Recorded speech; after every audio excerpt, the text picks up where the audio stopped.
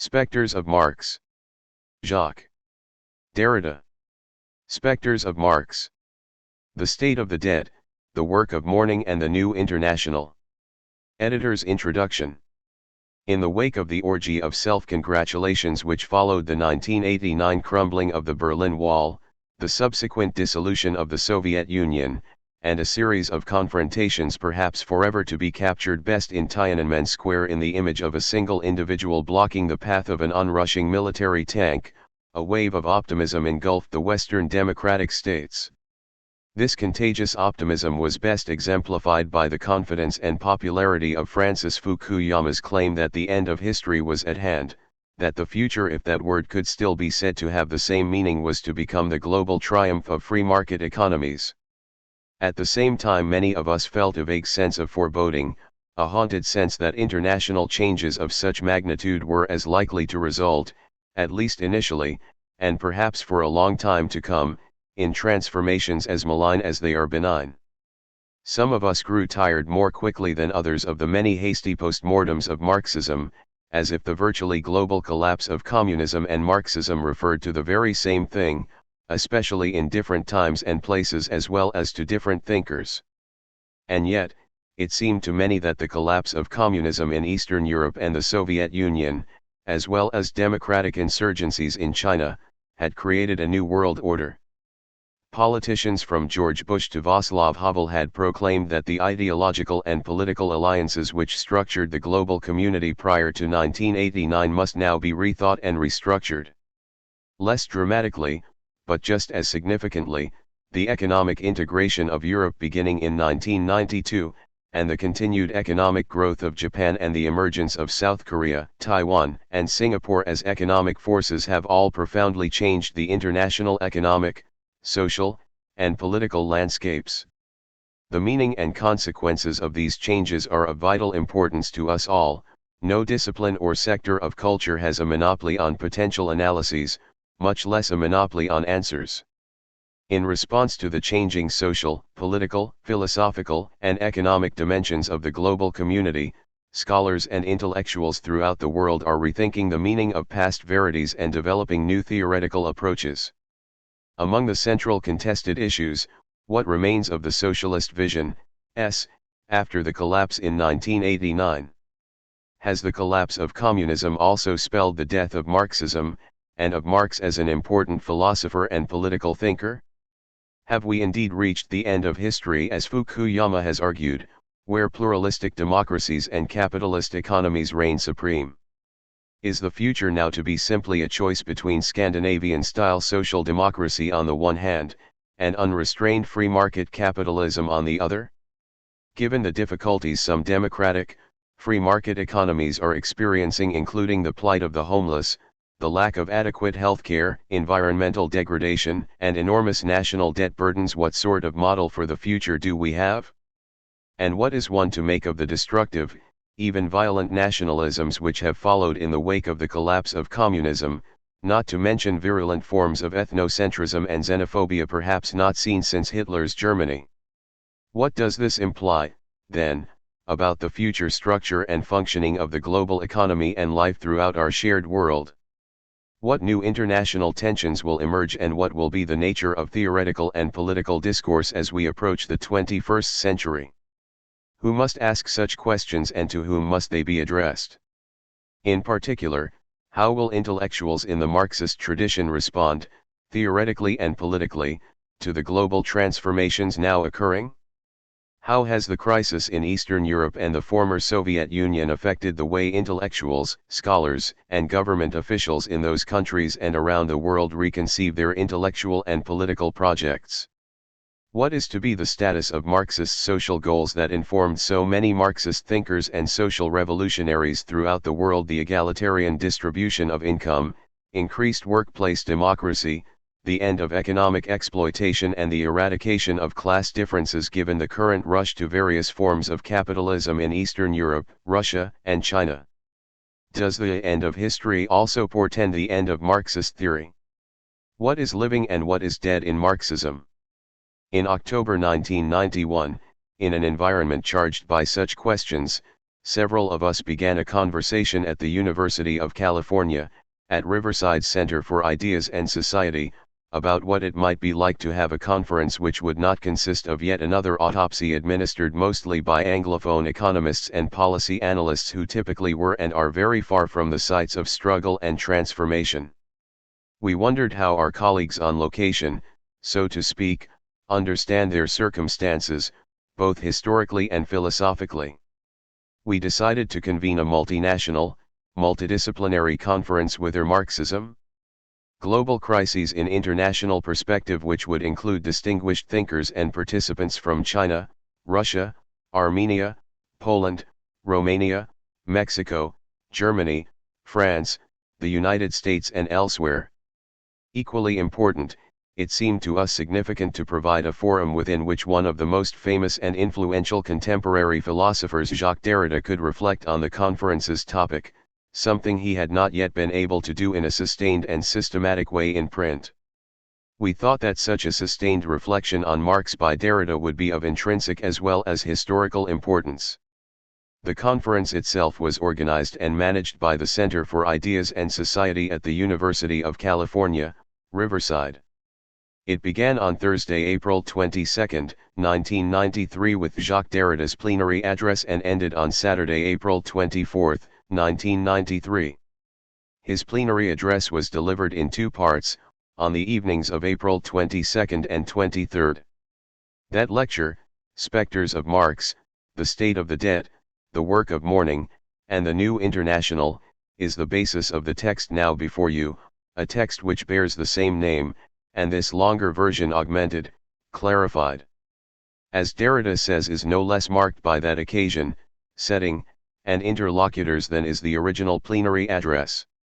It would be inappropriate, indeed, impossible, to convey in summary the many specters that haunt the texts of Marx, and, through him, of Derrida. Here we would merely wish to note that in this text Derrida takes his position for a certain spirit of Marxism, that deconstruction, if there is such a thing, always already moves within a certain spirit of Marx. It should also be noted that, for Derrida, in speaking of a certain spirit of Marx, it is not in the first place in order to propose a scholarly, philosophical discourse. It is first of all so as not to flee from a responsibility.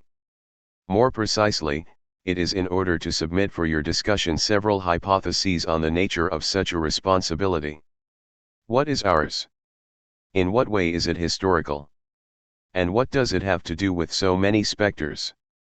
Jacques Derrida's Specters of Marx, The State of the Dead, The Work of Mourning, and the New International is intended to be in conversation with and supplemented by its companion volume of conference essays, Whither Marxism? Global Crises in International Perspective. This second volume contains selected conference essays by Ashat Kagaloyan, Keith Griffin and Azizer Rahman Khan, Abdul Jan Mohammed, Douglas Kellner, Andre Marga, Stephen Resnick and Richard Wolff, Gayatri Chakravorty Spivak, Sushayazai, Carlos M. Villas, and John Longzi. While some of the essays are in direct conversation with the text of Derrida, others illustrate the force of his argument, whether they intend to do so or not. Specifically and telegraphically, at least 4 points of contact emerge from Derrida's Specters of Marx and its companion volume Whither Marxism? 1. The proper names Marx and / or Marxism have always already been plural nouns, despite their grammatical form, and despite the fact that they have been understood as if they were rigid designators. 2. Communism, in its own pluralities, is not the same as Marxism. 3. Both communism and Marxism are historically cited, situated, inflected, mediated by particular traditions and histories. 4. The proper name Marx is in a certain sense entirely uncircumventable. The purpose of these two volumes, Specters of Marx and Whither Marxism, is to begin to address questions about the connection between the death of communism and the fate of Marxism. The volumes raise these questions in an international and interdisciplinary context. Their goal is not simply to produce another postmortem on Marxism, nor is it simply to defend Marxism against its critics. Rather, these volumes, each in its own way, explore the effects that the global crises engendered by the collapse of communism has had on avant-garde scholars, many of whom have lived through and often participated in these transitions themselves. Bernd Magnus and Stephen Kullenberg. Note on the text.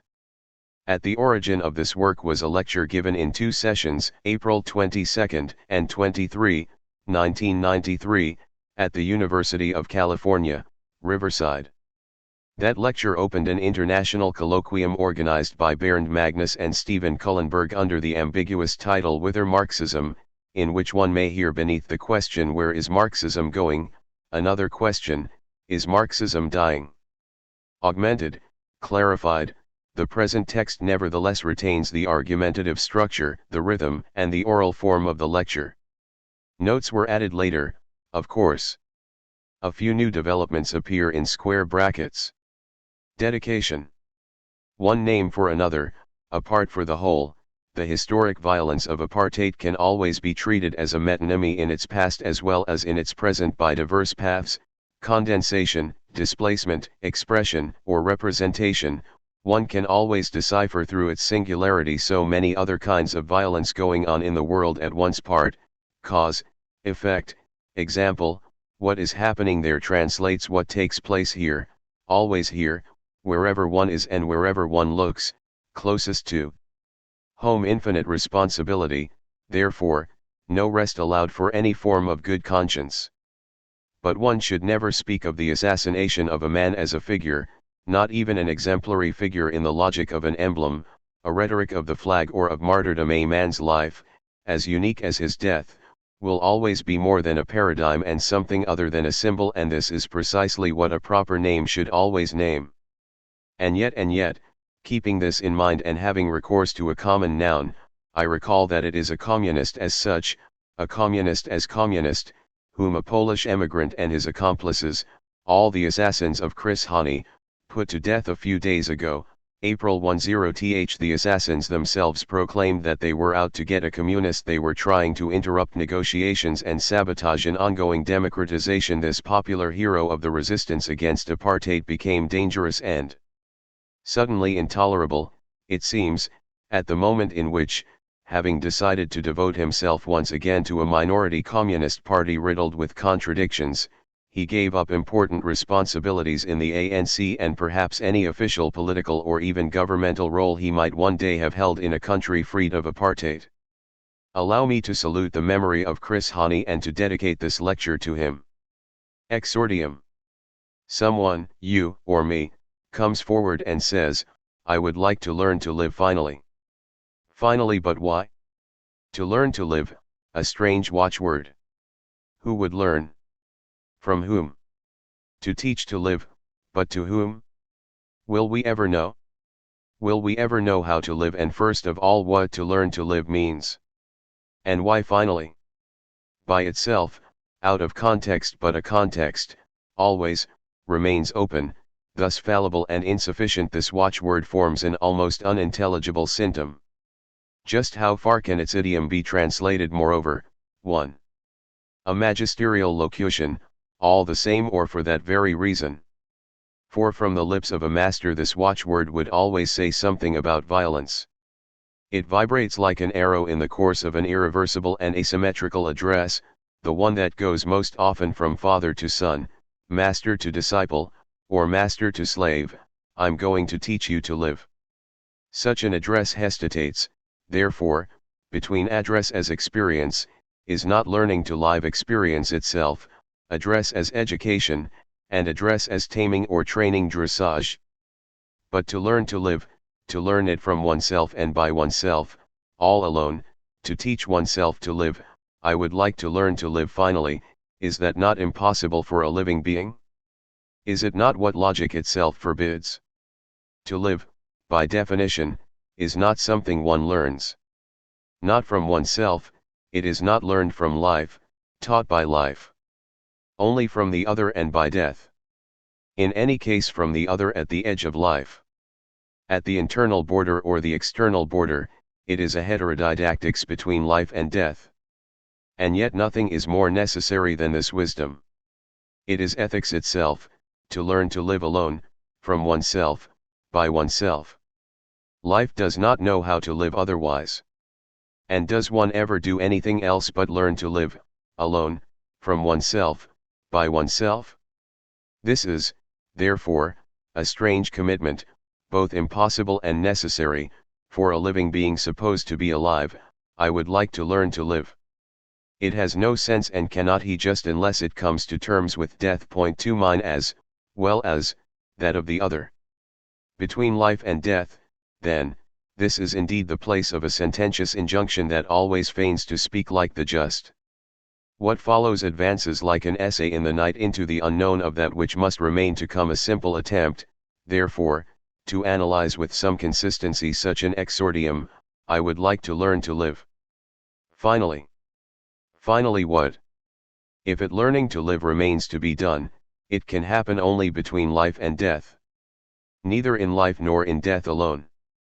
What happens between two, and between all the twos one likes, such as between life and death, can only maintain itself with some ghost, can only talk with or about some ghost s'entretenir de quelque fantôme. So it would be necessary to learn spirits. Even and especially if this, the spectral, is not. Even and especially if this, which is neither substance, nor essence, nor existence, is never present as such. The time of the learning to live, a time without tutelary present, would amount to this, to which the exordium is leading us, to learn to live with ghosts, in the upkeep, the conversation, the company, or the companionship, in the commerce without commerce of ghosts. To live otherwise, and better. No, not better, but more justly. But with them. No being with the other, no socius without this with that makes being with in general more enigmatic than ever for us. And this being with specters would also be, not only but also, a politics of memory, of inheritance, and of generations. If I am getting ready to speak at length about ghosts, inheritance, and generations of ghosts, which is to say about certain others who are not present, nor presently living, either to us, in us, or outside us, it is in the name of justice. Of justice where it is not yet there, where it is no longer, let us understand where it is no longer present, and where it will never be, no more than the law, reducible to laws or rights. 3. It is necessary to speak of the ghost, indeed to the ghost and with it, from the moment that no ethics, no politics, whether revolutionary or not, seems possible and thinkable and just that does not recognize in its principle the respect for those others who are no longer or for those others who are not yet there, presently living, whether they are already dead or not yet born. No justice, let us not say no law, and once again we are not speaking here of laws, for seems possible or thinkable without the principle of some responsibility, beyond all living present, within that which disjoins the living present, before the ghosts of those who are not yet born or who are already dead, be they victims of wars, political or other kinds of violence, nationalist, racist, colonialist, sexist, or other kinds of exterminations, victims of the oppressions of capitalist imperialism or any of the forms of totalitarianism. Without this non-contemporaneity with itself of the living present, without that which secretly unhinges it, without this responsibility and this respect for justice concerning those who are not there, of those who are no longer or who are not yet present and living, what sense would there be to ask the question where? Where tomorrow? Whither? This question arrives, if it arrives, it questions with regard to what will come in the future to come. 5. Turn toward the future, going toward it, it also comes from it, it proceeds from provient to the future. It must therefore exceed any presence as presence to itself. At least it has to make this presence possible only on the basis of the movement of some disjointing, disjunction, or disproportion, in the inadequation to self. Now, if this question, from the moment it comes to us, can clearly come only from the future, whither, where will we go tomorrow, where, for example, is Marxism going, where are we going with it, what stands in front of it must also precede it like its origin, before it. Even if the future is its provenance, it must be, like any provenance, absolutely and irreversibly past. Experience of the past as to come, the one and the other absolutely absolute, beyond all modification of any present whatever. If it is possible and if one must take it seriously, the possibility of the question, which is perhaps no longer a question and which we are calling here justice, must carry beyond present life, life as my life or our life. In general. For it will be the same thing for the my life or our life tomorrow, that is, for the life of others, as it was yesterday for other others, beyond therefore the living present in general. To be just, beyond the living present in general and beyond its simple negative reversal.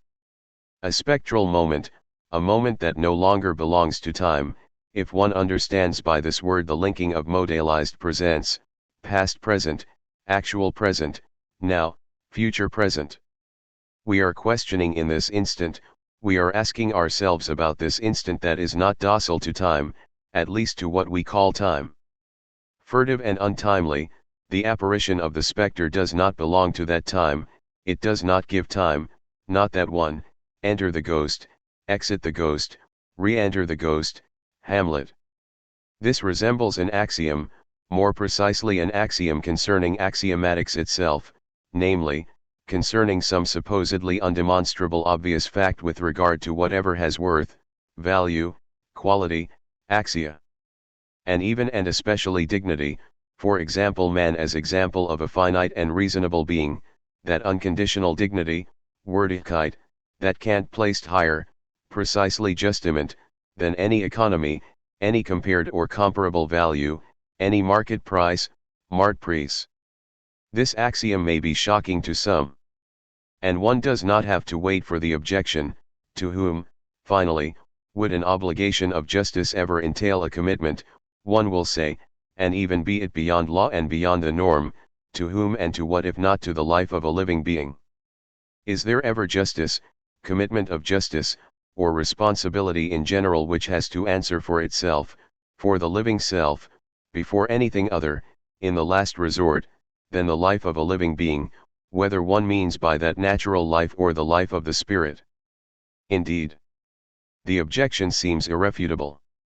But the irrefutable itself supposes that this justice carries life beyond present life or its actual being there, its empirical or ontological actuality, not toward death but toward a living on survey, namely, a trace of which life and death would themselves be but traces and traces of traces, a survival whose possibility in advance comes to disjoin or disadjust the identity to itself of the living present as well as of any effectivity. There is then some spirit. Spirits. And one must reckon with them. One cannot not have to, one must not be able to reckon with them, which are more than one, the more than one / no more one le plus dion. The time is out of joint. Hamlet. 1. Injunctions of Marx. Hamlet. Swear. Ghost beneath, swear. They swear. Hamlet, rest, rest perturbed spirit. So gentlemen, with all my louis I do commend me to you. And what so poor a man as Hamlet is, doth he express his louis and friending to you. God willing, shall not lack a, let us go in together. And still your fingers on your lips, I pray. The time is out of oint, O cursed spigged. That ever I was born to set it right. Nay, come, let's go together. Exeunt. Act I, Scene V. Maintaining now the specters of Marx. But maintaining now maintenance without conjuncture. A disjointed or disadjusted now, out of joint, a disjointed now that always risks maintaining nothing together in the assured conjunction of some context whose border would still be determinable. The specters of Marx. Why this plural? Would there be more than one of them? Plus dion more than one / no more one, this can mean a crowd, if not masses, the horde, or society, or else some population of ghosts with or without a people, some community with or without a leader but also the less than one of pure and simple dispersion. Without any possible gathering together. Then, if the spectre is always animated by a spirit, one wonders who would dare to speak of a spirit of Marx, or more serious still, of a spirit of Marxism. not only in order to predict a future for them today, but to appeal even to their multiplicity, or more serious still, to their heterogeneity. More than a year ago, I had chosen to name the specters by their names, starting with the title of this opening lecture. Specters of Marx, the common noun and the proper name had thus been printed. They were already on the poster when, very recently, I reread the manifesto of the Communist Party. I confess it to my shame, I had not done so for decades, and that must tell one something. I knew very well there was a ghost waiting there, and from the opening, from the raising of the curtain. Now, of course, I have just discovered, in truth I have just remembered what must have been haunting my memory. The first noun of the manifesto, and this time in the singular, is spectre. A spectre is haunting Europe, the spectre of communism. Exordium or incipit, this first noun opens, then, the first scene of the first act, ein Gespenstjetum in Europa das Gespenst des Kommunismus. As in Hamlet, the prince of a rotten state, everything begins by the apparition of a spectre. More precisely by the waiting for this apparition. The anticipation is at once impatient, anxious, and fascinated. This thing, will end up coming. The revenant is going to come one, it won't be long. But how long it is taking. Still more precisely, everything begins in the imminence of a reapparition, but a reapparition of the spectre as apparition for the first time in the play. The spirit of the father is going to come back and will soon say to him, I am thy father's spirit, but here, at the beginning of the play, he comes back, so to speak, for the first time. It is a first, the first time on stage. First suggestion, haunting too is historical, to be sure, but it is not dated. It is never docilely given a date in the chain of presents, day after day, according to the instituted order of a calendar. Untimely, it does not come to, it does not happen to, it does not befall, one day, Europe, as if the latter, at a certain moment of its history, had begun to suffer from a certain evil, to let itself be inhabited in its inside, that is, haunted by a foreign guest. Not that that guest is any less a stranger for having always occupied the domesticity of Europe. But there was no inside, there was nothing inside before it. The ghostly would displace itself like the movement of this history. Haunting would mark the very existence of Europe. It would open the space and the relation to self of what is called by this name, at least since the Middle Ages. The experience of the spectre, that is how Marx, along with Engels, will have also thought, described, or diagnosed a certain dramaturgy of modern Europe, notably that of its great unifying projects. One would even have to say that he represented it or staged it. In the shadow of a filial memory, Shakespeare will have often inspired this Marxian theatricalization. Later, closer to us but according to the same genealogy, in the nocturnal noise of its concatenation, the rumbling sound of ghosts chained to ghosts, another descendant would be Valerie. Shakespeare qui genuit Marx qui genuit Valerie, and a few others. But what goes on between these generations? An omission, a strange lapsus. Then fort, exit Marx. In La Crise de l'Esprit, The Crisis of Spirit, 1919, as for us, civilizations, we know now we are mortal. The name of Marx appears just once. It inscribes itself, here is the name of a skull to come into Hamlet's hands. Now, on an immense terrace of Elsinore, which stretches from Basel to Cologne, that touches on the sands of Nieuport, the lowlands of the Somme, the chalky earth of Champagne, the granite earth of Alsace, the European Hamlet looks at thousands of specters. But he is an intellectual Hamlet. He meditates on the life and death of truths. His ghosts are all the objects of our controversies, his remorse is all the titles of our glory. If he seizes a skull, it is an illustrious skull. Whose was it? This one was Leonardo. And this other skull is that of Leibniz, who dreamed of universal peace. And this one was Kant qui genuit Hegel, qui genuit Marx, qui genuit. Hamlet does not know what to do with all these skulls. But if he abandons them, will he cease to be himself, 3. Later, in La Politique de l'Esprit, Valéry has just defined man and politics. Man, an attempt to create what I will venture to call the spirit of spirit, for as for politics, it always implies some idea of man. At this point, Valéry quotes himself. He reproduces the page of the European Hamlet, the one we have just cited.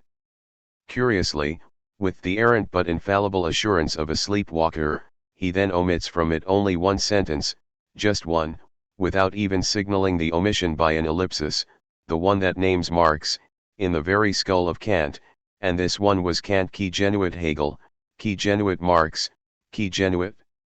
5. Why this omission, the only one? The name of Marx has disappeared. Where did it go? Exeunt Ghost and Marx, Shakespeare might have noted. The name of the one who disappeared must have gotten inscribed someplace else. In what he says, as well as in what he forgets to say about the skulls and generations of spirits, Valéry reminds us of at least 3 things. These 3 things concern precisely this thing that is called spirit. As soon as one no longer distinguishes spirit from spectre, the former assumes a body, it incarnates itself, as spirit, in the spectre. Or rather, as Marx himself spells out, and we will get to this, the spectre is a paradoxical incorporation, the becoming body, a certain phenomenal and carnal form of the spirit. It becomes, rather, something that remains difficult to name, neither soul nor body, and both one and the other. For it is flesh and phenomenality that give to the spirit its spectral apparition, but which disappear right away in the apparition, in the very coming of the revenant or the return of the spectre. There is something disappeared, departed in the apparition itself as reapparition of the departed. The spirit, the spectre are not the same thing, and we will have to sharpen this difference, but as for what they have in common, one does not know what it is presently. It is something that one does not know, precisely, and one does not know if precisely it is, if it exists, if it responds to a name and corresponds to an essence. One does not know, not out of ignorance, but because this non-object, this non-present present, this being there of an absent or departed one no longer belongs to knowledge. At least no longer to that which one thinks one knows by the name of knowledge. One does not know if it is living or if it is dead. Here is, or rather there is, over there, an unamiable or almost unamiable thing, something, between something and someone, anyone or anything, something, this thing, but this thing and not any other, this thing that looks at us, that concerns us qui nous regarde, comes to defy semantics as much as ontology, psychoanalysis as much as philosophy. Marcellus, what, has this thing appeared again tonight? Barnardo, I have seen nothing. The thing is still invisible, it is nothing visible, I have seen nothing, at the moment one speaks of it and in order to ask oneself if it has reappeared. It is still nothing that can be seen when one speaks of it. It is no longer anything that can be seen when Marcellus speaks of it, but it has been seen twice. And it is in order to adjust speech to cite that Horatio the skeptic has been convoced. He will serve as third party and witness, terstus. If again this apparition come, he may approach our eyes and speak to it, I. Nor does one see in flesh and blood this thing that is not a thing, this thing that is invisible between its apparitions, when it reappears. This thing meanwhile looks at us and sees us not see it even when it is there. A spectral asymmetry interrupts here all specularity. It desynchronizes, it recalls us to anachrony. We will call this the visor effect. We do not see who looks at us.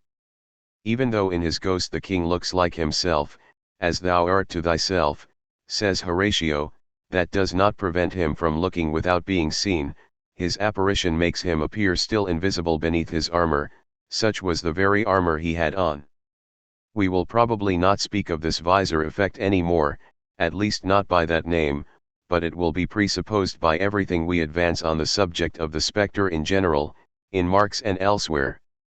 As will be spelled out later on the basis of the German ideology and the argument with Stirner, what distinguishes the spectre or the revenant from the spirit, including the spirit in the sense of the ghost in general, is doubtless a supernatural and paradoxical phenomenality, the furtive and ungraspable visibility of the invisible, or an invisibility of a visible X, that non sinuous sensuous of which Capital speaks. We will come to this. With regard to a certain exchange value, it is also, no doubt, the tangible intangibility of a proper body without flesh, but still the body of someone as someone other. And of someone other that we will not hasten to determine as self, subject, person, consciousness, spirit, and so forth. This already suffices to distinguish the spectre not only from the icon or the idol but also from the image, from the Platonic phantasma, as well as from the simple simulacrum of something in general to which it is nevertheless so close and with which it shares, in other respects, more than one feature. But that is not all, and that is not the most irreducible. Another suggestion: this spectral someone other looks at us. 6. We feel ourselves being looked at by it, outside of any synchrony, even before and beyond any look on our part, according to an absolute anteriority, which may be on the order of generation, of more than one generation, and asymmetry, according to an absolutely unmasterable disproportion. Here Anacone makes the law. To feel ourselves seen by a look which it will always be impossible to cross, that is the visor effect on the basis of which we inherit from the law. Since we do not see the one who sees us, and who makes the law, who delivers the injunction, which is, moreover, a contradictory injunction, since we do not see the one who orders swear, we cannot identify it in all certainty, we must fall back on its voice. The one who says I am thy father's spirit can only be taken at his word. An essentially blind submission to his secret, to the secret of his origin, this is a first obedience to the injunction. It will condition all the others. It may always be a case of still someone else. Another can always lie, he can disguise himself as a ghost, another ghost may also be passing himself off for this one. It's always possible. Later we will talk about the society or the commerce of specters among themselves, for there is always more than one of them. The armor, this costume which no stage production will ever be able to leave out, we see it cover from head to foot, in Hamlet's eyes, the supposed body of the father. We do not know whether it is or is not part of the spectral apparition. This protection is rigorously problematic. Problema is also a shield, for it prevents perception from deciding on the identity that it wraps so solidly in its carapace. The armor may be but the body of a real artifact, a kind of technical prosthesis, a body foreign to the spectral body that it dresses, dissimulates, and protects, masking even its identity. The armor lets one see nothing of the spectral body, but at the level of the head and beneath the visor, it permits the so-called father to see and to speak. Some slits are cut into it and adjusted so as to permit him to see without being seen, but to speak in order to be heard. The helmet, like the visor, did not merely offer protection, it topped off the coat of arms and indicated the chief's authority, like the blazon of his nobility. For the helmet effect, it suffices that a visor be possible and that one play with it. Even when it is raised, in fact, its possibility continues to signify that someone, beneath the armor, can safely see without being seen or without being identified. Even when it is raised, the visor remains, an available resource and structure, solid and stable as armor, the armor that covers the body from head to foot, the armor of which it is a part and to which it is attached. This is what distinguishes a visor from the mask with which, nevertheless, it shares this incomparable power, perhaps the supreme insignia of power, the power to see without being seen. The helmet effect is not suspended when the visor is raised. Its power, namely its possibility, is in that case recalled merely in a more intensely dramatic fashion. When Horatio reports to Hamlet that a figure like his father's appeared armed at all points exactly, Kappa Pe, the son is worried and questions. He first insists on the armor and the Kappa Pe. Hamlet, armed, say you? Barnardo and Marcellus, armed, my lord. Hamlet, from top to toe? Both, my lord, from head to foot. Then Hamlet gets to the head, to the face, and especially the look beneath the visor. As if he had been hoping that, beneath an armor that hides and protects from head to foot, the ghost would have shown neither his face, nor his look, nor therefore his identity. Hamlet, then saw you not his face? Horatio, oh yes, my lord, he wore his beaver up. 2. 3 things, then, would decompose in analysis this single thing, spirit, or spectre or king, for the king occupies this place, here the place of the Father, whether he keeps it, takes it, or usurps it, and beyond the return of the rhyme, for example the plays the thing / wherein I'll catch the conscience of the king. King is a thing is the king, precisely where he separates from his body which, however, does not leave him, contract of succession, necessary pact in order to have more than one body, that is, in order to reign, and, first of all, to inherit royal dignity, whether by crime or election. The body is with the king, but the king is not with the body. The king is a thing. What, then, are these 3 things of the thing? 1. First of all, mourning. We will be speaking of nothing else. It consists always in attempting to ontologize remains, to make them present, in the first place by identifying the bodily remains and by localizing the dead. All ontologization, all semanticization, philosophical, hermeneutical, or psychoanalytical, finds itself caught up in this work of mourning, but, as such, it does not yet think it. We are posing here the question of the spectre, to the spectre, whether it be Hamlet's or Marx's, on this near side of such thinking. One has to know. One has to know it, one has to have knowledge, il faut le savoir. Now, to know is to know who and where, to know whose body it really is and what place it occupies, for it must stay in its place. In a safe place. Hamlet does not ask merely to whom the skull belonged, whose was it, the question that Valery quotes. He demands to know to whom the grave belongs, whose grave's this, sir? Nothing could be worse, for the work of mourning, than confusion, or doubt. One has to know who is buried where, and it is necessary, to know to make certain, that, in what remains of him, he remain there. Let him stay there and move no more. 2. Next, one cannot speak of generations of skulls or spirits, Kant qui genuit Hegel qui genuit Marx, except on the condition of language and the voice, in any case of that which marks the name or takes its place.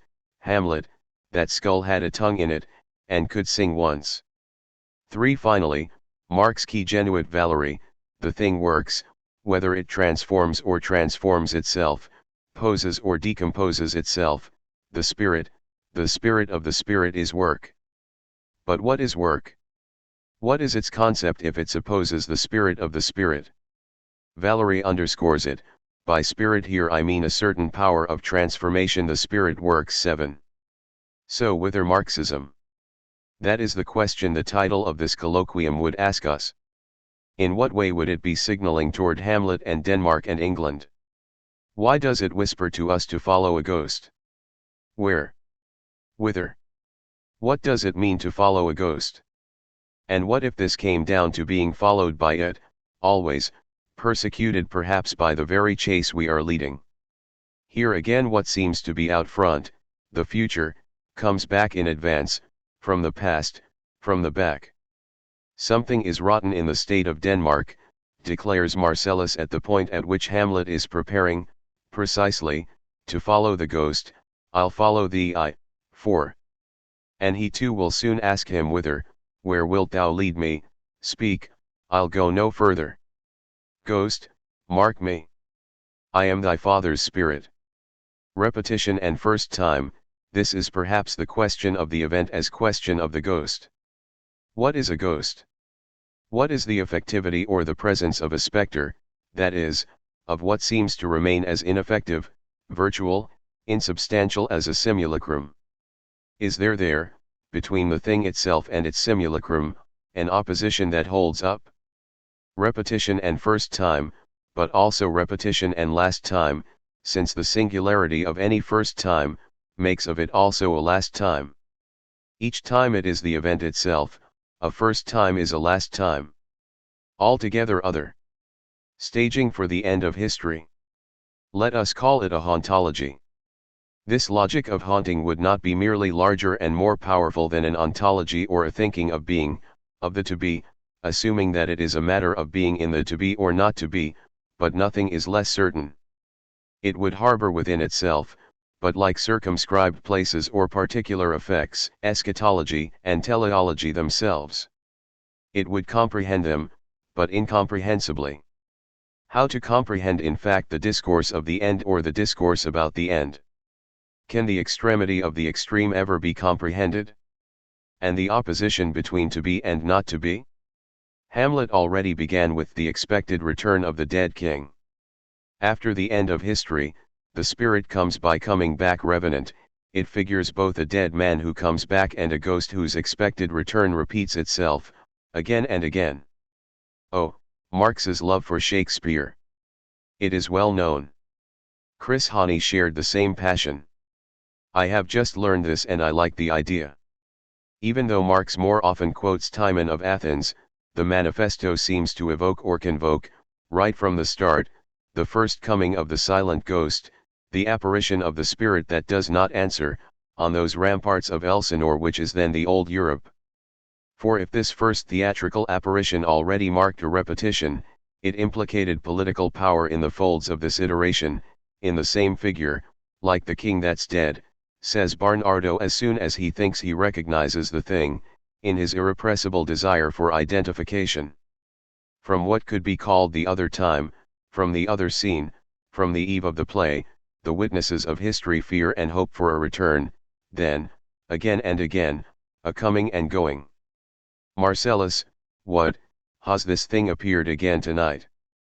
Then, enter the ghost, exit the ghost, enter the ghost, as before. A question of repetition, a spectre is always a revenant. One cannot control its comings and goings because it begins by coming back. Think as well of Macbeth, and remember the spectre of Caesar. After having expired, he returns.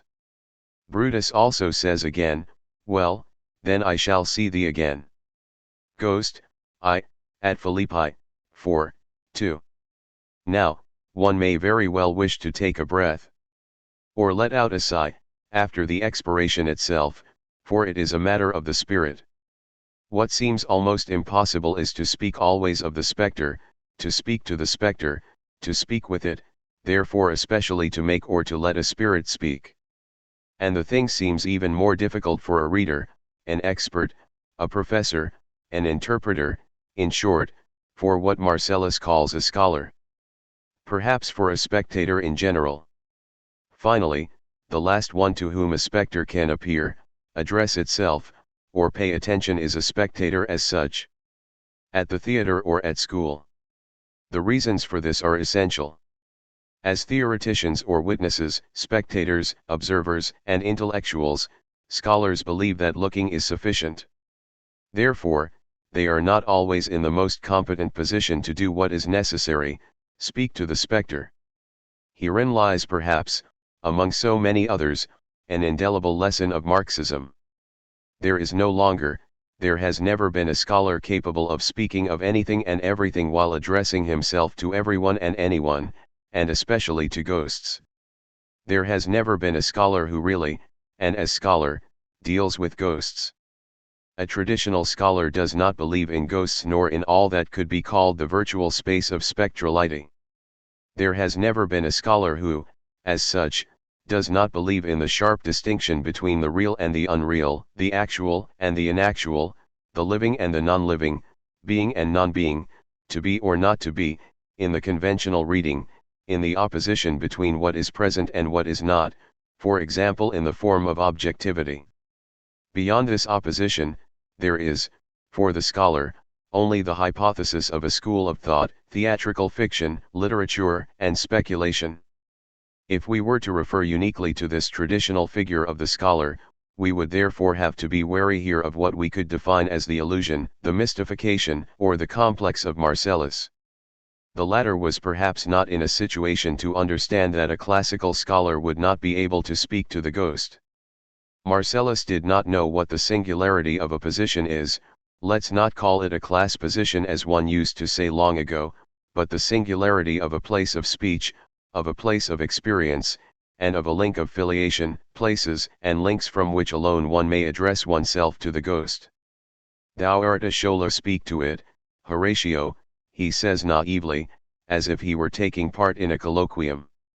He appeals to the scholar or to the learned intellectual, to the man of culture as a spectator who better understands how to establish the necessary distance or how to find the appropriate words for observing, better yet, for apostrophizing the ghost, which is to say also for speaking the language of kings or of the dead. For Bernardo has just spied the face of the dead king, he thinks he has identified it through its likeness, Bernardo, in the same figure, like the king that's dead. Marcellus, thou art a Shola, speak to it, Horatio. He does not ask him merely to speak to the ghost, but to call it, interpellate it, interrogate it, more precisely, to question the thing that it still is, question it, Horatio. And Horatio enjoins the thing to speak, he orders it to do so twice in a gesture that is at once imperious and accusing. He orders, he summons at the same time as he conjures, by heaven I charge thee, speak. Speak, speak. I charge thee, speak. And in French, in fact, I charge thee is often translated by jet and conjure, which indicates a path where later we will see injunction crossing with conjuration. By charging or conjuring him to speak, Horatio wants to inspect, stabilize, arrest the spectre in its speech, for which, they say, you spirits oft walk in death, speak of it. Stay and speak, stop it, Marcellus. Inversely, Marcellus was perhaps anticipating the coming, one day, one night, several centuries later, of another scholar.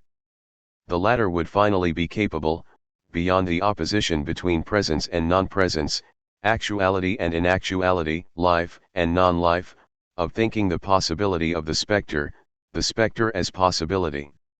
Better, or worse, he would know how to address himself to spirits.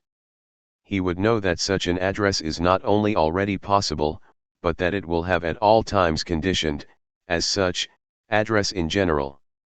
In any case, here is someone mad enough to hope to unlock the possibility of such an address. It was thus a fault on my part to have put so far out of memory what was the most manifest thing about the manifesto. What manifests itself in the first place is a spectre, this first paternal character, as powerful as it is unreal, a hallucination or simulacrum that is virtually more actual than what is so blithely called a living presence.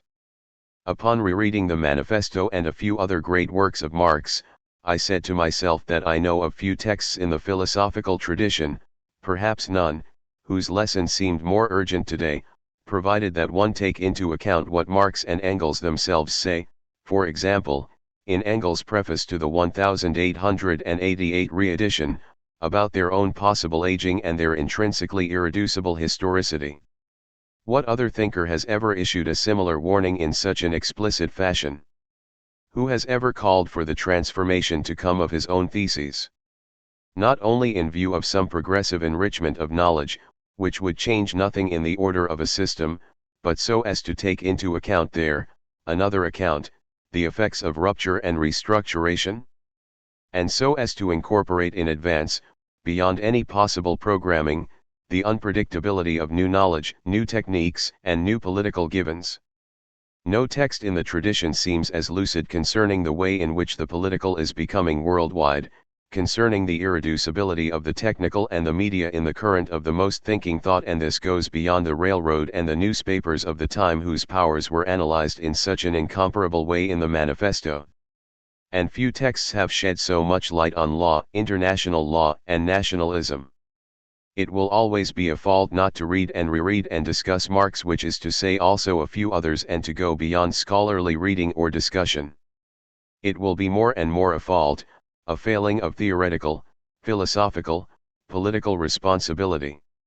When the dogma machine and the Marxist ideological apparatuses, states, parties, cells, unions, and other places of doctrinal production, are in the process of disappearing, we no longer have any excuse, only alibis, for turning away from this responsibility. There will be no future without this.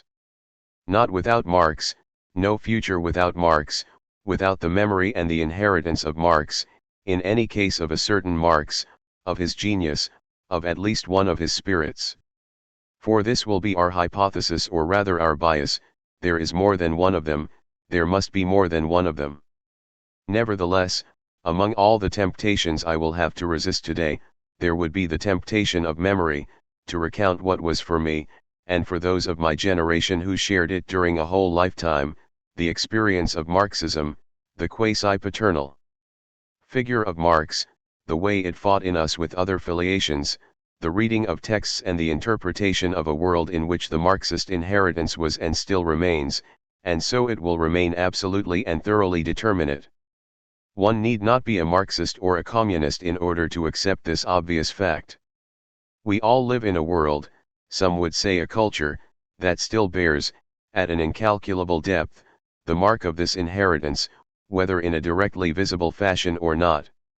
Among the traits that characterize a certain experience that belongs to my generation, that is, an experience that will have lasted at least 40 years, and which is not over, I will isolate first of all a troubling paradox. I am speaking of a troubling effect of déjà vu, and even of a certain Tuger's déjà vu. I recall this malaise of perception, hallucination, and time because of the theme that brings us together this evening, whither Marxism. For many of us the question has the same age as we do. In particular for those who, and this was also my case, opposed, to be sure, de facto Marxism or communism, the Soviet Union, the International of Communist Parties, and everything that resulted from them, which is to say so very many things. But intended at least never to do so out of conservative or reactionary motivations or even moderate right-wing or Republican positions. For many of us, a certain, and I emphasize certain, end of communist Marxism did not await the recent collapse of the USSR and everything that depends on it throughout the world. All that started, all that was even déjà vu, indubitably at the beginning of the 50s. Therefore, the question that brings us together this evening, whither Marxism, resonates like an old repetition. It was already, but in an altogether different way, the question that imposed itself on the many young people who we were at the time. The same question had already sounded. The same, to be sure, but in an altogether different way. And the difference in the sound, that is what is echoing this evening. It is still evening, it is always nightfall along the ramparts, on the battlements of an old Europe at war. With the other and with itself. Why? It was the same question, already, as final question.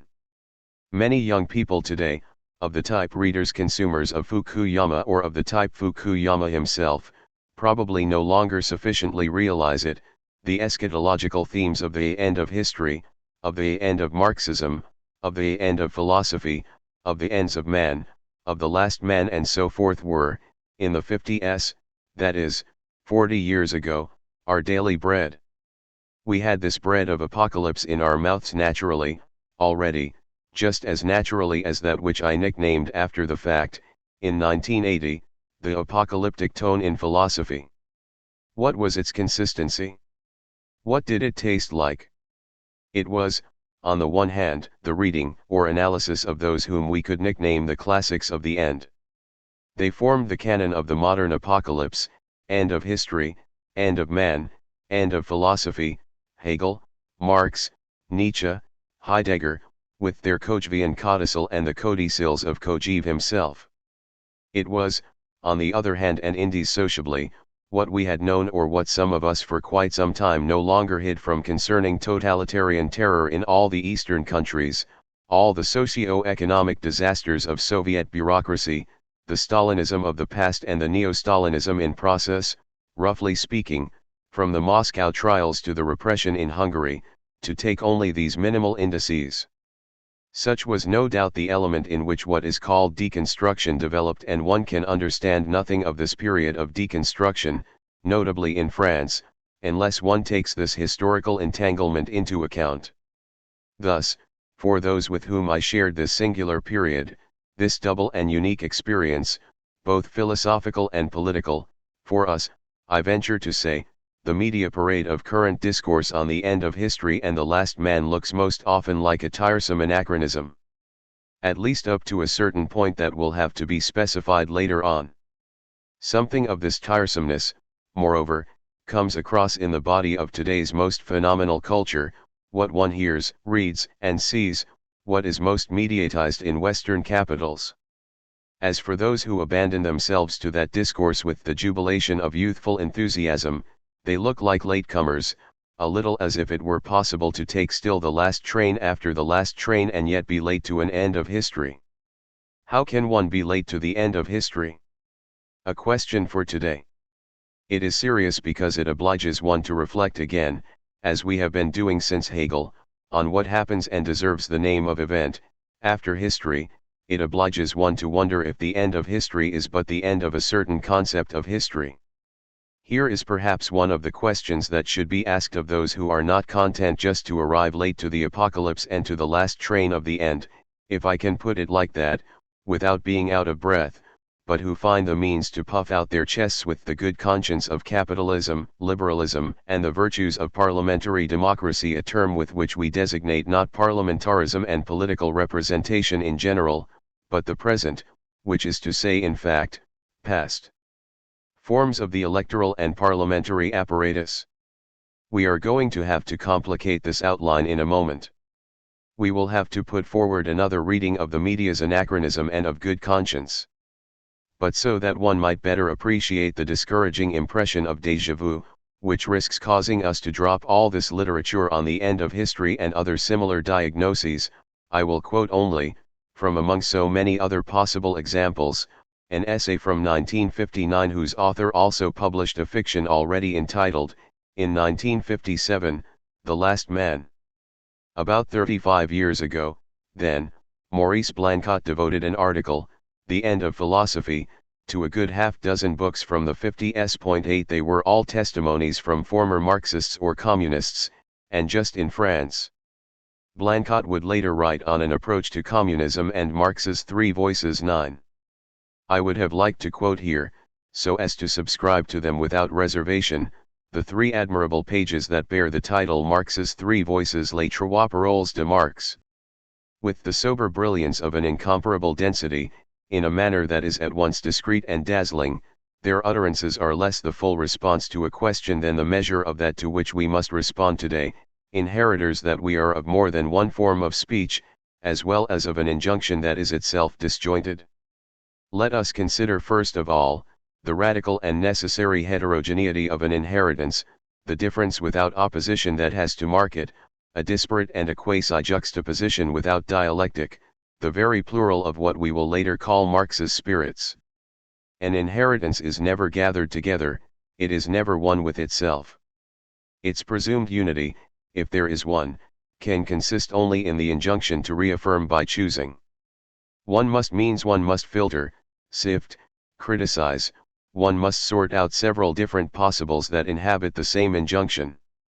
And inhabit it in a contradictory fashion around a secret.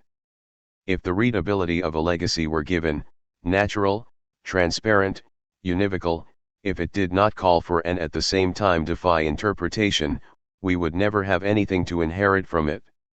We would be affected by it as by a cause natural or genetic. One always inherits from a secret which says, read me, will you ever be able to do so? The critical choice called for by any reaffirmation of the inheritance is also, like memory itself, the condition of finitude. The infinite does not inherit, it does not inherit, from, itself. The injunction itself, it always says choose and decide from among what you inherit, can only be won by dividing itself, tearing itself apart, differing/deferring itself, by speaking at the same time several times and in several voices. For example, in Marx, and always coming from Marx, we see three kinds of voices gathering force and taking form, all three of which are necessary, but separated and more than opposed, as if they were juxtaposed. The disparate that holds them together designates a plurality of demands to which, since Marx, everyone who speaks or writes cannot fail to feel himself subjected, unless he is to feel himself failing in everything. p. 18, my emphasis. Unless he is to feel himself failing in everything, what does that mean? And since Marx, to fail in everything, it is true, will always remain possible. Nothing will ever give us any insurance against this risk, still less against this feeling. And since Marx continues to designate the place of assignation from which we are pledged. But if there is pledge or assignation, injunction, or promise, if there has been this appeal beginning with a word that resounds before us, the since marks a place and a time that doubtless precedes us, but so as to be as much in front of us as before us. Since the future, then, since the past as absolute future, since the non-knowledge and the non-advent of an event, of what remains to be, to do and to decide, which is first of all, no doubt, the sense of the to be or not to be of Hamlet and of any inheritor who, let us say, comes to swear before a ghost.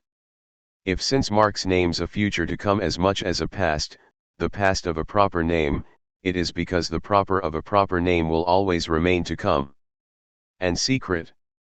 It will remain to come not like the future now maintenance of that which holds together the disparate, and Blancot says the impossible of a disparate that itself holds together, it remains to be thought how a disparate could still, itself, hold together, and if one can ever speak of the disparate itself, self-same, of a sameness without property.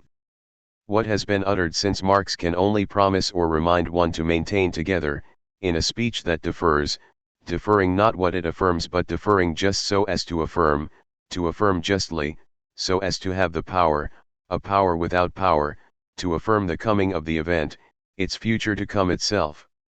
Blancot does not name Shakespeare here, but I cannot hear since Marx, without hearing, like Marx, since Shakespeare. To maintain together that which does not hold together, and the disparate itself, the same disparate, all of this can be thought, we will come back to this incessantly as well as to the spectrality of the spectre, only in a dislocated time of the present, at the joining of a radically disjointed time, without certain conjunction. Not a time whose joinings are negated, broken, mistreated, dysfunctional, disadjusted, according to a dis of negative opposition and dialectical disjunction, but a time without certain joining or determinable conjunction.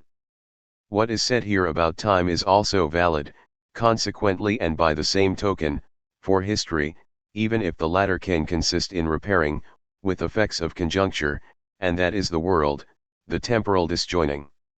The time is out of joint, time is disarticulated, dislocated, dislodged, time is run down, on the run and run down tricky, deranged, both out of order and mad. Time is off its hinges, time is off course, beside itself, disadjusted. Says Hamlet, who thereby opened one of those breaches, often they are poetic and thinking peepholes meretrieries, through which Shakespeare will have kept watch over the English language, at the same time he signed its body, with the same unprecedented stroke of some arrow. Now, when does Hamlet name in this way the disjoining of time, but also of history and of the world, the disjoining of things as they are nowadays, the disadjustment of our time, each time ours? And how is one to translate the time is out of joint? A striking diversity disperses across the centuries the translation of a masterpiece, a work of genius, a thing of the spirit which precisely seems to engineer itself as engineer. Whether evil or not, a genius operates, it always resists and defies after the fashion of a spectral thing.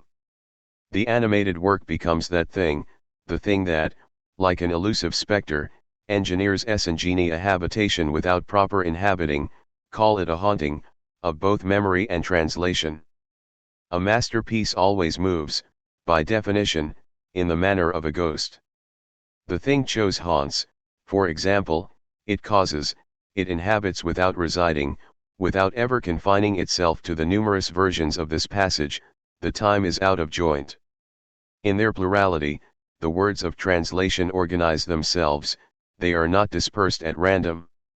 They disorganize themselves as well through the very effect of the spectre, because of the cause that is called the original and that, like all ghosts, addresses samely disparate demands, which are more than contradictory. In the French translations, the demands are distributed here, it seems, around several major possibilities. These are types. In the time is out of joint, time is either le temps itself, the temporality of time, or else what temporality makes possible, time as histoire, the way things are at a certain time, the time that we are living, nowadays, the period, or else, consequently, the monde, the world as it turns, our world today, our today, currentness itself, current affairs, there where it's going okay, whither, and there where it's not going so well, where it is rotting or withering, there where it's working ca. March or not working well, there where it's going okay without running as it should nowadays par les temps qui courent point 10 time, it is le temps, but also l'histoire, and it is le monde, time, history, world. The time is out of joint, the translations themselves are put out of joint. However correct and legitimate they may be, and whatever right one may acknowledge them to have, they are all disadjusted, as it were unjust in the gap that affects them.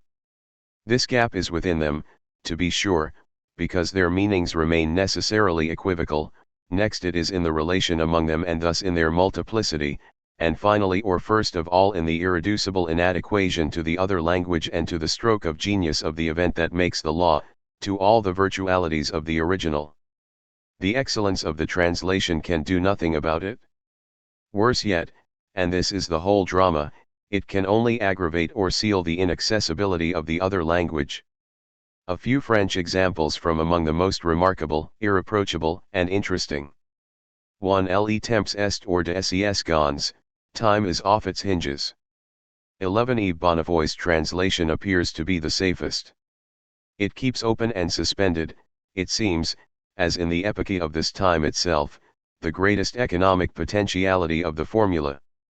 More technical than organic, ethical, or political, which remains a gap, the figure of the hinge seems to be closest to prevailing usage and to the multiplicity of uses of the idiom that it translates. 2. Le temps est détraqué, time is broken down, unhinged, out of sorts. 12. This is a rather risky translation, a certain usage of this French expression suggests le temps in the sense of the weather, rather than time. 3. Le monde est à l'envers, the world is upside down. 13. This à l'envers is very close to a de traverse, askew, that seems to be closer to the original.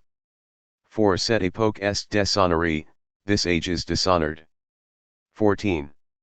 However surprising it may seem at first glance, Gide's reading nevertheless agrees with the tradition of an idiom that, from Moore to Tennyson, gives an apparently more ethical or political meaning to this expression. Out of joint would qualify the moral decadence or corruption of the city, the dissolution or perversion of customs. It is easy to go from disadjusted to unjust. That is our problem, how to justify this passage from disadjustment, with its rather more technico-ontological value affecting a presence, to an injustice that would no longer be ontological. And what if disadjustment were on the contrary the condition of justice? And what if this double register condensed its enigma, precisely justiment, and potentialized its superpower in that which gives its unheard of force to Hamlet's words, the time is out of joint. Let us not be surprised when we read that the OED gives Hamlet's phrase as example of the ethico-political inflection. With this example one grasps the necessity of what Austin used to say, a dictionary of words can never give a definition, it only gives examples. The perversion of that which, out of joint, does not work well, does not walk straight, or goes askew, de traverse, then, rather than à l'envers, can easily be seen to oppose itself as does the oblique, twisted, wrong, and crooked to the good direction of that which goes right, straight, to the spirit of that which orients or founds the law le droit and sets off directly, without detour, toward the right address, and so forth. 15 Hamlet moreover clearly opposes the being out of joint of time to its being right, in the right or the straight path of that which walks upright. He even curses the fate that would have caused him to be born to set right a time that walks crooked. He curses the destiny that would precisely have destined him, Hamlet, to do justice, to put things back in order, to put history, the world, the age, the time upright, on the right path, so that, in conformity with the rule of its correct functioning, it advances straight ahead tout droit and following the law le droit. This plaintive malediction itself appears to be affected by the torsion or the tort that it denounces. According to a paradox that poses itself and gets carried away by itself, Hamlet does not curse so much the corruption of the age. He curses first of all and instead this unjust effect of the disorder, namely, the fate that would have destined him, Hamlet, to put a dislocated time back on its hinges and to put it back right, to turn it back over to the law. He curses his mission, to do justice to a dimission of time. He swears against a destiny that leads him to do justice for a fault of time and of the times, by rectifying an address, by making of rectitude and right, to set it right, a movement of correction, reparation, restitution, vengeance, revenge, punishment. He swears against this misfortune, and this misfortune is unending because it is nothing other than himself, Hamlet. Hamlet is out of joint because he curses his own mission, the punishment that consists in having to punish, avenge, exercise justice and right in the form of reprisals, and what he curses in his mission is this expiation of expiation itself.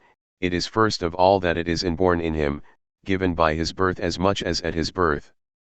Thus, it is assigned by who, what, came before him. Like Job 3:1, he curses the day that saw him born, the time is out of joint. O curse spite / that ever I was born to set it right.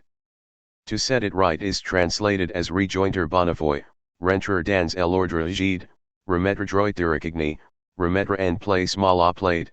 Point 16 The fatal blow, the tragic wrong that would have been done at his very birth, the hypothesis of an intolerable perversion in the very order of his destination, is to have made him, Hamlet, to be and to be born, for the right, in view of the right, calling him thus to put time on the right path, to do right, to render justice, and to redress history, the wrong tort of history. There is tragedy, there is essence of the tragic only on the condition of this originarity, more precisely of this pre-originary and properly spectral anteriority of the crime of the other, a misdeed whose event and reality, whose truth can never present themselves in flesh and blood, but can only allow themselves to be presumed, reconstructed, fantasized. One does not, for all that, bear any less of a responsibility, beginning at birth, even if it is only the responsibility to repair an evil at the very moment in which no one can admit it except in a self-confession that confesses the other, as if that amounted to the same. Hamlet curses the destiny that would have destined him to be the man of right, precisely justiment, as if he were cursing the right or the law itself that has made of him a righter of wrongs, the one who, like the right, can only come after the crime, or simply after, that is, in a necessarily second generation, originarily late and therefore destined to inherit. One never inherits without coming to terms with es expliquer avec some spectre, and therefore with more than one spectre. With the fault but also the injunction of more than one. That is the originary wrong, the birth wound from which he suffers, a bottomless wound, an irreparable tragedy, the indefinite malediction that marks the history of the law or history as law. That time is out of joint is what is also attested by birth itself when it dooms someone to be the man of right and law only by becoming an inheritor, redresser of wrongs, that is, only by castigating, punishing, killing. The malediction would be inscribed in the law itself, in its murderous, bruising origin. If right or law stems from vengeance, as Hamlet seems to complain that it does before Nietzsche, before Heidegger, before Benjamin, can one not yearn for a justice that one day, a day belonging no longer to history, a quasi-messianic day, would finally be removed from the fatality of vengeance? Better than removed, infinitely foreign, heterogeneous at its source? And is this day before us, to come, or more ancient than memory itself? If it is difficult, in truth impossible, today, to decide between these two hypotheses, it is precisely because the time is out of joint, such would be the originary corruption of the day of today, or such would be, as well, the malediction of the dispenser of justice, of the day I saw the light of day. Is it impossible to gather under a single roof the apparently disordered plurivocity, which is itself out of joint, of these interpretations? Is it possible to find a rule of cohabitation under such a roof, it being understood that this house will always be haunted rather than inhabited by the meaning of the original? This is the stroke of genius, the insignia trait of spirit, the signature of the thing Shakespeare, to authorize each one of the translations, to make them possible and intelligible without ever being reducible to them. Their adjoining would lead back to what in honor, dignity, good aspect, high renown, title, or name, titling legitimacy, the estimable in general, even the just, if not the right is always supposed by adjoining, by the articulated gathering up of oneself, coherence, responsibility. 17 But if adjoining in general, if the joining of the joint supposes first of all the adjoining, the correctness just esse, or the justice of time, the being with oneself or the concord of time, what happens when time itself gets out of joint, disjointed, disadjusted, disharmonic, discord, or unjust? Anachronique. What does not happen in this anachrony?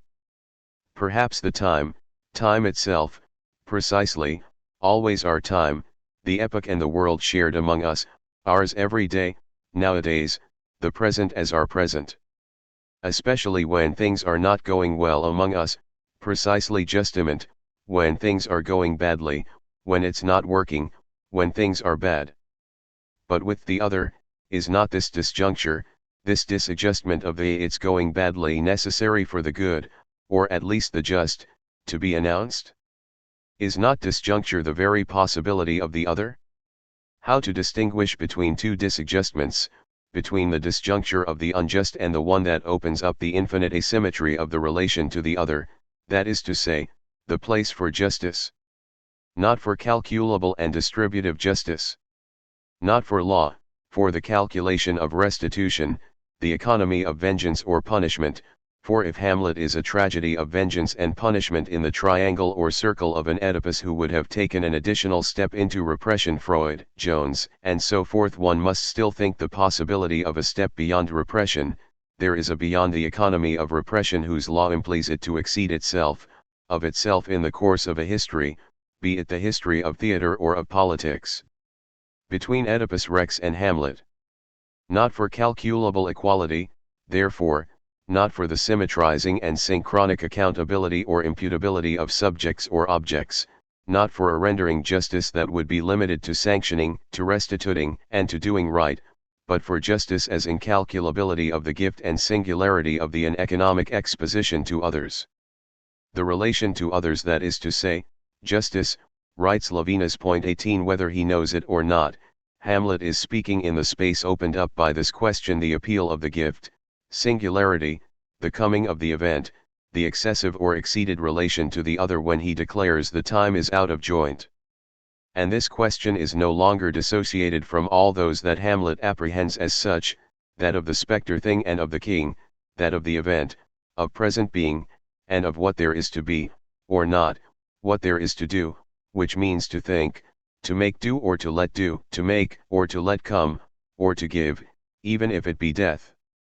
How does the concern with what there is to be intersect, in order perhaps to exceed it, with the logic of vengeance or right? A trajectory that is necessarily without heading and without assurance.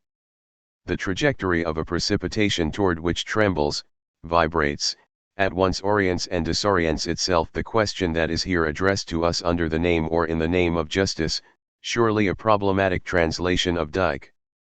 One of the most sensitive, though certainly not the only, places today for this singular topology would be perhaps Der Sprüche Anaximander. Heidegger there interprets Dike as joining, adjoining, adjustment, articulation of accord or harmony, Fug, Fuge, Die Fuge ist der Fug. Insofar as it is thought on the basis of presence, als Anweisen gedacht, Dike harmoniously conjoins, in some way, the joining and the accord. Ad Ikea to the contrary, it is at once what is disjointed, undone, twisted and out of line, in the wrong of the unjust, or even in the error of stupidity. 19. Let us note in passing that mit fugund recht commonly means within rights, rightfully, rightly versus wrongly. The German equivalent of out of joint, in the sense of disarticulated, dislocated, undone, beside itself, deranged, off its hinges, disjointed, disadjusted, is aus den Fugen, aus den Fugen gehen. Now, when Heidegger insists on the necessity of thinking Dyck on this side of, before, or at a distance from the juridical moral determinations of justice, he finds in his language, with the expression aus den Fugen, the multiple, collected, and suspended virtualities of the time is out of joint, something in the present is not going well, it is not going as it ought to go. The word adeikia immediately suggests that Dyck is absent weg bleibt. We are accustomed to translate Dyck as right recht. The translations of the fragment des Sprüches, i.e. of Anaximander, even use penalties to translate right. If we resist our own juridical moral notions, juristic moralisken Vorstellungen, if we restrict ourselves to what comes to language, then we hear that wherever adeikia rules all is not right with things das es, wo sie Waltet, nicht mit rechten Dingen zugeht. That means something is out of joint, etwas ist aus den Fugen. But of what are we speaking? Of what is present, lingering a while vom jeweilig and we senden. 20. It is important to recall here, regarding the translation of jeweilig, lingering a while, that Heidegger's meditative writing no doubt passes through this determination of the present, and we send, as jeweilig, of the moment, of the epoch, each time, and so forth, as well as through this indispensable attribution as while, moment, passing moment, lapse of time, or whilen, to stay, linger, remain. But still more important here appears to be the interpretation of whilen, a passage, to be sure, and thus by definition a transitory moment, but whose transition comes, if one can say that, from the future. It has its provenance in what, by essence, has not yet come from prevenu, still less come about, and which therefore remains to come. The passage of this time of the present comes from the future to go toward the past, toward the going of the Gan ln alle, das Weilen ist der Übergang aus Konfit Zugang das Anwesend ist das Jeweilige. 21 Heidegger continues, but where are there jointures in what is present? Or where is there even one jointure nur in Fuge? How can what is present das Anwesend without jointure be adiken, out of joint aus der Fuge? One may, as the translator did here, translate Heidegger, the reader of Anaximander, into the language of Hamlet. How is it possible, that which is? Namely, how is it possible that the present, and therefore time, be out of joint? The rest of the interpretation cannot be reconstituted here. It would deserve long and minute approaches. Let us indicate merely a reading hypothesis and the principle of a question. Would the Sprüche of Anaximander signify that to the presence of the present, to the eon of the eonta belongs the adeikia, the disjointure, which is most often translated, as Nietzsche did in this case, by injustice, Ungerechtigkeit? Can one conclude from this that there was a pessimism or nihilism in the Greek experience of being? Heidegger doubts it. To nihilistic pessimism, as well as to optimism, he opposes the trace of the tragic, of an essence of the tragic. We are never far from Oedipus and Hamlet, that cannot be explained in an aesthetic or psychological fashion. 22 Which also means, for Heidegger, in a psychoanalytic fashion. Beyond the aesthetico-psychoanalytic, this trace of the tragic calls us to thinking, on the basis of the interpretation of the being, the Deiden Adeiken, tes adeikias. 23 What is this gift of the Dyck? What is this justice beyond right? Does it come along simply to compensate a wrong, restitute something due, to do right or do justice? Does it come along simply to render justice or, on the contrary, to give beyond the due, the debt, the crime, or the fault? Does it come simply to repair injustice, adeikia, or more precisely to re-articulate as must be the disjointure of the present time, to set it right as Hamlet said? The disjointure in the very presence of the present, this sort of non-contemporaneity of present time with itself, this radical untimeliness or this anachrony on the basis of which we are trying here to think the ghost, is, according to Heidegger, said and not said by the fragment of Anaximander. 24. A. To be sure, it says without equivocation, eindeutig, that the present, das Anwesend, as present, is in Adikia, that is, as Heidegger translates 25 deranged, off its hinges, out of joint, aus der Fuge. The present is what passes, the present comes to pass se passe, it lingers in this transitory passage, while, in the come and gone going, between what goes and what comes, in the middle of what leaves and what arrives, at the articulation between what absents itself and what presents itself. This in-between articulates conjointly the double articulation, die Fuge, according to which the two movements are adjoined, gefolgt.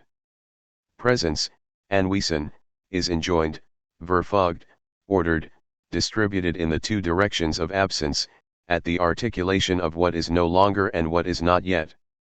To join and enjoin. This thinking of the jointure is also a thinking of injunction. B. And yet, declaring this without equivocation, the Spruch also says something else, or it only says this on condition. It would name the disjointure, adikia, or the injustice of the present only in order to say that it is necessary dieden diken. The duty or the debt of the it is necessary is perhaps excessive, even if Nietzsche translates, sie müssen buzzelen, they must pay penalty. In any case, it is clearly a matter of giving. Of giving dike. Not of rendering justice, to render it in return by means of punishment, payment, or expiation, as one most often translates, Nietzsche and deals. There is first of all a gift without restitution, without calculation, without accountability. Heidegger thus removes such a gift from any horizon of culpability, of debt, of right, and even, perhaps, of duty. He would especially like to wrest it away from that experience of vengeance whose idea, he says, remains the opinion of those who equate the just, das Gerecht, with the avenged, das Geracht. Which, let us say in passing, would surely not in the least disqualify, in this case or in others, a reading, for example in Hamlet, of the logic of vengeance, whether psychoanalytic or not, and wherever it remains so powerful. All the same, without depriving it of its pertinence, this other reading causes to appear precisely its economic closure, even its circular fatality, the very limit that makes possible the pertinence or correctness of this interpretation. This latter limit prevents one in fact from understanding the very things which it wants to explain, tragedy, precisely justiment, the hesitation to take revenge, the deliberation, the non-naturality or the non-automaticity of the calculation, neurosis, if you like. The question of justice, the one that always carries beyond the law, is no longer separated, in its necessity or in its aporias, from that of the gift. Heidegger interrogates the paradox of this gift without debt and without guilt in a movement that I have evoked elsewhere. 26. He then wonders, in fact, following the traces of Plotinus whom he does not name here, or hardly ever, is it possible to give what one does not have? What does give mean here? How should whatever lingers a while, whatever comes to presence in disjunction, be able to give jointure wie soll das Jewillige, das in der Unfuge West, Fuge geben können? Can it give what it doesn't have? Can es geben, was es nicht hat? If it gives anything at all, doesn't it give jointure away? 27. Heidegger's answer, giving rests here only in presence, anwesen, it does not signify simply to give away, weggeben, but, more originarily, to accord, that is here, zugeben, which most often indicates addition, even excess, in any case that which is offered in supplement, over and above the market, off trade, without exchange, and it is said sometimes of a musical or poetic work. This offering is supplementary, but without raising the stakes, although it is necessarily excessive with regard to the giving away or a privation that would separate one from what one might have. The offering consists in leaving, in leaving to the other what properly belongs to him or her, solkis gaben lastinum anderen das Gehoren, was als Gehorages im Inet. Now, Heidegger then specifies, what properly, Inet, belongs to a present, be it to the present of the other, to the present as the other, is the jointure of its lingering a while, of its time, of its moment, die fuge seiner while. What the one does not have, what the one therefore does not have to give away, but what the one gives to the other, over and above the market, bargaining, thanking, commerce, and commodity, is to leave to the other this accord with himself that is proper to him, im Inet, and gives him presence. If one still translates Dike with this word justice, and if, as Heidegger does, Dike is thought on the basis of being as presence, then it would turn out that justice is first of all, and finally, and especially properly, the jointure of the accord, the proper jointure to the other given by one who does not have it. Injustice would be the disjointure or disjoining. Let us quote again, Dike, aus dem sen als anwesen geduckt, ist der Fugen fug ad Ikea, die unfuge, ist der unfug. This is where our question would come in.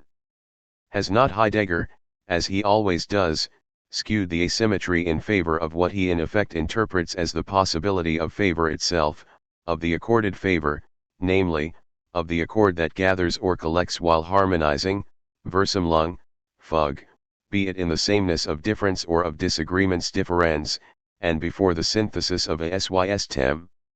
Once one has recognized the force and the necessity of thinking justice on the basis of the gift, that is, beyond right, calculation, and commerce, once one has recognized therefore the necessity, without force, precisely justiment, without necessity, perhaps, and without law, of thinking the gift to the other as gift of that which one does not have and which thus, paradoxically, can only come back or belong to the other, is there not a risk of inscribing this whole movement of justice under the sign of presence, be it of the presence to meaning of the Anwesen, of the event as coming into presence, of being as presence joined to itself, of the proper of the other as presence?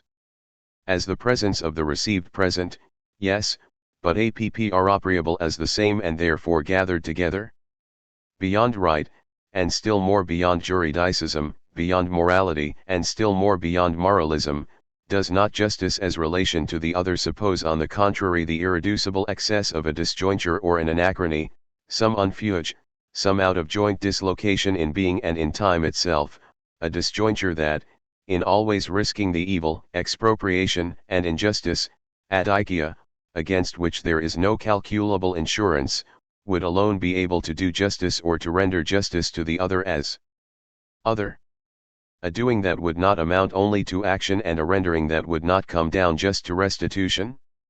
To put it too quickly and to formalize in the extreme the stakes, here, in this interpretation of the unfug, whether or not it is on the basis of being as presence and the property of the proper, would be played out the relation of deconstruction to the possibility of justice, the relation of deconstruction, insofar as it proceeds from the irreducible possibility of the unfug and the anachronic disjointure, insofar as it draws from there the very resource and injunction of its reaffirmed affirmation, to what must, without debt and without duty, be rendered to the singularity of the other, to his or her absolute precedence or to his or her absolute previousness. 28 To the heterogeneity of a pre-dash, which, to be sure, means what comes before me, before any present, thus before any past present, but also what, for that very reason, comes from the future or as future, as the very coming of the event.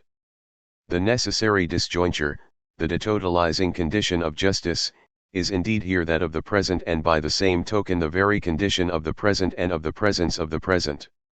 This is where deconstruction would always begin to take shape as the thinking of the gift and of undeconstructible justice, the undeconstructible condition of any deconstruction, to be sure, but a condition that is itself in deconstruction and remains, and must remain, that is the injunction, in the disjointure of the unfug. Otherwise it rests on the good conscience of having done one's duty, it loses the chance of the future, of the promise or the appeal, of the desire also, that is its own possibility, of this desert-like mechanism, without content and without identifiable messiah, of this also abyssal desert, desert in the desert, that we will talk about later, p. 209, one desert signaling toward the other, abyssal and chaotic desert, if chaos describes first of all the immensity, excessiveness, disproportion in the gaping hole of the open mouth in the waiting or calling for what we have nicknamed here without knowing the messianic, the coming of the other, the absolute and unpredictable singularity of the arrivant as justice. We believe that this messianic remains an ineffaceable mark, a mark one neither can nor should efface of Marx's legacy, and doubtless of inheriting, of the experience of inheritance in general. Otherwise, one would reduce the eventness of the event, the singularity and the alterity of the other. Otherwise justice risks being reduced once again to juridical moral rules, norms, or representations, within an inevitable totalizing horizon, movement of adequate restitution, expiation, or reappropriation. Heidegger runs this risk, despite so many necessary precautions, when he gives priority, as he always does, to gathering, and to the same, Versammlung, Fuge, Legain, and so forth, over the disjunction implied by my address to the other, over the interruption commanded by respect which commands it in turn, over a difference whose uniqueness, disseminated in the innumerable charred fragments of the absolute mixed in with the cinders, will never be assured in the one. Which, moreover, never fails to happen also, but it happens only in the trace of what would happen otherwise, and thus also happens, like a spectre, in that which does not happen. Hamlet could never know the peace of a good ending, in any case in the theatre and in history. To be out of joint, whether it be present being or present time, can do harm and do evil, it is no doubt the very possibility of evil. But without the opening of this possibility, there remains, perhaps, beyond good and evil, only the necessity of the worst. A necessity that would not, even, be a fated one. Injunctions and sworn faith, that is what we are trying to think here. We ought to try to understand together, to adjoin, if one prefers, two signs in one, a double sign. Hamlet declares the time is out of joint precisely at the moment of the oath, of the injunction to swear together conjurer, at the moment in which the spectre, who is always a sworn conspirator conjure, one more time, from beneath the earth or beneath the stage, has just ordered, swear. And the sworn conspirators swear together, they swear. We are still in the process of reading, in a certain way, Marx's three voices. Let us not forget them. Blanchot reminds us that we are asked by them, in the first place, to think the holding together of the disparate itself. Not to maintain together the disparate, but to put ourselves there where the disparate itself holds together, without wounding the disjointure, the dispersion, or the difference, without effacing the heterogeneity of the other. We are asked, enjoined, perhaps, to turn ourselves over to the future, to join ourselves in this we, there where the disparate is turned over to the singular joining, without concept or certainty of determination, without knowledge, without or before the synthetic junction of the conjunction and the disjunction. The alliance of a rejoining without conjoined mate, without organization, without party, without nation, without state, without property, the communism that we will later nickname the New International. One question is not yet posed.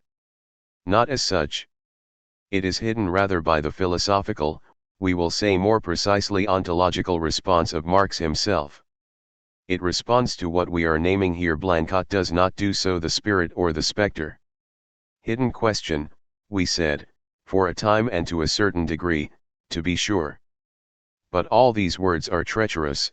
Perhaps it is no longer at all a matter of a question, and we are aiming instead at another structure of presentation, in a gesture of thinking or writing, not the measure of a certain time. The thing happens, it ought to happen there where Blanchot speaks of an absence of question, the full measure that dispenses with the void, the too full made to avoid the void. Giving a response alienation, the primacy of need, history as process of material practice, the total man, it nevertheless leaves undetermined or undecided the questions to which it responds, depending on how today's or yesterday's readers formulate differently that which, according to them, should take place in such an absence of the question, thus filling in a void that ought rather to be increasingly emptied out. This form of Marx's speech is interpreted here as humanism, or even historicism. There as atheism, anti-humanism, or even nihilism. pp 18-19. Let us translate into this language of Blanchot the hypothesis we are venturing to put forward here, opened with Marx's signature as a question, but also as a promise or an appeal. The spectrality whose logic we are going to analyze will have been covered over, filling in a void, as Blanchot says, there where the void ought rather to be increasingly emptied out, by Marx's ontological response. The response of Marx himself, for whom the ghost must be nothing, nothing period, non-being, non-affectivity, non-life, or nothing imaginary, even if this nothing takes on a body, a certain body, that we will approach later. But also the response of his Marxist successors wherever they have drawn, practically, concretely, in a terribly effective, massive, and immediate fashion, its political consequences, at the cost of millions and millions of supplementary ghosts who will keep on protesting in us. Marx had his ghosts, we have ours, but memories no longer recognize such borders.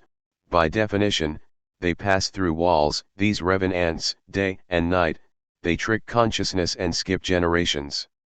Needless to spell it out here, therefore, still less to insist on it too heavily, it is not a taste for the void or for destruction that leads anyone to recognize the right of this necessity to empty out increasingly and to deconstruct the philosophical responses that consist in totalizing, in filling in the space of the question or in denying its possibility, in fleeing from the very thing it will have allowed one to glimpse.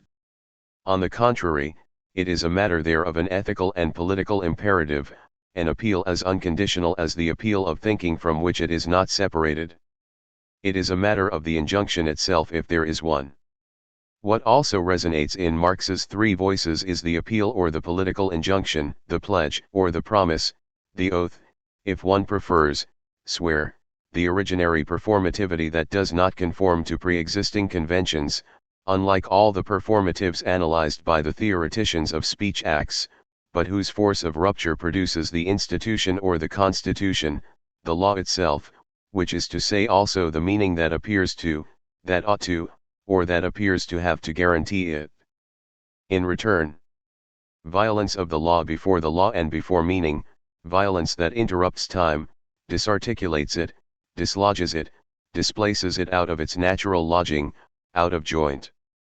It is there that difference, if it remains irreducible, irreducibly required by the spacing of any promise and by the future to come that comes to open it, does not mean only, as some people have too often believed and so naively, deferral, lateness, delay, postponement. In the incoercible difference the here now unfurls.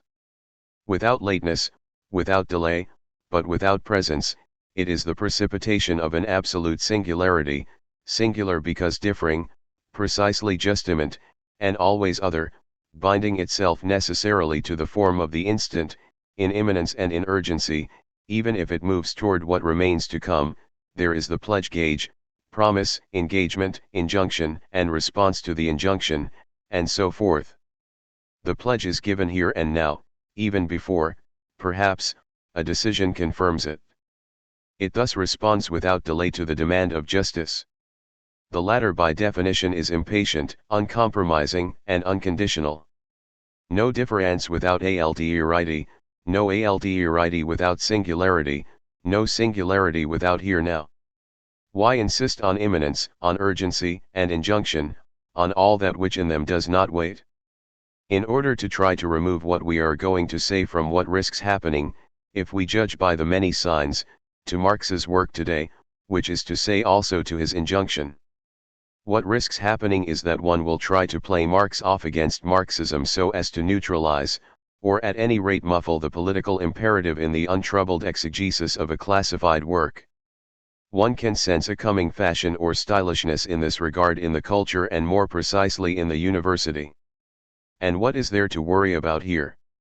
Why fear what may also become a cushioning operation? This recent stereotype would be destined, whether one wishes it or not, to depoliticize profoundly the Marxist reference, to do its best, by putting on a tolerant face, to neutralize a potential force, first of all by enervating a corpus, by silencing in it the revolt. The return is acceptable provided that the revolt, which initially inspired uprising, indignation, insurrection, revolutionary momentum, does not come back. People would be ready to accept the return of Marx or the return to Marx, on the condition that a silence is maintained about Marx's injunction not just to decipher but to act and to make the deciphering the interpretation into a transformation that changes the world. In the name of an old concept of reading, such an ongoing neutralization would attempt to conjure away a danger, now that Marx is dead, and especially now that Marxism seems to be in rapid decomposition.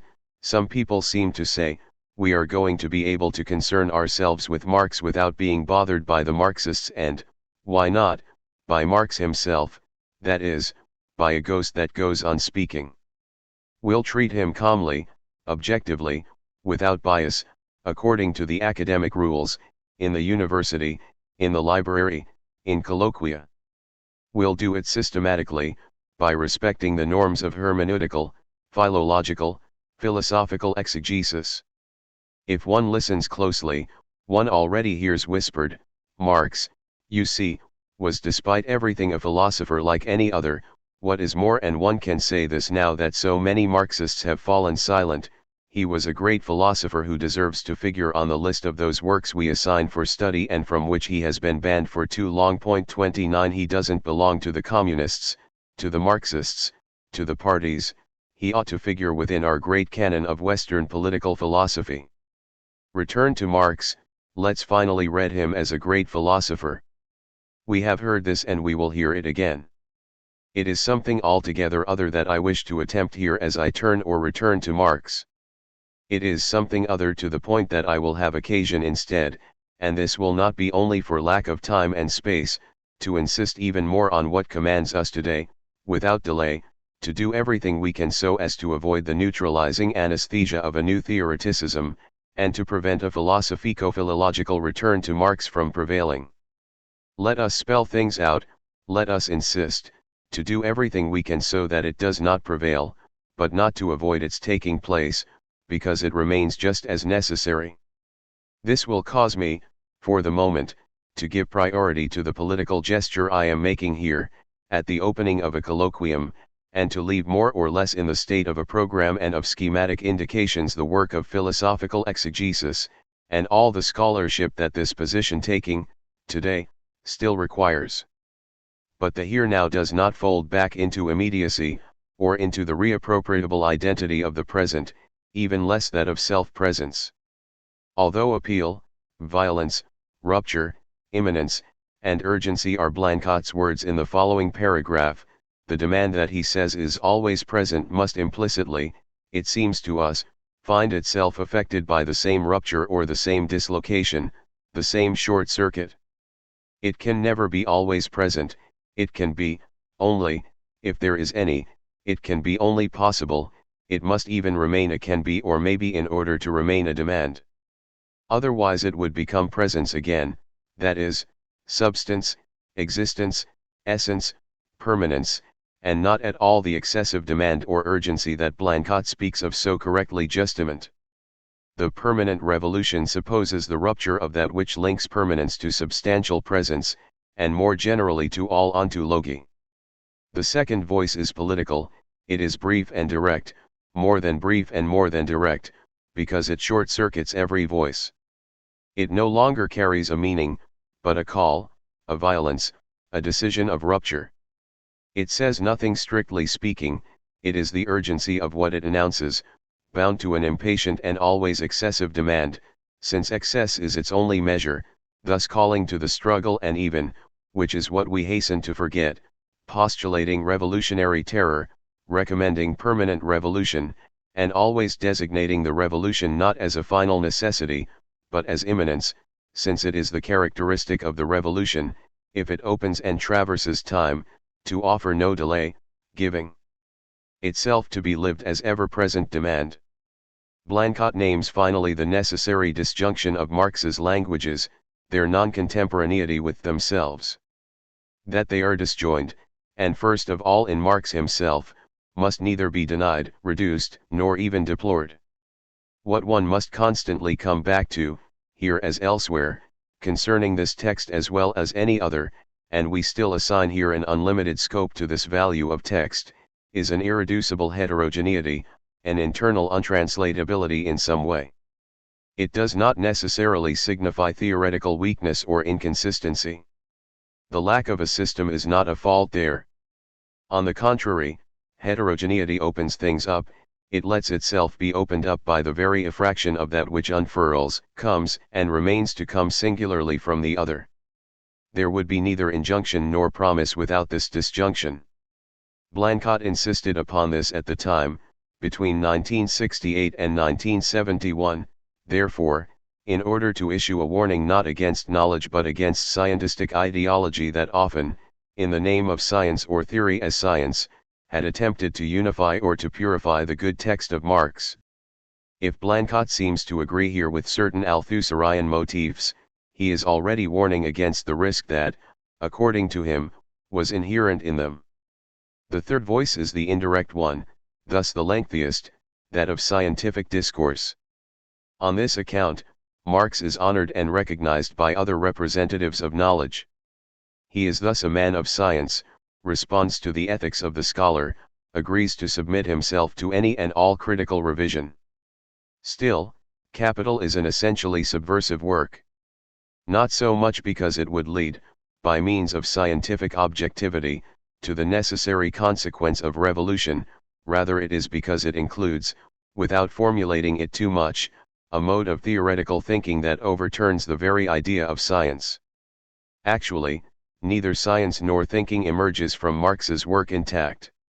This must be taken in the strongest sense, inasmuch as science is designated there as radical transformation of itself, as theory of a mutation always in play within practice, just as, in this practice, the mutation is always theoretical.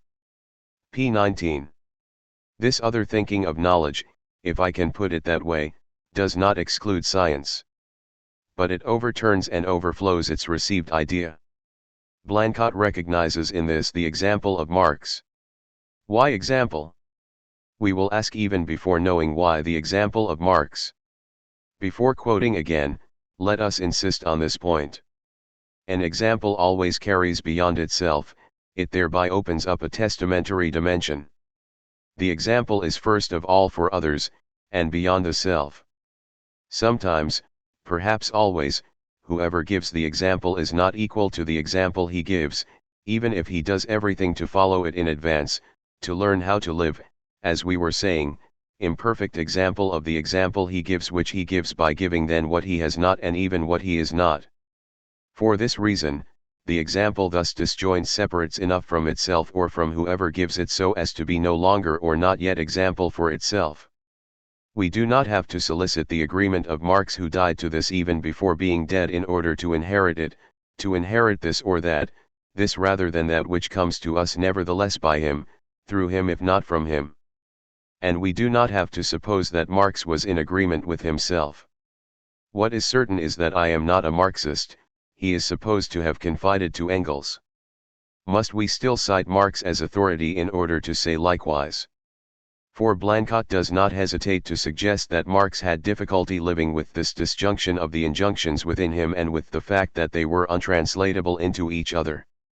How is one to receive, how is one to understand a speech, how is one to inherit it when it does not let itself be translated from itself into itself? This may appear impossible. And, we have to acknowledge, it is probably impossible. But since this sums up perhaps the strange subject of this lecture devoted to the specters of Marx, as well as the avowed distortion of its axiom, permit me then to turn the objection around. Guaranteed translatability, given homogeneity, systematic coherence in their absolute forms, this is surely, certainly, a priori and not probably, what renders the injunction, the inheritance, and the future, in a word the other, impossible. There must be disjunction, interruption, the heterogeneous if at least there must be, if there must be a chance given to any there must be whatsoever, be it beyond duty. Point 30. Once again, here as elsewhere, wherever deconstruction is at stake, it would be a matter of linking an affirmation, in particular a political one, if there is any, to the experience of the impossible, which can only be a radical experience of the perhaps. So, once again, Blanchot, and in this very powerful ellipsis, in this almost tacit declaration, I take the liberty of underlining a few words there where Blanchot only underlines, but significantly, the words multiple and at once, that is, at the sign of the contradiction without contradiction, of the non-dialectical, or almost non-dialectical, difference that runs through and is at work in every injunction. Let us not develop these remarks any further here. The example of Marx helps us to understand that the voice of writing, a voice of unceasing contestation, must constantly develop itself and break itself into multiple forms. The communist voice is always at once tacit and violent, political and scholarly, direct, indirect, total and fragmentary, lengthy and almost instantaneous. Marx does not live comfortably with this plurality of languages that are always colliding and disjoining with each other in him. Even if these languages seem to converge toward the same end, they could not be retranslated into each other, and their heterogeneity, the divergence or gap, the distance that disintegrates them, renders them non-contemporaneous. In producing an effect of irreducible distortion, they oblige those who have to withstand the reading, the practice, of them to submit themselves to an ceaseless recasting. The word science is becoming again a key word. Let's admit it. But let us remember that although there may be sciences, there is not yet science, because the scientificity of science always remains dependent on ideology, an ideology that no particular science, be it human science, is able to reduce today, and on the other hand, let us remember that no writer, even if he is a Marxist, can turn himself over to writing as to a kind of knowledge. p. 19-20. So, more than 30 years ago, already, Blanchot wrote The End of Philosophy. At that time, in 1959, a funerary note already echoed their crepuscular, spectral, and therefore resurrectional, re-insurrectional. It is indeed a question of the philosophical spirit. Its very process consists of visibly heading the march at the moment of its disappearance and its putting in the ground. It consists of leading its own funeral procession and of raising itself in the course of this march, of hoping at least to right itself again so as to stand up, resurrection, exaltation. This wake, this joyous death watch of philosophy is the double moment of a promotion and of a death of philosophy, a promotion in death. Here is philosophy and is this absolutely new, becoming its own revenant, it itself haunts its own places more than it inhabits them. And philosophy, of course, is always more than philosophy. This promotion of philosophy, which has become the all-powerful force in our world and the shape of our destiny, can only coincide with its disappearance, announcing at least the beginning of its putting in the ground. This death of philosophy would belong, therefore, to our philosophical time. The death does not date from 1917, nor even from 1857, the year in which Marx, as if performing a carnival test of strength, would have overturned the system. For the last century and a half, with his name as with that of Hegel, Nietzsche, and Heidegger, it is philosophy itself that has been affirming or realizing its own end, whether it understands that end as the accomplishment of absolute knowledge, its theoretical suppression linked to its practical realization, the nihilist movement in which all values are engulfed, or finally by the culmination of metaphysics, precursor sign of another possibility that does not yet have a name. This then is the sunset that from now on accompanies every thinker, a strange funereal moment which the philosophical spirit celebrates in an exaltation that is, moreover, often joyful, leading its slow funeral procession during which it expects, in one way or another, to obtain its resurrection. And of course, such an expectation, crisis, and feast of negativity, experience pushed as far as it will go to find out what resists, does not touch only on philosophy. pp. 292-93, my emphasis. Immanence and desire of resurrection. Renaissance or revenance. At nightfall, one does not know if imminence means that the expected one has already returned. Had he not already announced himself? To announce oneself, moreover, is that not already to be there in some way? One does not know if the expectation prepares the coming of the future to come, or if it recalls the repetition of the same thing as ghost. What, has this thing appeared again tonight? This not knowing is not a lacuna. No progress of knowledge could saturate an opening that must have nothing to do with knowing, nor therefore with ignorance. The opening must preserve this heterogeneity as the only chance of an affirmed or rather reaffirmed future. It is the future itself, it comes from there. The future is its memory. In the experience of the end, in its instant, always imminently eschatological coming, at the extremity of the extreme today, there would thus be announced the future of what comes. More than ever, for the future to come can announce itself as such and in its purity only on the basis of a past end, beyond, if that's possible, the last extremity. If that's possible, if there is any future, but how can one suspend such a question or deprive oneself of such a reserve without concluding in advance, without reducing in advance both the future and its chance? Without totalizing in advance?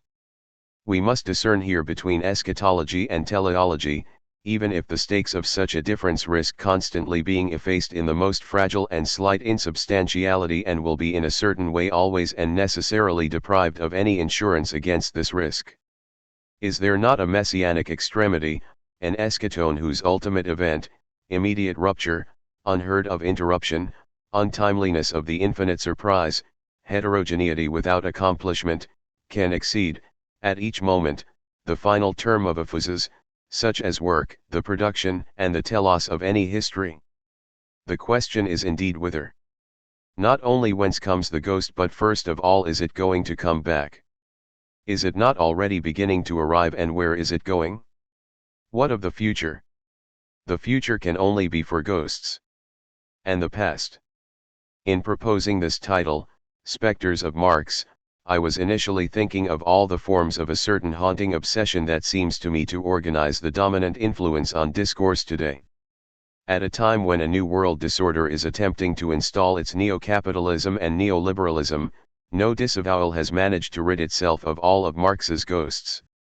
Hegemony still organizes the repression and thus the confirmation of a haunting. Haunting belongs to the structure of every hegemony. 31 But I did not have in mind first of all the exordium of the manifesto. In an apparently different sense, Marx Engels spoke there already, in 1847-48, of a spectre, and more precisely of the spectre of communism, das Gespenst des Kommunismus. A terrifying spectre for all the powers of old Europe, alle Macht der alten Europa, but spectre of a communism then to come. Of a communism, to be sure, already nameable and well before the League of the Just or the Communist League, but still to come beyond its name. Already promised, but only promised. A spectre all the more terrifying, some will say.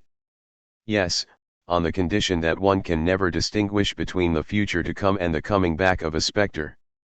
Let us not forget that, around 1848, the First International had to remain quasi-secret.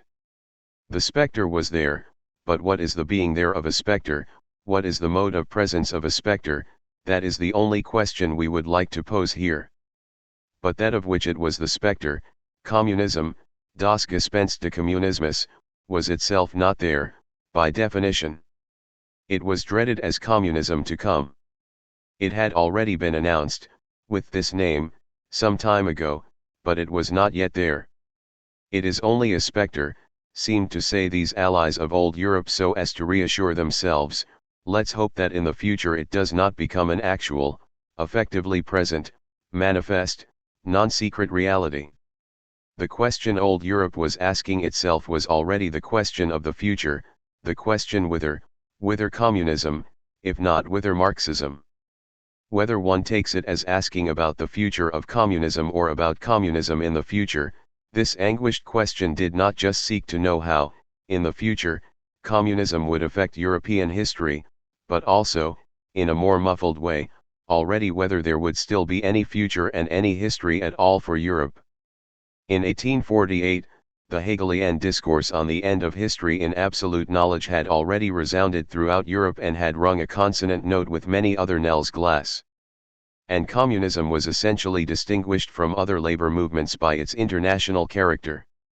No organized political movement in the history of humanity had ever yet presented itself as geopolitical, thereby inaugurating the space that is now ours and that today is reaching its limits, the limits of the earth and the limits of the political. The representatives of these forces or all these powers, alle Macht, namely the states, wanted to reassure themselves. They wanted to be sure. So they were sure, for there is no difference between being sure and wanting to be sure. They were sure and certain that between a specter and an actually present reality, between a spirit and a Wirklichkeit, the dividing line was assured.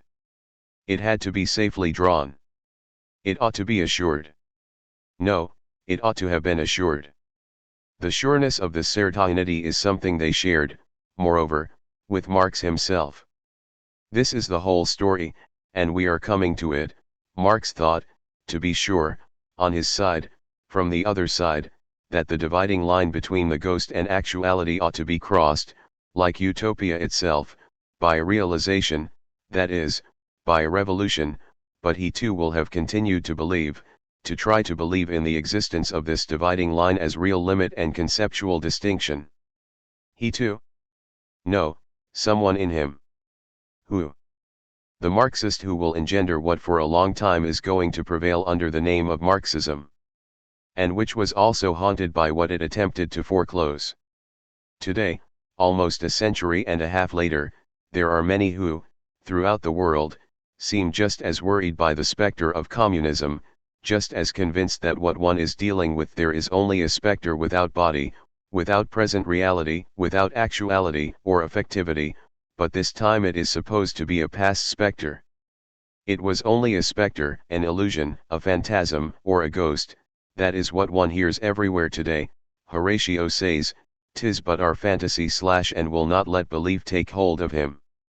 A still worried sigh of relief, let us make sure that in the future it does not come back. At bottom, the specter is the future, it is always to come, it presents itself only as that which could come or come back. In the future, said the powers of old Europe in the last century, it must not incarnate itself, either publicly or in secret. In the future, we hear everywhere today, it must not reincarnate itself, it must not be allowed to come back since it is past. What exactly is the difference from one century to the next?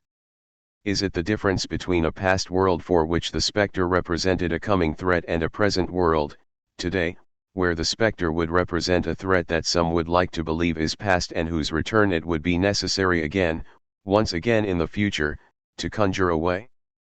Why in both cases is the specter felt to be a threat? What is the time and what is the history of a specter? Is there a present of the specter? Are its comings and goings ordered according to the linear succession of a before and an after, between a present past, a present present, and a present future, between a real time and a deferred time? If there is something like spectrality, there are reasons to doubt this reassuring order of presence and, especially, the border between the present, the actual or present reality of the present, and everything that can be opposed to it, absence, non-presence, non-effectivity, inactuality, virtuality, or even the simulacrum in general, and so forth. There is first of all the doubtful contemporaneity of the present to itself. Before knowing whether one can differentiate between the specter of the past and the specter of the future, of the past present and the future present, one must perhaps ask oneself whether the spectrality effect does not consist in undoing this opposition, or even this dialectic, between actual, effective presence and its other.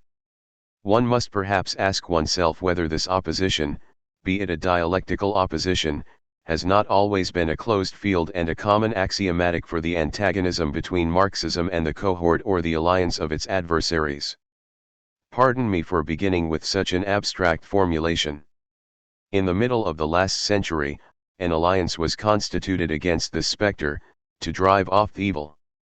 Marx did not call this coalition a holy alliance, an expression he plays with elsewhere. In the manifesto, the alliance of the worried conspirators assembles, more or less secretly, a nobility and a clergy in the old castle of Europe, for an unbelievable expedition against what will have been haunting the night of these masters. At twilight, before or after a night of bad dreams, at the presumed end of history, it is a holy hunt against the spectre.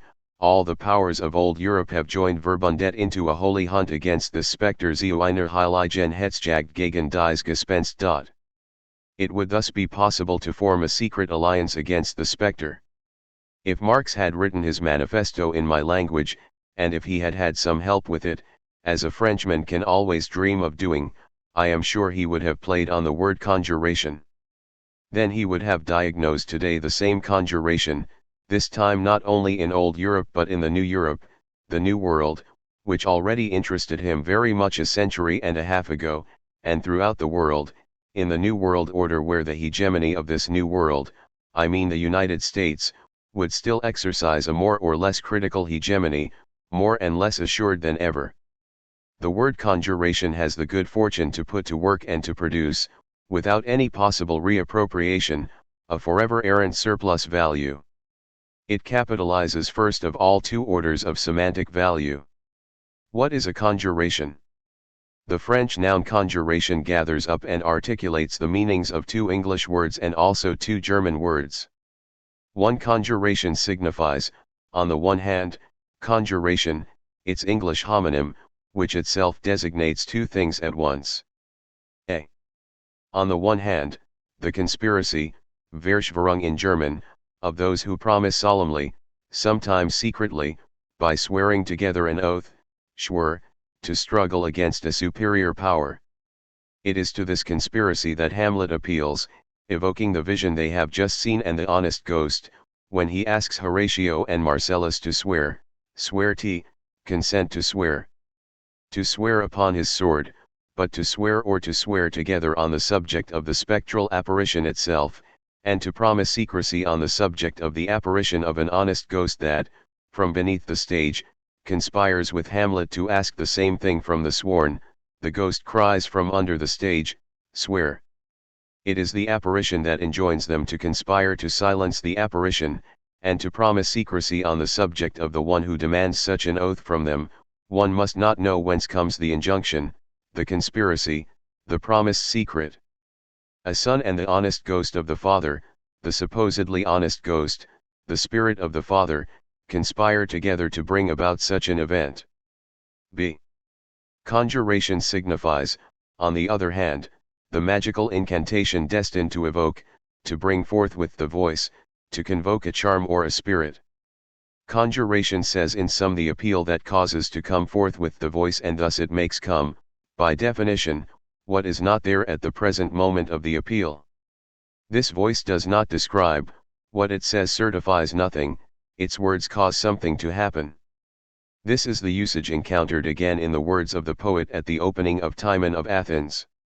After having asked how goes the world, and after the painter has told him it wears, sir, as it grows, the poet exclaims, "Aye, that's well known. But what particular rarity, what strange, which manifold record not matches, see. Magic of bounty, all these spirits thy power hath conjured to attend. I know the merchant. I. Marx evokes more than once Timon of Athens, as well as the merchant of Venice, in particular in the German ideology. The chapter on the Leipzig Council St. Max, also supplies, and we will say more about this later, a short treatise on the spirit or an interminable theatricalization of ghosts. A certain communist conclusion appeals to Timon of Athens. 32 The same quotation will reappear in the first version of a contribution to the critique of political economy. In question is a spectralizing disincarnation.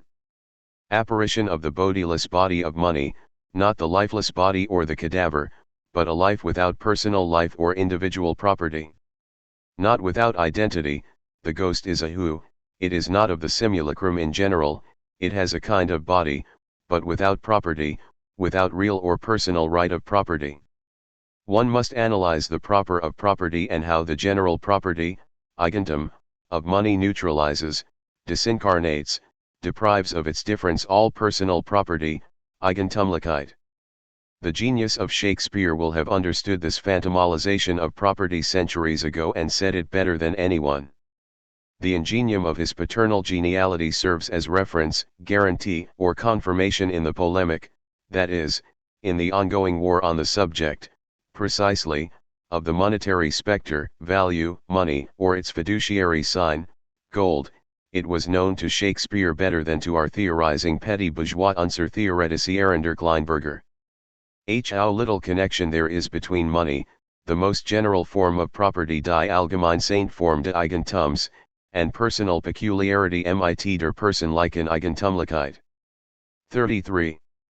The quotation will also make apparent, as a supplementary benefit but in fact it is altogether necessary, a theologizing fetishization, the one that always links ideology irreducibly to religion, to the idol or the fetish, as its principal figure, a species of invisible God to which adoration, prayer, and invocation are addressed, thou visible God.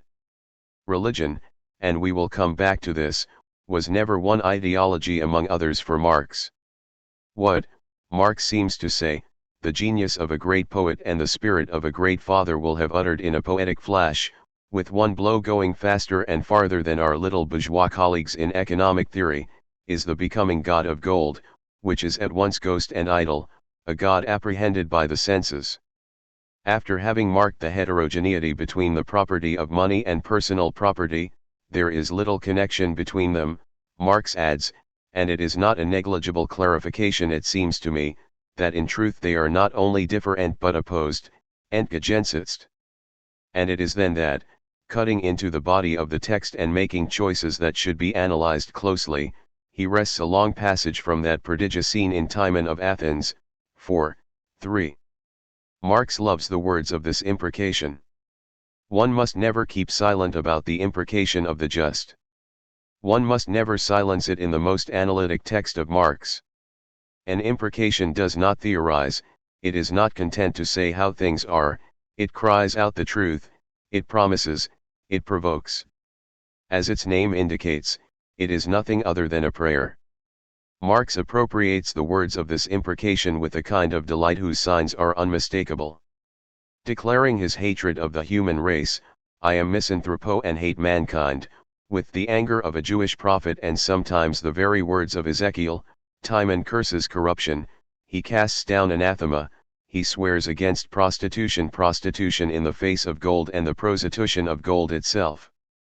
But he takes the time to analyze, nevertheless, the transfiguring alchemy, he denounces the reversal of values, the falsification and especially the perjury of which it is the law. One imagines the impatient patience of Marx, rather than Engels, as he transcribes in his own hand, at length, in German, the rage of a prophetic imprecation.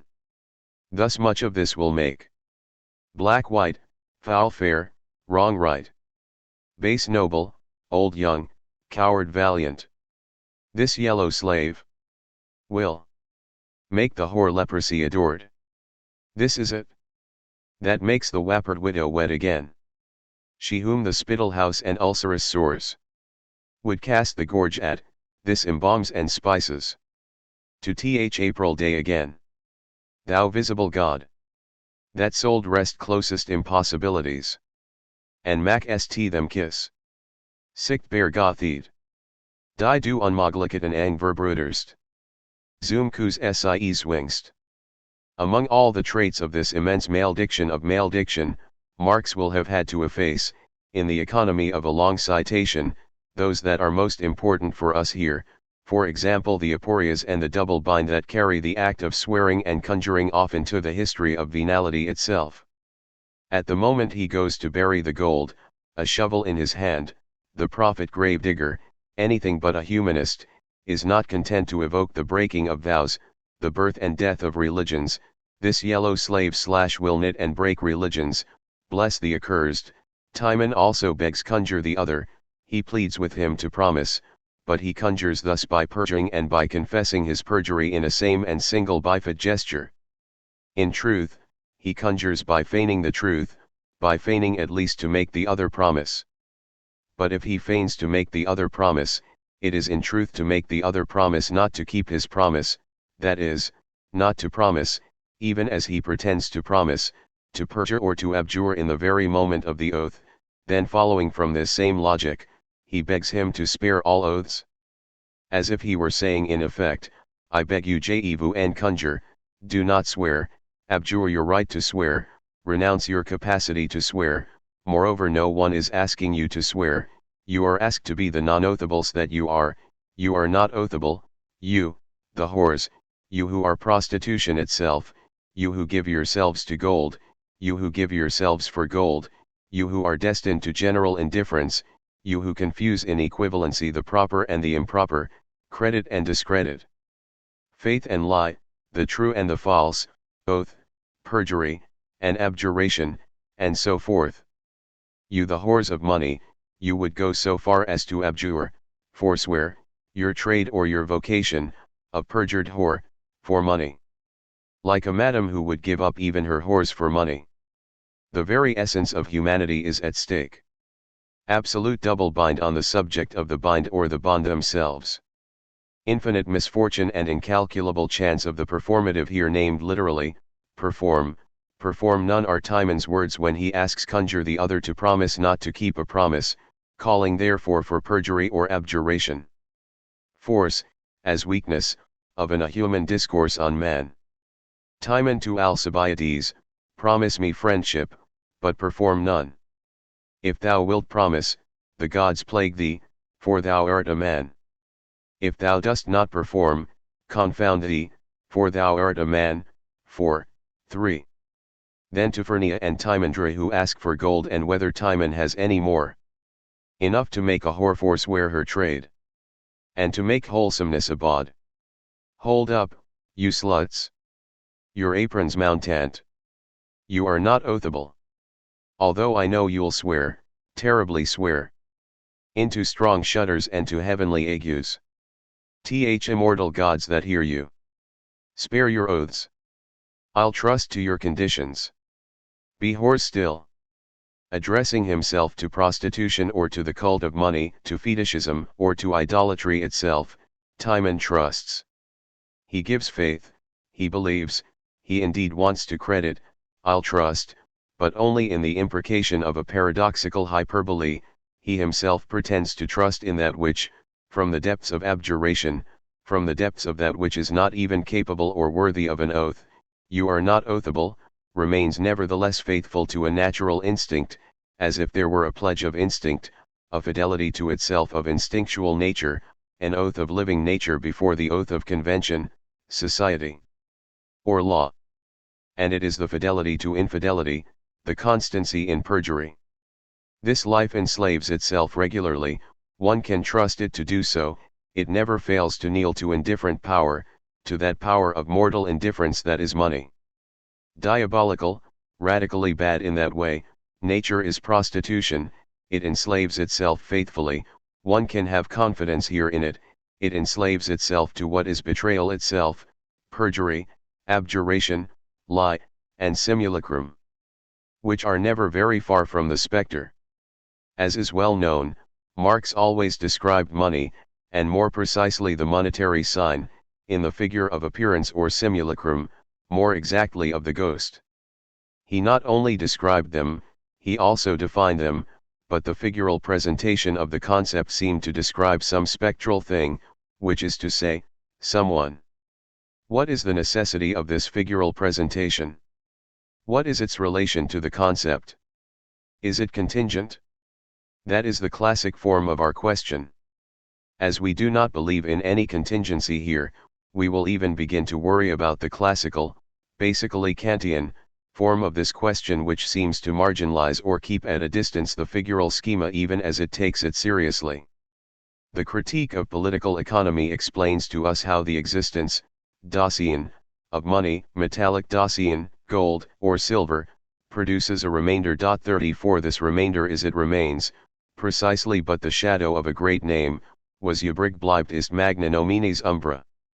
The body of money is but a shadow nur noch ein Schatten. 35 The whole movement of idealization, Idealisierung, that Marx then describes, whether it is a question of money or of ideologisms, is a production of ghosts, illusions, simulacra, appearances, or apparitions, Scheindasein of the shine sovereign and of the shine gold.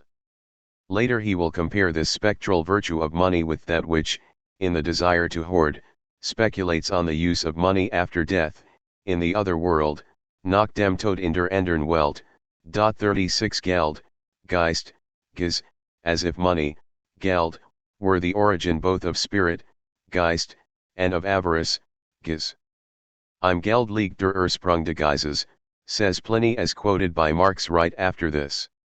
Elsewhere, the equation between Ges and Geist will be joined to the chain. 37 The metamorphosis of commodities, die Metamorphose der Waren, was already a process of transfiguring idealization that one may legitimately call spectropoetic.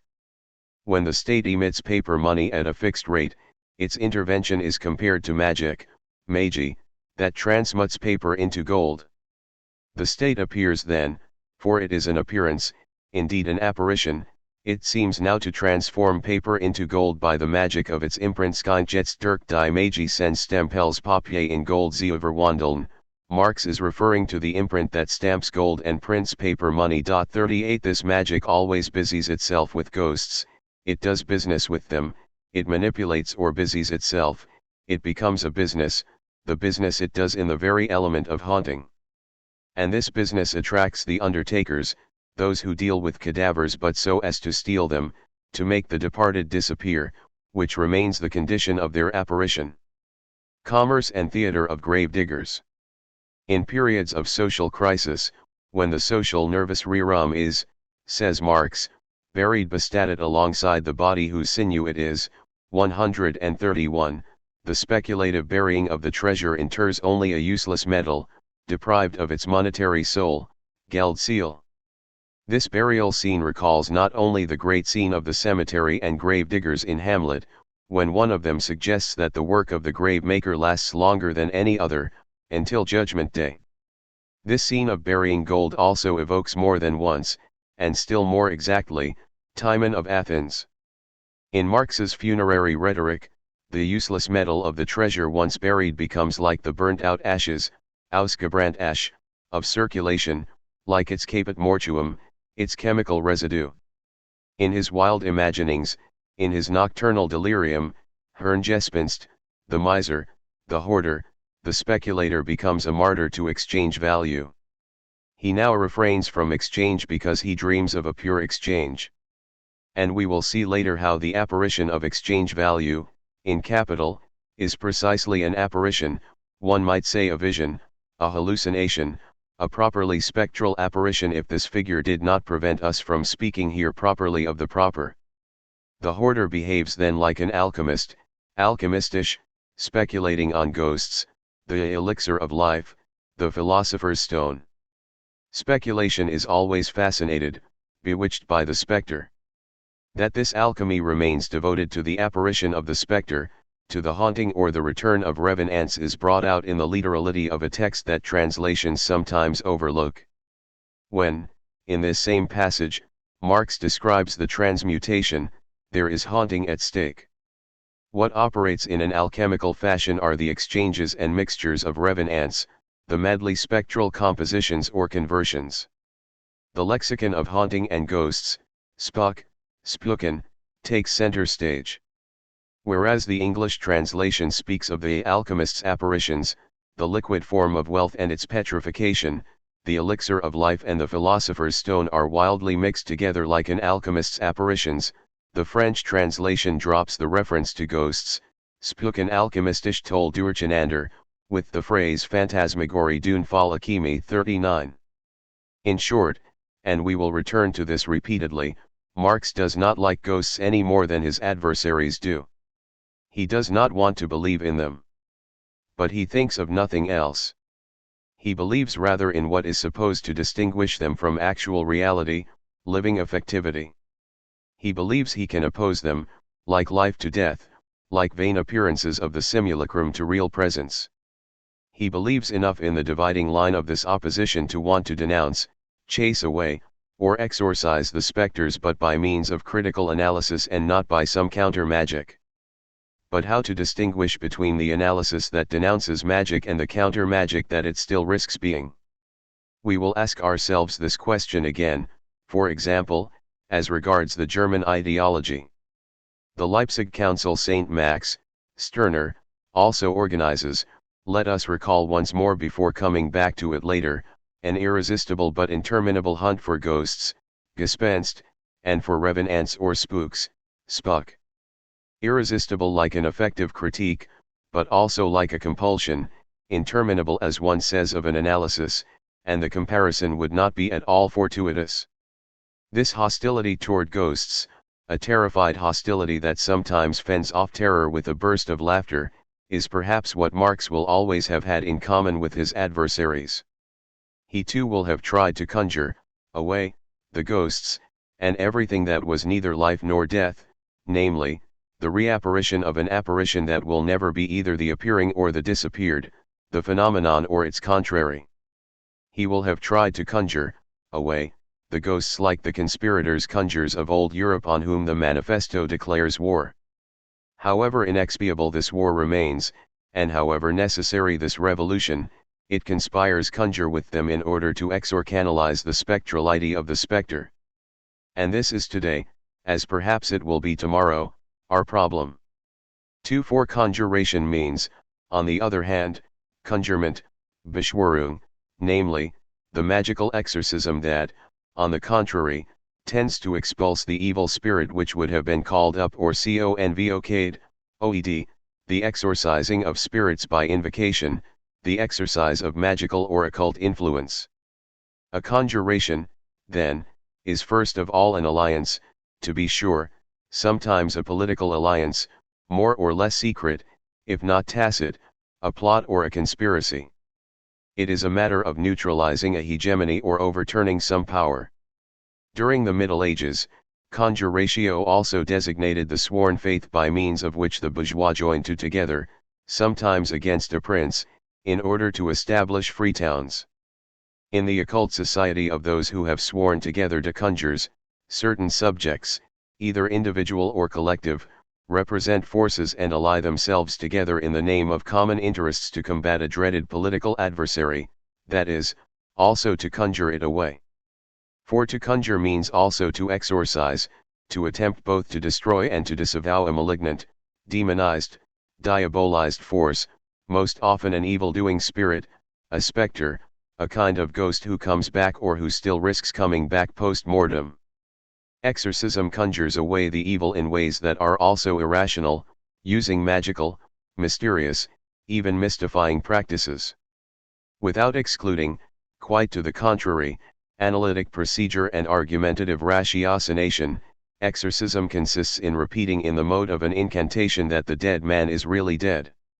It proceeds by formulae, and sometimes theoretical formulae play this role with an efficacy that is all the greater because they mislead as to their magical nature, their authoritarian dogmatism, the occult power they share with what they claim to combat. But effective exorcism pretends to declare the death only in order to put to death. As a coroner might do, it certifies the death, but here it is in order to inflict it. This is a familiar tactic. The constative form tends to reassure. The certification is effective. It wants to be and it must be in effect. It is effectively a performative. But here effectivity phantomalizes itself. It is in fact and effet a matter of a performative that seeks to reassure, but first of all to reassure itself by assuring itself, for nothing is less sure, that what one would like to see dead is indeed dead. It speaks in the name of life, it claims to know what that is. Who knows better than someone who is alive? It seems to say with a straight face. It seeks to convince itself, there where it makes itself afraid. 40 Now, it says to itself, what used to be living is no longer alive, it does not remain effective in death itself, don't worry.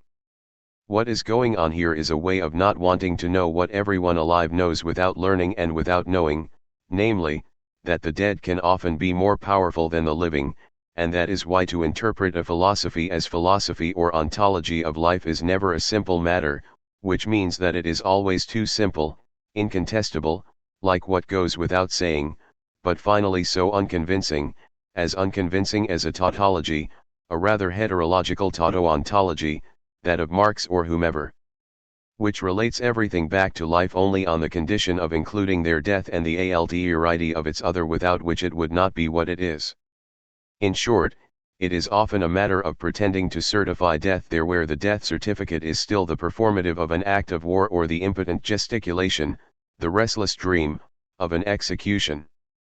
This was manifest, and in a striking manner, during May 68. p. 19, Blancot's note. 2. Conjuring Marxism. The time is out of joint. The formula speaks of time, it also says the time, but it refers singularly to this time, to and in these times, the time of these times, the time of this world, which was for Hamlet and our time, only a this world, this age and no other. This predicate says something of time and says it in the present of the verb to be, the time is out of joint, but if it says it then, in that other time, in the past perfect, one time in the past, how would it be valid for all times? In other words, how can it come back and present itself again, anew, as the new? How can it be there, again, when its time is no longer there? How can it be valid for all the times in which one attempts to say our time? In a predicative proposition that refers to time, and more precisely to the present form of time, the grammatical present of the verb to be, in the third person indicative, seems to offer a predestined hospitality to the return of any and all spirits, a word that one needs merely to write in the plural in order to extend a welcome there to specters. To be, and especially when one infers from the infinitive to be present, is not a mot d'esprit but le mot de l'esprit, the word of the spirit, it is its first verbal body. A time of the world, today, in these times, a new world order seeks to stabilize a new, necessarily new disturbance dérèglement by installing an unprecedented form of hegemony. It is a matter, then, but as always, of a novel form of war. It at least resembles a great conjuration against Marxism, a conjurement of Marxism, once again, another attempt, a new, always new mobilization to struggle against it, against that which and those whom it represents and will continue to represent, the idea of a new international, and to combat an international by exorcising it. Very novel and so ancient, the conjuration appears both powerful and, as always, worried, fragile, anxious. The enemy to be conjured away, for those sworn to the conjuration, is, to be sure, called Marxism. But people are now afraid that they will no longer recognize it. They quake at the hypothesis that, by virtue of one of those metamorphoses that Marx talked about so much, metamorphosis was one of his favorite words throughout his life, a new Marxism will no longer have the face by which one was accustomed to identify it and put it down. Perhaps people are no longer afraid of Marxists, but they are still afraid of certain non-Marxists who have not renounced Marx's inheritance, crypto-Marxists, pseudo or para-Marxists who would be standing by to change the guard, but behind features or quotation marks that the anxious experts of anti-communism are not trained to unmask. Besides the reasons just given, we will privilege this figure of conjuration for still other reasons. They have already begun to make their appearance. In its two concepts, conjuration and conjurement, Verschwörung and Beschwörung, we must take into account another essential meaning, the act that consists in swearing, taking an oath, therefore promising, deciding, taking a responsibility, in short, committing oneself in a performative fashion as well as in a more or less secret fashion, and thus more or less public, there where this frontier between the public and the private is constantly being displaced, remaining less assured than ever, as the limit that would permit one to identify the political. And if this important frontier is being displaced, it is because the medium in which it is instituted, namely, the medium of the media themselves, news, the press, telecommunications, techno-telediscursivity, techno-teleiconicity, that which in general assures and determines the spacing of public space, the very possibility of the residential publica and the phenomenality of the political. This element itself is neither living nor dead, present nor absent, it spectralizes. It does not belong to ontology, to the discourse on the being of beings, or to the essence of life or death.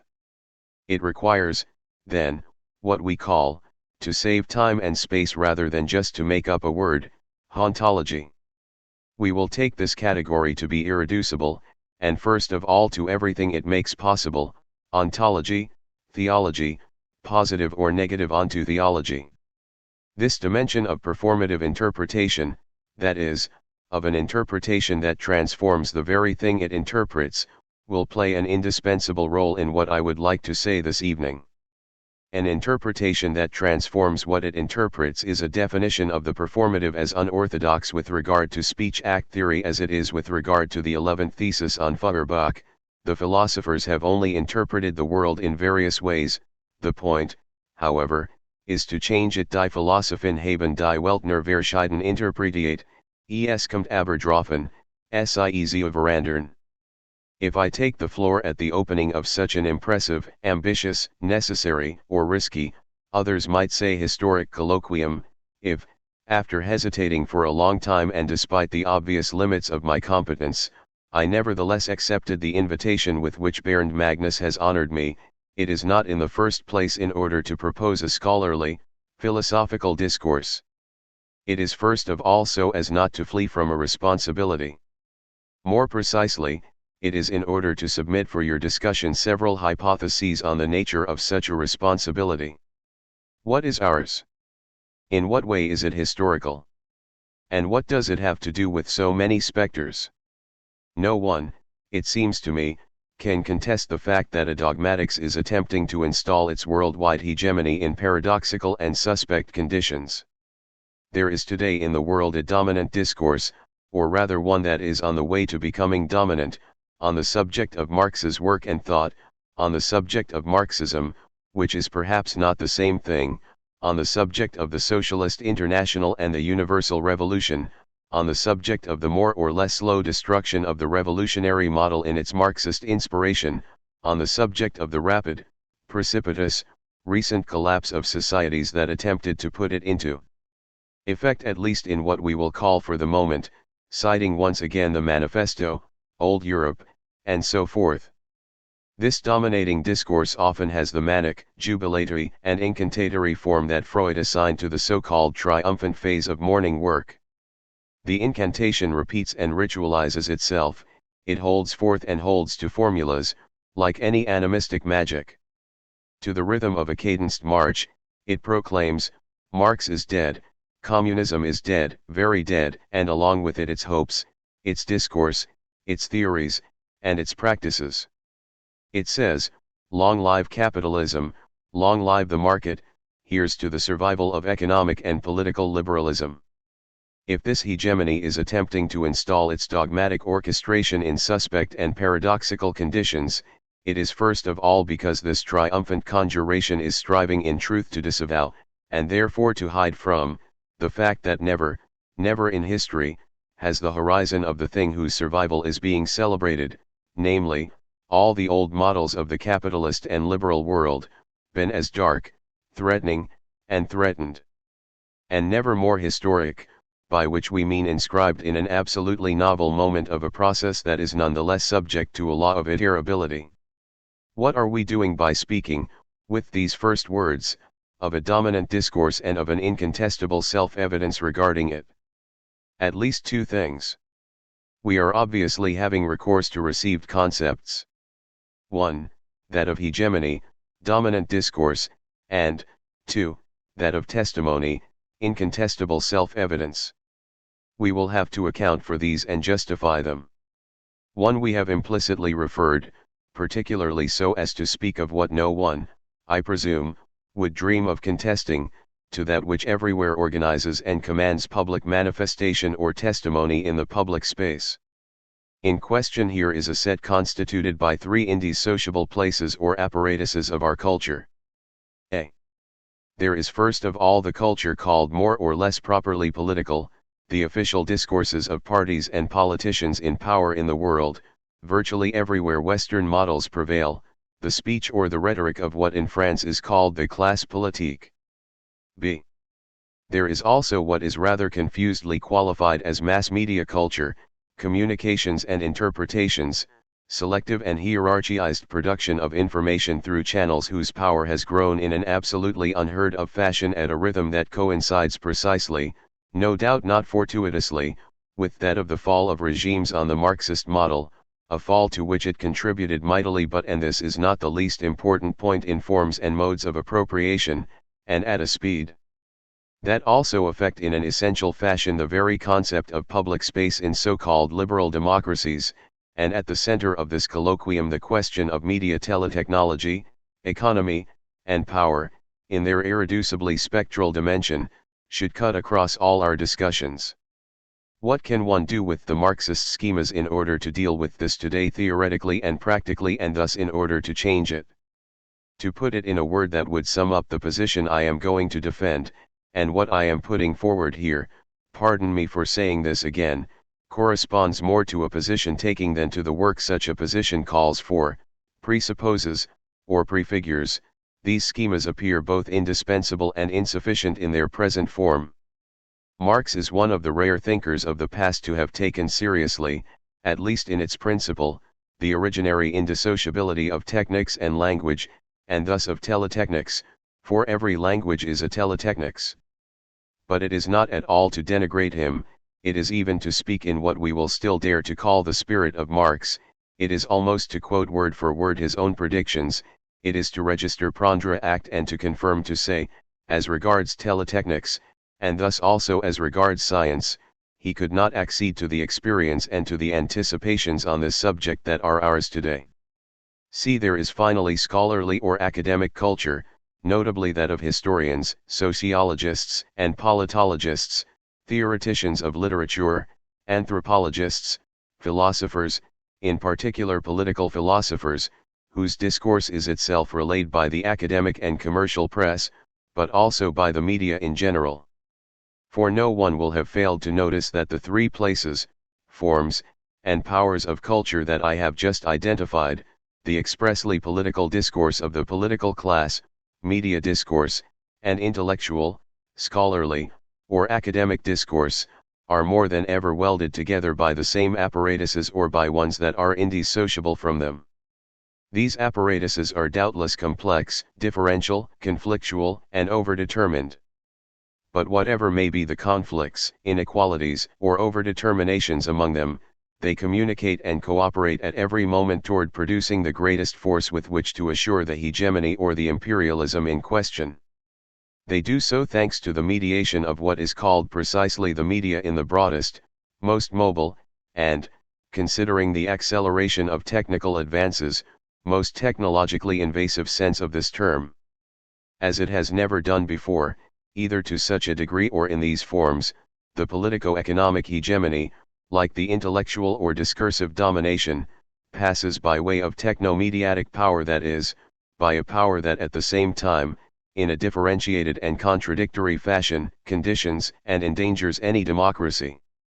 Now, this power, this differentiated set of powers cannot be analyzed or potentially combated, supported here, attacked there, without taking into account so many spectral effects, the new speed of apparition, we understand this word in its ghostly sense, of the simulacrum, the synthetic or prosthetic image, and the virtual event, cyberspace and surveillance, the control, appropriations, and speculations that today deploy unheard of powers. Have Marx and his heirs helped us to think and to treat this phenomenon? If we say that the answer to this question is at once yes and no, yes in one respect, no in another, and that one must filter, select, differentiate, restructure the questions, it is only in order to announce, in too preliminary a fashion, the tone and the general form of our conclusions, namely, that one must assume the inheritance of Marxism, assume its most living part, which is to say, paradoxically, that which continues to put back on the drawing board the question of life, spirit, or the spectral, of life-death beyond the opposition between life and death. This inheritance must be reaffirmed by transforming it as radically as will be necessary. Such a reaffirmation would be both faithful to something that resonates in Marx's appeal, let us say once again, in the spirit of his injunction, and in conformity with the concept of inheritance in general. Inheritance is never a given, it is always a task. It remains before us just as unquestionably as we are heirs of Marxism, even before wanting or refusing to be, and, like all inheritors, we are in mourning. In mourning in particular for what is called Marxism. To be, this word in which we earlier saw the word of the Spirit, means, for the same reason, to inherit. All the questions on the subject of being or of what is to be, or not to be, are questions of inheritance. There is no backward-looking fervor in this reminder, no traditionalist flavor. Reaction, reactionary, or reactive are but interpretations of the structure of inheritance.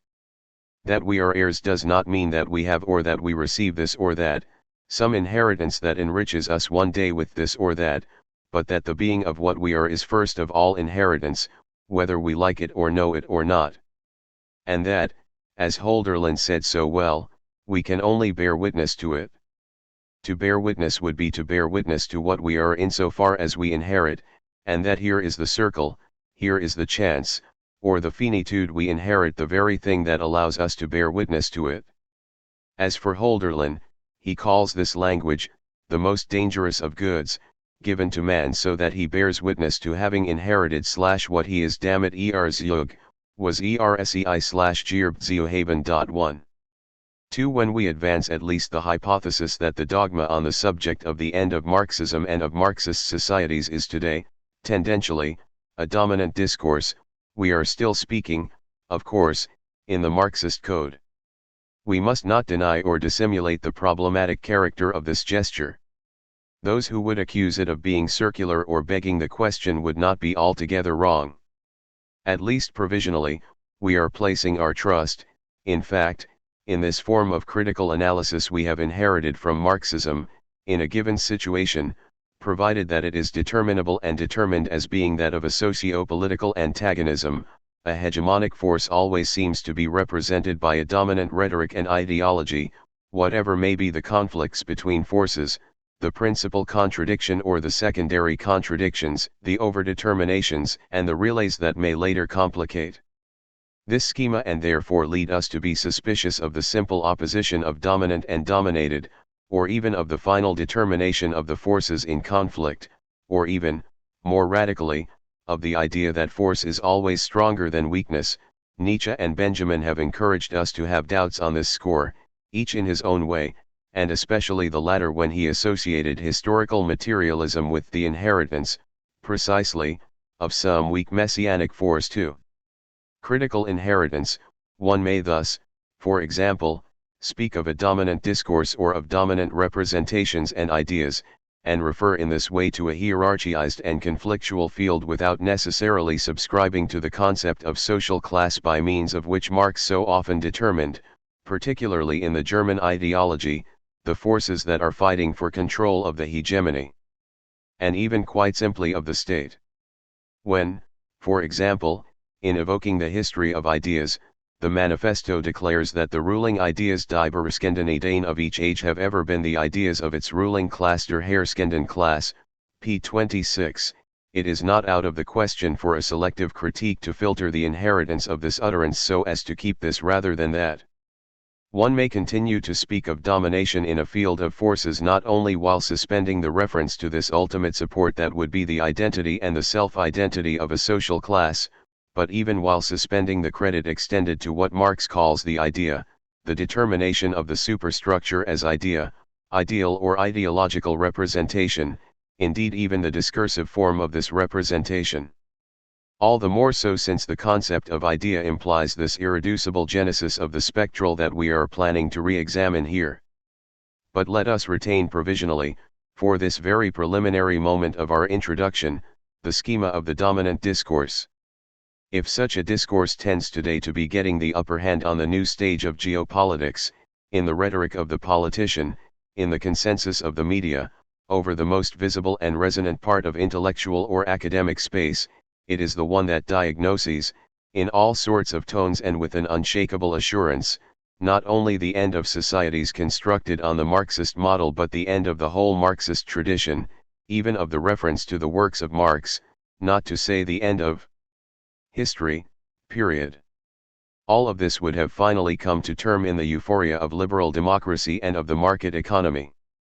This triumphant discourse seems relatively homogeneous, most often dogmatic, sometimes politically equivocal and, like dogmatisms, like all conjurations, secretly worried and manifestly worrisome.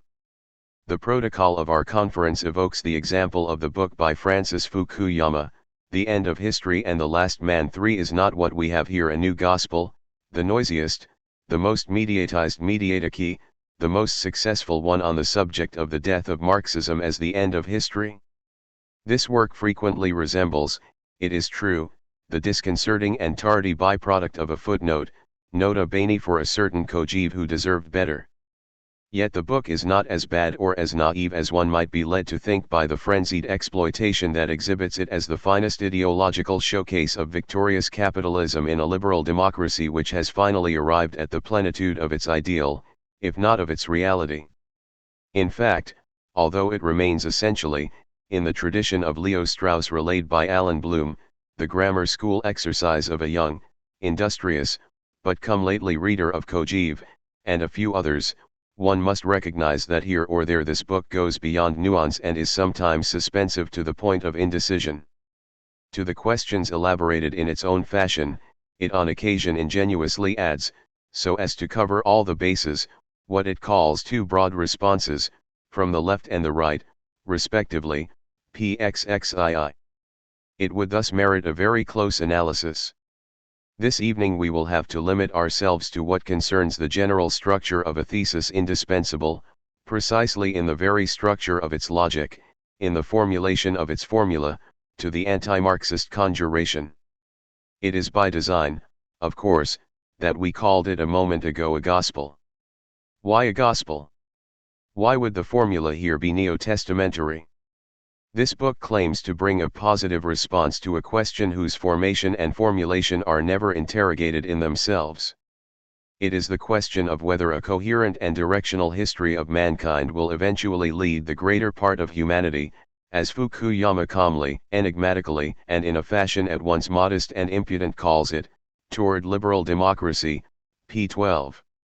Of course, while answering yes to this question in this form, Fukuyama admits, on the same page, to an awareness of everything that allows one to have one's doubts, the two world wars, the horrors of totalitarianism, Nazi, fascist, Stalinist, the massacres of Pol Pot, and so forth. One can assume that he would have agreed to extend this disastrous list. He does not do so. One wonders why and whether this limitation is contingent or insignificant. But according to a schema that organizes the argumentation of this strange plea from one end to the other, all these cataclysms, terror, oppression, repression, extermination, genocide, and so on, these events or these facts would belong to empiricity, to the empirical flow of events in the second half of the century, p. 70, they would remain empirical phenomena accredited by empirical evidence, pxx. Their accumulation would in no way refute the ideal orientation of the greater part of humanity toward liberal democracy. As such, as telos of a progress, this orientation would have the form of an ideal finality. Everything that appears to contradict it would belong to historical empiricity, however massive and catastrophic and global and multiple and recurrent it might be. Even if one admitted the simplicity of this summary distinction between empirical reality and ideal finality, one would still not know how this absolute orientation, this anhistoric telos of history gives rise, very precisely in our day, in these days, in our time, to an event which Fukuyama speaks of as good news and that he dates very explicitly from the most remarkable evolution of the last quarter of the 20th century, p. 13. To be sure, he recognizes that what he describes as the collapse of the worldwide dictatorships of the right or the left has not always given way to stable liberal democracies, ibid. But he believes he can assert that, as of this date, and this is the good news, a dated news, liberal democracy remains the only coherent political aspiration that spans different regions and cultures around the globe. This move toward political freedom around the globe, according to Fukuyama, would have been everywhere accompanied, sometimes followed, sometimes preceded, he writes, by a liberal revolution in economic thought.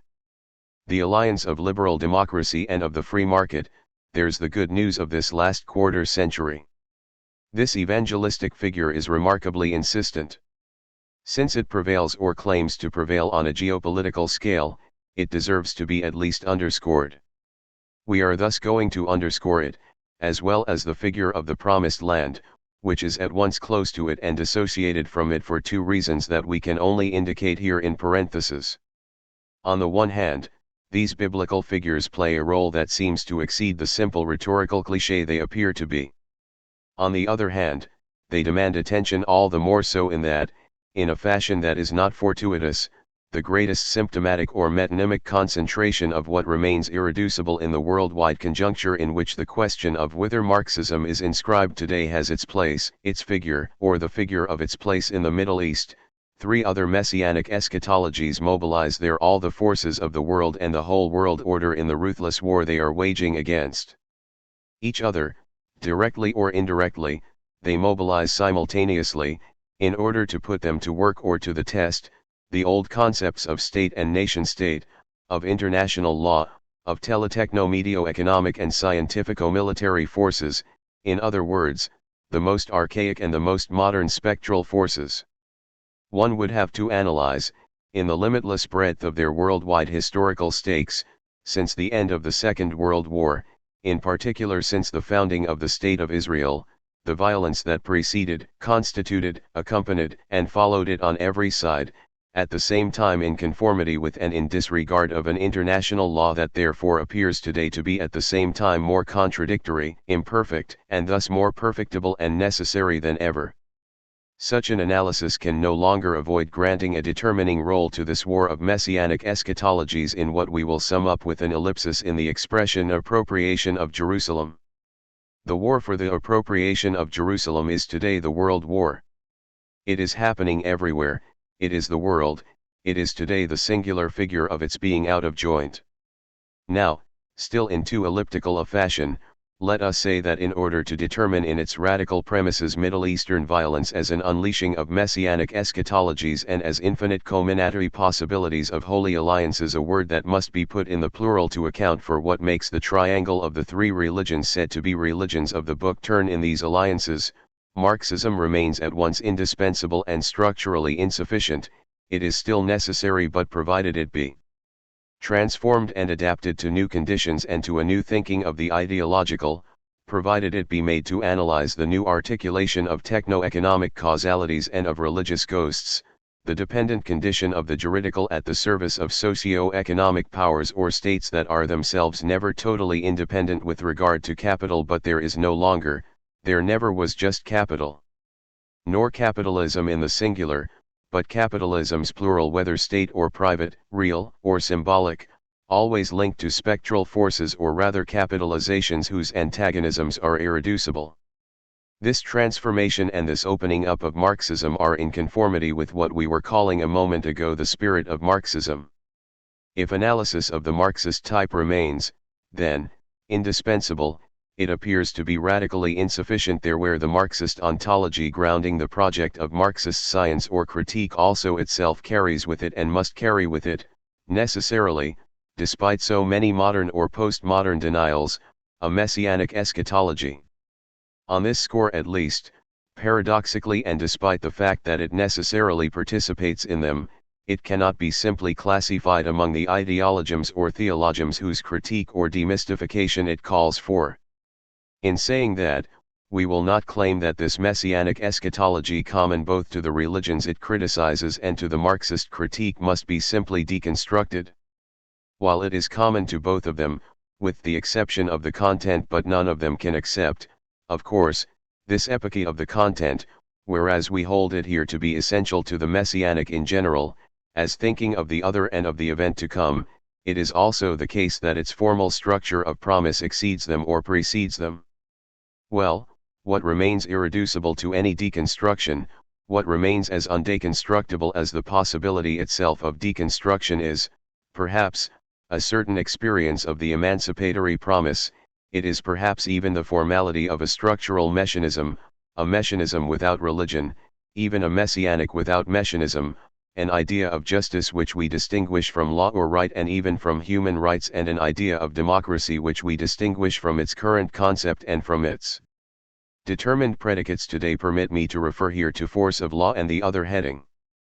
But this is perhaps what must now be thought and thought otherwise in order to ask oneself where Marxism is going, which is also to say, where Marxism is leading and where is it to be led. O conduire le Marxisme, where to lead it by interpreting it, which cannot happen without transformation, and not where can it lead us such as it is or such as it will have been.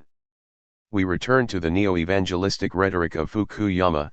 We have become so accustomed by now to expect that the future will contain bad news with respect to the health and security of decent, democratic political practices that we have problems recognizing good news when it comes. And yet, the good news has come. Point 15. The neo-evangelistic insistence is significant for more reasons than one. A little further on, this Christian figure crosses the Jewish prefiguration of the Promised Land. But in order to take its distance from it right away, if the development of modern physics is not for nothing in the advent of the good news, notably, Fukuyama tells us, inasmuch as it is linked to a technology that permits the limitless accumulation of wealth and an increasing homogenization of all human societies, it is in the first place because this technology confers decisive military advantages on those countries that possess it. P14. Now, although it is essential and indispensable to the advent or the good news proclaimed by Fukuyama, this physico-techno-military given only leads us as far, he says, as the gates of this promised land, but while modern natural science guides us to the gates of the promised land of liberal democracy, it does not deliver us to the promised land itself, for there is no economically necessary reason why advanced industrialization should produce political liberty. P15. We must be careful not to overinterpret, but let us take seriously the insistence of this rhetoric. What does it seem to be saying to us? That the language of the promised land, and thus of the land promised but refused to Moses is, at least by itself, better fitted to the materialism of physics and economism. If one takes into account the fact that Fukuyama associates a certain Jewish discourse of the promised land with the powerlessness of economist materialism or of the rationalism of natural science, and if one takes into account that elsewhere he treats as an almost negligible exception the fact that what he with equanimity calls the Islamic world does not enter into the general consensus that, he says, seems to be taking shape around liberal democracy. P211, one can form at least an hypothesis about which angle Fukuyama chooses to privilege in the eschatological triangle. The model of the liberal state to which he explicitly lays claim is not only that of Hegel, the Hegel of the struggle for recognition, it is that of a Hegel who privileges the Christian vision. If the existence of the state is the coming of God into the world, as one reads in the philosophy of right invoked by Fukuyama, this coming has the sense of a Christian event. The French Revolution would have been the event that took the Christian vision of a free and equal society, and implanted it here on earth. P199 and Passim. This end of history is essentially a Christian eschatology. It is consonant with the current discourse of the Pope on the European community, destined to become a Christian state or superstate. This community would still belong therefore to some holy alliance.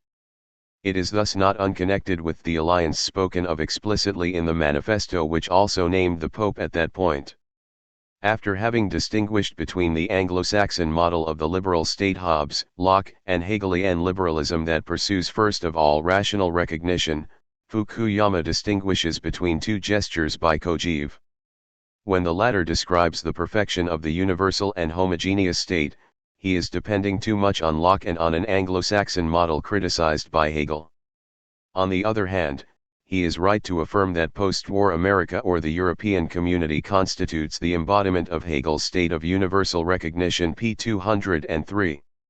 In other words, consequently and in all good logic, a Christian state.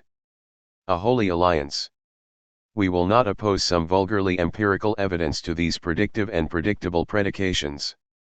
We will come upon the problem of empiricity again later. If one considers, today, in Europe, the date of these declarations, those of Kojève and those of Fukuyama, one has difficulty pleading attenuating circumstances for a book published and widely translated in 1992. And let us specify once again that it is in the name of a Christian interpretation of the struggle for recognition p. 199, and thus of the exemplary European community, that the author of The End of History and the Last Man Christian Man criticizes Marx and proposes to correct his materialist economism. To complete it, the latter would be lacking that Hegeliano-Christian pillar of recognition or that thymotic element of the soul. The universal and homogeneous state, the state of the end of history, should rest on the twin pillars of economics and recognition p. 204. As at the time of the manifesto, a European alliance is formed which is haunted by what it excludes, combats, or represses. End of this parenthesis. The import past or future of this neo-evangelism will be spelled out later. The economist materialism or the materialism of modern physics should then, in this logic, yield the stage to the spiritualist language of the good news.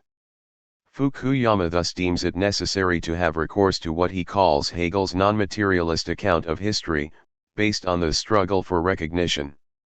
In truth, the whole book is inscribed in the unexamined axiomatics of this simplified and highly Christianized outline of the master-slave dialectic in the phenomenology of spirit. The dialectic of desire and of consciousness is nevertheless presented, with an imperturbable confidence, as the continuation of a Platonic theory of thymos, relate all the way up to Hegel, and beyond him, by a tradition that would pass by way of Machiavelli, Hobbes, Locke, and so on, despite so many differences and disagreements among all these political thinkers. The Anglo-Saxon conception of modern liberalism would also be exemplary in this regard. It would in fact have sought to exclude all this megalothymia, characteristic of Stalin, Hitler, and Saddam Hussein p. 190, even if the desire for recognition remains all around us in the form of isothymia. Any contradiction would be cancelled once a state has succeeded in conjugating what Fukuyama calls the twin pillars, that of economic rationality and that of the thymos or the desire for recognition. This would be the case, and the thing would have already happened, according to Kojève at least as he is interpreted and seconded by Fukuyama. The latter credits Kojève with having identified an important truth when he asserted that post-war America or the members of the European community constituted the embodiment of Hegel's state of universal recognition, p. 203. Let us underscore the words important truth. They give a pretty good translation of the sophisticated naivete or the crude sophism that impels the movement of such a book and sets its tone.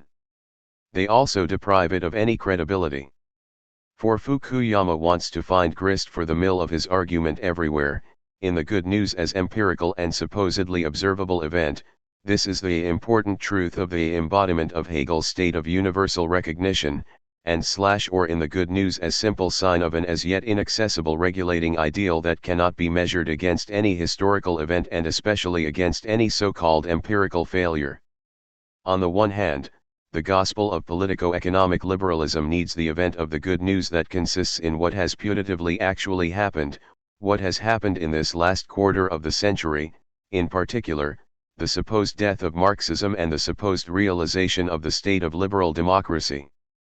It cannot do without the recourse to the event, however, since, on the other hand, actual history and so many other realities that have an empirical appearance contradict this advent of the perfect liberal democracy. One must at the same time pose this perfection as simply a regulating and trans-historical ideal. Depending on how it works to his advantage and serves his thesis, Fukuyama defines liberal democracy here as an actual reality and there as a simple ideal. The event is now the realization, now the heralding of the realization. Even as we take seriously the idea that a heralding sign or a promise constitutes an irreducible event, we must nevertheless guard against confusing these two types of event. A thinking of the event is no doubt what is most lacking from such a discourse. If we have been insisting so much since the beginning on the logic of the ghost, it is because it points toward a thinking of the event that necessarily exceeds a binary or dialectical logic, the logic that distinguishes or opposes effectivity or actuality, either present, empirical, living or not, and ideality, regulating or absolute non-presence. This logic of effectivity or actuality seems to be of a limited pertinence. The limit, to be sure, is not new, it has always been leaving its mark on anti-Marxist idealism as well as on dialectical materialism. But it seems to be demonstrated today better than ever by the fantastic, ghostly, synthetic, prosthetic, virtual happenings in the scientific domain and therefore the domain of the technomedia and therefore the public or political domain. It is also made more manifest by what inscribes the speed of a virtuality irreducible to the opposition of the act and the potential in the space of the event, in the eventness of the event. Having neglected to re-elaborate a thinking of the event, Fukuyama oscillates confusedly between two irreconcilable discourses. Even though he believes in its effective realization, that is the important truth, Fukuyama does not hesitate all the same to oppose the ideality of this liberal democratic ideal to all the evidence that bears massive witness to the fact that neither the United States nor the European community has attained the perfection of the universal state or of liberal democracy, nor have they even come close. And how can one overlook, moreover, the economic war that is raging today both between these two blocs and within the European community? How can one minimize the conflicts of the GATT Treaty and all that it represents, which the complex strategies of protectionism recall every day, not to mention the economic war with Japan and all the contradictions at work within the trade between the wealthy countries and the rest of the world, the phenomena of pauperization and the ferocity of the foreign debt, the effects of what the manifesto also called the epidemic of overproduction and the state of momentary barbarism p13 it can induce in so-called civilized societies, and so forth? In order to analyze these wars and the logic of these antagonisms, a problematics coming from the Marxian tradition will be indispensable for a long time yet. For a long time, and why not forever?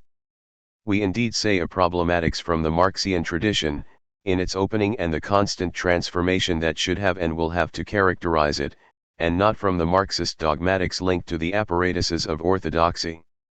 Since he cannot deny, without inviting ridicule, all the violence, all the injustices, all the tyrannical and dictatorial manifestations of what he calls megalothymia, excess or asymmetry in the desire for recognition, since he must concede that they are raging in the capitalist world of a very imperfect liberal democracy, since these facts contradict the identification that he had nevertheless qualified as an important truth, Fukuyama does not hesitate to slip one discourse in under the other. For the announcement of the de facto good news, for its effective, phenomenal, historical, and empirically observable event, he substitutes the announcement of an ideal good news, the tele-eschatological good news, which is inadequate to any empiricity. Once obliged to dehistoricize it in this way, he recognizes in this good news the language of a nature, this is his word and one of the major concepts of the book, and identifies it according to criteria which he qualifies as transhistorical. In the face of so many disasters, in the face of all the de facto failures to establish liberal democracy, Fukuyama reminds us that he is speaking only on the level of principles. He would limit himself, he says, to defining only the ideal of liberal democracy. Recalling his first article from 1989, The End of History, he writes, in fact, while some present-day countries might fail to achieve stable liberal democracy, and others might lapse back into other, more primitive forms of rule like theocracy or military dictatorship, the ideal of liberal democracy could not be improved on. p11, the italics are Fukuyama's.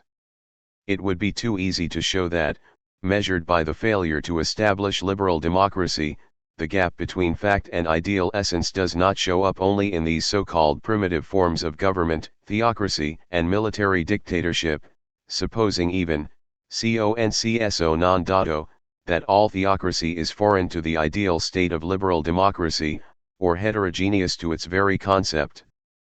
But this failure and this gap also characterize, a priori and by definition, all democracies, including the oldest and most stable of so-called Western democracies.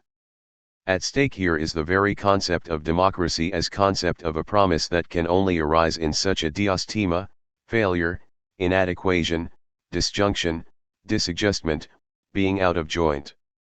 That is why we always propose to speak of a democracy to come, not of a future democracy in the future present, not even of a regulating idea, in the Kantian sense, or of a utopia at least to the extent that their inaccessibility would still retain the temporal form of a future present, of a future modality of the living present. Even beyond the regulating idea in its classic form, the idea, if that is still what it is, of democracy to come, its idea as event of a pledged injunction that orders one to summon the very thing that will never present itself in the form of full presence, is the opening of this gap between an infinite promise, always untenable at least for the reason that it calls for the infinite respect of the singularity and infinite alterity of the other as much as for the respect of the countable, calculable, subjectal equality between anonymous singularities, and the determined, necessary, but also necessarily inadequate forms of what has to be measured against this promise. To this extent, the effectivity or actuality of the democratic promise, like that of the communist promise, will always keep within it, and it must do so, this absolutely undetermined messianic hope at its heart, this eschatological relation to the to come of an event and of a singularity, of an alterity that cannot be anticipated. A waiting without horizon of the wait, awaiting what one does not expect yet or any longer, hospitality without reserve, welcoming salutation accorded in advance to the absolute surprise of the arrivant for from whom or from which one will not ask anything in return and who or which will not be asked to commit to the domestic contracts of any welcoming power, family, state, nation, territory, native soil, or blood, language, culture in general, even humanity, just opening which renounces any right to property, any right in general, messianic opening to what is coming, that is, to the event that cannot be awaited as such, or recognized in advance therefore, to the event as the foreigner itself, to her or to him for whom one must leave an empty place, always, in memory of the hope, and this is the very place of spectral lighting. It would be easy, too easy, to show that such a hospitality without reserve, which is nevertheless the condition of the event and thus of history, nothing and no one would arrive otherwise, a hypothesis that one can never exclude, of course, is the impossible itself, and that this condition of possibility of the event is also its condition of impossibility, like this strange concept of messianism without content, of the messianic without messianism, that guides us here like the blind. But it would be just as easy to show that without this experience of the impossible, one might as well give up on both justice and the event. That would be still more just or more honest. One might as well give up also on whatever good conscience one still claims to preserve. One might as well confess the economic calculation and declare all the checkpoints that ethics, hospitality, or the various mechanisms would still install at the borders of the event in order to screen the arrivant. Let us return to Fukuyama. What is more original than indisputable in his logic is the fact that this ideal is not posed as an infinite regulating ideal and the pole of an endless task or approximation, although often, and this is yet another incoherency, he declares that this current trend toward liberalism, despite its tendency to recede, promises to be victorious in the long run, p. 212, emphasis added. Fukuyama considers this ideal also as an event. Because it would have already happened, because the ideal would have presented itself in its form as ideal, this event would have already marked the end of a finite history. This ideal is at once infinite and finite, infinite, since it is distinguished from any determined empirical reality or remains a tendency in the long run, it is nevertheless finite since it has happened, already, as ideal, and therefore history is over. That is why this book also defines itself as Hegelian and Marxist, like a kind of exercise in the discipline of these two masters of the end of history, Hegel and Marx. After having called to the witness stand and heard the testimony of the two masters in his own fashion, which, it must be said, is rather hurried, Fukuyama has made his choice. He writes, Both Hegel and Marx believed that the evolution of human societies was not open-ended, but would end when mankind had achieved a form of society that satisfied its deepest and most fundamental longings. Both thinkers thus posited an end of history. For Hegel this was the liberal state, while for Marx it was a communist society. p.12. So the disciple has chosen between the two masters and he chooses the thinker of the liberal state. In a Christian tradition, as we have already seen 5, but also, whether or not it seems consistent with this essential Christianity, in a naturalist tradition. Here one would have to analyze minutely this or that page, but we must be satisfied with just referring to them, not, however, without having quoted at least a few sentences. For example these. In the end, it would appear impossible to talk about history, much less a universal history, without reference to a permanent, trans-historical standard, i.e., without reference to nature. For history is not a given, not merely a catalogue of everything that happened in the past, but a deliberate effort of abstraction in which we separate out important from unimportant events. p. 138. Solid and durable tradition of a logic according to which naturalism and teleologism are founded one upon the other. Fukuyama rejects what he serenely considers to be the empirical evidence presented to us by the contemporary world. 6. We must instead, he continues, raise directly and explicitly the nature of the trans-historical standards by which we evaluate the goodness or badness of any regime or social system. p. 139. The measure of all things has a single name, the trans-historical and natural criterion against which Fukuyama ultimately proposes to measure everything is called man as man.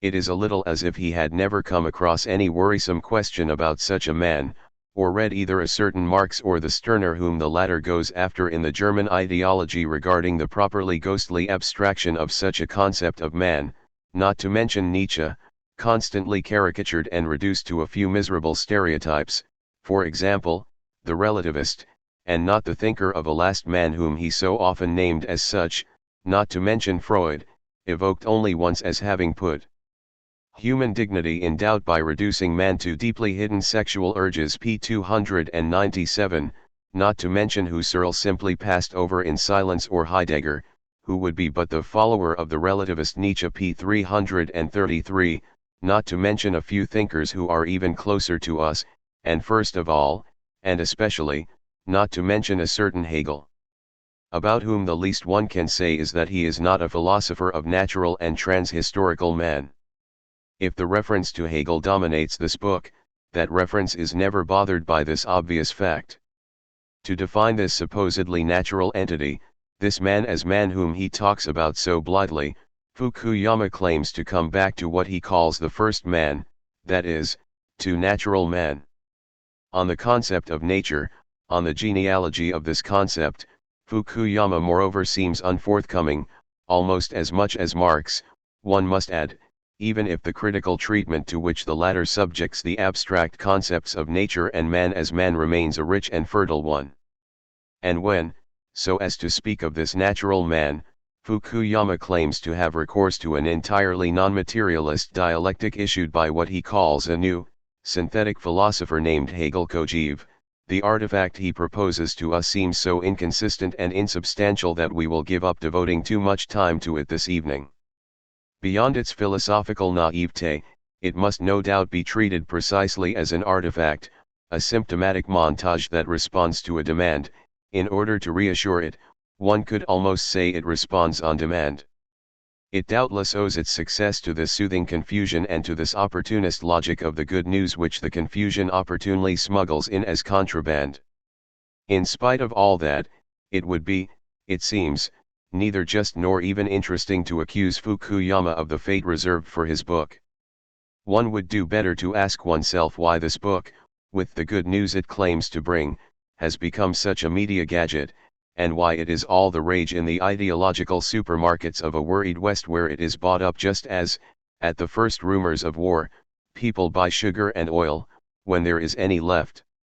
7. Why this amplification by the media? And how is it that a discourse of this type is sought out by those who celebrate the triumph of liberal capitalism and its predestined alliance with liberal democracy only in order to hide, and first of all from themselves, the fact that this triumph has never been so critical, fragile, threatened, even in certain regards catastrophic, and in some bereaved?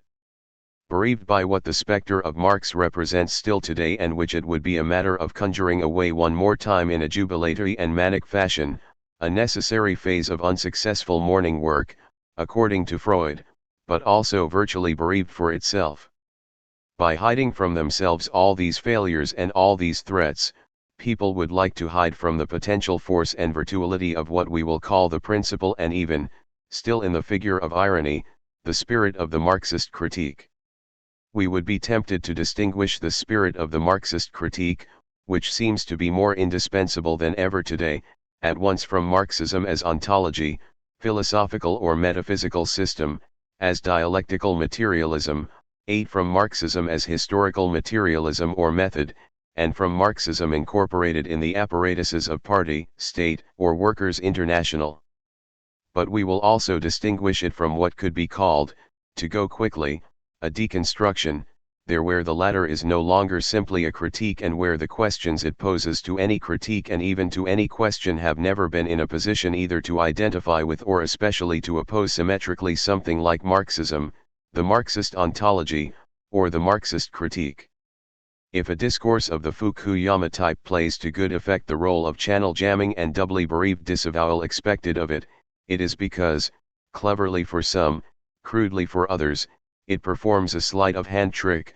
With the one hand, it accredits a logic of the empirical event which it needs whenever it is a question of certifying the final defeat of the so-called Marxist states and of everything that bars access to the promised land of economic and political liberalisms, but, with the other hand, in the name of the transhistoric and natural ideal, it discredits the same logic of the so-called empirical event.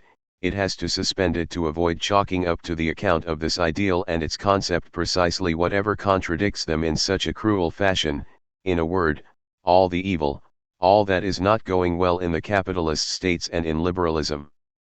In a world dominated by other forces whose hegemony is linked to this supposedly transhistorical or natural, let us say rather naturalized, ideal. We will say a few words later about the major outlines of what is going so badly in the world today. As for the sleight of hand trick between history and nature, between historical empiricity and teleological transcendentality, between the supposed empirical reality of the event and the absolute ideality of the liberal telos, it can only be undone on the basis of a new thinking or a new experience of the event, and of another logic of its relation to the phantomatic. We will approach this later.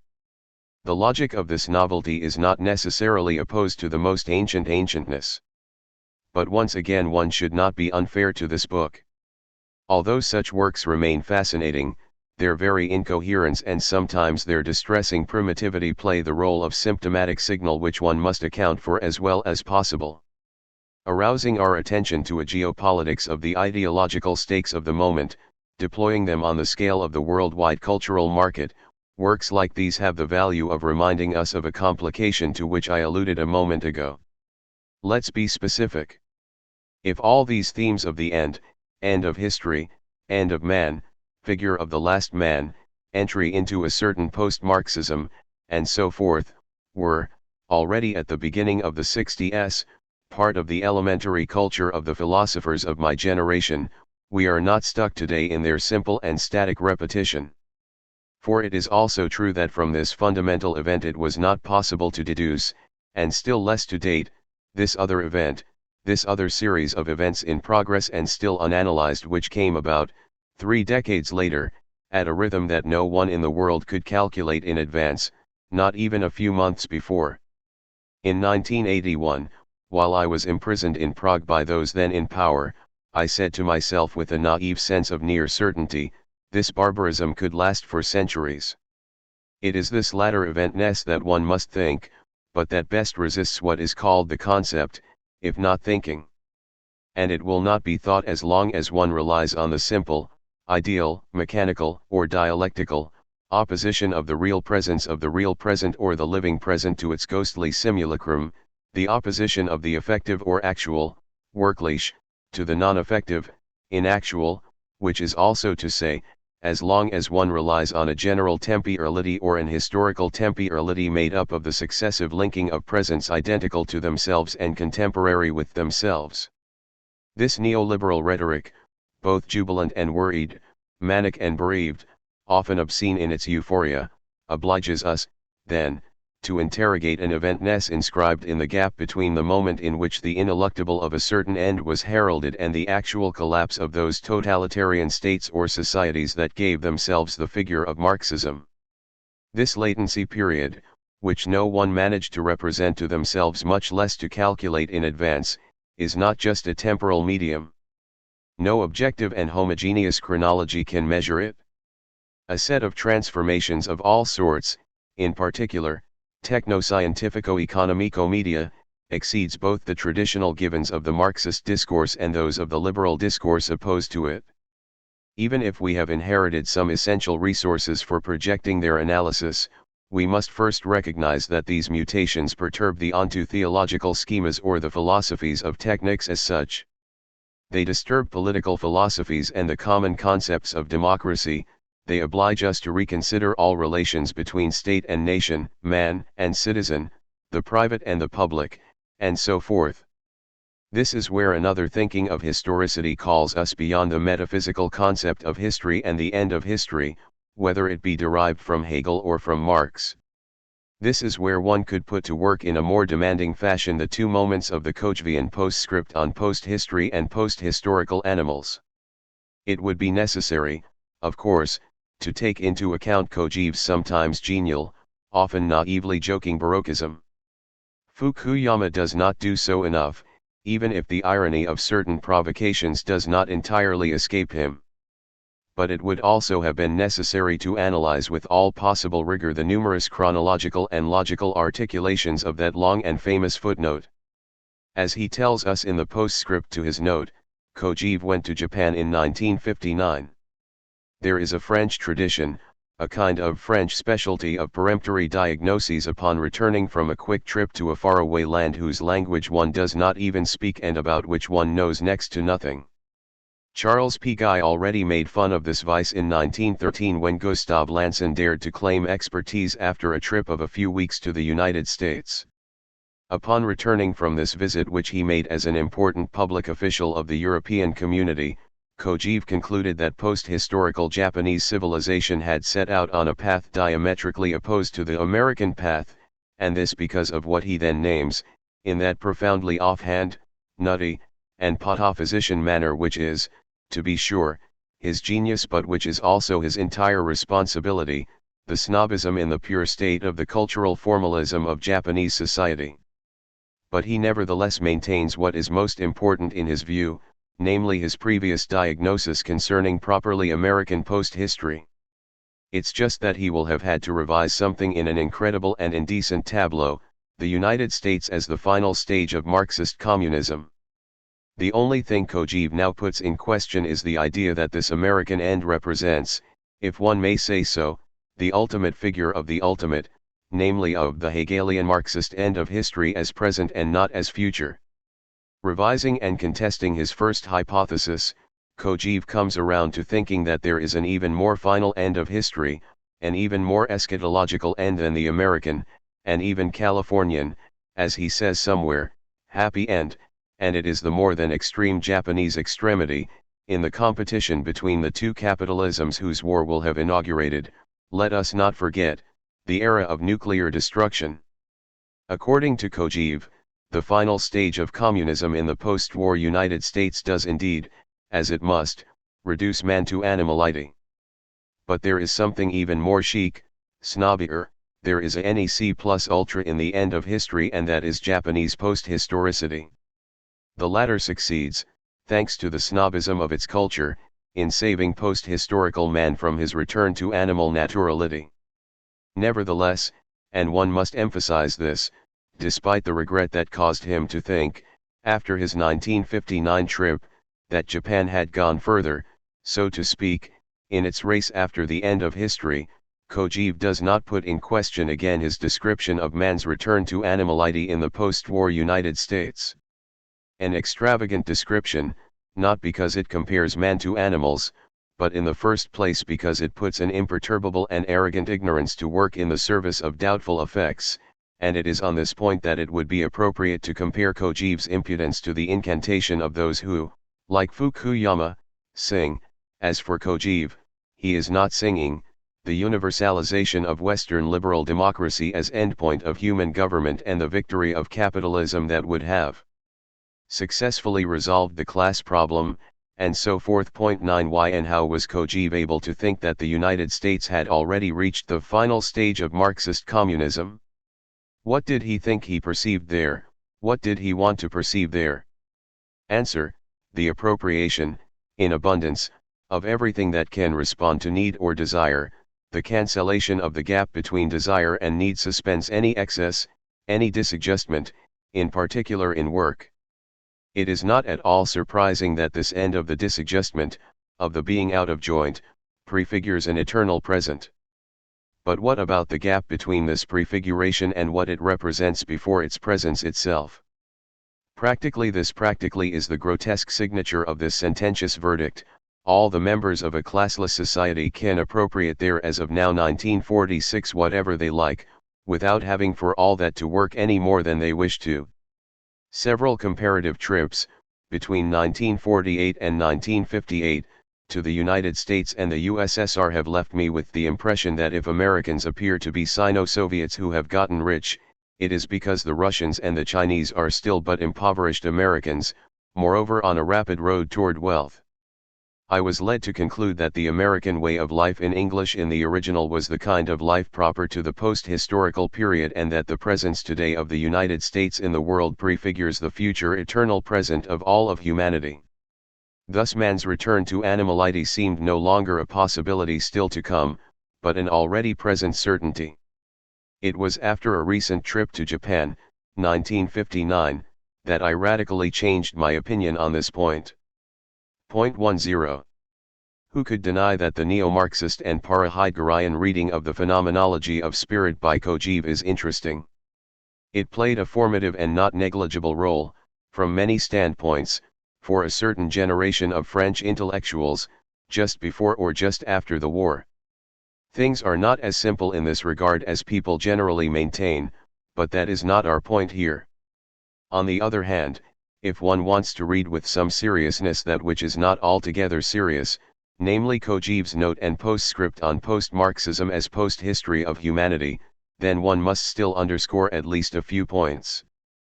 First of all, the last and also most enigmatic sentence of this note, which we are going to quote, remains a prescriptive utterance. Who has ever read it? It is perhaps the most irresistible opening in this postscript. It defines a task and a duty devoir for the future of post-historical man, once what Kojève calls the Japanization of the West, including the Russians, will have been realized. Post-historical man doit. Writes Kojève. Doit what? Is doit to be translated here as must or should?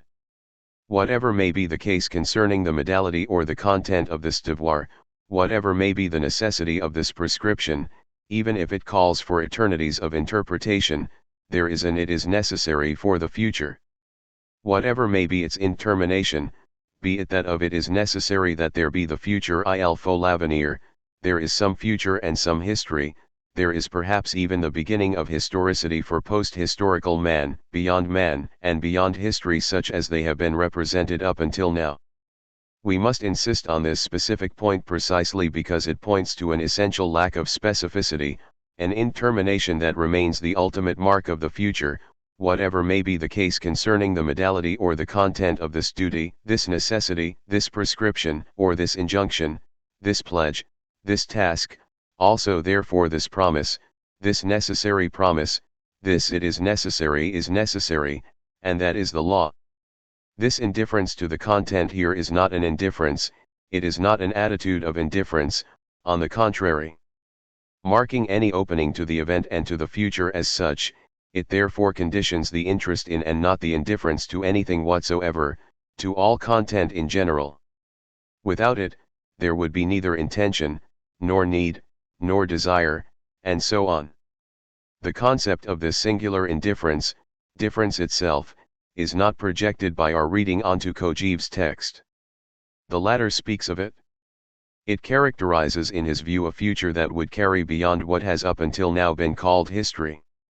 Apparently formalist, this indifference to the content has perhaps the value of giving one to think the necessarily pure and purely necessary form of the future as such, in its being necessarily promised, prescribed, assigned, enjoined, in the necessarily formal necessity of its possibility, in short, in its law. It is this law that dislodges any present out of its contemporaneity with itself. Whether the promise promises this or that, whether it be fulfilled or not, or whether it be unfulfillable, there is necessarily some promise and therefore some historicity as future to come. It is what we are nicknaming the messianic without messianism. For lack of time, let us do no more than read the sentence to which, in another context and at another rhythm, it would have been necessary to devote all the meditative attention it demands. Which means that even while he speaks from now on in an adequate fashion of all that he has been given, post-historical man must/should doit we underscore this doit that doubtless takes us back to the common condition of possibility of the two forms of the necessary, must and should continue to detach underscored by Kojève forms from their contents, doing this not in order to transform the latter actively, but in order to oppose himself underlined by Kojève as a pure form to himself and to others, taken as whatever sorts of contents. p. 437.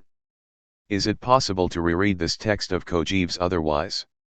Is it possible to rescue it from the crude manipulation it has received in the hands not so much of Fukuyama himself, who, moreover, is not interested in this enigmatic conclusion, but of those who exploit him? Read with some sense of the actor's ploy, the one demanded by Kojève, and therefore with more philosophical, political, or ideological vigilance, this text resists. It survives perhaps those who waste no time translating it and putting it on display as a weapon of philosophical propaganda or an object of prime-time media consumption. The logic of the proposition just quoted might indeed correspond to a law, the law of the law. This law would signify the following to us: in the same place, on the same limit, where history is finished, there where a certain determined concept of history comes to an end, precisely there the historicity of history begins, there finally it has the chance of heralding itself, of promising itself. There where man, a certain determined concept of man, is finished, there the pure humanity of man, of the other man and of man as other begins or has finally the chance of heralding itself, of promising itself. In an apparently inhuman or else a human fashion. Even if these propositions still call for critical or deconstructive questions, they are not reducible to the vulgate of the capitalist paradise as end of history. Permit me to recall very briefly that a certain deconstructive procedure, at least the one in which I thought I had to engage, consisted from the outset in putting into question the onto theo but also archaeoteleological concept of history in Hegel, Marx, or even in the epical thinking of Heidegger. Not in order to oppose it with an end of history or an anhistoricity, but, on the contrary, in order to show that this onto theo archaeoteleology locks up, neutralizes, and finally cancels historicity. It was then a matter of thinking another historicity, not a new history or still less a new historicism, but another opening of eventness as historicity that permitted one not to renounce, but on the contrary to open up access to an affirmative thinking of the messianic and emancipatory promise and not as onto theological or tele-eschatological program or design. Not only must one not renounce the emancipatory desire, it is necessary to insist on it more than ever, it seems, and insist on it, moreover, as the very indestructibility of the it is necessary. This is the condition of a repoliticization, perhaps of another concept of the political. But at a certain point promise and decision, which is to say responsibility, owe their possibility to the ordeal of undecidability which will always remain their condition. And all the grave stakes we have just named in a few words would come down to the question of what one understands, with Marx and after Marx, by effectivity, effect, operativity, work, labor Wirklichkeit, Wirken, work, operation, living work in their supposed opposition to the spectral logic that also governs the effects of virtuality, of simulacrum, of morning work, of ghost, revenant, and so forth, and of the justice that is their due. To put it in a few words, deconstructive thinking of the trace, of iterability, of prosthetic synthesis, of supplementarity, and so forth, goes beyond this opposition, beyond the ontology it presumes. Inscribing the possibility of the reference to the other, and thus of radical alterity and heterogeneity, of difference, of technicity, and of ideality in the very event of presence, in the presence of the present that it disjoins a priori in order to make it possible, thus impossible in its identity or its contemporaneity with itself, it does not deprive itself of the means with which to take into account, or to render an account of, the effects of ghosts, of simulacra, of synthetic images. Or even, to put it in terms of the Marxist code, of ideologisms, even if these take the novel forms to which modern technology will have given rise. That is why such a deconstruction has never been Marxist, no more than it has ever been non-Marxist, although it has remained faithful to a certain spirit of Marxism, to at least one of its spirits, for, and this can never be repeated too often, there is more than one of them and they are heterogeneous. 3. Wears and Tears. Tableau of an ageless world. The time is out of joint. The world is going badly. It is worn, but its wear no longer counts. Old age or youth one no longer counts in that way. The world has more than one age. We lack the measure of the measure. We no longer realize the wear, we no longer take account of it as of a single age in the progress of history. Neither maturation, nor crisis, nor even agony. Something else. What is happening to age itself, it strikes a blow at the teleological order of history. What is coming, in which the untimely appears, is happening to time, but it does not happen in time. Contretemps. The time is out of joint. Theatrical speech, Hamlet's speech before the theater of the world, of history, and of politics. The age is off its hinges. Everything, beginning with time, seems out of kilter, unjust, disadjusted. The world is going very badly, it wears as it grows, as the painter also says at the beginning of Timon of Athens, which is Marx's play, is it not? For, this time, it is a painter's speech, as if he were speaking of a spectacle or before a tableau. How goes the world? It wears, sir, as it grows one. This wearing in expansion, in growth itself, which is to say in the becoming worldwide mondialization of the world, is not the unfolding of a normal, normative, or normed process. It is not a phase of development, one more crisis, a growth crisis, because growth is what is bad. It wears as it grows. It is no longer an end of ideologies, a last crisis of Marxism, or a new crisis of capitalism. The world is going badly, the picture is bleak, one could say almost black. Let us form an hypothesis. Suppose that, for lack of time, the spectacle or the tableau is always for lack of time. We propose simply to paint, like the painter in Timon of Athens, a black picture on a blackboard. Taxonomy or freeze frame image. Title: The time is out of joint, or what is going so badly today in the world. We would leave this banal title in its neutral form so as to avoid speaking of crisis, a very insufficient concept, and so as to avoid deciding between the bad as suffering and the bad as wrong or as crime. We would add to this title of a possible blackboard picture merely a few subtitles. What are they?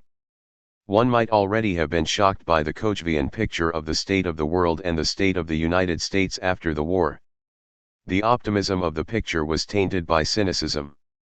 It was already insolent to say then that all the members of a classless society can appropriate there as of now whatever they like, without having for all that to work any more than they wish to. But what is one to think today of the imperturbable thoughtlessness that consists in singing the triumph of capitalism or of economic and political liberalism, the universalization of Western liberal democracy as the endpoint of human government, the end of the problem of social classes? What cynicism of good conscience, what manic disavowal could cause someone to write, if not believe, that everything that stood in the way of the reciprocal recognition of human dignity, always and everywhere, has been refuted and buried by history, too. Provisionally and for the sake of convenience, let us rely on the outdated opposition between civil war and international war. Under the heading of civil war, is it still necessary to point out that liberal democracy of the parliamentary form has never been so much in the minority and so isolated in the world? That it has never been in such a state of dysfunction in what we call the Western democracies?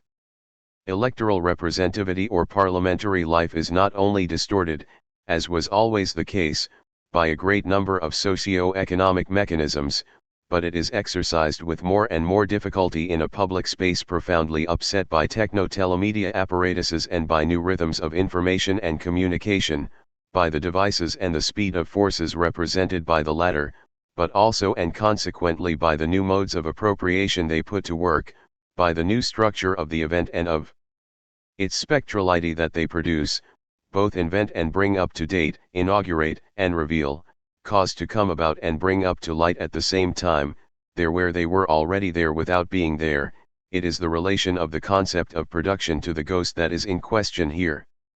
This transformation does not affect only facts but the concept of such facts. The very concept of the event. The relation between deliberation and decision, the very functioning of government has changed, not only in its technical conditions, its time, its space, and its speed, but, without anyone having really realized it, in its concept. Let us recall the technical, scientific, and economic transformations that, in Europe, after the First World War, already upset the topological structure of the residential publica of public space, and of public opinion. They affected not only this topological structure, they also began to make problematic the very presumption of the topographical, the presumption that there was a place, and thus an identifiable and stabilizable body for public speech, the public thing, or the public cause, throwing liberal, parliamentary, and capitalist democracy into crisis, as is often said, and opening thereby the way for three forms of totalitarianism which then allied, fought, or combined with each other in countless ways. Now, these transformations are being amplified beyond all measure today. This process, moreover, no longer corresponds to an amplification, if one understands by this word homogeneous and continuous growth. What can no longer be measured is the leap that already distances us from those powers of the media that, in the 1920s, before television, were profoundly transforming the public space, dangerously weakening the authority and the representativity of elected officials and reducing the field of parliamentary discussions, deliberations, and decisions. One could even say that they were already putting in question electoral democracy and political representation such at least as we have known them up until now. If there is a tendency in all Western democracies no longer to respect the professional politician or even the party member as such, it is no longer only because of some personal insufficiency, some fault, or some incompetence, or because of some scandal that can now be more widely known, amplified, and in fact often produced, if not premeditated by the power of the media. Rather, it is because politicians become more and more, or even solely characters in the media's representation at the very moment when the transformation of the public space, precisely by the media, causes them to lose the essential part of the power and even of the competence they were granted before by the structures of parliamentary representation, by the party apparatuses that were linked to it, and so forth. However competent they may personally be, professional politicians who conform to the old model tend today to become structurally incompetent. The same media power accuses, produces, and amplifies at the same time this incompetence of traditional politicians. On the one hand, it takes away from them the legitimate power they held in the former political space, party, parliament, and so forth, but, on the other hand, it obliges them to become mere silhouettes, if not marionettes, on the stage of televisual rhetoric. They were thought to be actors of politics, they now often risk, as everyone knows, being no more than actors. 3 Under the heading of international or civil international war, is it still necessary to point out the economic wars, national wars, wars among minorities, the unleashing of racisms and xenophobias, ethnic conflicts, conflicts of culture and religion that are tearing apart so-called democratic Europe and the world today? Entire regiments of ghosts have returned, armies from every age, camouflaged by the archaic symptoms of the paramilitary and of the postmodern excess of arms, information technology, panoptical surveillance via satellite, nuclear threat, and so forth. Let us accelerate things. Beyond these two types of war, civil and international, whose dividing line cannot even be distinguished any longer, let us blacken still more the picture of this wearing down beyond wear. Let us name with a single trait that which could risk making the euphoria of liberal democrat capitalism resemble the blindest and most delirious of hallucinations, or even an increasingly glaring hypocrisy in its formal or juridicist rhetoric of human rights. It will not be a matter of merely accumulating, as Fukuyama might say, empirical evidence. It will not suffice to point one's finger at the mass of undeniable facts that this picture could describe or denounce. The question posed too briefly would not even be that of the analysis with which one would then have to proceed in all these directions, but of the double interpretation, the concurrent readings that the picture seems to call for and to oblige us to associate. If one were permitted to name these plagues of the New World Order in a 10-word telegram, one might perhaps choose the following 10 words. 1. Unemployment, that more or less well-calculated deregulation of a new market, new technologies, new worldwide competitiveness, would no doubt, like labor or production, deserve another name today.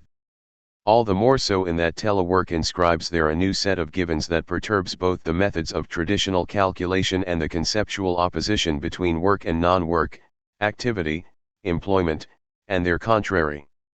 This regular deregulation is at once mastered, calculated, socialized, that is, most often disavowed, and irreducible to prediction like suffering itself, a suffering that suffers still more, and more obscurely, for having lost its habitual models and language once it no longer recognizes itself in the old word unemployment and in the scene that word named for so long. The function of social inactivity, of non-work or of underemployment is entering into a new era. It calls for another politics. And another concept. The new unemployment no more resembles unemployment, in the very forms of its experience and its calculation, than what in France is called the new poverty resembles poverty. 2. The massive exclusion of homeless citizens from any participation in the democratic life of states, the expulsion or deportation of so many exiles, stateless persons, and immigrants from a so-called national territory already herald a new experience of frontiers and identity whether national or civil. 3. The ruthless economic war among the countries of the European community themselves, between them and the Eastern European countries, between Europe and the United States, and between Europe, the United States, and Japan. This war controls everything, beginning with the other wars, because it controls the practical interpretation and an inconsistent and unequal application of international law. There have been too many examples in the last decade or more. 4. The inability to master the contradictions in the concept, norms, and reality of the free market, the barriers of a protectionism and the interventionist bidding wars of capitalist states seeking to protect their nationals, or even Westerners or Europeans in general, from cheap labor, which often has no comparable social protection. How is one to save one's own interests in the global market while claiming to protect one's social advantages and so forth? 5. The aggravation of the foreign debt and other connected mechanisms are starving or driving to despair a large portion of humanity. They tend thus to exclude it simultaneously from the very market that this logic nevertheless seeks to extend. This type of contradiction works through many geopolitical fluctuations even when they appear to be dictated by the discourse of democratization or human rights. 6. The arms industry and trade, whether it be conventional arms or at the cutting edge of teletechnological sophistication, are inscribed in the normal regulation of the scientific research, economy, and socialization of labor in Western democracies. Short of an unimaginable revolution, they cannot be suspended or even cut back without running major risks, beginning with the worsening of the said unemployment. As for arms trafficking, to the limited degree that it can still be distinguished from normal commerce, it remains the largest in the world, larger than the drug traffic, from which it is not always dissociated.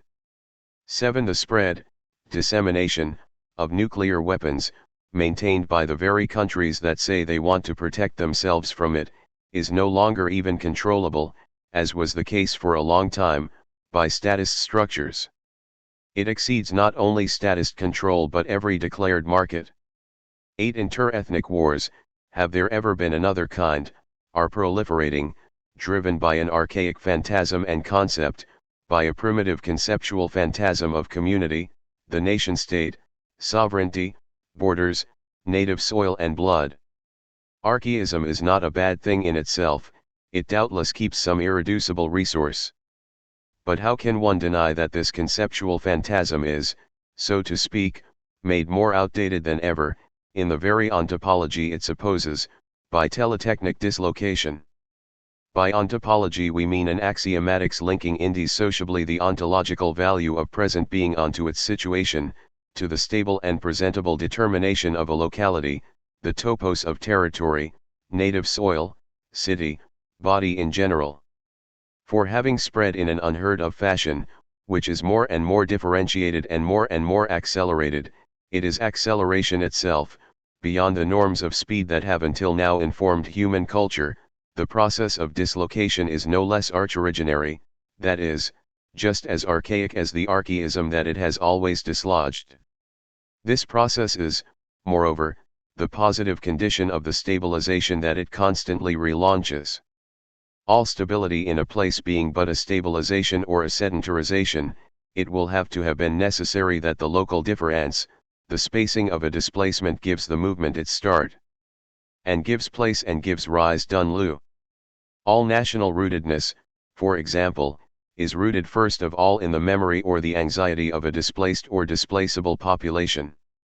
It is not only time that is out of joint, but space in time, spacing. 9. How can one ignore the growing and undelimitable, that is, worldwide power of those super-efficient and properly capitalist phantom states that are the mafia and the drug cartels on every continent, including in the former so-called socialist states of Eastern Europe?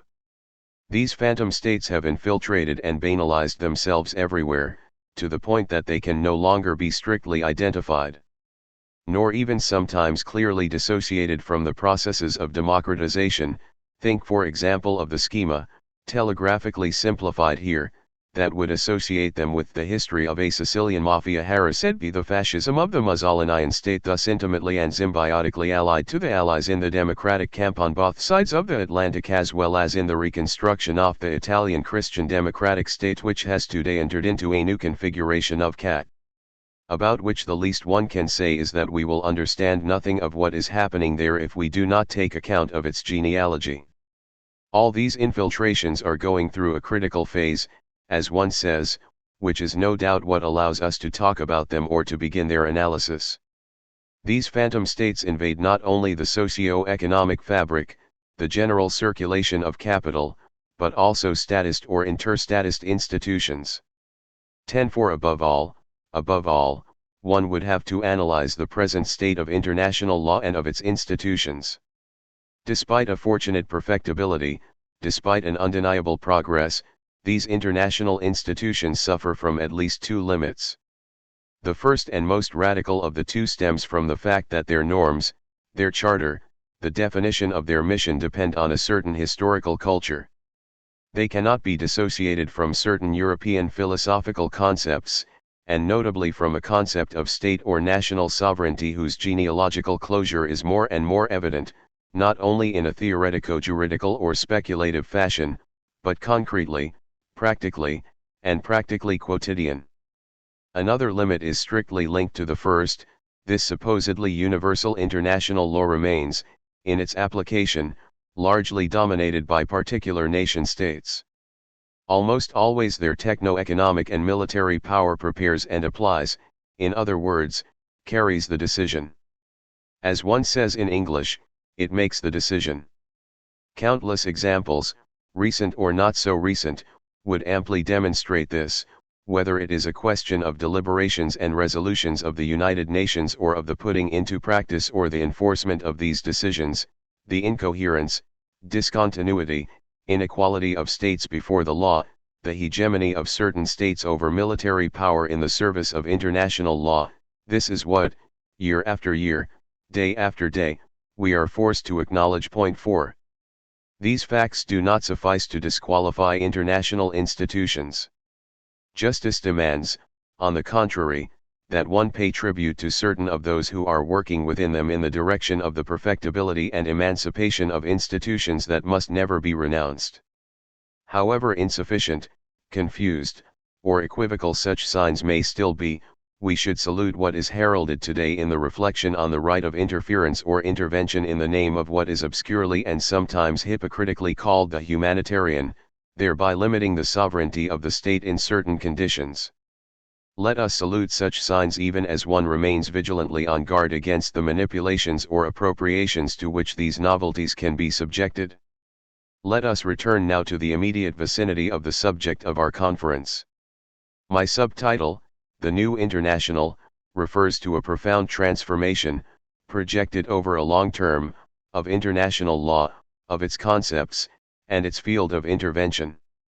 Just as the concept of human rights has slowly been determined over the course of centuries through many socio-political upheavals, whether it be a matter of the right to work or economic rights, of the rights of women and children, and so forth, likewise international law should extend and diversify its field to include, if at least it is to be consistent with the idea of democracy and of human rights it proclaims, the worldwide economic and social field, beyond the sovereignty of states and of the phantom states we mentioned a moment ago.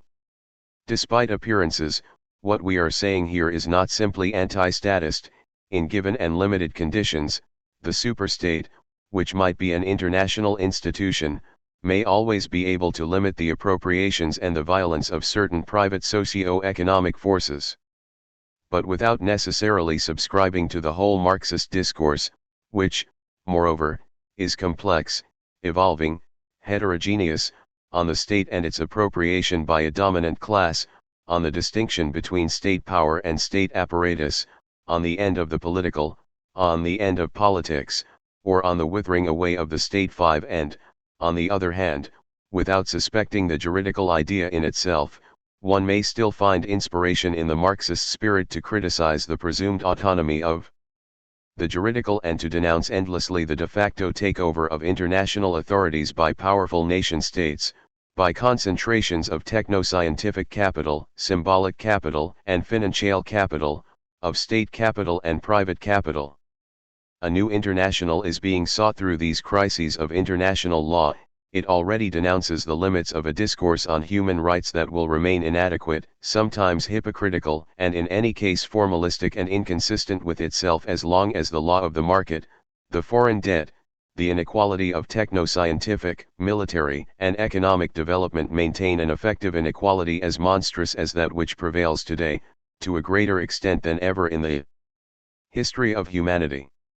For it must be cried out, at a time when some have the audacity to neo-evangelize in the name of the ideal of a liberal democracy that has finally realized itself as the ideal of human history, never have violence, inequality, exclusion, famine, and thus economic oppression affected as many human beings in the history of the earth and humanity. Instead of singing the advent of the ideal of liberal democracy and of the capitalist market in the euphoria of the end of history, instead of celebrating the end of ideologies and the end of the great emancipatory discourses, let us never neglect this obvious macroscopic fact, made up of innumerable singular sites of suffering. No degree of progress allows one to ignore that never before, in absolute figures, never have so many men, women, and children been subjugated, starved, or exterminated on the earth. And provisionally, but with regret, we must leave aside here the nevertheless indissociable question of what is becoming of so-called animal life, the life and existence of animals in this history. This question has always been a serious one, but it will become massively unavoidable.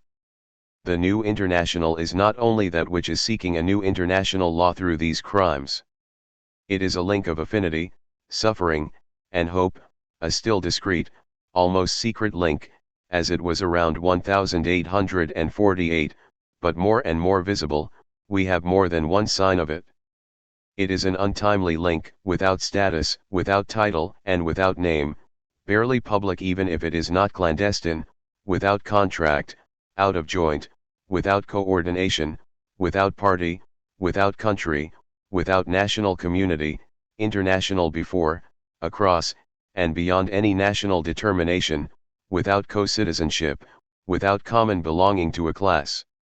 The name of New International is given here to what calls to the friendship of an alliance without institution among those who, even if they no longer believe or never believed in the socialist Marxist International, in the dictatorship of the proletariat, in the messiano-eschatological role of the universal union of the proletarians of all lands, continue to be inspired by at least one of the spirits of Marx or of Marxism.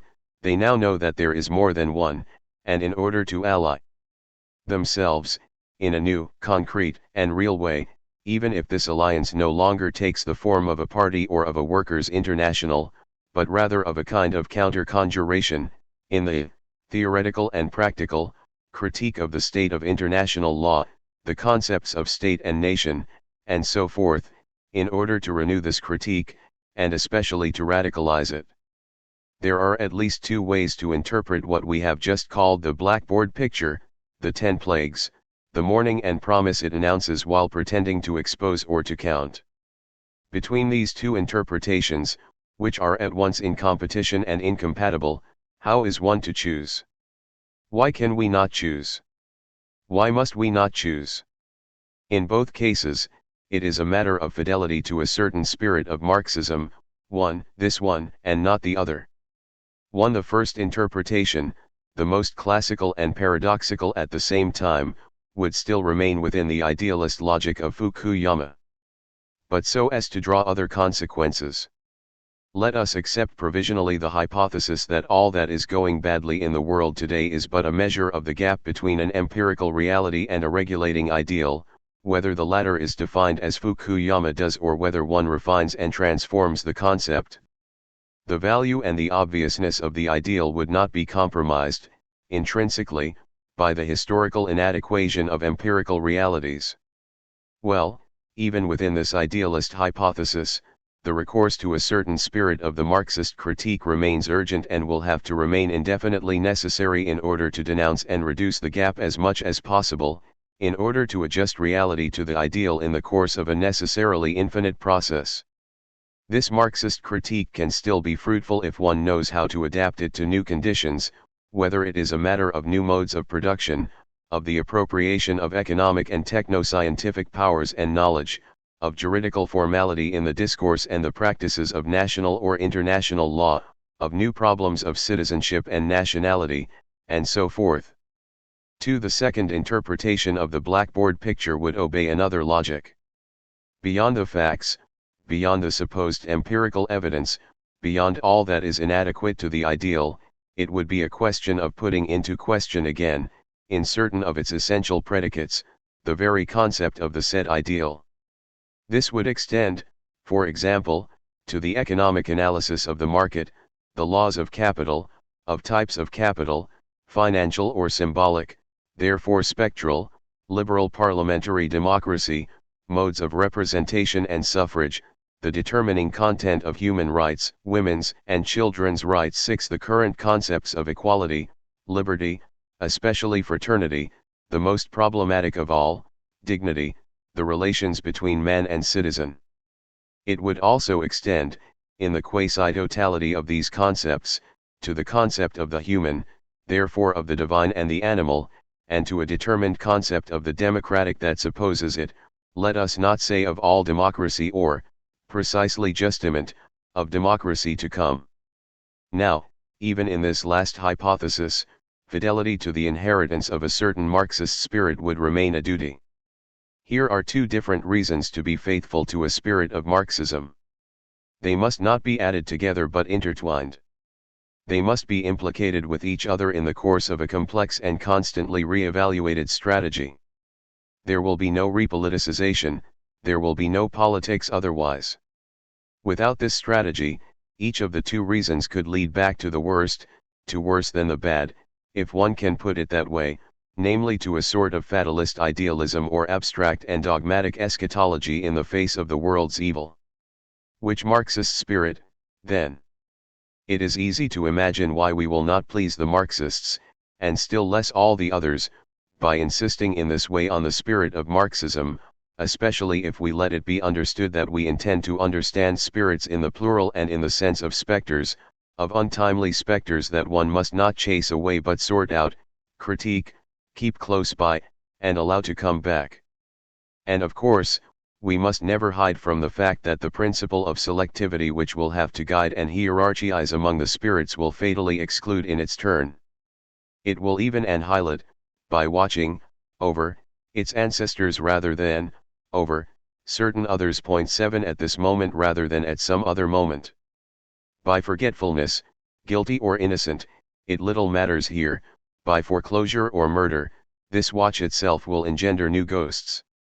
It will do so by choosing already among the ghosts, its own from among its own, thus by killing the dead, law of finitude, law of decision and responsibility for finite existences, the only living mortals for whom a decision, a choice, a responsibility has meaning, and a meaning that will have to pass through the ordeal of the undecidable. Which is why what we are saying here will not please anyone. But whoever said that someone ever had to speak, think, or write in order to please someone else? And if one interprets the gesture we are risking here as a belated rallying to Marxism, then one would have to have misunderstood quite badly. It is true, however, that I would be today, here, now, less insensitive than ever to the appeal of the contretemps or of being out of step, as well as to the style of an untimeliness that is more manifest and more urgent than ever. Already I hear people saying, "You picked a good time to salute Marx. Or else, it's about time. Why so late?" I believe in the political virtue of the contretemps. And if a contretemps does not have the good luck, a more or less calculated luck, to come just in time, then the inopportuneness of a strategy, political or other, may still bear witness, precisely justiment, to justice, bear witness, at least, to the justice which is demanded and about which we were saying a moment ago that it must be disadjusted, irreducible to exactness just esse and to law. But that is not the decisive motivation here, and we need finally to break with the simplism of these slogans. What is certain is that I am not a Marxist, as someone said a long time ago, let us recall, in a witticism reported by Engels. Must we still cite Marx as an authority in order to say I am not a Marxist? What is the distinguishing trait of a Marxist statement? And who can still say I am a Marxist? To continue to take inspiration from a certain spirit of Marxism would be to keep faith with what has always made of Marxism in principle and first of all a radical critique, namely a procedure ready to undertake its self-critique. This critique wants itself to be in principle and explicitly open to its own transformation, re-evaluation, self-reinterpretation. Such a critical wanting itself necessarily takes root, it is involved in a ground that it not yet critical, even if it is not yet, pre-critical. This latter spirit is more than a style, even though it is also a style. It is heir to a spirit of the Enlightenment which must not be renounced.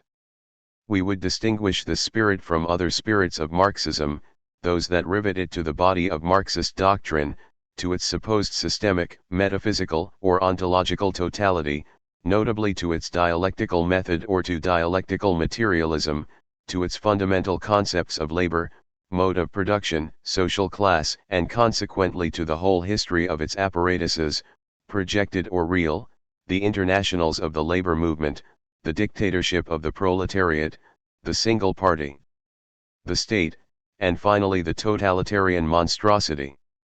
For, let us speak as good Marxists, the deconstruction of Marxist ontology does not go after only a theoretico-speculative layer of the Marxist corpus but everything that articulates this corpus with the most concrete history of the apparatuses and strategies of the worldwide labor movement.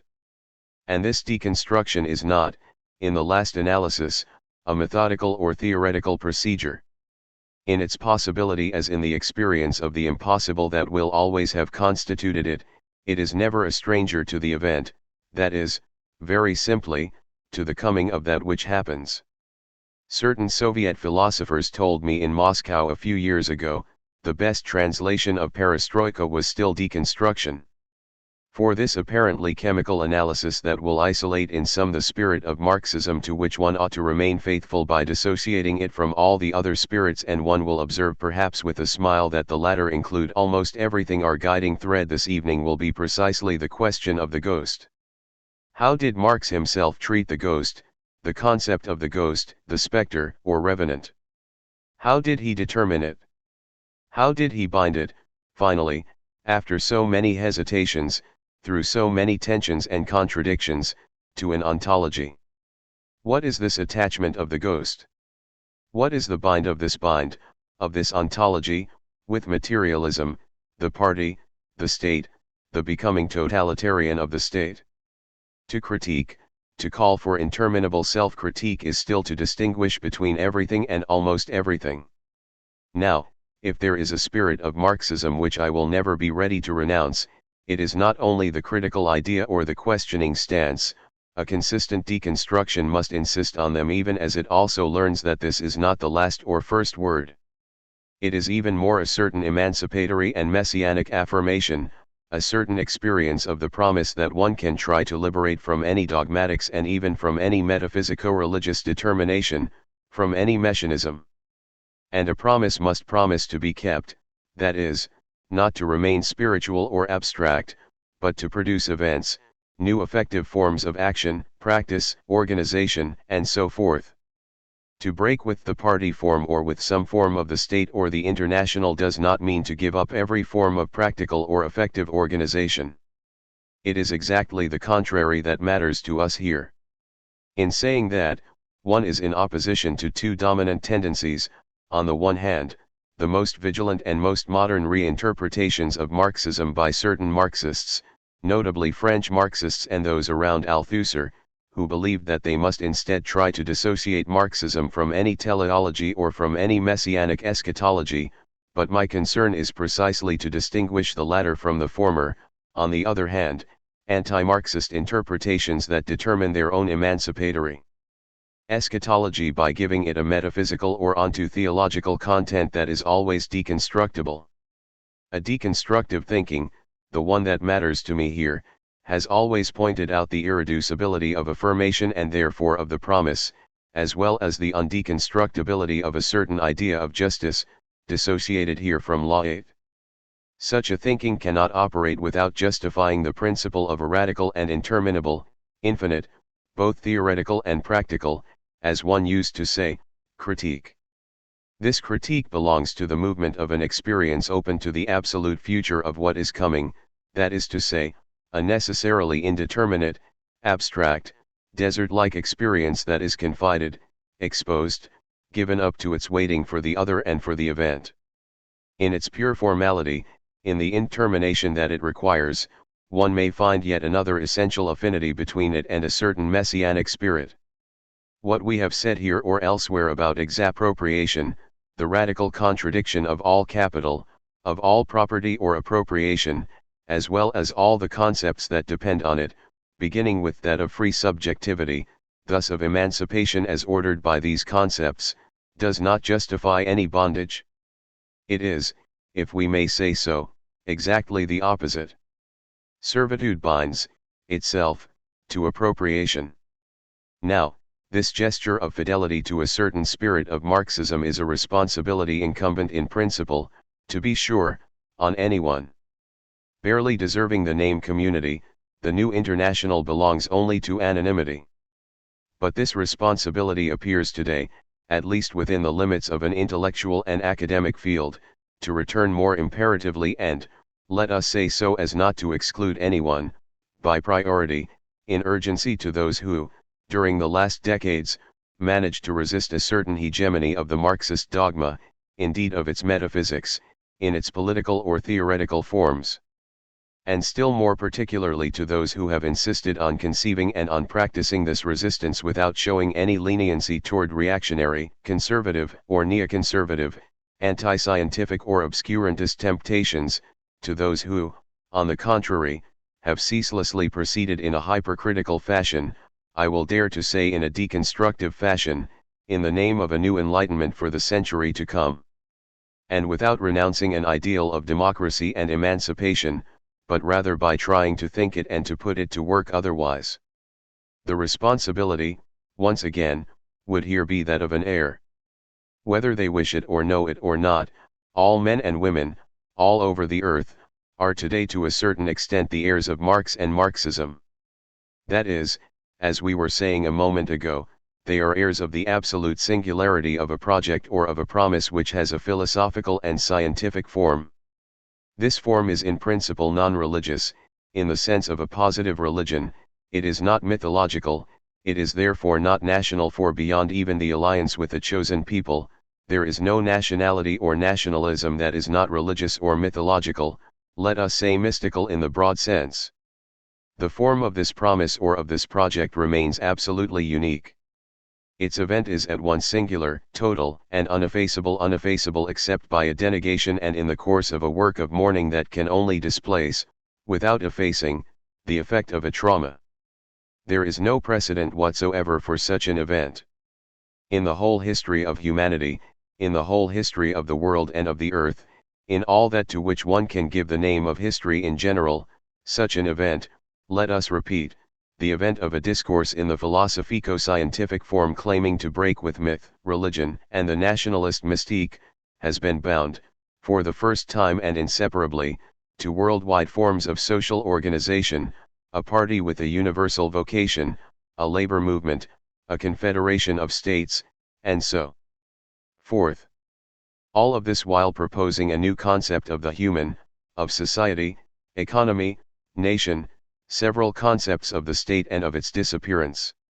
Whatever one may think of this event, of the sometimes terrifying failure of that which was thus begun, of the techno-economic or ecological disasters, and the totalitarian perversions to which it gave rise, perversions that some have been saying for a long time are precisely not perversions, that is, they are not pathological and accidental corruptions but the necessary deployment of an essential logic present at the birth, of an originary disadjustment, let us say, for our part, in a too elliptical fashion and without contradicting this hypothesis, they are the effect of an ontological treatment of the spectrality of the ghost, whatever one may think also of the trauma in human memory that may follow, this unique attempt took place.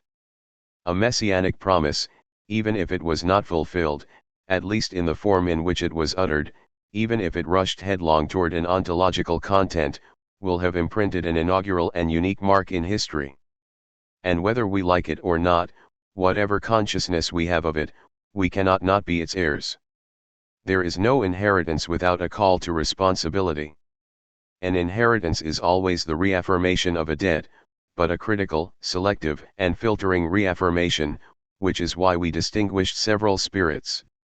By inscribing in our subtitle such an equivocal expression as the state of the debt, we wanted to announce, to be sure, a certain number of ineluctable themes, but above all that of an uneffaceable and insoluble debt toward one of the spirits inscribed in historical memory under the proper names of Marx and Marxism. Even where it is not acknowledged, even where it remains unconscious or disavowed, this debt remains at work, in particular in political philosophy, which structures implicitly all philosophy or all thought on the subject of philosophy. Let us limit ourselves, for lack of time, to certain traits, for example, of what is called deconstruction, in the figure that it initially took over the course of these last decades, namely the deconstruction of the metaphysics of the proper, of logocentrism, linguisticism, phonologism, the demystification or the desedimentation of the autonomic hegemony of language, a deconstruction in the course of which is elaborated another concept of the text or the trace, of their originary technization, of iterability, of the prosthetic supplement, but also of the proper and of what was given the name exappropriation. Such a deconstruction would have been impossible and unthinkable in a pre-Marxist space. Deconstruction has never had any sense or interest, in my view at least, except as a radicalization, which is to say also in the tradition of a certain Marxism, in a certain spirit of Marxism. There has been, then, this attempted radicalization of Marxism called deconstruction, and in which, as some have noted, a certain economic concept of the differential economy and of expropriation, or even of the gift, plays an organizing role, as does the concept of work tied to difference and to the work of mourning in general. If this attempt has been prudent and sparing but rarely negative in the strategy of its references to Marx, it is because the Marxist ontology, the appellation Marx, the legitimation by way of Marx had been in a way too solidly taken over a raisonnes. They appeared to be welded to an orthodoxy, to apparatuses and strategies, whose least fault was not only that they were, as such, deprived of a future, deprived of the future itself. By welded one may understand an artifactual but solid adherence whose very event constituted the whole history of the world for the last century and a half, and thus the whole history of my generation. But a radicalization is always indebted to the very thing it radicalizes. Point 9. That is why I spoke of the Marxist memory and tradition of deconstruction, of its Marxist spirit. It is not the only one, and it is not just any one of the Marxist spirits, of course. One ought to extend and refine these examples, but time is lacking. If my subtitle specified the state of the dead, it was also in view of problematizing the concept of the state or the state, with or without capital initial, and in three ways. First of all, we have said it often enough, one cannot establish the state of a dead, for example as regards Marx and Marxism, as one would a balance sheet or an exhaustive record, in a static and statistical manner. These accounts cannot be tabulated. One makes oneself accountable by an engagement that selects, interprets, and orients. In a practical and performative manner, and by a decision that begins by getting caught up, like a responsibility, in the snares of an injunction that is already multiple, heterogeneous, contradictory, divided, therefore an inheritance that will always keep its secret. And the secret of a crime. The secret of its very author. The secret of the one who says to Hamlet, "Ghost, I am thy father's spirit, doomed for a certain term to walk the night, and for the day confined to fast in fires, till the foul crimes done in my days of nature are burnt and purged away, but that I am forbid to tell the secrets of my prison house. I could a tale unfold." IV. Point 10.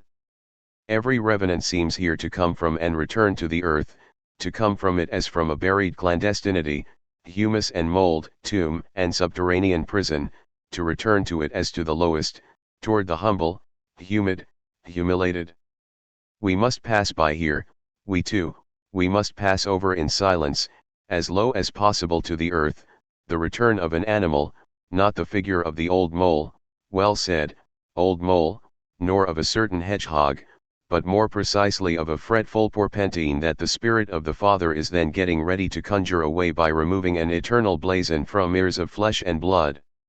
Secondly, another dead, all the questions concerning democracy, the universal discourse on human rights, the future of humanity, and so forth, will give rise only to formal, right-thinking, and hypocritical alibis as long as the foreign debt has not been treated head-on, in as responsible, consistent, and systematic manner as possible. With this name or with this emblematic figure, we are pointing to the interest, and first of all the interest of capital in general, an interest that, in the order of the world today, namely the worldwide market, holds a mass of humanity under its yoke and in a new form of slavery. This happens and is authorized always in the statist or interstatist forms of an organization. Now, these problems of the foreign debt and everything that is metonymized by this concept will not be treated without at least the spirit of the Marxist critique, the critique of the market, of the multiple logics of capital, and of that which links the state and international law to this market. Thirdly, lastly, and consequently, a profound and critical reelaboration of the concepts of the state, of the nation-state, of national sovereignty, and of citizenship must correspond to a phase of decisive mutation. The latter would be impossible without vigilant and systematic reference to a Marxist problematic, if not to the Marxist conclusions regarding the state, the power of the state, and the state apparatus, the illusions of its legal autonomy as concerns socio-economic forces, but also regarding new forms of a withering or rather a reinscription, a redelimitation of the state in a space that it no longer dominates and that moreover it never dominated by itself. 4. In the name of the revolution, the double barricade. Impure history of ghosts. June, 1848, was, let us hasten to say, a thing apart, and almost impossible to class in the philosophy of history. But, at bottom, what was June, 1848? A revolt of the people against itself. Let us then be permitted for a moment to arrest the reader's attention upon the two absolutely unique barricades of which we have just spoken. These two frightful masterpieces of civil war. The barricade Saint Antoine was monstrous. Ruin. You might say, who built that? You might also say, who destroyed that? It was great and it was little. It was the bottomless pit parroted upon the spot by chaos come again. This barricade was furious. It was huge and living, and, as from the back of an electric beast, there came from it a crackling of thunders. The spirit of revolution covered with its cloud that summit whereon growled this voice of the people which is like the voice of God, a strange majesty emanated from that titanic hotful of refuse. It was a garbage heap and it was Sinai. As we have said before, it attacked in the name of the revolution. What? The revolution. A mile from there, at the corner of the Rue du Temple, rose this obstruction, which made of the street a cul-de-sac, an immovable and quiet wall. Nobody could be seen, nothing could be heard, not a cry, not a sound, not a breath. A sepulchre. The chief of that barricade was a geometer or a spectre.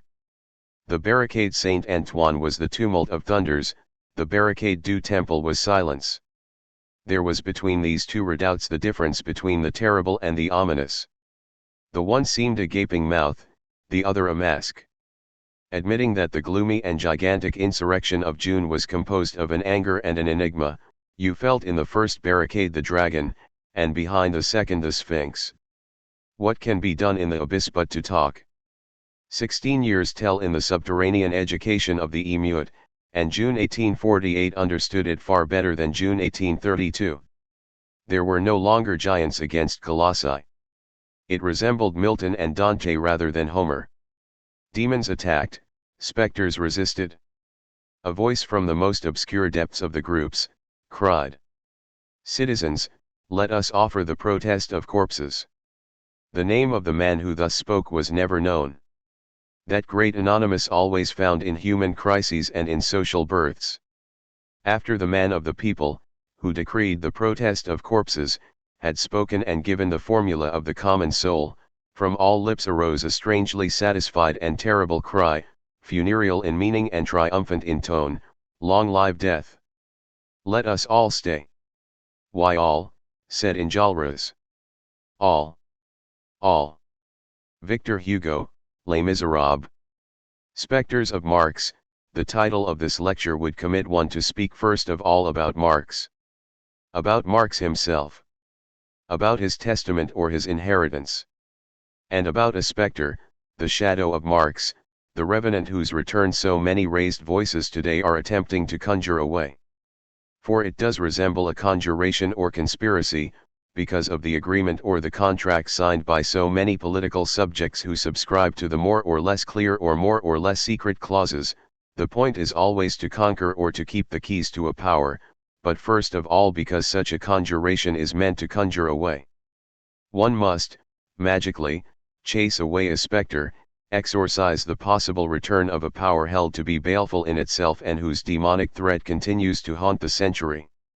Since such a conjuration today insists, in such a deafening consensus, that what is, it says, indeed dead, remain dead indeed, it arouses a suspicion. It awakens us where it would like to put us to sleep. Vigilance, therefore, the cadaver is perhaps not as dead, as simply dead as the conjuration tries to delude us into believing. The one who has disappeared appears still to be there, and his apparition is not nothing. It does not do nothing. Assuming that the remains can be identified, we know better than ever today that the dead must be able to work. And to cause to work, perhaps more than ever. There is also a mode of production of the phantom, itself a phantomatic mode of production. As in the work of mourning, after a trauma, the conjuration has to make sure that the dead will not come back, quick, do whatever is needed to keep the cadaver localized, in a safe place, decomposing right where it was inhumed, or even embalmed as they like to do in Moscow. Quick, a vault to which one keeps the keys. These keys would be nothing other than those of the power that the conjuration would like thus to reconstitute upon the death of Marx. We were speaking earlier of an unlocking. The logic of the key in which I hope to orient this keynote address was one of a political logic of trauma and a topology of mourning. A mourning in fact and by right interminable, without possible normality, without reliable limit, in its reality or in its concept, between introjection and incorporation. But the same logic, as we suggested, responds to the injunction of a justice which, beyond right or law, rises up in the very respect owed to whoever is not, no longer, or not yet, living, presently living. Mourning always follows a trauma. I have tried to show elsewhere that the work of mourning is not one kind of work among others. It is work itself, work in general, the trait by means of which one ought perhaps to reconsider the very concept of production in what links it to trauma, to mourning, to the idealizing iterability of exappropriation, thus to the spectral spiritualization that is at work in any technique. There is the temptation to add here an aphoretic postscript to Freud's remark that linked in a same comparative history three of the traumas inflicted on human narcissism when it is thus decentered: the psychological trauma, the power of the unconscious over the conscious ego, discovered by psychoanalysis; after the biological trauma, the animal descent of man discovered by Darwin, to whom, moreover, Engels alludes in the preface to the 1888 Manifesto; after the cosmological trauma, the Copernican Earth is no longer the center of the universe, and this is more and more the case, one could say, so as to draw from it many consequences concerning the limits of geopolitics. Our aporia would here stem from the fact that there is no longer any name or teleology for determining the Marxist coup and its subject. Freud thought he knew, for his part, what man and his narcissism were. The Marxist blow is as much the projected unity of a thought and of a labor movement, sometimes in a messianic or eschatological form, as it is the history of the totalitarian world, including Nazism and Fascism, which are the inseparable adversaries of Stalinism. This is perhaps the deepest wound for mankind, in the body of its history and in the history of its concept, still more traumatizing than the psychological lesion, Kranken, produced by the blow of psychoanalysis, the third and most serious in Freud's viewpoint one, for we know that the blow struck enigmatically in the name of Marx also accumulates and gathers together the other three. It thus presupposes them today, even if such was not the case in the last century. It carries beyond them by carrying them out, just as it bears the name of Marx by exceeding it infinitely. The century of Marxism will have been that of the techno-scientific and effective decentering of the earth, of geopolitics, of the anthropo in its onto-theological identity or its genetic properties, of the ego cogito and of the very concept of narcissism, whose aporias are, let us say in order to go too quickly and save ourselves a lot of references, the explicit theme of deconstruction.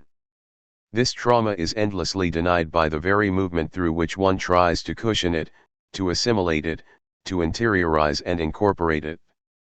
In this mourning work in process, in this interminable task, the ghost remains that which gives one the most to think about and to do.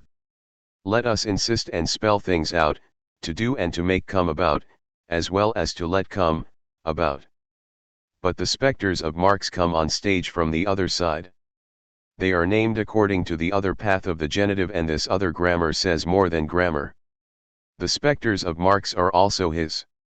They are perhaps first of all the ghosts that inhabited him, the revenants with which Marx himself will have been occupied, and which he will have wanted in advance to make his thing, which does not mean that he knew their secrets, nor even that he thematized in his turn the obsessive recurrence of what would be a theme if one could say of the revenant that it lets itself be posed there, exposed before you, as a theme or a system, a thesis, or a synthesis ought to do.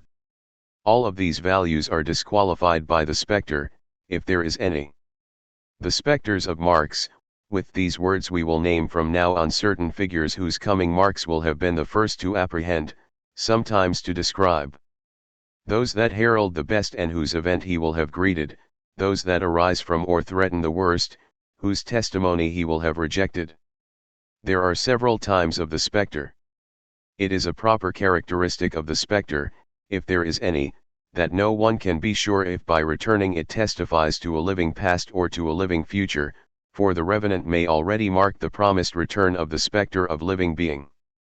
Once again, untimeliness and disadjustment of the contemporary.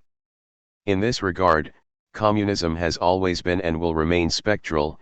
It is always still to come and is distinguished, like democracy itself, from every living present understood as plenitude of a presence to itself, as totality of a presence effectively identical to itself. Capitalist societies can always heave a sigh of relief and say to themselves, communism is finished since the collapse of the totalitarianisms of the 20th century, and not only is it finished, but it did not take place, it was only a ghost.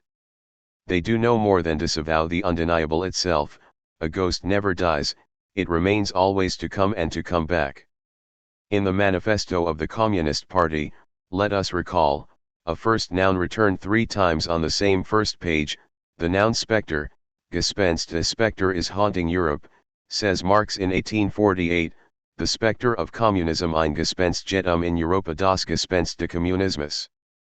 Marx, unless it is the other one, Engels, then puts on stage, for the time of a few paragraphs, the terror that this spectre inspires in all the powers of old Europe. No one speaks of anything anymore but this spectre. All phantasms are projected onto the screen of this ghost, that is, on something absent, for the screen itself is phantomatic, as in the television of the future, which will have no screnic support and will project its images, sometimes synthetic images, directly on the eye, like the sound of the telephone deep in the ear. One watches for the signals, the tables that turn, the dishes that move. Is it going to answer? As in the space of a salon during a spiritualist séance, but sometimes that space is what is called the street. One looks out for one's goods and furniture, attempting to adjust all of politics to the frightening hypothesis of a visitation point. 2 Politicians are seers or visionaries. They desire and fear an apparition which they know will not present anyone in person but will strike a series of blows to be deciphered. All possible alliances are thus forged to conjure away this common adversary, the spectre of communism. The alliance signifies death to the spectre. It is convoked to be revoked. Everyone swears jure only on the spectre, but in order to conjure it away. No one talks of anything else. But what else can you do, since it is not there, this ghost, like any ghost worthy of the name? And even when it is there, that is, when it is there without being there, you feel that the spectre is looking, although through a helmet. It is watching, observing, staring at the spectators and the blind seers, but you do not see it seeing. It remains invulnerable beneath its visored armor.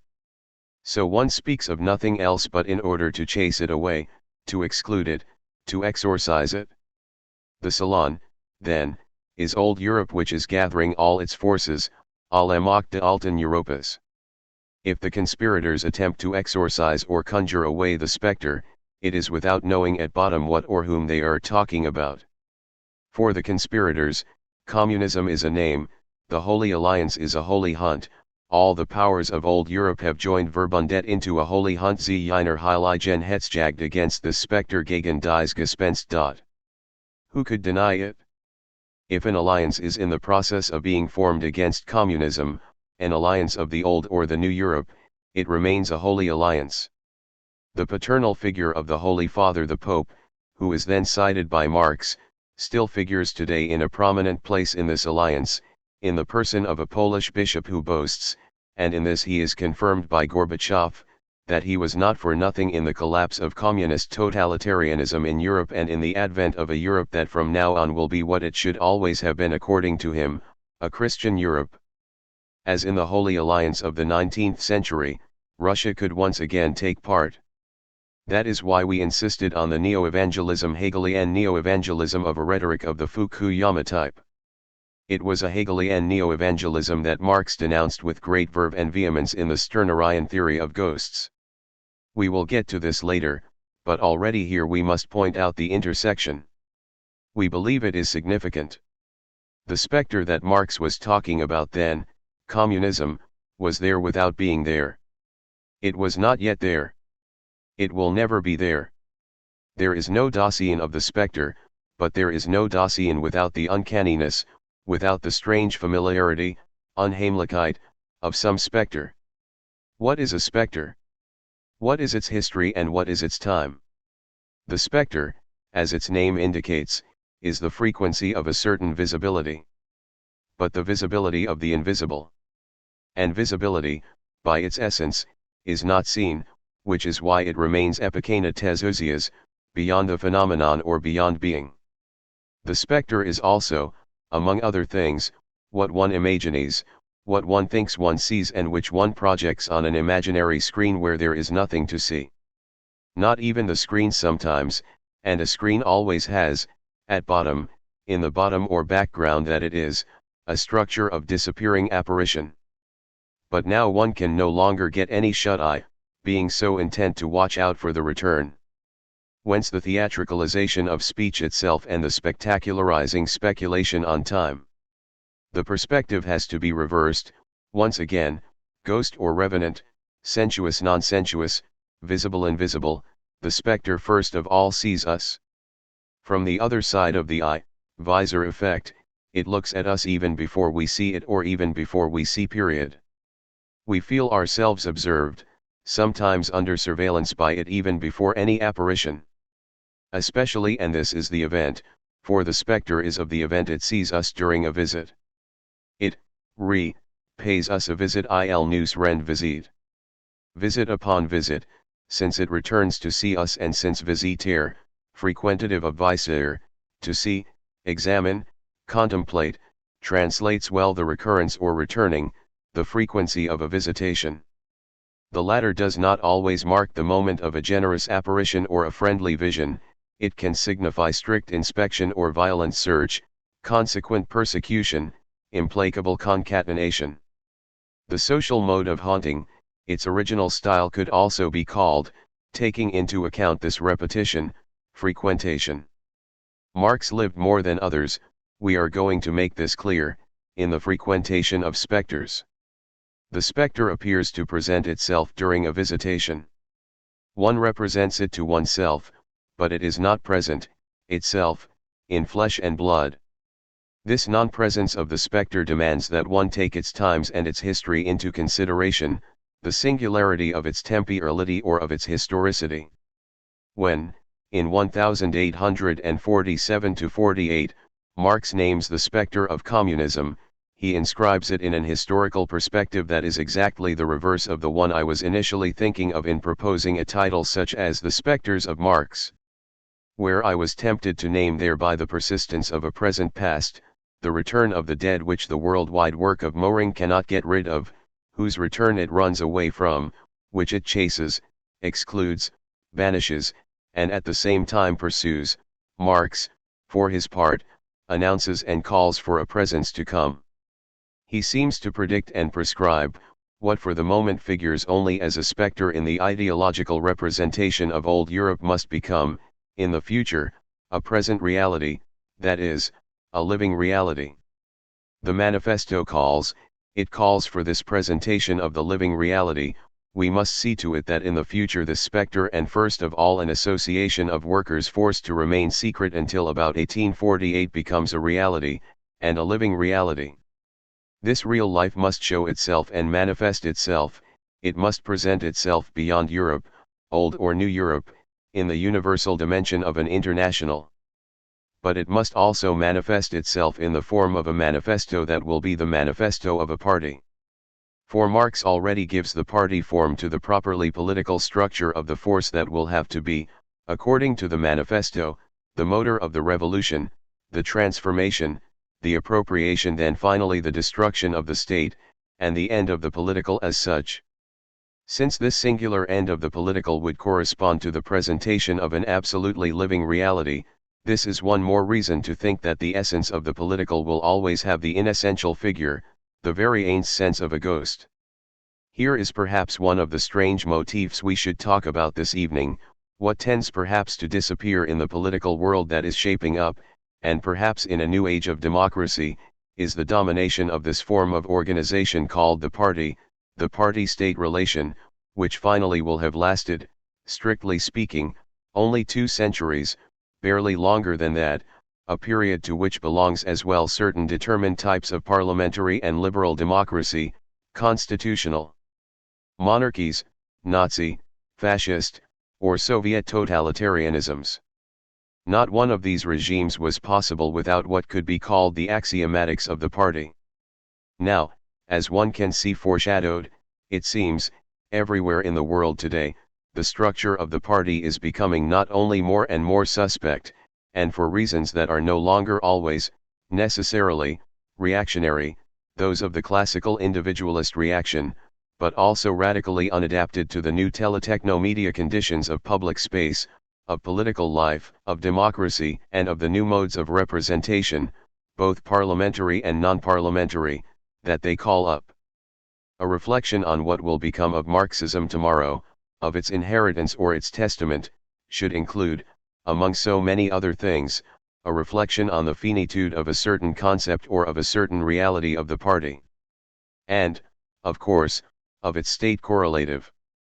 A movement is underway that we would be tempted to describe as a deconstruction of the traditional concepts of state, and thus of party and labor union. Even though they do not signify the withering away of the state, in the Marxist or Gramscian sense, one cannot analyze their historical singularity outside of the Marxist inheritance, where inheritance is more than ever a critical and transformative filter, that is, where it is out of the question to be for or against the state in general, its life or its death in general. There was a moment, in the history of European, and, of course, American, politics, when it was a reactionary gesture to call for the end of the party, just as it was to analyze the inadequation of existing parliamentary structures to democracy itself. Let us put forward here with many precautions, both theoretical and practical, the hypothesis that this is no longer the case, not always the case, for these old forms of struggle against the state may survive for a long time. One must do away with this equivocation so that it will no longer be the case. The hypothesis is that this mutation has already begun, it is irreversible. The Universal Communist Party, the Communist International will be, said the manifesto in 1848, the final incarnation, the real presence of the spectre, thus the end of the spectral. This future is not described, it is not foreseen in the constitutive mode, it is announced, promised, called for in a performative mode. From the symptom, Marx draws a diagnosis and a prognosis. The symptom that authorizes the diagnosis is that the fear of the communist ghost exists. One gets signs of this if one observes the Holy European Alliance. These signs must mean something, namely that the European powers recognize, through the spectre, the power of communism. Communism is already acknowledged by all European powers to be itself a power als mocked. As for the prognosis, it does not consist in merely foreseeing, a gesture of the constitutive type, but in calling for the advent, in the future, of a manifesto of the Communist Party which, precisely in the performative form of the call, will transform the legend of the spectre not yet into the reality of communist society but into that other form of real event, between the legendary spectre and its absolute incarnation, that is the manifesto of the Communist Party. Paro usia of the manifestation of the manifest. As party. Not as party that in addition would be, in this case, communist, or whose communism would be only a predicate. But as party that would accomplish the essence of the party as communist party. Here is the call, namely the manifesto in view of the manifesto, the self-manifestation of the manifesto, in which consists the essence of any manifesto that calls itself, by saying it is time, time rejoins and adjoins itself here, now, a now that happens to itself in the act and the body of this manifestation, it is high time that I become manifest, that become manifest the manifesto that is no other than this one here, now, me, the present is coming to pass, itself conjoined witness, here.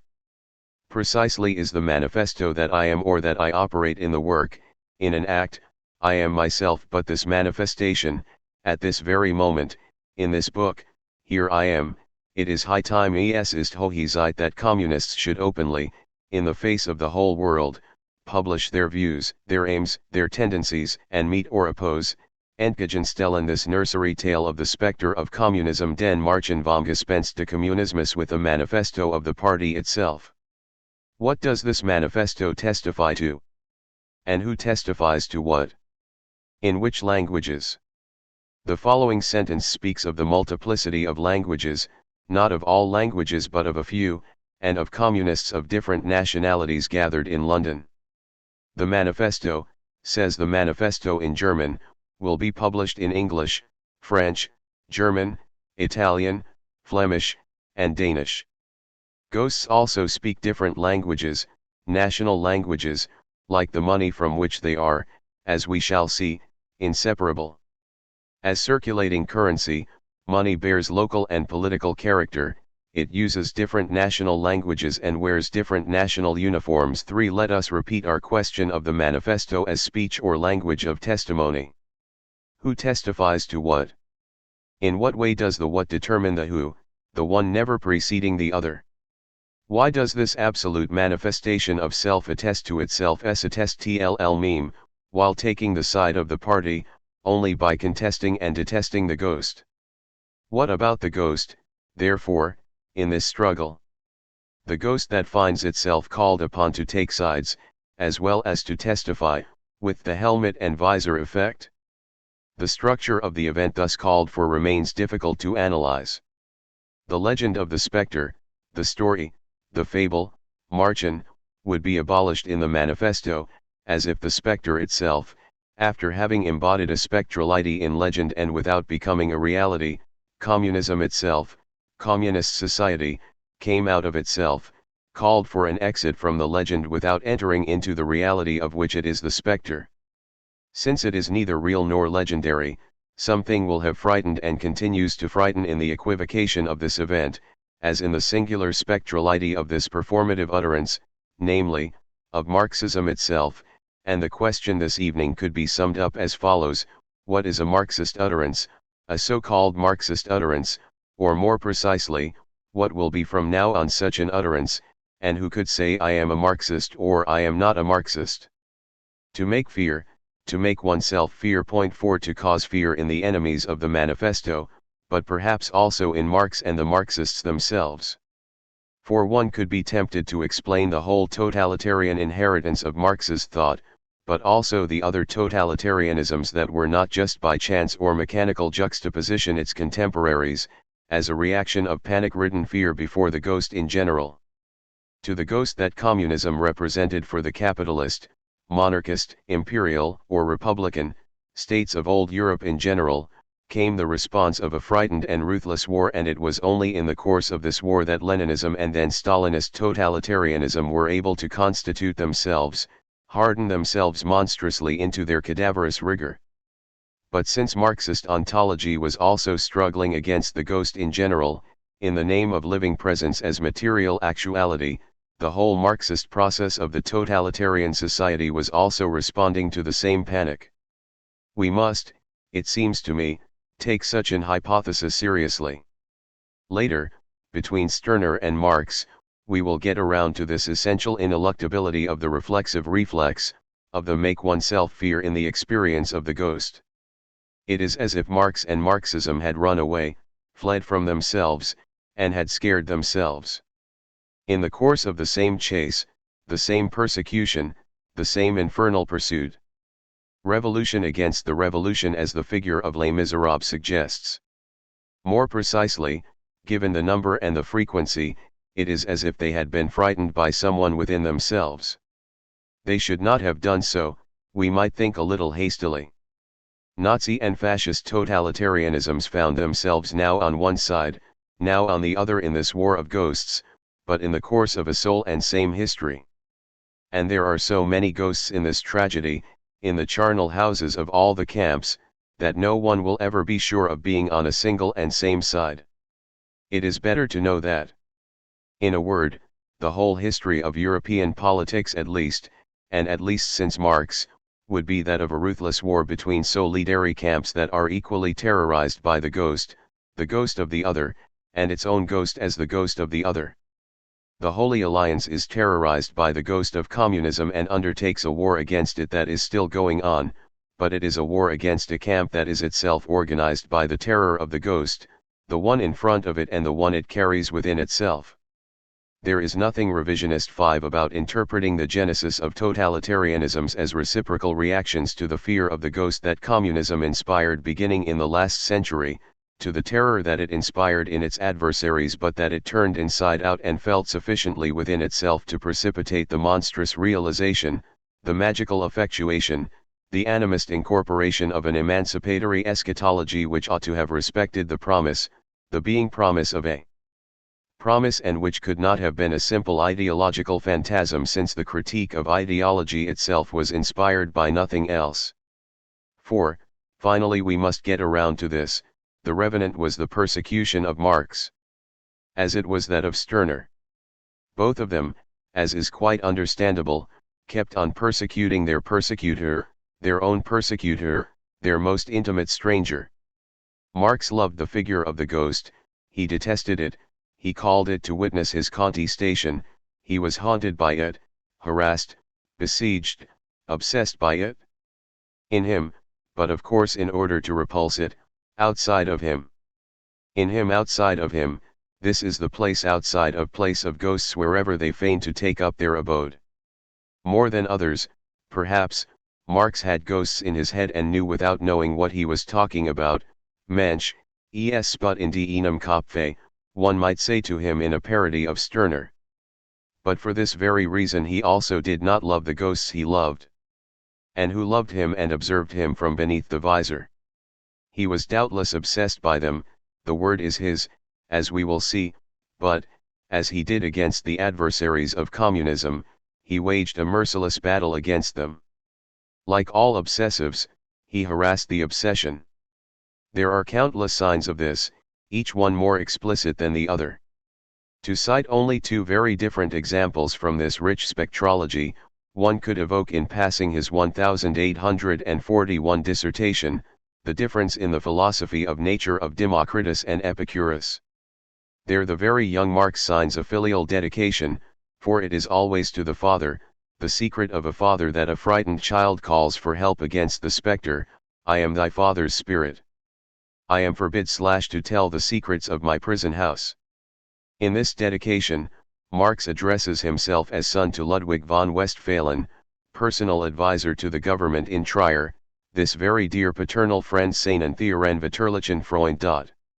He then speaks of a sign of filial love, dies Zeilen als erste Zeichen kindlicher Liebe, as regards someone before whom all the spirits of the world are called to appear, vor dem alle Geister der Welt erschienen, and who never recoiled in fear from the shadows of retrograde ghosts, schlagschattende retrograden Gespenster, or from skies often covered with dark clouds.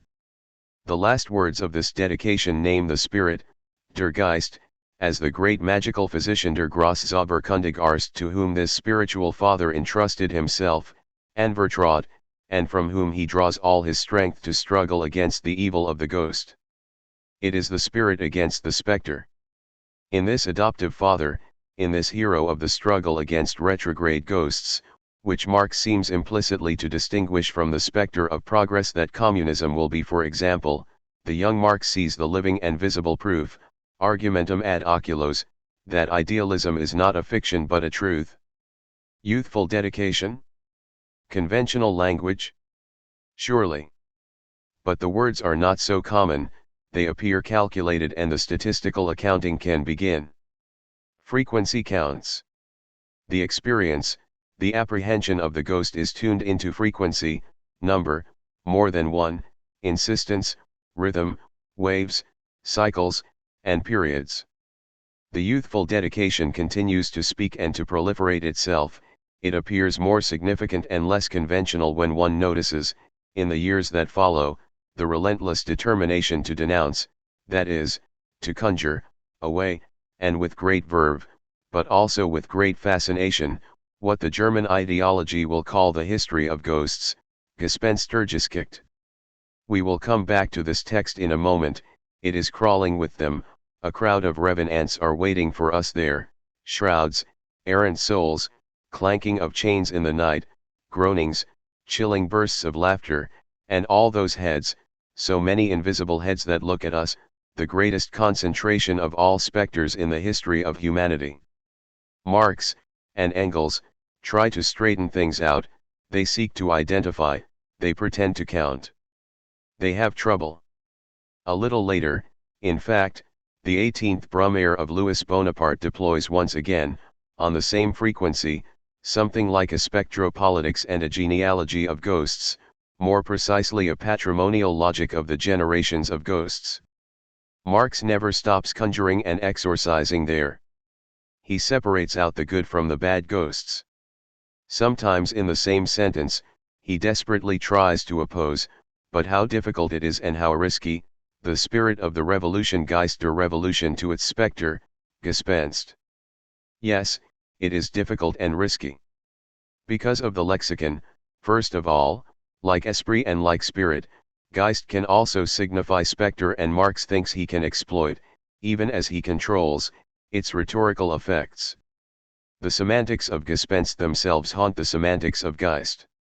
If there is some ghost, it is to be found precisely where, between the two, reference hesitates, undecidedly, or else no longer hesitates where it should have.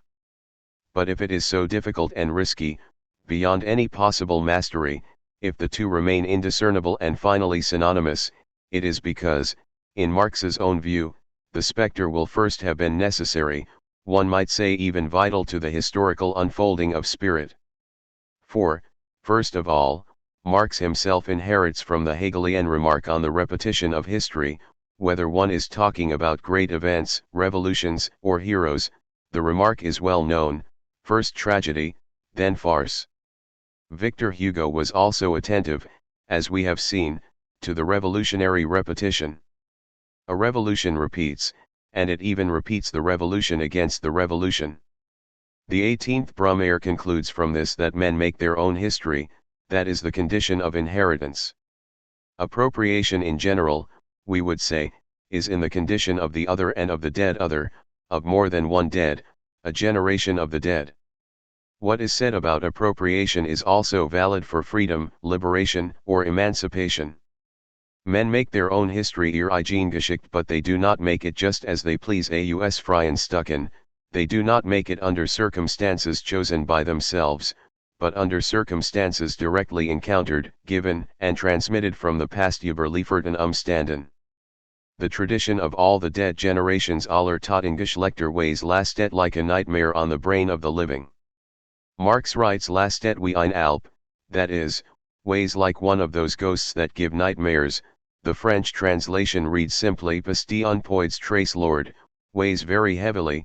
As often happens in translations, the ghost drops off into oblivion or, in the best of cases, it is dissolved into approximate figures, for example phantasmagoria, a word that moreover is generally relieved of its literal sense which links it to speech and to public speech.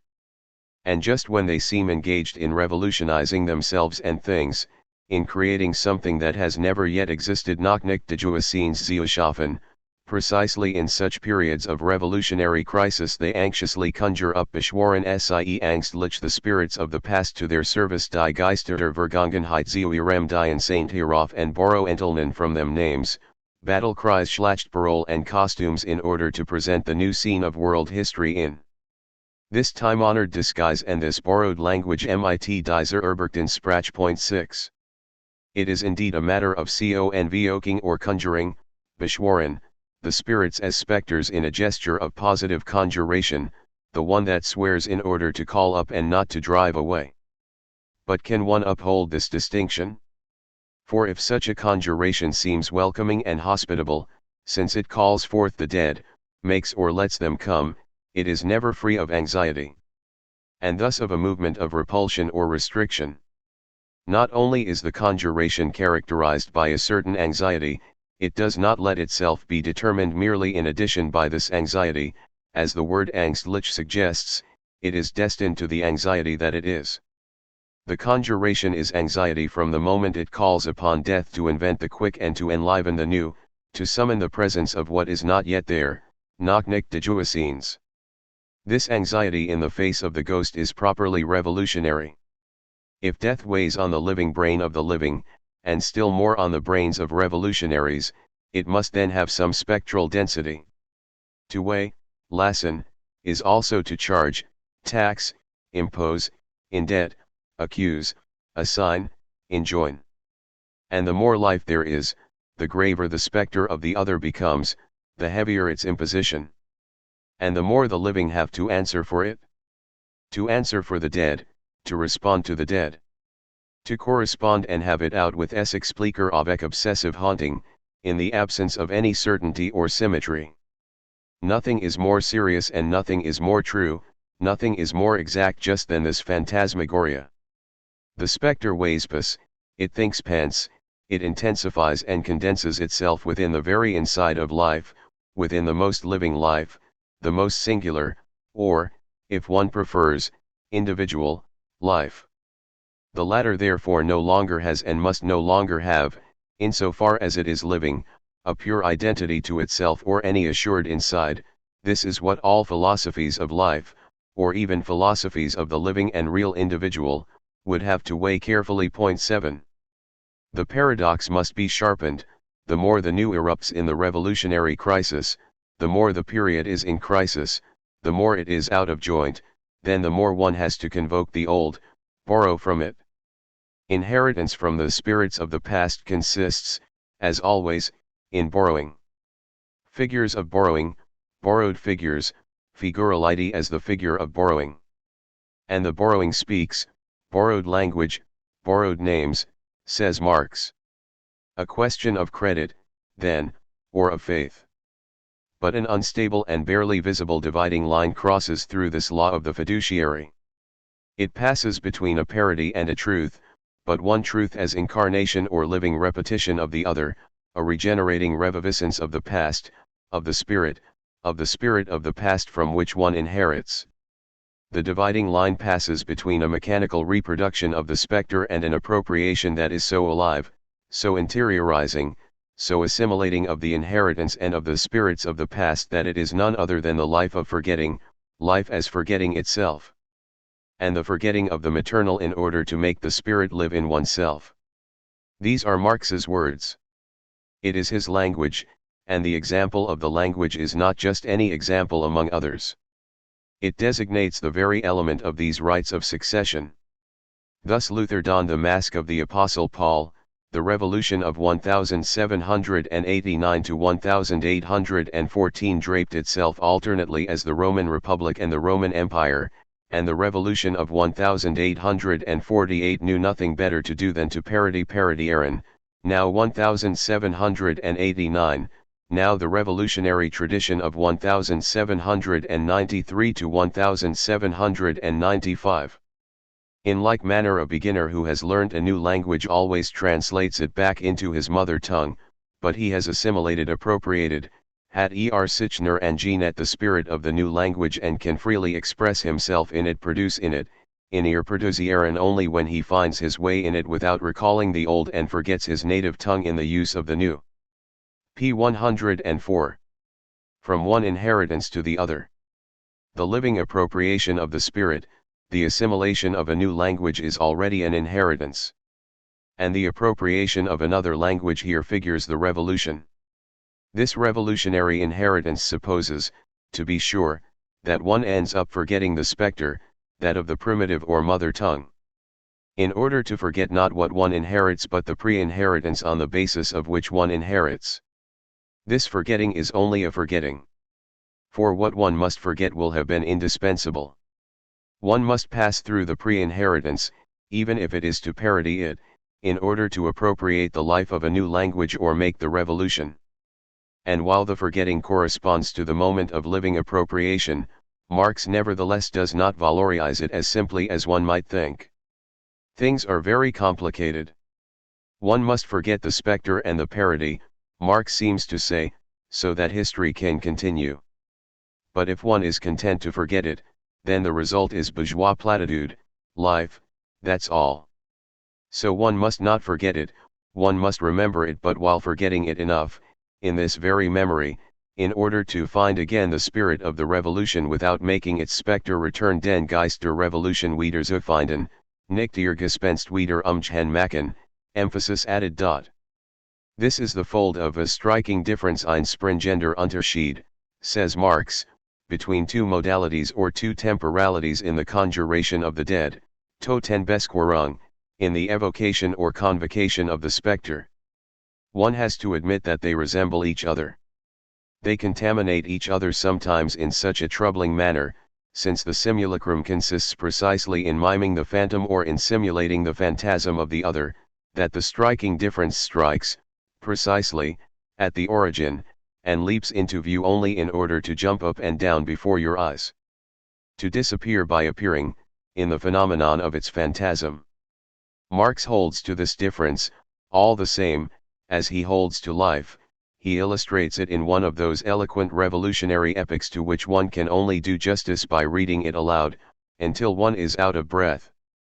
It begins thus, by the conjuration, Beschwörung, of the dead on the scale of worldwide history, Weltgeschichtliche Totenbesquerung. Consideration of this world historical necromancy Totenbesquerung reveals at once a striking difference. Camille Desmoulins, Danton, Robespierre, Saint-Just, Napoleon, the heroes as well as the parties and the masses of the old French Revolution, performed the task of their time, die Aufgabe ihrer Zeit in Roman costume and with Roman phrases, the task of unchanging and setting up modern bourgeois society. The first ones knocked the feudal basis to pieces and mowed off the feudal heads which had grown on it. The other created inside France the conditions under which free competition could first be developed, parcelled landed property exploited. And beyond the French borders. Ibid. But synchrony does not have a chance, no time is contemporary with itself, neither the time of the revolution, which finally never takes place in the present, nor the times that follow or follow from it.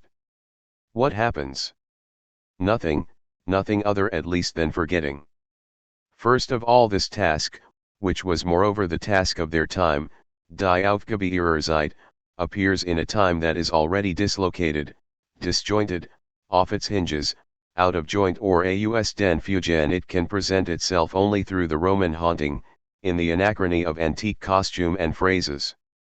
Then, once the revolutionary task is accomplished, amnesia necessarily sets in. It was already on the program of the anachrony, in the task of their time. Anachrony practices and promises forgetting. Bourgeois society forgets, in its sober platitude, that ghosts from the days of Rome had watched over its cradle, das die Gespenster der Römer seit ihr Weich gehütet hatten. A question of the head, as always according to Marx, a question of the head or the cap and the spirit, in the amnesiac order of capitalist bourgeoisie, the one that lives, like an animal, on the forgetting of ghosts. The muzzle gule replaces the head at the summit, the lard head of a fattened, sedentary, bourgeois king, replaces the political and vigorous head of revolutionaries on the march. 8. Its real commanders ihr Wirklichen Heerführer sat behind the counter, and the hog-headed Speckkopf Louis XVIII was its political chief, ihr politisches Haupt. Wholly absorbed in the production of wealth and in peaceful competitive struggle, it no longer comprehended that ghosts from the days of Rome had watched over its cradle. But unheroic as bourgeois society is, it nevertheless took heroism, sacrifice, terror, civil war and battles of peoples to bring it into being. Ibid. Marx then accumulates the examples of this rhythmic anachrony. He analyzes its pulses and impulsions. He takes pleasure in it, the pleasure of repetition. On seeing him so sensitive to these compulsive waves, one gets the impression that he is not just pointing his finger, he is taking the pulse of history. And he is listening to a revolutionary frequency. In regular bursts, the latter alternates conjuration and abjuration of the specters. The great spectre of the classical tradition, Rome, is convocate. This is the positive conjuration, so as to allow one to rise to the height of the historic tragedy, but already also so as to hide, in the illusion, the mediocre content of bourgeois ambition. Then, this done, the phantasm is revoked, which is the abjuration. One forgets the ghost as if one were waking up from an hallucination. Cromwell had already spoken the language of the Hebrew prophets. The bourgeois revolution accomplished, the English people prefer Locke to Habakkuk. Then comes the 18th Brumaire and the repetition repeats itself. It is at this point that Marx intends to distinguish between the spirit, Geist, of the revolution and its spectre, Gespenst, as if the former did not already call up the latter, as if everything, and Marx all the same recognizes this himself, did not pass by way of differences within a phantastics as general as it is irreducible. Far from organizing the good schematics of a constitution of time, this other transcendental imagination is the law of an invincible anachrony. Untimely, out of joint, even and especially if it appears to come in due time, the spirit of the revolution is fantastic and anachronistic through and through. It has to be so, and among all the questions that this discourse assigns to us, one of the most necessary would no doubt concern the articulation among these indissociable concepts which must, if not identify with each other, at least pass one into the other without crossing any rigorous conceptual border: spirit of revolution, actual reality, productive or reproductive, imagination, spectre, Geist der Revolution, Wirklichkeit, Fantasy, Gespenst. Thus the resurrection of the dead Die Totenerweckung in those revolutions served the purpose of glorifying Verherrlichen the new struggles, not of parodying Parodieren the old, of magnifying the given task in imagination in der Fantasy, not of fleeing from its solution in reality, of finding once more the spirit of revolution, not of making its ghost walk about again. From 1848 to 1851 only the ghost Gespenst of the old revolution walked about, from Marist, the Republican and Ganz Johns, who disguised himself as the Old Bailey, down to the adventurer who hides his commonplace repulsive features under the iron death mask of Napoleon. p. 105. Marx often aims at the head and the chief. The figures of the ghost are first of all faces.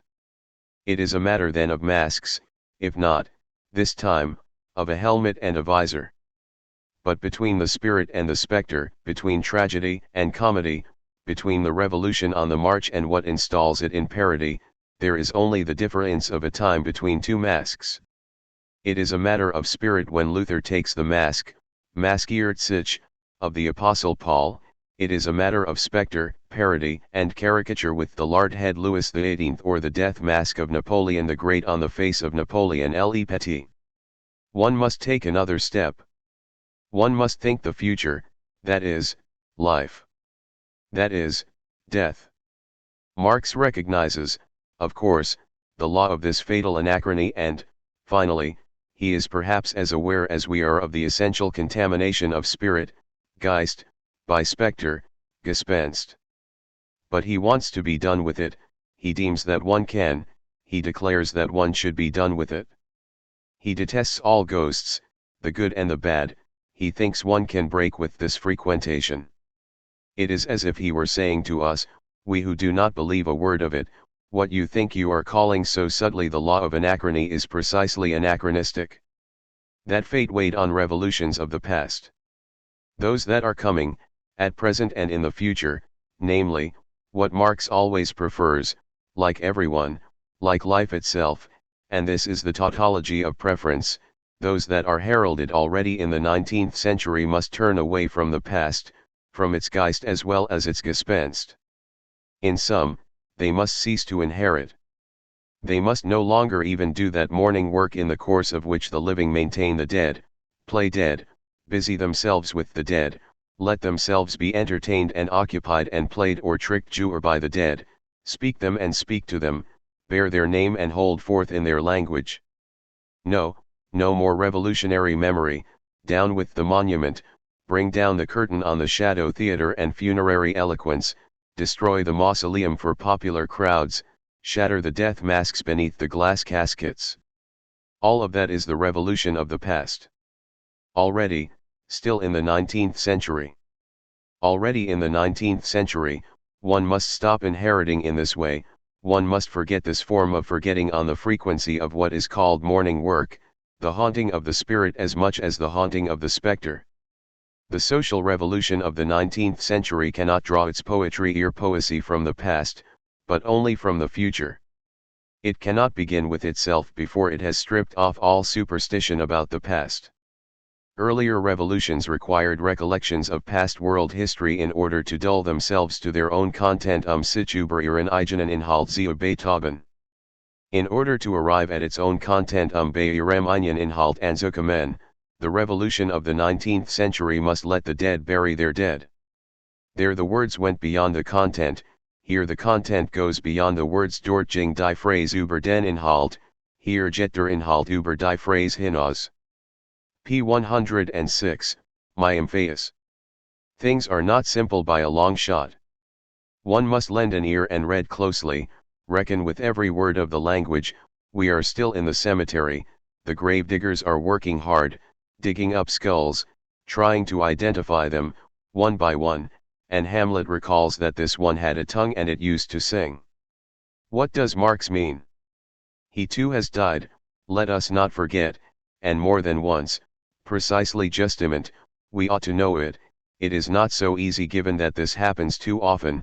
We inherit from him in our fashion, at least from each one of his surviving words, which he could never have wanted us to forget without having at least some respectful attention for them, without having, for example, heard the revolutionary injunction to let the dead bury their dead, the imperative of an active forgetting, as a certain Nietzsche will soon put it. What does Marx mean, the dead Marx?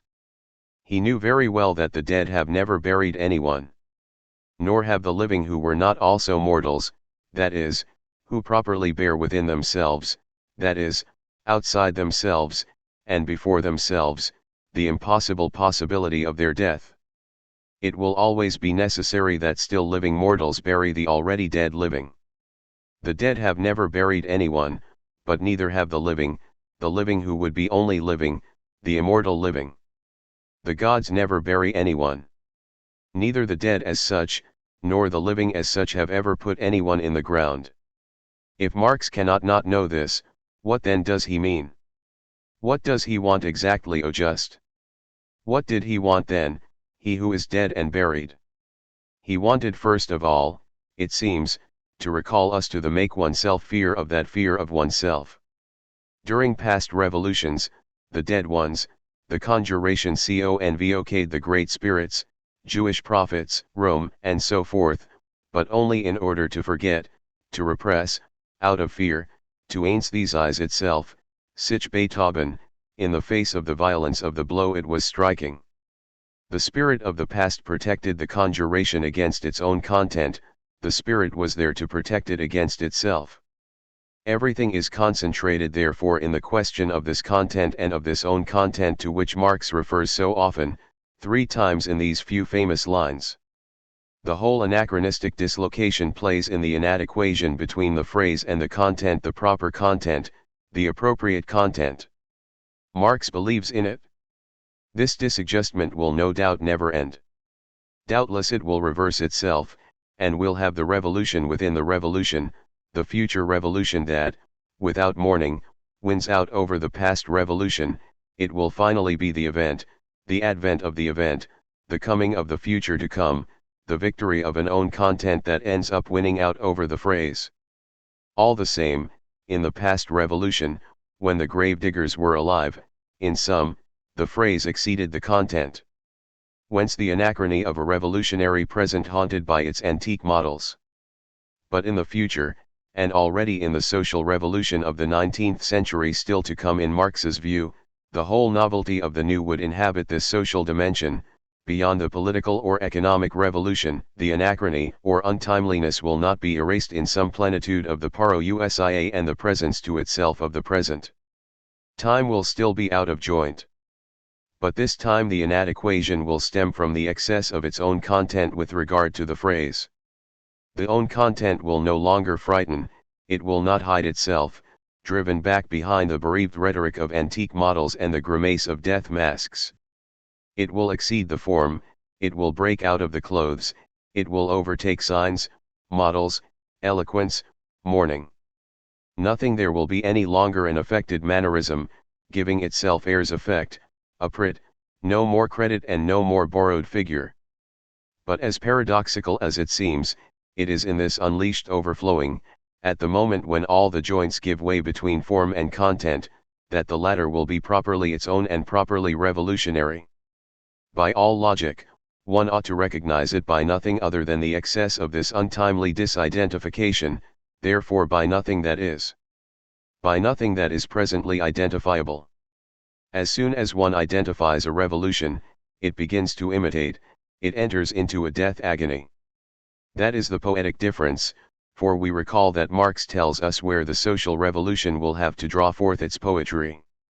That is the difference of poetry itself between the over there of the political revolution of yesterday and the here of the social revolution of today, more precisely of this imminent today about which, alas, we know, now, today, that in its tomorrow, for the last century and a half, it will have to have exposed itself indefinitely, imperturbably, sometimes for the best, more often for the worst, here rather than over there, to one of the most inexhaustible phraseologies of modern history. Dort ging die Phrase über den Inhalt, hier geht der Inhalt über die Phrase hinaus. Yes and no, alas. It would, of course, have been necessary to cite more examples of this implacable anachrony in the 18th Brumaire of Louis Bonaparte, and this title, with the date, already furnishes the first example of bereaved parody, in what is both a family, the Bonapartes, and France, at the genealogical juncture of public and private. We will retain only one example, closest to the letter, that is, to the spectral body that takes its place. This time it is a matter in effect of a parody of the spectre itself. A revolution begins itself to caricature the red spectre that the counter-revolutionaries did everything to conjure away.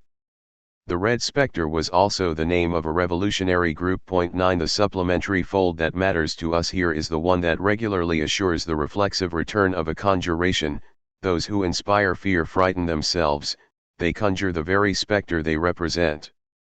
The conjuration is in mourning for itself and turns its own force against itself. Here is our hypothesis: well beyond an 18th Brumaire this has never stopped happening to what is called Marxism.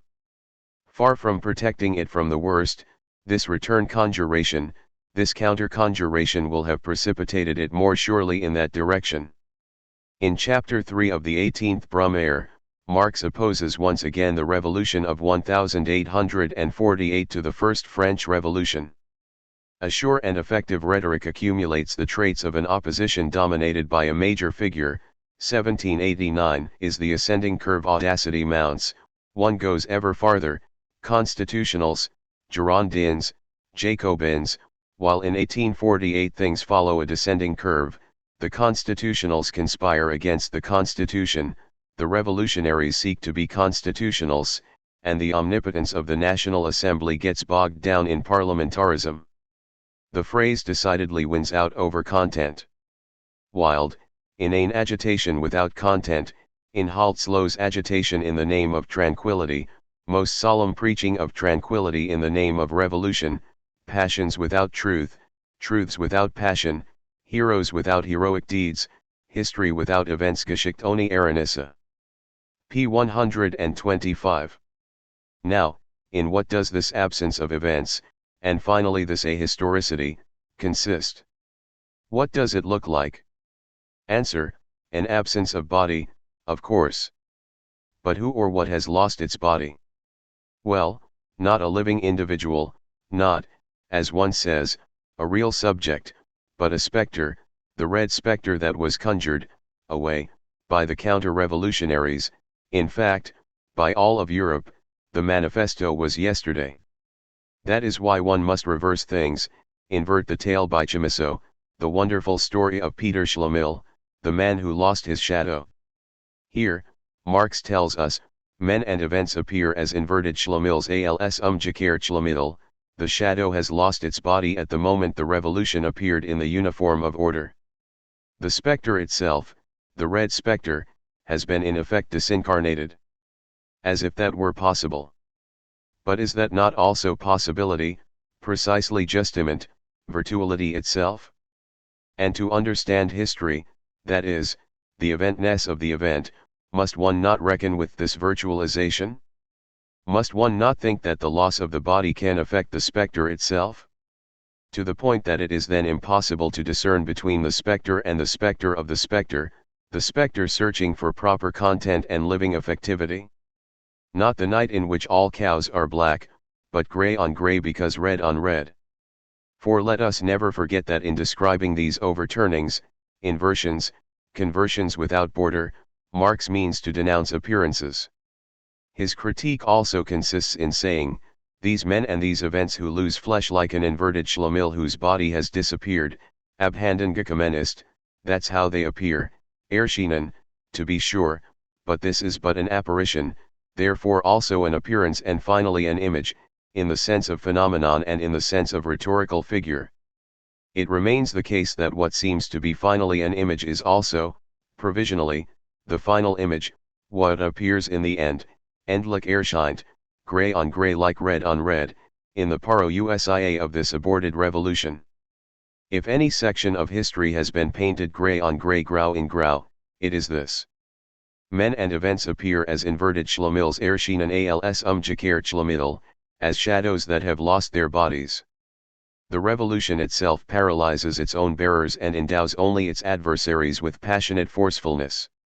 When the red spectre das Rotgespenst continually conjured up and exorcised heraufbeschworen by the counter-revolutionaries, finally appears endlich erscheint, it appears not with the Phrygian cap of anarchy on its head, but in the uniform of order, in red breeches in roten Plumphosen. Ibid. On both sides, between revolution and counter-revolution, between the Democrats and Bonaparte, the war does not oppose only specters and conjurations, animist spells and magic incantations, but simulacra of simulacra. On both sides, a specular reflection endlessly sends the simulacrum away, that is, defers up to the abyss the encounter with a living body, with the real, living, actual event, with the revolution itself, the revolution properly speaking, in person. This does not prevent Marx from giving a date.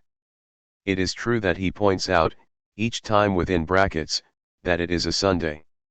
Now, in its very singularity, a date always resuscitates the ghost of another date for which it mourns. What is more, a Sunday is not just any day for a revolution. Hegel had already named a certain speculative Good Friday, Marx gives one to see what is seen on the Lord's Day, the awaited apparition, the return of the dead, resurrection as reapparition. Beneficial consequences of the second Sunday of the month, Sonntag des Monats May 1852. In their minds Messieurs the Democrats the second Sunday of May 1852 had become a fixed idea, a dogma, like the day on which Christ should reappear Wiedererscheiner Salt and the millennium begin, in the minds of the Chiliasts. As ever, weakness had taken refuge in a belief in miracles, fancied the enemy overcome when it had only conjured him away in imagination in der Fantasie weghext. P. 107, the first three bracketed insertions are Marx's. And a little later it is still Sunday, the same day, another Sunday, the floor is turned over to phantoms, to the phantasmagoria, to anathema as formula of exorcism, banformel, to sorcery. The survival will have lasted but the blink of an eye. Here is the will and testament of a people. With its own voice, with its own hand, an immediately blinded people signs its own death warrant in a Mephistophelian decree. The sheet lightning of the daily press, the entire literature, the political names and the intellectual reputations die Geist igen Renamen, the civil law and the penal code, the Liberté, Egalité, Fraternite and the second Sunday of May 1852 all has vanished like a phantasmagoria before the spell-bound formula of a man whom even his enemies do not make out to be a magician Hexenmeister. Universal suffrage seems to have survived Uberlet only for a moment, in order that with its own hand it may make its last will and testament before the eyes of all the world and declare in the name of the people itself, all that comes to birth is fit for overthrow, as nothing worth. Ibid. What happened in this blink of an eye? How to describe this sleight of hand?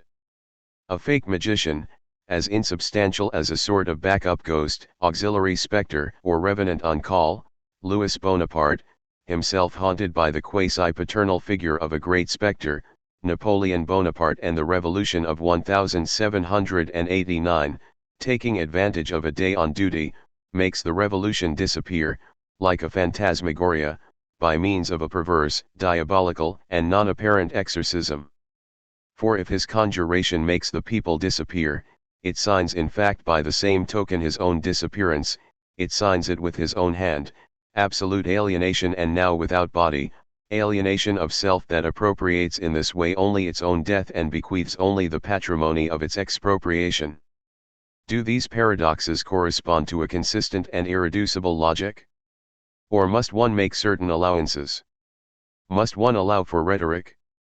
Is it just a matter here of seeking certain effects in what some, for example, Michel Henry Ten, have occasionally wanted to qualify among the political or historical texts of Marx, in opposition to his philosophical texts? Our hypothesis is different. No doubt one must take the measure of the polemic, the oratorical talent, an uncommon linguistic arsenal, a panoply of arguments but also of images, a fantastic panoply at a time when people had a taste for ghosts, for a certain theater of ghosts. According to a historically determined scenography, every age has its scenography, we have our ghosts. One must also consider, to be sure, the singular involvement in the mobility of a highly differentiated historical, tactical, and strategic context. But this should not prevent one from recognizing certain invariables beyond these limits. There is constancy, consistency, and coherence here. There are discursive layers whose stratification allows long sequences to remain subjacent to ephemeral formations. Even if a certain structural heterogeneity remains, as we are constantly suggesting here, it does not divide different types of discourse, but rather is at work within each one of them. In its philosophical form, the paradoxy of the spectre was already part of the program of the German ideology and will remain on the program of capital. And the fantastic panoply, while it furnishes the rhetoric or the polemic with images or phantasms, perhaps gives one to think that the figure of the ghost is not just one figure among others. It is perhaps the hidden figure of all figures. For this reason, it would perhaps no longer figure as one tropological weapon among others. There would be no meta-rhetoric of the ghost. In the face of these paradoxes, what would be the task here?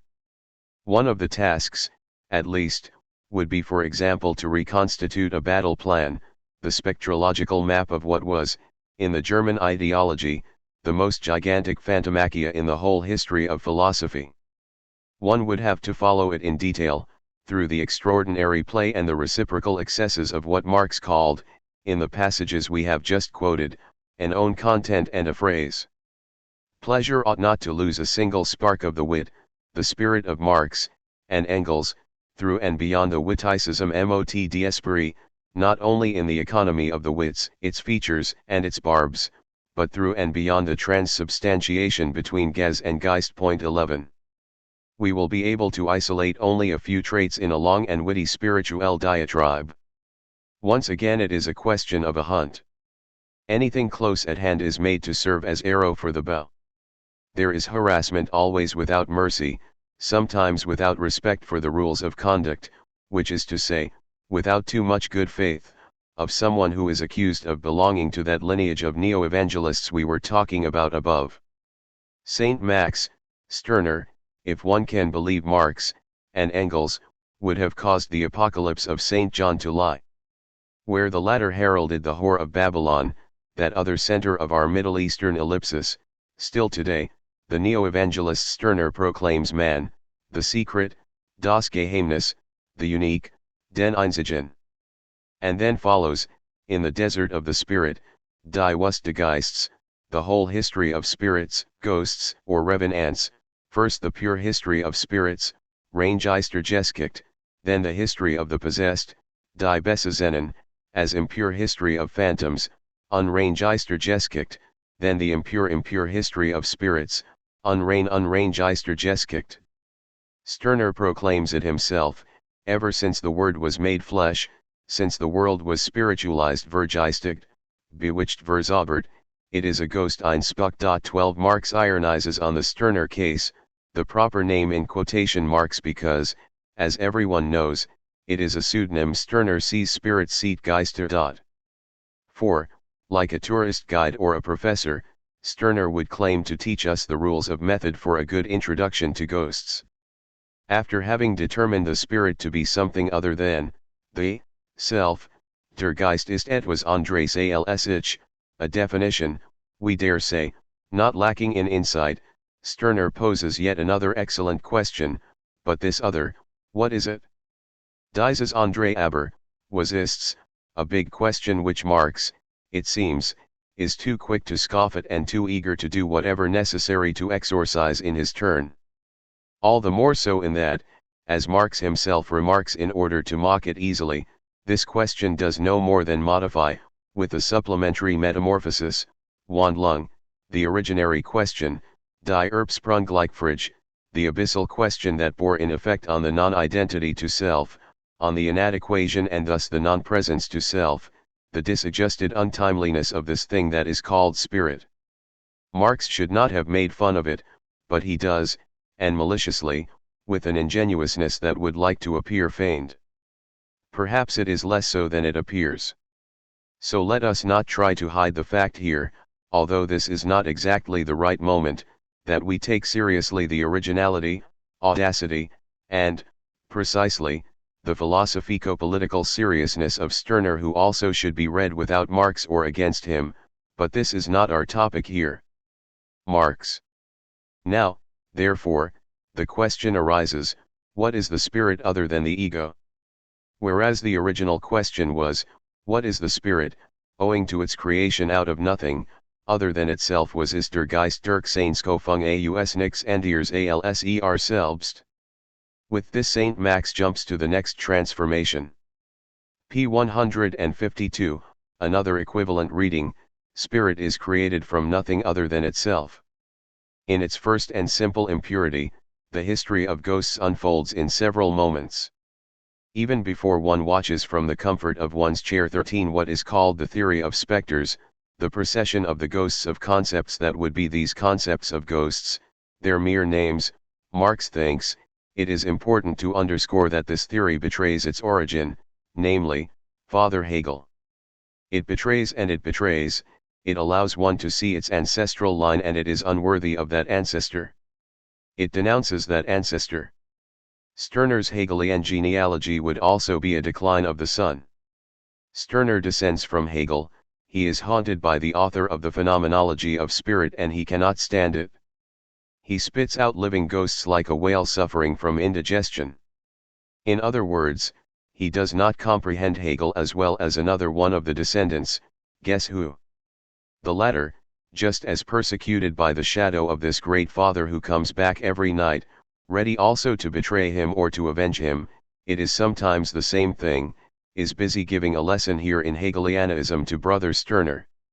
Stirner always slips into Hegelian language, he slides his words into the long familiar orthodox Hegelian phrases, p. 149. But this unworthy heir has not understood the essentials of the Will and Testament, he has not read very well the Phenomenology of Spirit which is his inspiration and which he wants to give to us in a Christian version. Saint Max intends to give us a phenomenology of the Christian spirit p. 153. What has he not understood? What is the essential? On the subject of the becoming spectre of the spirit, he has not seen that, for Hegel, the world was not only spiritualized, vergeistigt, but despiritualized, entgeistigt, a thesis that the author of the German ideology seems to approve. This despiritualization is quite correctly, ganz richtig, recognized by Hegel, we read.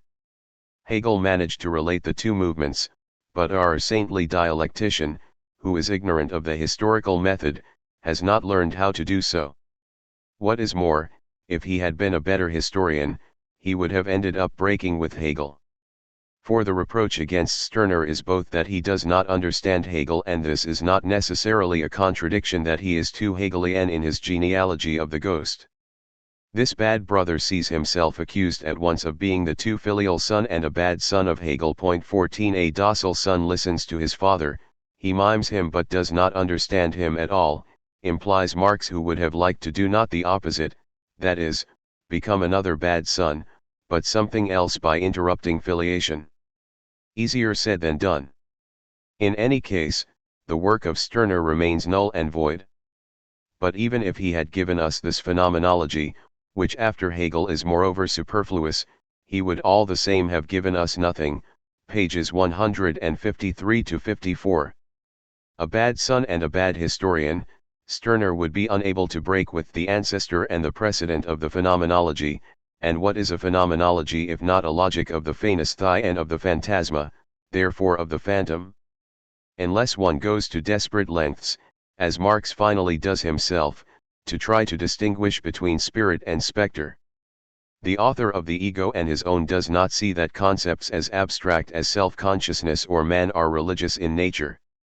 He makes of religion a causa sui, as if specters could move about on their own. He does not see that Christianity has no history whatsoever, no history of its own. It does not manage to explain, as it should have done, the self-determinations and the developments of the religious spirit based on empirical conditions and empirical causes, on a determined form of society, determined relations of exchange and industry. He missed both the being determined, therefore necessary, he missed the determination, the master word of the accusation, and more precisely the empiricity of this determination. He thus misapprehended what determines this determination of spirit as heterodetermination. The apparently declared empiricism that inspires this critique always leads it back, in fact, to a law of Alterity. As always, empiricism has a vocation for heterology. One recognizes actual experience by its encounter with some other. Now, for having overlooked this heterodetermination of the Christian spirit, Stirner is under a spell, he hallucinates, he phantomalizes, one might say he fantasizes the spirit. In truth, he is haunted by the Hegelian frequency. He is inhabited only by that. The only Alterity of which he is capable is the being other of the professional chair, a being other of the thoughts of the Berlin professor. The metamorphoses of Stirnerian man and world are universal history incarnated in the shadow of Hegel, incorporated into the body of Hegelian philosophy in Den Leib der Hegelschen Philosophie, metamorphosed and incorporated into ghosts, which only apparently are a being other of the thoughts of the Berlin professor. They are only that, and they are apparently that. In the phenomenology of spirit, in this Bible or this book, Hegel transfigures the individual into consciousness and the world into object. Life and history are thus transfigured, in their very diversity, into relations of consciousness to the object. It is still a matter of truth, and it is a phenomenologization of the truth as truth of consciousness that is here put in question. The history of the ghost remains a history of phantomalization, and the latter will indeed be a history of truth, a history of the becoming true of a fable, unless it is the reverse, a fabulation of truth, in any case a history of ghosts. The phenomenology, of spirit, describes, 1. The relation of consciousness to the object as truth or as relation to the truth as mere object, 2. The relation of consciousness, insofar as it is the true, to the object, 3. The true relation of consciousness with truth, wars verhalten de bewusstseins zur Wahrheit. This tripleness reflects the Trinity, God the Father, Christ, and the Holy Spirit. The Spirit provides mediation, thus passage and unity. It gives rise, by the same token, to the metamorphosis of the spiritual into the spectral. This is the very error of Saint Max. One therefore has the feeling that, in the critique of Stirner in any case, Marx is out to get the spectre above all and not the spirit, as if he still believed in some decontaminating purification in this regard, as if the ghost were not watching the spirit, as if it were not haunting the spirit, precisely, from the threshold of spiritualization, as if iterability itself, which conditions both the idealization and the spiritualization of the idea, did not erase any critical assurance as to the discernment between these two concepts. But Marx insists on discerning. That is the price of the Crinean of the Critique. 5. Apparition of the inapparent. The phenomenological conjuring trick.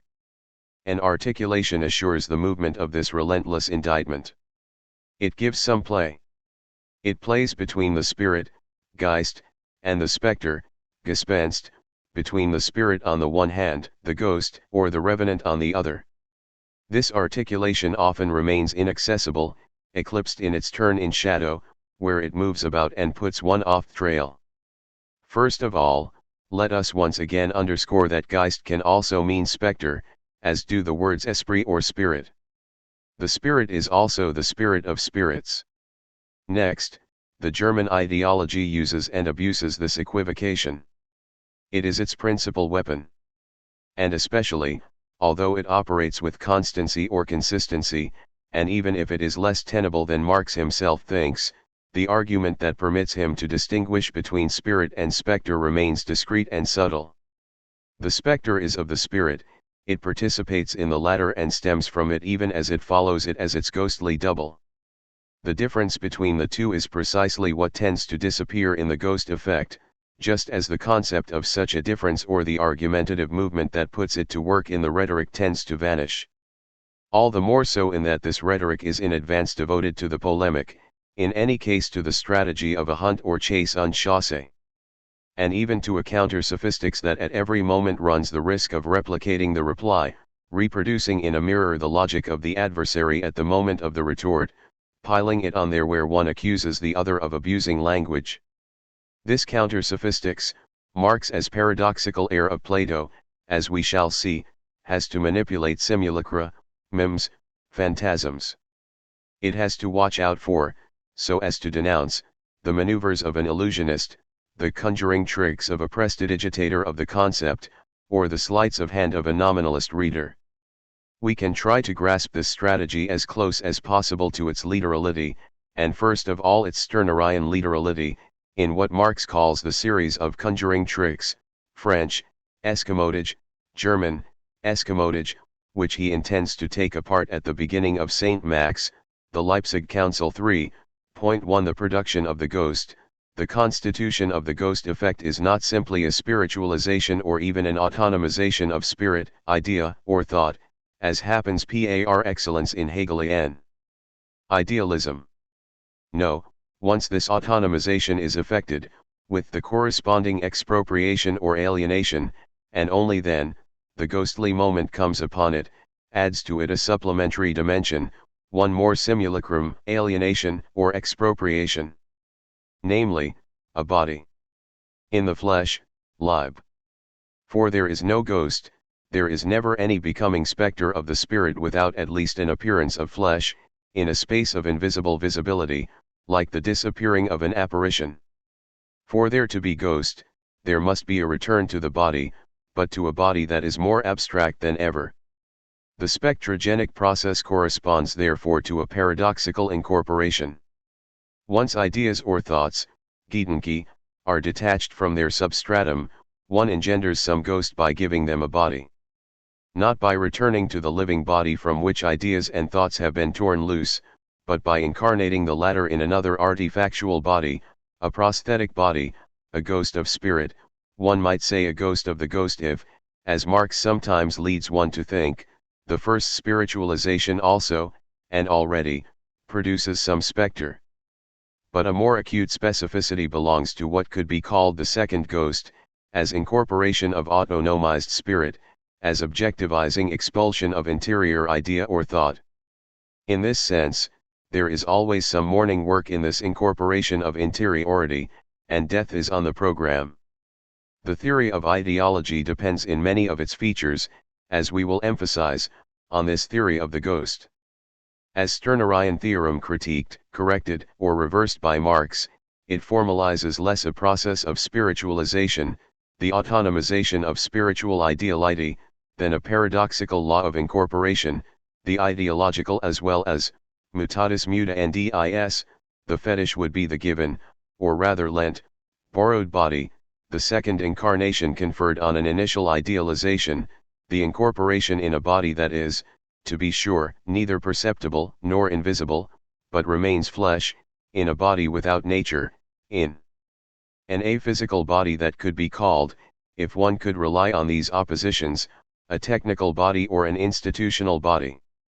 Like the one who says, from the safety of his visor, I am thy father's spirit, it is even a visible invisible body, sensuous non-sensuous, and always under the tough institutional or cultural protection of some artifact, the helmet of the ideologum or the fetish under armor. But that is not all. The specificity of the process can still capitalize the spectralization. Once the ghost is produced by the incarnation of spirit, the autonomized idea or thought, when this first ghost effect has been operated, it is in turn negated, integrated, and incorporated by the very subject of the operation who, claiming the uniqueness of its own human body, then becomes, according to Marx as critic of Stirner, the absolute ghost, in fact the ghost of the spectre spirit, simulacrum of simulacra without end. This would be, if one believes Marx, the delirious and hallucinogenic moment of the properly Stirnerian hubris, in the name of critique, and sometimes political critique, for Stirner also maintains a political discourse. One must recall the infinite entanglement of the debate that formed the context of this Leipzig Council 3, St. Max. This would be but a raising of the ante of negativity, a rage for reappropriation, an accumulation of ghostly layers. Marx denounces the sophistics of this conjuring trick in one of the clearest moments of this verbose and sometimes vertiginous argumentation, which itself seems to give into the vertigo to which such tropics necessarily lead, for a spectre does not only cause séance tables to turn, but sets heads spinning. In truth it is a matter of another eschamotage. Marx loves this word. Why does this proliferation of ghosts proceed by so many conjuring tricks? A conjuring trick in fact multiplies itself, it gets carried away with itself, and is unleashed in a series. Marx begins to count them and then gives up. The word eschamotage speaks of subterfuge or theft in the exchange of merchandise, but first of all the sleight of hand by means of which an illusionist makes the most perceptible body disappear. It is an art or a technique of making disappear. The eschamoteur knows how to make an apparent. He is expert in a hyperphenomenology.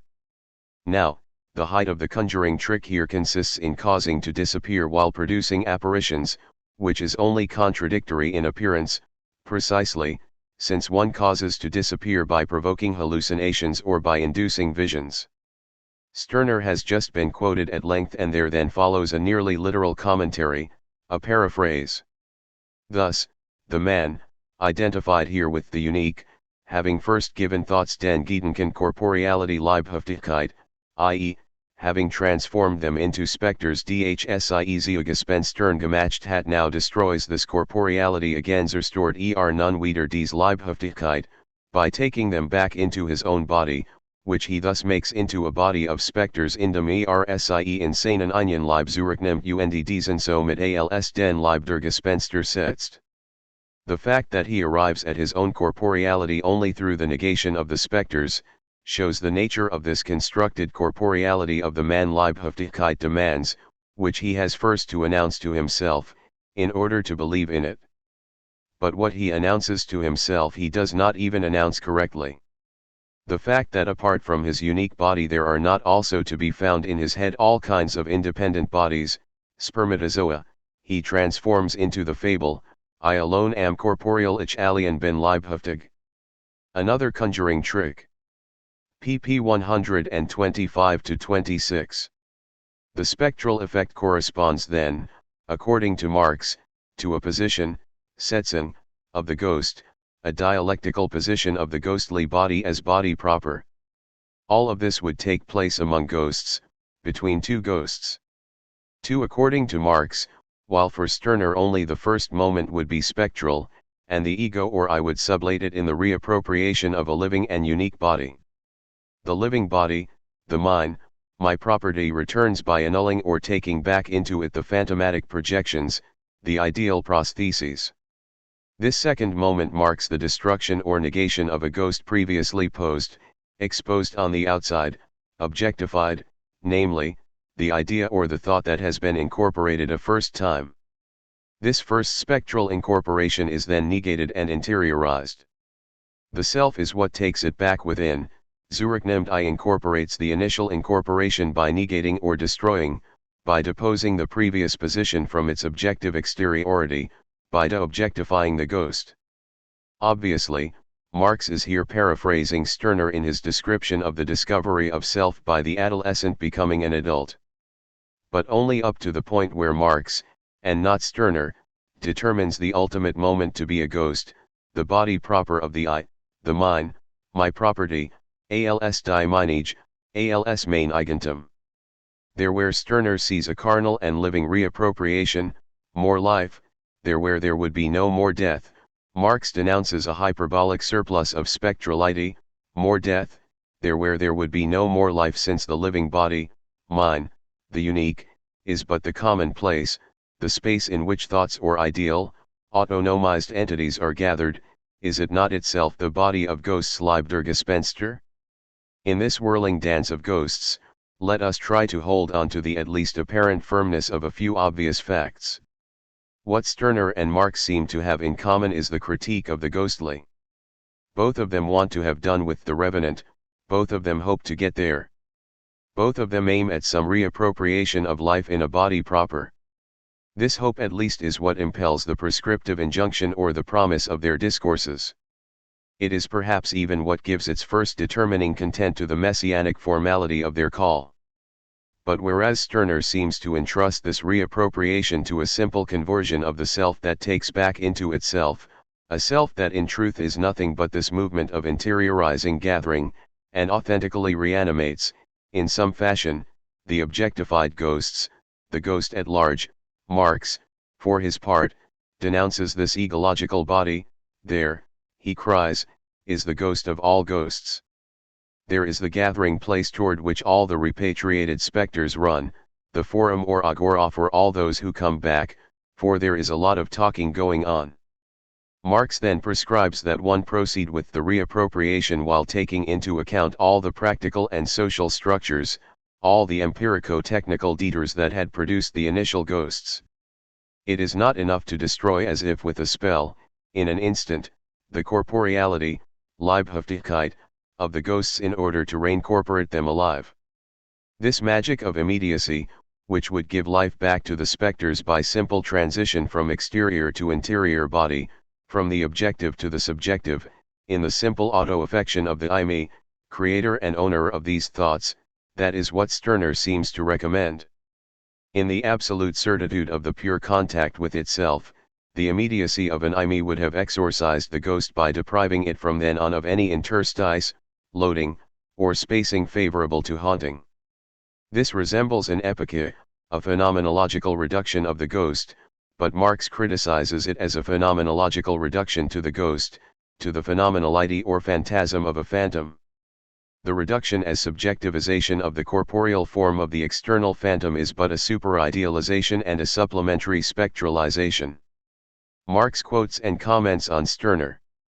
How I find myself, it should read, how the youth finds himself, behind the things dinge, and indeed as Spiritgeist, so subsequently, too, I must find myself, it should read the man must find himself, behind the thoughts Gedanken, i.e., as their creator and owner als Ehrskofer an einer.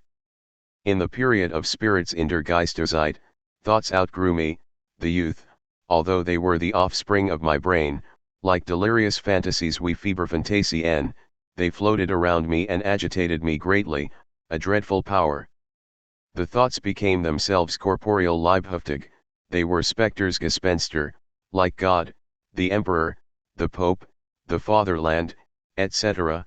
By destroying their corporeality Leibhaftigkeit, I take them back into my own corporeality and announce. I alone am corporeal Zerstore ich ihre Leibhaftigkeit, so neb me ich sie in die Meinige Zurück und sage, ich alien bin Leibhaftig. And now I take the world as it is for me, as my world, as my property, I relate everything to myself und nun nehme ich die Welt als das, was sie mir ist, als die Meinige als mein Eigentum, ich beziehe als auf mich. P. 125. In the story of what is being said here, in this fabulous reconstruction that often proceeds by simple nomination and is content to substitute a pompous series of resounding names for proper names, p. 131, Marx denounces a surplus of hallucination and a capitalization of the ghost. What is really, wirklich, destroyed are merely the representations in their form as representation, Vorstellung. The youth may indeed destroy his hallucinations or the phantomatic appearance of the bodies of the emperor, the state, the fatherland. He does not actually, wirklich, destroy them. And if he stops relating to these realities through the prostheses of his representation and the spectacles of his fantasy durch die Brille seiner Fantasy, if he stops transforming these realities into objects, objects of theoretical intuition, that is, into a spectacle, then he will have to take into account the practical structure of the world, work, production, actualization, techniques. Only this practicality, only this actuality, work, the worken or the working of this Wirklichkeit, can get to the bottom of a purely imaginary or spectral flesh, fantastisch gespenstige Leibhaftigkeit. Marx seems to be warning Stirner, if you want to conjure away these ghosts, then believe me, I beg you je vous en conjure, the egological conversion is not enough, nor is the change in the direction of a gaze, nor a putting into parentheses, nor the phenomenological reduction. One must work practically, actually. One must think work and work at it. Work is necessary, as is an account of reality as practical actuality. One does not chase away the real emperor or pope in a single blow by exorcising or by conjuring away eschamotant the mere ghostly form of their bodies. Marx is very firm, when one has destroyed a phantomatic body, the real body remains. When the ghostly body, die gespenstige Leibhaftigkeit, of the emperor disappears, it is not the body that disappears, merely its phenomenality, its phantomality, Gespensterhaftigkeit. The emperor is then more real than ever and one can measure better than ever his actual power, wirklich Macht. When one has negated or destroyed the fantastic or phantomatic form, die fantastische und die gespenstige Gestalt, of the fatherland, one has not yet touched upon the actual relations wirklich Verhältnisse that constitute it. In his abstract reconstruction of the various stages of life, Stirner gives us but a spectral shade that we ought to confront with its disappeared body, for what he has lost in this supposed destruction of specters is quite simply his body, life, and actual reality Wirklichkeit. He lost his body out of love of his body. For this whole history remains under the control of the paradoxes of narcissism and the work of mourning. Everything begins, everything ought to begin and begin again, according to the Stirnerian axiomatics, with the love of one's own body, when man sich leibhaftig liebt wohnen, only when one has grown fond of oneself corporeally. One then mourns for the ghosts in which one had already expropriated oneself, ideas, objectified thoughts, and so forth, in which one had already lost one's body and one's life. To this immediate work of mourning, to this mourning for work, to this work of mourning without work, to this immediately narcissistic conversion, Marx opposes a work on this work of mourning that liberates us from this hyperphantomality, the ego of the Stirnerian body. This critique does not eliminate the death and expropriation at the heart of the living, it calls one back to what always defers the work of mourning, mourning itself and narcissism. Marx merely determines the difference or deferral as practical and as a delay of reappropriation. Has this backward glance allowed us to distinguish between the voices which are sometimes so close? In the political dispute that Marx wants to provoke with Stirner, these voices seem to echo each other. If there were a confabulation for the initiated, it would turn around the question of who is better able to have the ghosts hide, at what rhythm, according to which dieters and strategies. In real time, immediately, or in deferred time. Why call this a confabulation conciliabule, to beneath the absolute, infinite, apparently definitive discord, the one that Marx insists on above all and that he constantly recalls as if no one wanted to believe him, a proximity is hidden, indeed a fearsome analogy. Let us be clear, fearsome for Marx. And if there is a confabulation, it is because a common stake incites the polemic. It is called the spectre. and Marx and Stirner want to be done with it. That is the common axiom, which is not open to discussion. One must have the ghost's hide, and to do that, one must have it. To have it, one must see it, situate it, identify it. One must possess it without letting oneself be possessed by it, without being possessed of it. Besessen, that is the title of one of Marx's accusations, the possessed, die Besessenen unreingeistergeschickt.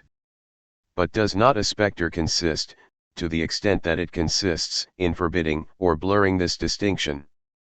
In consisting in this very undiscernibility?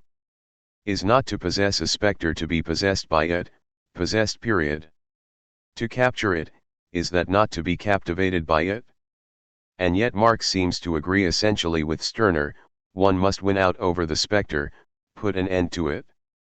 The disagreement is over the means to this end, and over the best solution.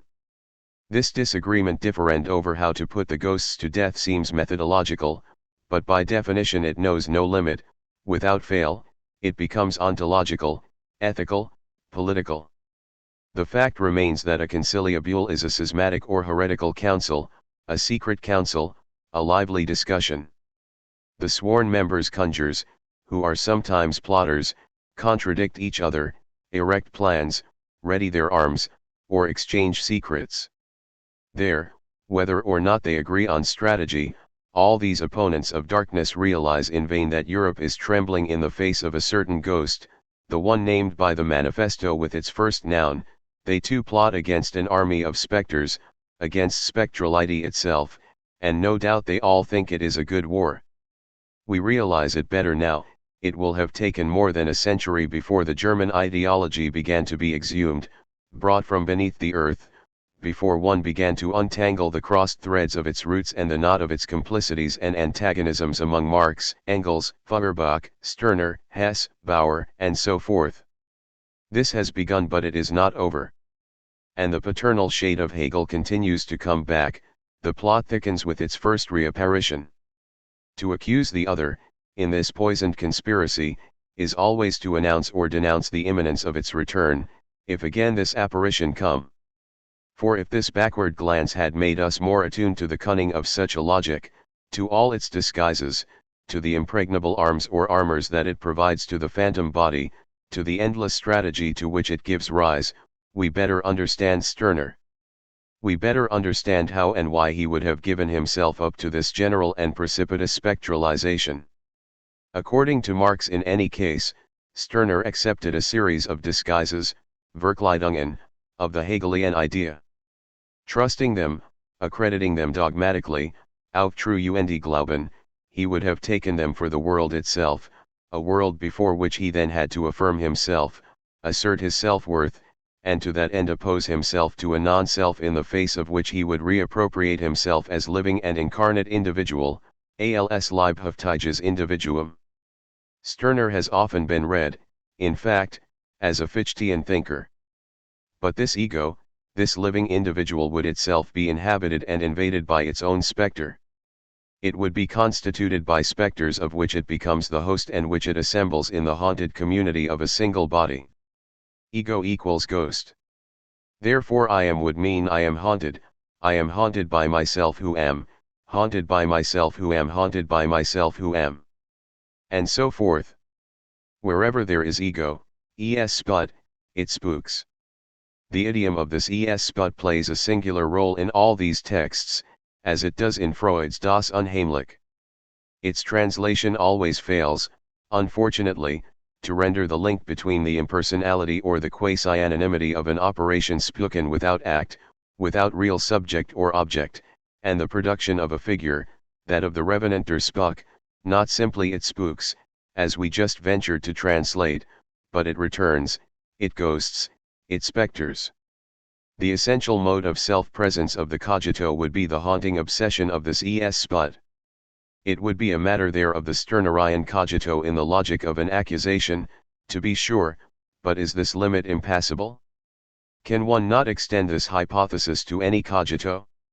The Cartesian cogito, the Kantian I think, the phenomenological ego cogito, 3. A real presence is promised here to a Eucharistic Narcissus. The Stirnerian living being, its unique ego, would be in effect visited by its own apparition.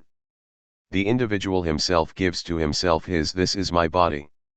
Sancho Stirner and Christ resemble each other moreover as two beings of flesh. Believed Wesson, notes Marx, who is not content just to underscore incessantly the Christian Hegelian dimension of the enterprise and thus to recall that all phenomenology is a phenomenology of spirit, let us translate here, phenomenology of the spectre, and that, as such, it cannot hide its Christian vocation. He also claims to analyze and take apart what is literally in his view a construction.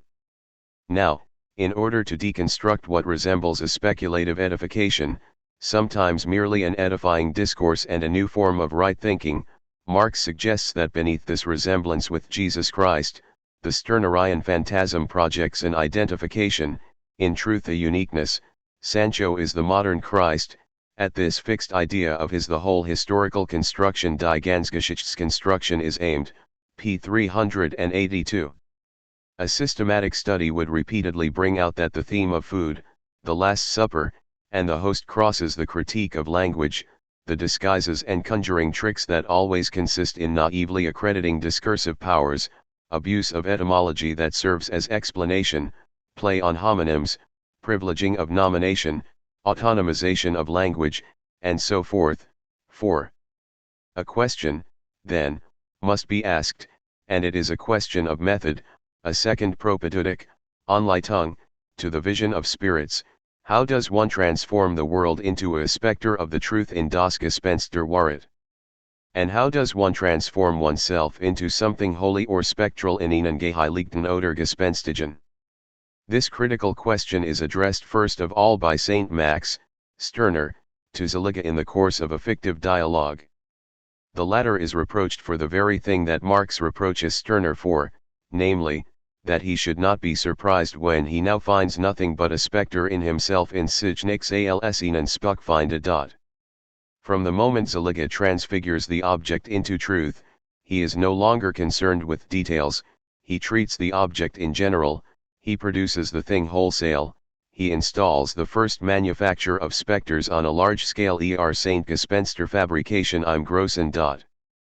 He believes in that with which Stirner threatens him and the reason Stirner accuses him, conceiving the truth as spectre, die Wahrheit als Gespenst. But this is precisely what Marx is reproaching Saint Max for. He reproaches relentlessly by reproducing the staging of positions and oppositions that will end up in an arithmetical series of oppositions whose dialectical method he will pretend to admire, p. 156. Vertiginous asymmetry, the technique for having visions, for seeing ghosts, is in truth a technique to make oneself seen by ghosts. The ghost, always, is looking at me. 5 Instructions in the art of seeing spirits. First of all, one must become transformed into a complete fool, i.e., imagine oneself, pose oneself, sich setzen to be Zeliga, and then say to oneself, as Saint Max does to this Zeliga, look around you in the world and say for yourself whether a spirit is not looking at you from everywhere. Aus allem dich ein Geist anschaut. p. 152. Follow my gaze, the spectre seems to say with the imperturbable authority and the rock-hardness of a commandator. Let us follow this gaze. Right away we lose sight of it, disappeared, the departed, in the hall of mirrors where it multiplies. There is not only one spirit watching you. Since this spirit is everywhere, since it comes from everywhere, aus allem, it proliferates a priori, it puts in place, while depriving them of any place, a mob of specters to which one can no longer even assign a point of view, they invade all of space. Number is the spectre. But in order to inhabit even there where one is not, to haunt all places at the same time, to be atopic, mad and non-localizable, not only is it necessary to see from behind the visor, to see without being seen by whoever makes himself or herself seen, me, us, it is also necessary to speak. And to hear voices. The spectral rumor now resonates, it invades everything, the spirit of the sublime and the spirit of nostalgia cross all borders. One hears, Marx quotes, Millions of spirits speak through the mouths of people und man hort aus den Menschen Millionen Geister reden, ibid. A merciless spiraling movement then draws in a series of quotations that lead to two conclusions. Marx wants at the same time to extract them from Stirner's witness text and to use them against him. As always, he grabs the weapons and turns them back against the one who thought he was their sole owner. We underscore here the objections that one might be tempted to address to the phenomenological principle in general. Two conclusions, then: 1. The phenomenal form of the world itself is spectral. 2. The phenomenological ego, me, you, and so forth, is a specter. The phanosthai itself, before its determination as phenomenon or phantasm, thus as phantom, is the very possibility of the specter. It brings death, it gives death, it works at morning. Point 6. Consequence, concatenation, rattle of chains, endless procession of phenomenal forms that file by, all white and diaphanous, in the middle of the night. The apparition form, the phenomenal body of the spirit, that is the definition of the specter. The ghost is the phenomenon of the spirit. Let us cite Marx who, citing Stirner, wants to force him to admit that he identifies irresistibly with the witness adversary whom he calls to appear, the Porzeliga. The latter will have survived oblivion only in this insubstantial guise, he speaks only through this indirect voice. Everything is concentrated then in the German expression es spot, which translations are obliged to circumvent. One would have to say, it haunts, it ghosts, it specters, there is some phantom there, it has the feel of the living dead manor house, spiritualism, occult science, Gothic novel, obscurantism, atmosphere of anonymous threat or imminence. The subject that haunts is not identifiable, one cannot see, localize, fix any form, one cannot decide between hallucination and perception, there are only displacements, one feels oneself looked at by what one cannot see. If one has achieved this level where talk passes through millions of spirits, aus den Menschen Millionen Geister reden, if one can exclaim with Stirner, yes, ghosts are teeming in the whole world es spot in der ganzen Welt, then it is not difficult to advance to the point, p. 93, where one makes the further exclamation, only in it? No, the world itself is an apparition nur in ear? Nein, sie selber spot, let your communication be, yeah, nay, for whatsoever is more than these cometh of evil, i.e., a logical transition, it is the wandering pseudo-body of a spirit, it is an apparition sie ist der wandelnde Scheinleib eines Geists, sie ist ein Spuk. Then cheerfully look near at hand or into the distance, you are surrounded by a ghostly world. You see spirits in die Nahe oder in die Fern, die umgibten Gespenstige Welt du siehst Geister. And then you should not be surprised if, in these circumstances and from the heights of Zaliglity, you discover also that your spirit is a ghost haunting your body die Geist in deinem Leib spot, that you yourself are a ghost du selbst ein Gespenst bist which awaits salvation, that is, a spirit. Thereby you will have arrived at the point where you are capable of seeing spirits and ghosts in all people, and therewith spirit seeing reaches its final goal, pp 46-47. The basis of this instruction, only much more correctly expressed, is to be found in Hegel, Inter alia, in the Geschichte der Philosophie, 3, pages 124, 125. p. 153. This passage will have clarified, among other things, the difference between spectre and spirit. It is a difference. The spectre is not only the carnal apparition of the spirit, its phenomenal body, its fallen and guilty body, it is also the impatient and nostalgic waiting for a redemption, namely, once again, for a spirit, auferlassenherd, namlich ein Geist. The ghost would be the deferred spirit, the promise or calculation of an expiation. What is this difference? All or nothing. One must reckon with it, but it upsets all calculations, interests, and capital. A transition between the two moments of spirit, the ghost is just passing through. Stirner, notes Marx while citing him, takes seriously this passage of the spirits, in the plural, that are the offspring of spirit in the singular, Sankt Max macht jetzt ernst mit den Geistern, welch die Kinder de Geist sind. He at least imagines the spectrality of everything, Gespensterhaftigkeit aller. To this whole progeniture, to all these children whose sex is never determined, neither by Max nor Marx, but everything suggests that they are brothers of the same Son, thus sons of the same Father, through the mediation of the same Holy Spirit, he is content just to give names. Incantatory magic of onomastics and appellations controlees. The names are new, the concepts have aged, they drag along behind them a single idea, the idea that men represent, precisely by means of new appellations, general concepts. The whole debate here concerns, of course, the status of conceptual generality and the rough treatment it receives from Stirner, who according to Marx, phantomalizes it. These representatives, Repräsentanten, that are men present or represent the generality of concepts in the Negroid form, im Negerhaften Zustande. Perfidious, bifid, the word Negroid does double duty. On the one hand, it denounces the confusion within which Stirner maintains the concept, more precisely the presentation of the concept, the manner in which concepts come on stage in the intuition, the intermination of the homogeneous, in the dark element of a nocturnal obscurity. The Negroid state is thus also, as some august ancestor had said just a little while earlier, the night in which all cows are black.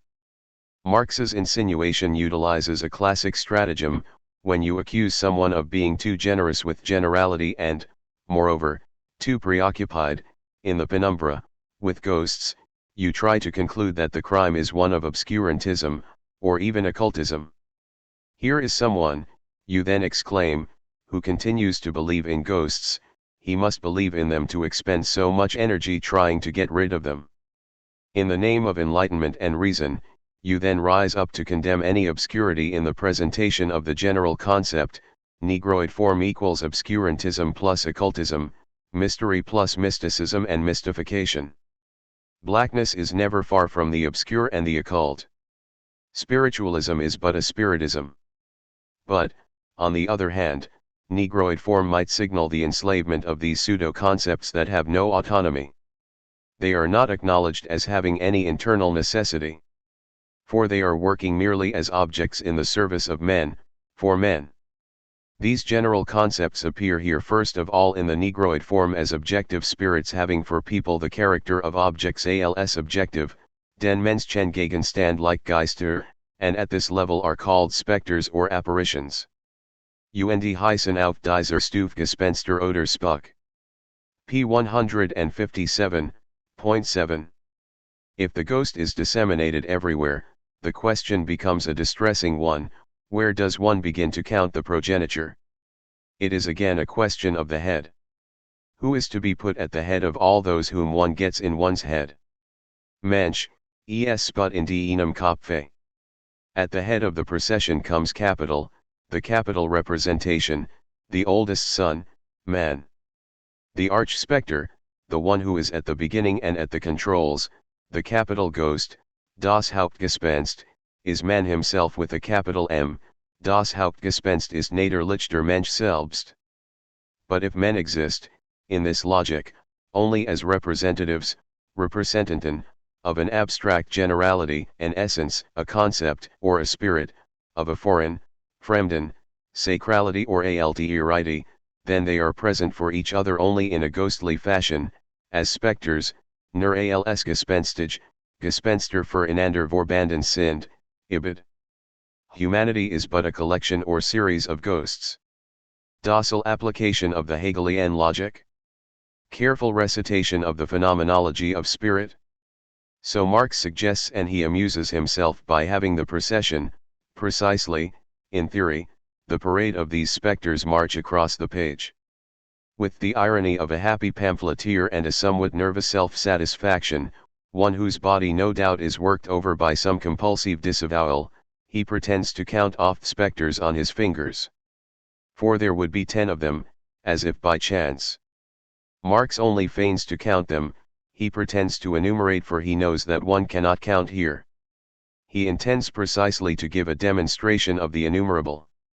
These simulacra of identity are classed according to a logic that uses every means to confound the adversary.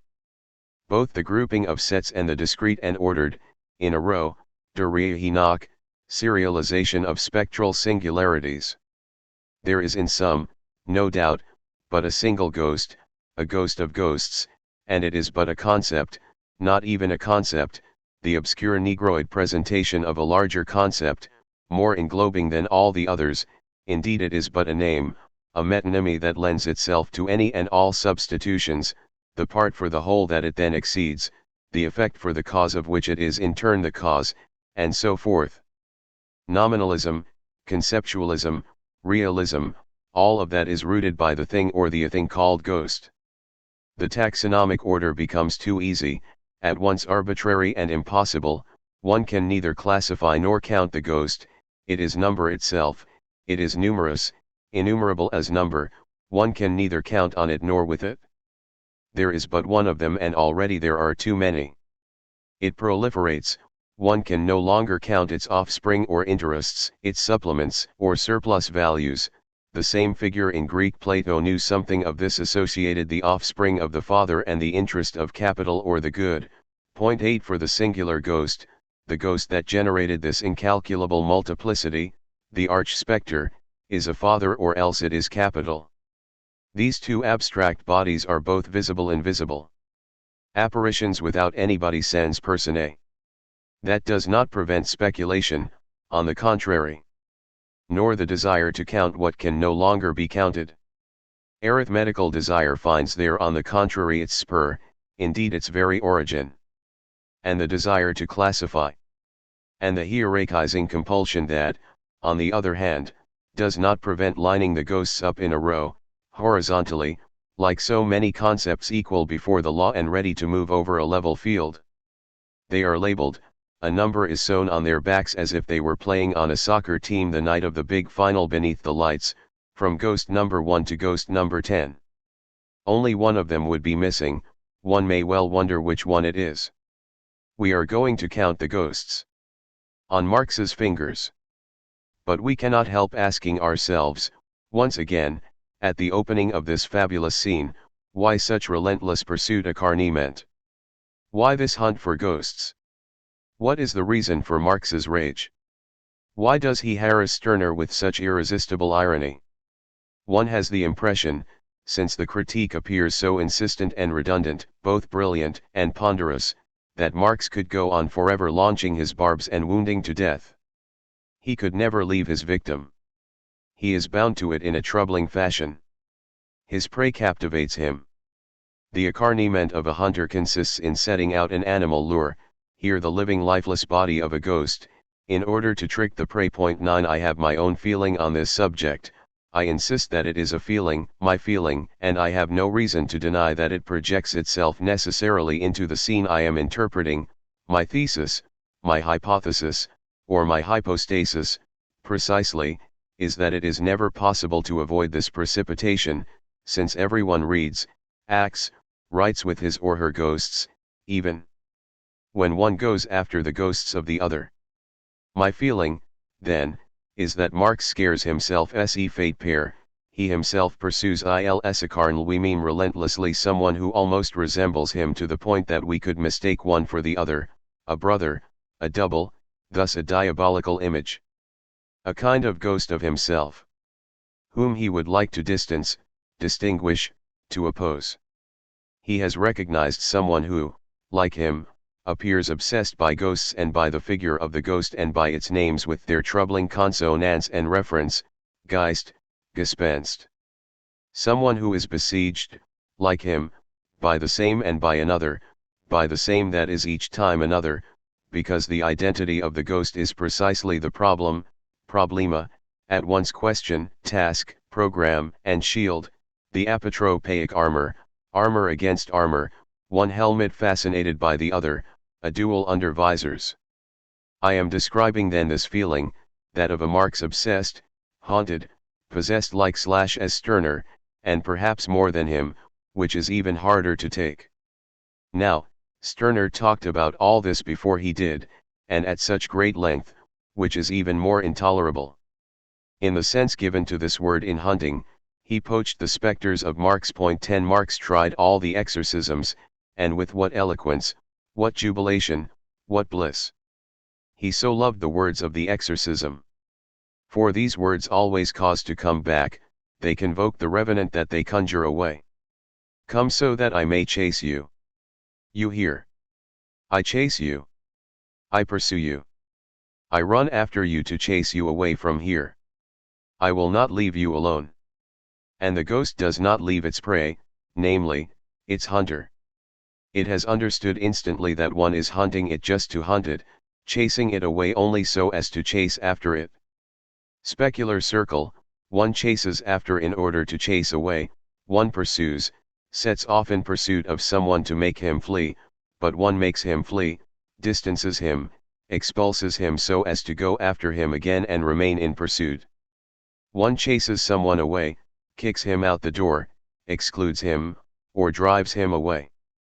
But it is in order to chase after him, seduce him, reach him, and thus keep him close at hand.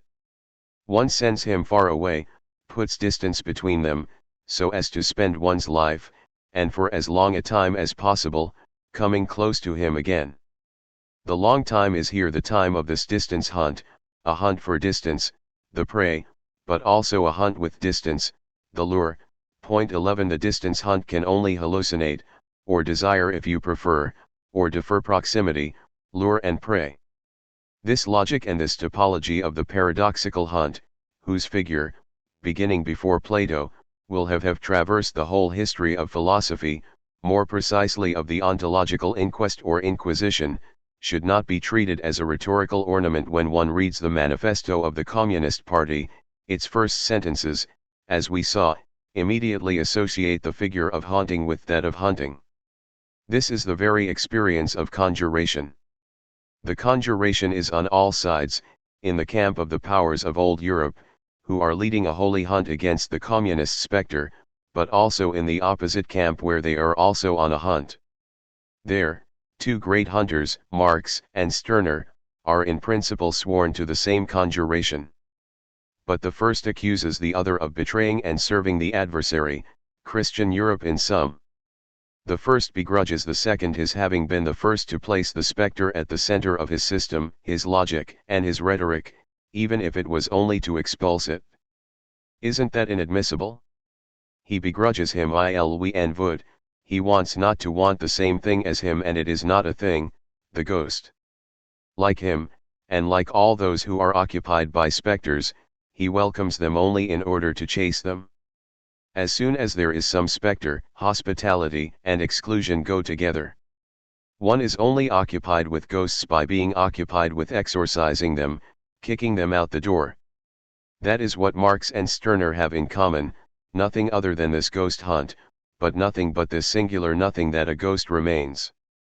All the same, let us not forget that, unlike the spirit, for example, or the idea or simply thought, this nothing is a nothing that takes on a body. And since the two adversaries want to conjure away this body, nothing can efface in this regard a resemblance between them that is by definition troubling. The deconstructive critiques that Marx will address to the Stirnerian historical constructions or montages risk coming back at him like a boomerang. Whence the endless, relentless pursuit. Endless because it maintains itself by itself, it is talking with itself ils entretentel we meme. He wants to classify classer, he can only chase chasser. The pursued pursues relentlessly, as we were suggesting, a kind of double or brother.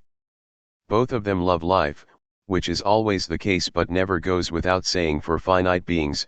They know that life does not go without death, and that death is not beyond, outside of life, unless one inscribes the beyond in the inside, in the essence of the living. They both share, apparently like you and me, an unconditional preference for the living body. But precisely because of that, they wage an endless war against whatever represents it, whatever is not the body but belongs to it, comes back to it, prosthesis and delegation, repetition, difference. The living ego is autoimmune, which is what they do not want to know. To protect its life, to constitute itself as unique living ego, to relate, as the same, to itself, it is necessarily led to welcome the other within. So many figures of death, difference of the technical apparatus, iterability, non-uniqueness, prosthesis, synthetic image, simulacrum, all of which begins with language. Before language, it must therefore take the immune defenses apparently meant for the non-ego, the enemy, the opposite, the adversary, and direct them at once for itself and against itself. Marx thinks he is a better expert, a better scholar of ghosts. Let us recall that he says in effect to Saint Max, "I know my way around specters better than you, the ghost is my affair, is looking at me, see me regard. If you want to save life and conjure away the living dead, you must not go at it immediately, abstractly, egologically, phantasmatically, with the word, with the language act of a phantasmagoruine. You must pass through the laborious ordeal of the detour, you must traverse and work on the practical structures, the solid mediations of real, empirical actuality, and so forth. Otherwise, you will have conjured away only the phantomality of the body, not the body itself of the ghost, namely, the reality of the state, emperor, nation, fatherland, and so on. But obviously, for the time of this detour, you must accept to take into account the autonomous, relatively autonomous body of ghostly reality. By himself pursuing this double who is in a rush to get things over with, and who is therefore all the more insubstantial, Marx always runs the risk of going after in this way his own ghost, a spectre at once speculative and specular. This risk irritates him, so he has to keep endlessly piling on the traits, the distinctive traits and the polemical traits. He will never be done with it, but it is in order to be done with it, to close out his account, that he counts things up. He counts off the others' ghosts. There are 10 of them. Well, anyway, he stops at 10.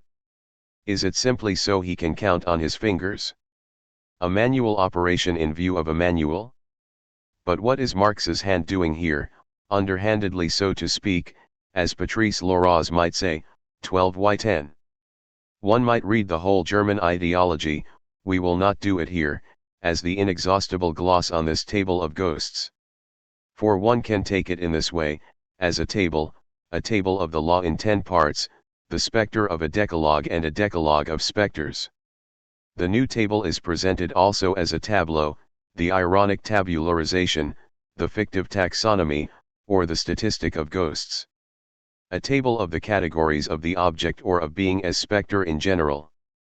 And yet, despite the stasis that is appropriate for the exhibition of a tableau or picture, this one knows no rest in any stability.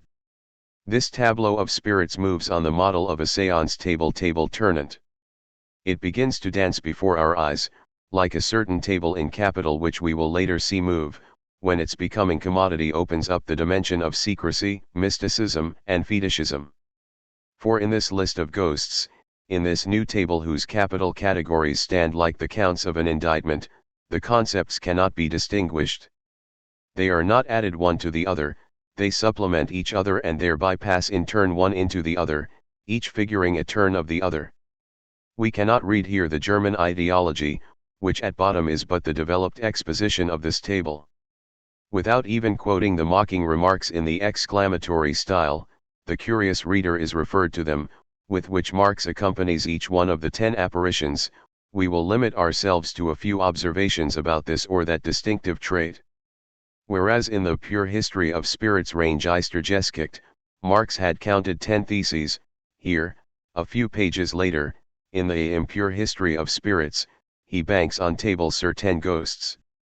Gespenst number 1, ghost number 1, the Supreme Being, das hohe Saintwesen, God. Not a minute is wasted speaking of this incredible belief, Marx notes.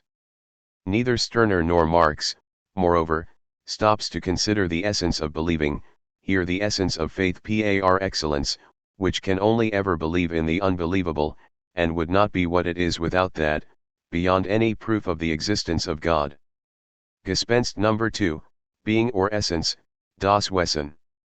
Apparently, we are going down, from the highest, das hohe Wesen, to the less high, das Wesen period. An old problem, at least since Aristotle. Descending hierarchy, from theology to ontology. Will it be so simple? Wesen remains the common concept, as we shall see, and the guiding thread of this classification that therefore remains essentially ontological, in truth onto theological. Point 13. Gespenst number 3, the vanity of the world. Nothing to say about that, notes Marx, except that it serves to introduce what follows, to link easily, lightly, liked with what follows. And what is lighter, in fact, more vain, precisely, more non-existent, here, no more Wesen, than the shadow and the vanity of a ghost. The vanity of the world, then, just to make a link with what follows, namely. Gespenst number 4, good and evil beings, die Guten und die Bösen Wesen. Das Wesen has come back, but, notes Marx, Max has nothing to say on this score, even if there is so much to be said. It is just to make a link with what follows, namely. Gespenst number 5, being and its realm, das Wesen und sein Reich. This is the first determination of being. It possesses an empire, whence its metamorphosis, Verwandlung, into a plurality of beings. This is the first birth of the plural, birth itself, the origin of number and progeniture. Of course, the word realm already transfers the table of the commandments or the table of categories from being to an evangelical ground. Gespenst number 6, beings, therefore, die Wesen. We have passed over into the plural, into the proliferation of the progeniture, from 5 to 6, through metamorphosis and spontaneous generation, das Wesen ist, worauf sich flugs in Gespenst nr 6, die Wesen verwandelt. Gespenst number 7, the man-God, der Gottmensch. In this descending hierarchy, this is, in sum, the moment of conversion or reversibility, descent and ascension. It is also the category of the third, the middle or the mediation, for the synthesis of speculative idealism, the hinge charnière of this onto theology as anthropotheology of the ghost. Does not the man-God play the same role in the phenomenology of spirit? This articulating joint also situates the place of the becoming flesh, the privileged moment of the spectral incarnation or incorporation. It is not at all surprising that Marx, following Max, devotes his longest commentary to it, which is also, precisely, the most relentless incarn, the most captivated. Is not the Christic moment, and within it the Eucharistic instant, the hyperbole of incarnament itself?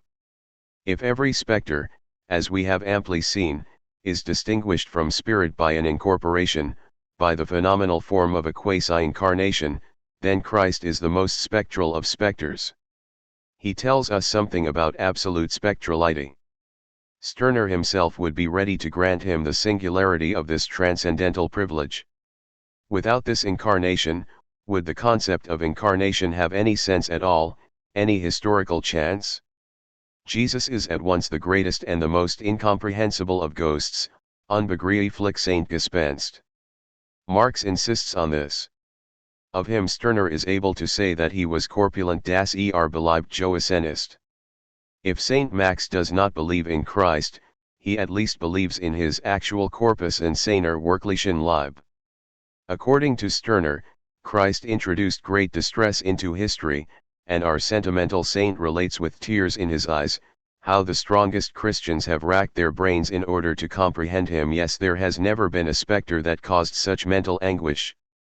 P 158.14. It is thus easy to go from him to the horrible being, zum grauenhaften Wesen. Gespenst no 8, man. Here we come closest to ourselves but also to the most terrifying thing. It is of the essence of the ghost in general to be frightening. This is especially true of man, of the most unheimlich of all ghosts, a word Stirner uses that the French translations overlook most often and that interests us to the highest degree. It is the word of irreducible haunting or obsession. The most familiar becomes the most disquieting. the economic or ecological home of the oikos, the nearby, the familiar, the domestic, or even the national, Heimlich, frightens itself. It feels itself occupied, in the proper secret, geheimnis, of its inside, by what is most strange, distant, threatening. We will come back to this in conclusion. If Christ, that absolute spectre, causes fear and pain, the man that this Gottmensch becomes, and man only arrives at himself, here, in this becoming, causes even more fear as he comes closer to us. He is even more spectral than the spectral. Man makes himself fear. He makes himself into the fear that he inspires. 15 Hence the contradictions that render humanism untenable. We see rise up here the logic of this fear of oneself that is guiding our remarks. The ipseity of the self is constituted there. No one will have escaped it, neither Marx, nor the Marxists, nor of course their mortal enemies, all those who want to defend the property and integrity of their home chez soi, the body proper, the proper name, nation, blood, territory, and the rights that are founded thereon. Marx exposes the fatefulness of this, but he does so in the other, precisely, exposed in the opposite, on the side facing, in St. Max 16 it has to do with the phenomenological fold, Marx seems to suggest, with that difference, both decisive and insubstantial at the same time, that separates being from appearing. The appearing of being, as such, as phenomenality of its phenomenon, is and is not the being that appears, that is the fold of the unheimlich. Spectre number 8, Man. Here our bold writer is seized with immediate horror. He is terrified of himself. Schrikt vor sich selbst, he sees in every man a frightful spectre ihnen grausigen Spuk, a sinister spectre ihnen unheimlichen Spuk, in which something stalks in dem es jet, the same word as in the manifesto. He feels highly uncomfortable. The split zwiespalt between Phenomenon Erscheinung and Essenswesen gives him no peace. He is like Nabal, Abigail's husband, of whom it is written that his essence too was separated from his phenomenal appearance. Ibid. Everything always happens closest to the head and to the chief. This fear of oneself could have led the writer to suicide. The writer, the man-writer could have chased after himself, hunted himself down. St. Max is ready to blow his brains out, once again the sign of the hunt, in Kugel durch den Kopfjagd, from the moment the persecution is internal and the other makes him suffer in the head. What saves this man from man is still another ghost. He remembers that the ancients took no notice of anything of the kind in their slaves. He then thinks of the spirit of the people wherever it is incarnated. This leads him to deduce, dies bringt ibn auf, the next ghost. Gespenst number 9, the spirit of the people, Volksgeist. There would be too much to say today about this deduction, not only about the return of national populisms, but about what has always linked them, in the founding story they tell themselves, to apparitions of revenants. The founder of the spirit of a people, one could show, always has the figure of a revenant survivant, a ghost survivor. It always obeys the temporality of its return. Its reapparition is awaited but obscurely feared. Marx speaks with so much lucidity elsewhere about nationalism, but here he remains very laconic. He merely remarks the necessary transition toward the final metamorphosis. Gespenst number 10, everything. Max will have succeeded in transmuting everything, the all itself, into a ghost, als in ein Spuk sie verwandeln. So we have to stop the counting. And the recounting. And the story, and the fable, and the Gothic novel. And the numerological occultism that puts on airs of Aufklärung.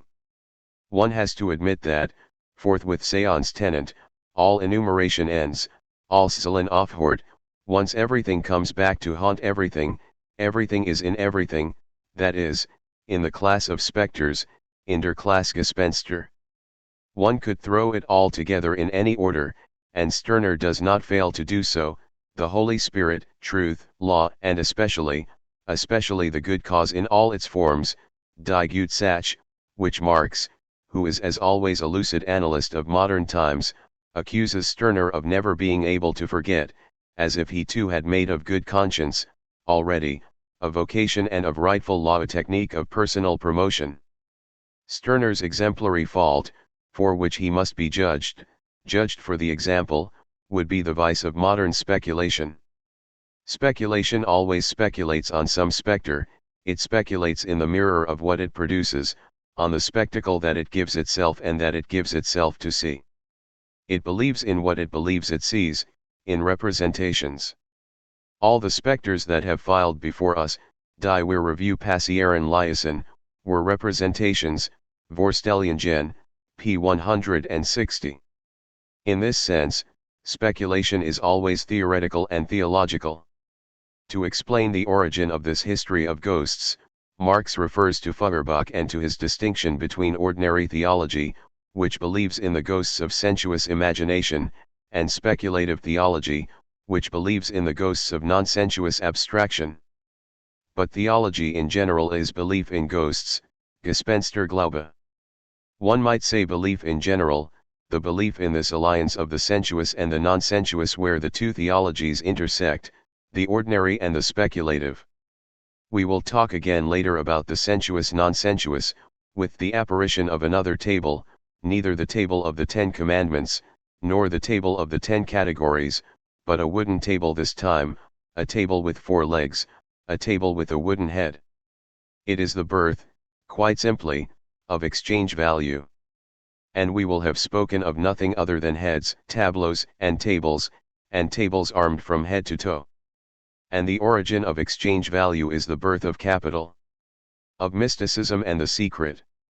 In their common denunciation, in what is at once most critical and ontological about it, Marx and Saint Max are also heirs to the Platonic tradition, more precisely to the one that associates in a strict fashion image with spectre, and idol with phantasm, with the phantasma in its phantomatic or errant dimension as living dead. The phantasma, which the Phaedo, 81d, or the Timaeus, 71a, do not separate from the idola, are figures of dead souls, they are the souls of the dead, when they are not hanging around funeral monuments and sepulchres, Phaedo, they are haunting the souls of certain living persons, day and night, Timaeus. Strict and recurrent, this coupling does not let itself be undone. It leads one to think that the survival and the return of the living dead belong to the essence of the idol. To its inessential essence, of course. To what gives body to the idea, but a body with a lower ontological content, a body that is less real than the idea itself. The idol appears or lets itself be determined only against the background of death. It is doubtless a hypothesis without originality, but one whose consequence can be measured by the constancy of an immense tradition, or rather one must say of the philosophical patrimony such as it is handed down, through the most parricidal mutations, from Plato to Saint Max, to Marx, and beyond. The lineage of this patrimony is wrought, but never interrupted, by the question of the idea, the question of the concept and of the concept of the concept, the very one that harbors the whole problematic of the German ideology, nominalism, conceptualism, realism, but also rhetoric and logic, literal meaning, proper meaning, figural meaning, and so forth. And this question would be a question of life or death, the question of life-death, before being a question of being, of essence, or of existence. It would open onto a dimension of irreducible survival or surviving survivance and onto being and onto some opposition between living and dying. What is ideology? Can one translate with regard to it the logic of surviving that we have just glimpsed with regard to the patrimony of the idol, and what would be the interest of such an operation? The treatment of the phantomatic in the German ideology announces or confirms the absolute privilege that Marx always grants to religion, to ideology as religion, mysticism, or theology, in his analysis of ideology in general. If the ghost gives its form, that is to say, its body, to the ideologium, then it is the essential feature le propre, so to speak, of the religious, according to Marx, that is missed when one effaces the semantics or the lexicon of the spectre, as translations often do, with values deemed to be more or less equivalent, phantasmagorical, hallucinatory, fantastic, imaginary, and so on. The mystical character of the fetish, in the market leaves on the experience of the religious, is first of all a ghostly character.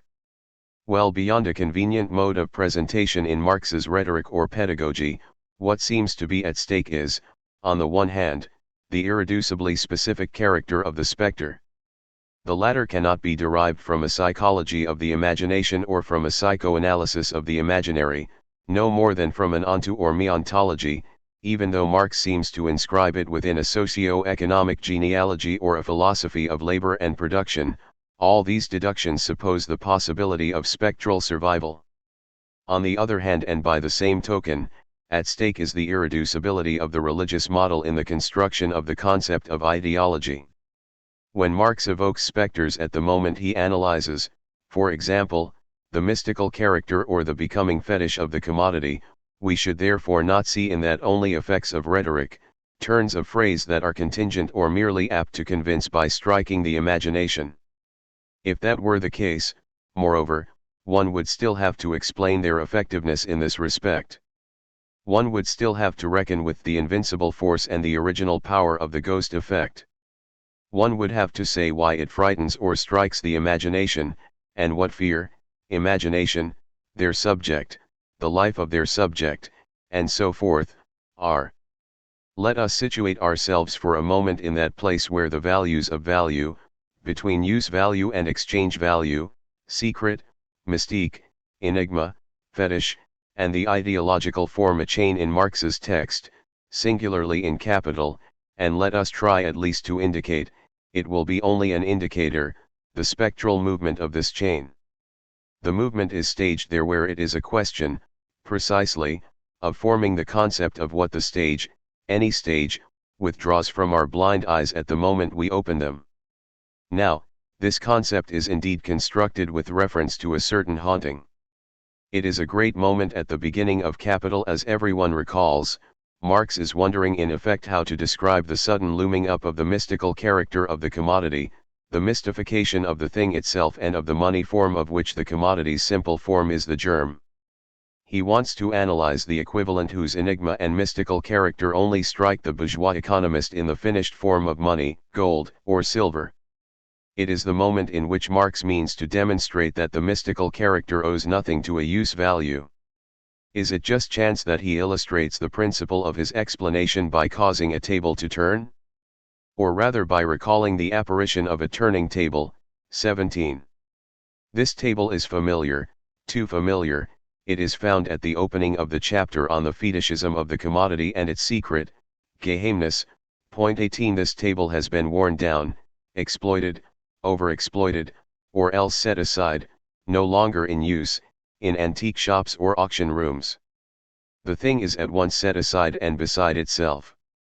Beside itself because, as we will soon be surprised to see, the said table is a little mad, weird, unsettled, out of joint. One no longer knows, beneath the hermeneutic patina, what this piece of wood, whose example suddenly looms up, is good for and what it is worth. Will that which is going to loom up be a mere example? Yes, but the example of a thing, the table, that seems to loom up of itself and to stand all at once on its paws. It is the example of an apparition. Let us take the chance, then, after so many glosses, of an ingenuous reading. Let us try to see what happens. But is this not right away impossible? Marx warns us with the first words. The point is right away to go beyond, in one fell swoop, the first glance, and thus to see there where this glance is blind, to open one's eyes wide there where one does not see what one sees. One must see, at first sight, what does not let itself be seen. And this is invisibility itself. For what first sight misses is the invisible. The flaw, the error of first sight is to see, and not to notice the invisible. If one does not give oneself up to this invisibility, then the table commodity, immediately perceived, remains what it is not, a simple thing deemed to be trivial and too obvious. This trivial thing seems to comprehend itself, ein Selbstverständliches, trivials ding the thing itself in the phenomenality of its phenomenon, a quite simple wooden table. So as to prepare us to see this invisibility, to see without seeing, thus to think the body without body. Of this invisible visibility the ghost is already taking shape. Marx declares that the thing in question, namely, the commodity, is not so simple, a warning that will elicit snickers from all the imbeciles, until the end of time, who never believe anything, of course, because they are so sure that they see what is seen, everything that is seen, only what is seen. The commodity is even very complicated, it is blurred, tangled, paralyzing, aphoretic, perhaps undecidable, ein Sebr Vertragsding.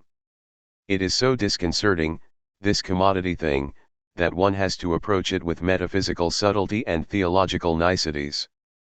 Precisely in order to analyze the metaphysical and the theological that constructed the phenomenological good sense of the thing itself, of the immediately visible commodity in flesh and blood, as what it is at first sight, auf den ersten Blick. This phenomenological good sense may perhaps be valid for use value. It is perhaps even meant to be valid only for use value, as if the correlation of these concepts answered to this function, phenomenology as the discourse of use value, so as not to think the market or in view of making oneself blind to exchange value. Perhaps. And it is for this reason that phenomenological good sense or phenomenology of perception, also at work in Marx when he believes he can speak of a pure and simple use value, can claim to foster enlightenment, since use value has nothing at all mysterious about it, nicht mysteriöses an ihr. If one keeps to use value, the properties, Eigenschaften, of the thing, and it is going to be a question of property, are always very human, at bottom, reassuring for this very reason. They always relate to what is proper to man, to the properties of man, either they respond to men's needs, and that is precisely their use value, or else they are the product of a human activity that seems to intend them for those needs. For example, and here is where the table comes on stage, the wood remains wooden when it is made into a table, it is then an ordinary, sensuous thing, ein ordinaries, sinnliches Ding. It is quite different when it becomes a commodity, when the curtain goes up on the market and the table plays actor and character at the same time, when the commodity table, says Marx, comes on stage, Auftritt, begins to walk around and to put itself forward as a market value. Coup de theatre, the ordinary, sensuous thing is transfigured, verwandelt sich, it becomes someone, it assumes a figure. This woody and headstrong denseness is metamorphosed into a supernatural thing, a sensuous non-sensuous thing, sensuous but non-sensuous, sensuously supersensible, verwandelt sich in ein sinnliches Ding. The ghostly schema now appears indispensable. The commodity is a thing without phenomenon, a thing in flight that surpasses the senses, it is invisible, intangible, inaudible, and odorless, but this transcendence is not altogether spiritual, it retains that bodiless body which we have recognized as making the difference between spectre and spirit. What surpasses the senses still passes before us in the silhouette of the sensuous body that it nevertheless lacks or that remains inaccessible to us. Marx does not say sensuous and non-sensuous, or sensuous but non-sensuous, he says, sensuous non-sensuous, sensuously supersensible. 19 Transcendence, the movement of super dash, the step beyond, Uber, epicana, is made sensuous in that very excess. It renders the non-sensuous sensuous. One touches there on what one does not touch, one feels there where one does not feel, one even suffers there where suffering does not take place, when at least it does not take place where one suffers, which is also, let us not forget, what is said about phantom limbs, that phenomenon marked with an X for any phenomenology of perception. The commodity thus haunts the thing, its spectre is at work in use value. This haunting displaces itself like an anonymous silhouette or the figure of an extra figurant who might be the principal or capital character. It changes places, one no longer knows exactly where it is, it turns, it invades the stage with its moves, there is a step there ilya la unpa, and its allure belongs only to this mutant. Marx must have recourse to theatrical language and must describe the apparition of the commodity as a stage entrance, Auftritt. And he must describe the table become commodity as a table that turns, to be sure, during a spiritualist séance, but also as a ghostly silhouette, the figuration of an actor or a dancer. Theoanthropological figure of indeterminate sex, tish, table, is a masculine noun.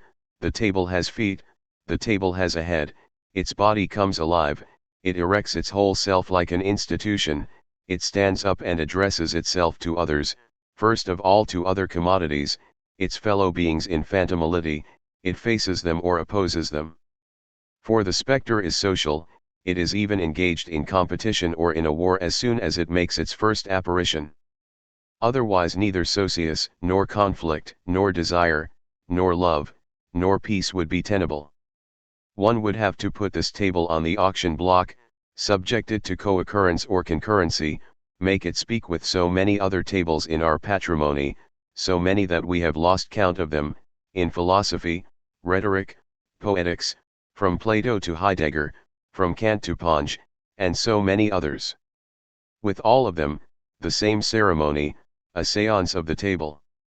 Marx, then, has just announced its entrance on stage and its transmutation into a sensuously supersensible thing, and now here it is standing up, not only holding itself up but rising, getting up and lifting itself, lifting its head, redressing itself and addressing itself.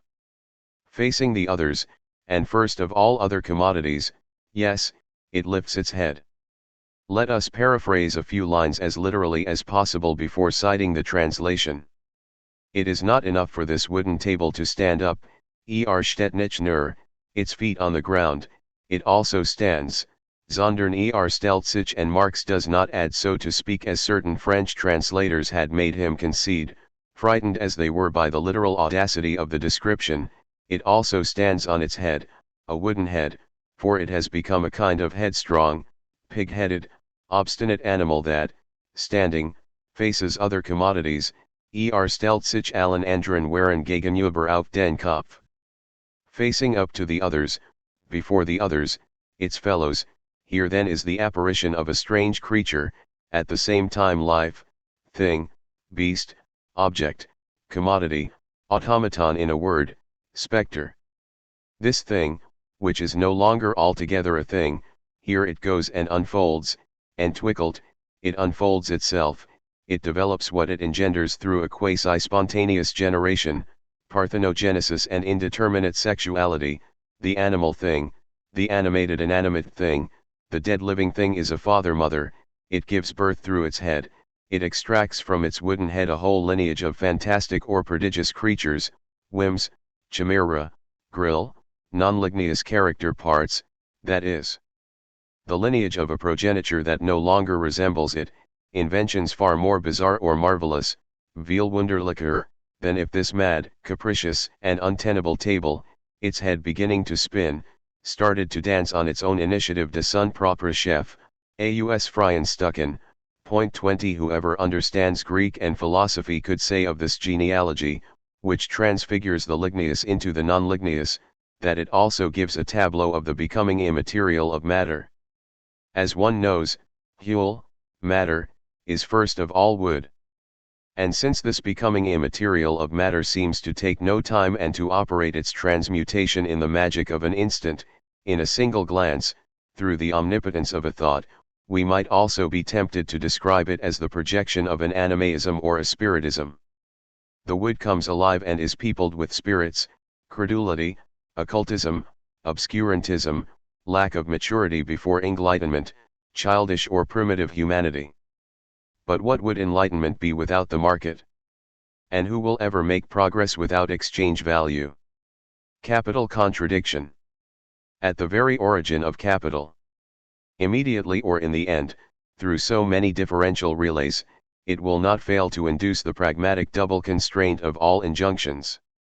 Moving about freely, aus freien Stücken, on its own head de son propre chef, with a movement of its head but that controls its whole body, from head to toe, ligneous and dematerialized, the table thing appears to be at the principle, at the beginning, and at the controls of itself. It emancipates itself on its own initiative, all alone, autonomous and automaton, its fantastic silhouette moves on its own, free and without attachment. It goes into trances, it levitates, it appears relieved of its body, like all ghosts, a little mad and unsettled as well, upset, out of joint, delirious, capricious, and unpredictable. It appears to put itself spontaneously into motion, but it also puts others into motion. Yes, it puts everything around it into motion, as though pour encourager l'autre, to encourage the others. Marx specifies in French in a note about this ghost dance. One may recall that China and the tables began to dance when the rest of the world appeared to be standing still. Pour encourager l'autre 21. The capital contradiction does not have to do simply with the incredible conjunction of the sensuous and the supersensible in the same thing, it is the contradiction of automatic autonomy, mechanical freedom, technical life. Like everything, from the moment it comes onto the stage of a market, the table resembles a prosthesis of itself. Autonomy and automatism, but automatism of this wooden table that spontaneously puts itself into motion, to be sure, and seems thus to animate, animalize, spiritualize, spiritize itself, but while remaining an artifactual body, a sort of automaton, a puppet, a stiff and mechanical doll whose dance obeys the technical rigidity of a program. Two genres, two generations of movement intersect with each other in it, and that is why it figures the apparition of a specter. It accumulates undecidedly, in its uncanniness, their contradictory predicates. The inert thing appears suddenly inspired, it is all at once transfixed by a pneuma or a psyche. Become like a living being, the table resembles a prophetic dog that gets up on its forepaws, ready to face up to its fellow dogs. An idol would like to make the law. But, inversely, the spirit, soul, or life that animates it remains caught in the opaque and heavy thingness of the hull, in the inert thickness of its ligneous body, and autonomy is no more than the mask of automatism. A mask, indeed a visor that may always be hiding no living gaze beneath the helmet. The automaton mimes the living. The thing is neither dead nor alive, it is dead and alive at the same time. It survives. At once cunning, inventive, and machine-like, ingenious and unpredictable, this war machine is a theatrical machine, a mechane. What one has just seen cross the stage is an apparition, a quasi-divinity fallen from the sky or come out of the earth. But the vision also survives. Its hyperlucidity insists. Challenge or invitation, encouragement, seduction countering seduction, desire or war, love or hate, provocation of other ghosts. Marx insists on this a lot, for there is a multiple of this sociality, there is always more than one commodity, more than one spirit, and even more specters, and number belongs to the movement itself, to the non-finite process of spectralization. Baudelaire invoked number very well in the anthill city of modern capitalism: ghost, crowd, money, prostitution, and Benjamin likewise in his wake. For if no use value can in itself produce this mysticality or this spectral effect of the commodity, and if the secret is at the same time profound and superficial, opaque and transparent, a secret that is all the more secret in that no substantial essence hides behind it, it is because the effect is born of a relation, ference, difference, reference, and difference, as double relation, one should say as double social bond. This double socius binds on the one hand men to each other. It associates them insofar as they have been for all times interested in time. Marx notes right away, the time or the duration of labor, and this in all cultures and at all stages of techno-economic development. This socius, then, binds men who are first of all experiences of time, existences determined by this relation to time which itself would not be possible without surviving and returning, without that being out of joint that dislocates the self-presence of the living present and installs thereby the relation to the other. The same socius, the same social form of the relation binds, on the other hand, commodity things to each other. On the other hand, but how? And how is what takes place on the one hand among men, in their apprehension of time, explained by what takes place on the other hand among those specters that are commodities? How do those whom one calls men, living men, temporal and finite existences, become subjected, in their social relations, to these specters that are relations, equally social relations among commodities?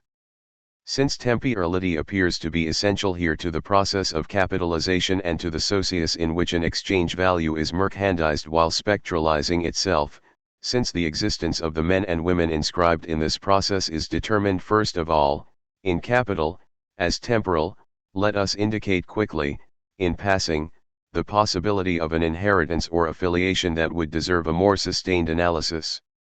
In question is the formula that, at the opening of capital, defines exchange value and determines the table as non-sensuous sensuous thing, sensuously supersensible. This formula literally recalls, and this literality cannot be taken as fortuitous or external, the definition of time as well as of space in Hegel's Encyclopedia, Philosophy of Nature, Mechanics. Hegel subjects the Kantian definition to a dialectical interpretation, that is, to the Aufhebung. He analyzes time as that which is first of all abstract or ideal, Ideals, since it is the negative unity of being outside self, like space of which it is the truth. This ideality of time is obviously the condition of any idealization and consequently of any ideologization and any fetishization, whatever difference one must respect between these two processes. Now, it is in order to make explicit the movement of Aufhebung as temporalization of abstract and ideal time that Hegel adds this remark, as space, time is a pure form of sensibility or of the act of intuition, the non-sensuous sensus das Unsinnlike Sinnlike. 258, I proposed a reading of this passage in Margins of Philosophy, point 22. The commodity table, the headstrong dog, the wooden head faces up, we recall, to all other commodities. The market is a front among fronts, a confrontation. Commodities have business with other commodities, these hard-headed specters have commerce among themselves. And not only in tête-à-tête. That is what makes them dance. So it appears. But if the mystical character of the commodity, if the enigmatic character of the product of labor as commodity is born of the social form of labor, one must still analyze what is mysterious or secret about this process, and what the secret of the commodity form is, das Geheimnis der Form. This secret has to do with a quid pro quo. The term is Marx's point 23. It takes us back once again to some theatrical intrigue, mechanical ruse, mechane, or mistaking a person, repetition upon the perverse intervention of a prompter souffleur, parole soufflé 24 substitution of actors or characters. Here the theatrical quid pro quo stems from an abnormal play of mirrors. There is a mirror, and the commodity form is also this mirror, but since all of a sudden it no longer plays its role, since it does not reflect back the expected image, those who are looking for themselves can no longer find themselves in it. Men no longer recognize in it the social character of their own labor. It is as if they were becoming ghosts in their turn. The proper feature of specters, like vampires, is that they are deprived of a specular image, of the true, right specular image, but who is not so deprived? 25. How do you recognize a ghost? By the fact that it does not recognize itself in a mirror. Now that is what happens with the commerce of the commodities among themselves. These ghosts that are commodities transform human producers into ghosts. And this whole theatrical process, visual, theoretical, but also optical, optician, sets off the effect of a mysterious mirror, if the latter does not return the right reflection, if, then, it phantomalizes. This is first of all because it naturalizes. The mysteriousness of the commodity form as presumed reflection of the social form is the incredible manner in which this mirror sends back the image, Zurückspiegelt, when one thinks it is reflecting for men the image of the social characteristics of men's own labor, such an image objectivizes by naturalizing. Thereby, this is its truth, it shows by hiding, it reflects these objective, Gegenstand-like, characteristics as inscribed right on the product of labor, as the socio-natural properties of these things, als Gesellschaft-like Natureigenschaften dieser Dinge. Therefore, and here the commerce among commodities does not wait, the returned, deformed, objectified, naturalized, image becomes that of a social relation among commodities, among these inspired, autonomous, and automatic objects that are séance tables. The specular becomes the spectral at the threshold of this objectifying naturalization. It also reflects the social relation of the producers to the sum total of labor as a social relation between objects, a relation which exists apart from and outside the producers. Through this substitution quid pro quo, the products of labor become commodities, sensuous things which are at the same time supersensible or social, pages 164 to 65. For the thing as well as for the worker in his relation to time, socialization or the becoming social passes by way of this spectralization. The phantasmagoria that Marx is working here to describe, the one that is going to open up the question of fetishism and the religious, is the very element of this social and spectral becoming, at the same time, by the same token. While pursuing his optical analogy, Marx concedes that, in the same way, of course, the luminous impression left by a thing on the optic nerve also presents itself as objective form before the eye and outside of it, not as an excitation of the optic nerve itself. But there, in visual perception, there is really, wirklich, he says, a light that goes from one thing, the external object, to another, the eye, physical relation between physical things. But the commodity form and the relation of value between products of labor in which it presents itself have nothing to do either with its physical nature or with the thingly, material, relations, Dinggleichbeziehungen, that arise from it. It is nothing but the definite social relation between men themselves which assumes here, for them, the fantastic form dies phantasmagorisk form of a relation between things, p. 165. As we have just observed, this phantasmagoria of a commerce between market things, on the mercatus or the agora, when a piece of merchandise, merx, seems to enter into a relation, to converse, speak, agoruine, and negotiate with another, corresponds at the same time to a naturalization of the human socius, of labor objectified in things, and to a denaturing, a denaturalization and a dematerialization of the thing become commodity, of the wooden table when it comes on stage as exchange value, and no longer as use value. For commodities, as Marx is going to point out, do not walk by themselves, they do not go to market on their own in order to meet other commodities. This commerce among things stems from the phantasmagoria. The autonomy lent to commodities corresponds to an anthropomorphic projection. The latter inspires the commodities, it breathes the spirit into them, a human spirit, the spirit of a speech and the spirit of a will. Of a speech first of all, but what would this speech say? What would this persona, actor, or character say? If commodities could speak, they would say this: our use value may interest men, but it does not belong to us as objects. What does belong to us as objects, however, is our value. Our own intercourse unser einer Verkehr as commodities proves it. We relate to each other wir bezien uns merely as exchange values, pages 176 to 77. This rhetorical artifice is abyssal. Marx is going to claim right away that the economist naively reflects or reproduces this fictive or spectral speech of the commodity and lets himself be in some way ventriloquized by it. He speaks from the depths of the soul of commodities, aus den Waren Ziel heraus. But in saying if commodities could speak, könnten die Waren sprechen, Marx implies that they cannot speak. He makes them speak, like the economist he is accusing, but in order to make them say, paradoxically, that inasmuch as they are exchange values, they speak, and that they speak or maintain a commerce among themselves only insofar as they speak. That to them, in any case, one can at least lend speech. To speak, to adopt, or borrow speech, and to be exchange value is here the same thing. It is use values that do no speak and that, for this reason, are not concerned with and do not interest commodities judging by what they seem to say.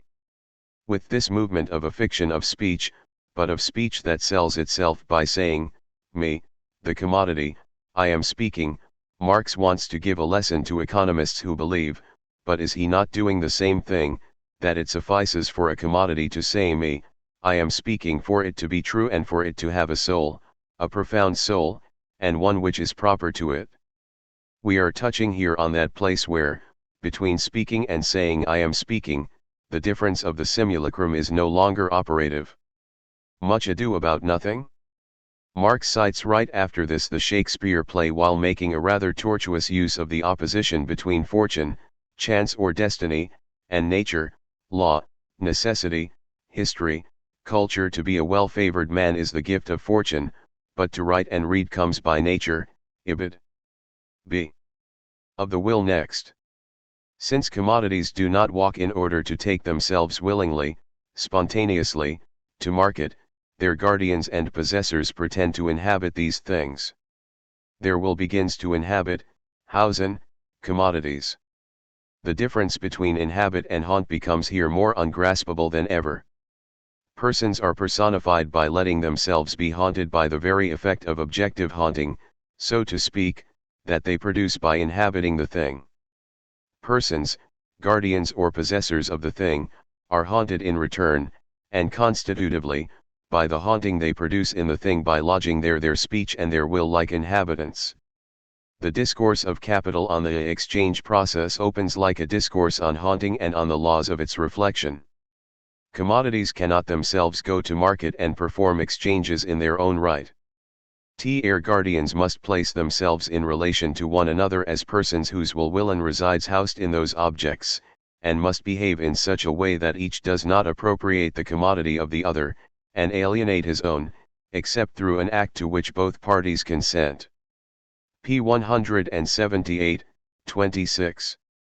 From this Marx deduces a whole theory of the juridical form of the pact, the pledge, the contract, and the economic masks with which persons cover themselves and which figure but the personifications of economic relations. This description of the phantasmapoetic or phantasmagoric process is going to constitute the premise of the discourse on fetishism, in the analogy with the religious world 27. But before we get to that, let us take a few steps backward and formulate a few questions. At least two. First of all, if what Capital is analyzing here is not only the phantomalization of the commodity form but the phantomalization of the social bond, its spectralization in return, by means of a perturbed reflection, then what is one to think, still retrospectively, of the stinging irony with which Marx treated Stirner when the latter dared to speak of a becoming ghost of man himself, and for himself? Of a man who became frightened of his own ghost, a constitutive fear of the concept that he formed of himself, and thus of his whole history as a man? Of a make oneself fear by which he made himself, frightening himself with the very fear that he inspires in himself?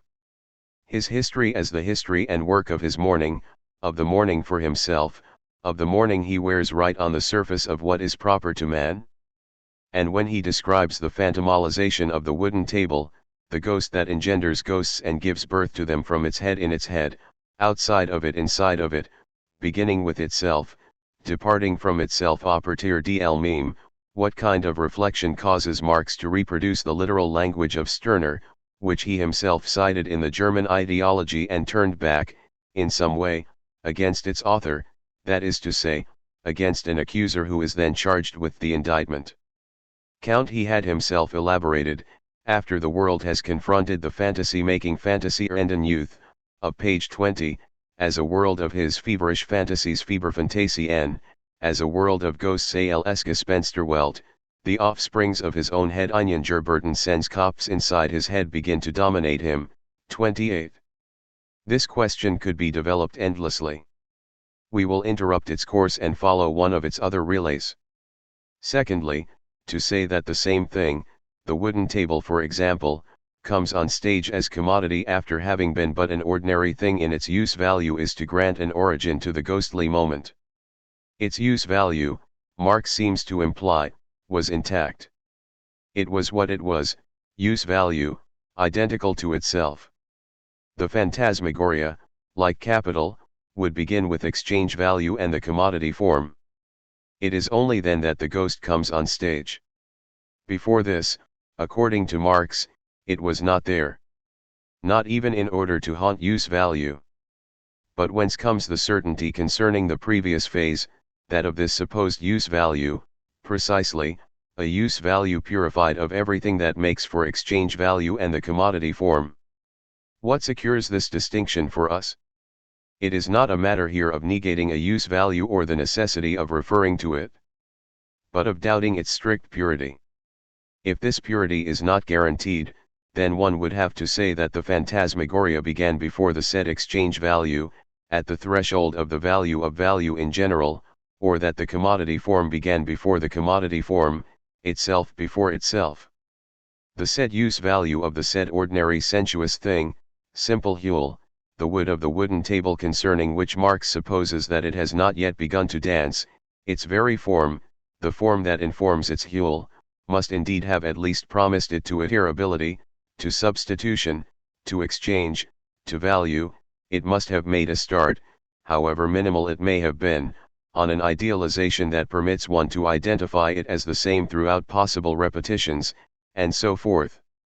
Just as there is no pure use, there is no use value which the possibility of exchange and commerce, by whatever name one calls it, meaning itself, value, culture, spirit, signification, the world, the relation to the other, and first of all the simple form and trace of the other, has not in advance inscribed in and out of use an excessive signification that cannot be reduced to the useless. A culture began before culture and humanity. Capitalization also. Which is as much as to say that, for this very reason, it is destined to survive them.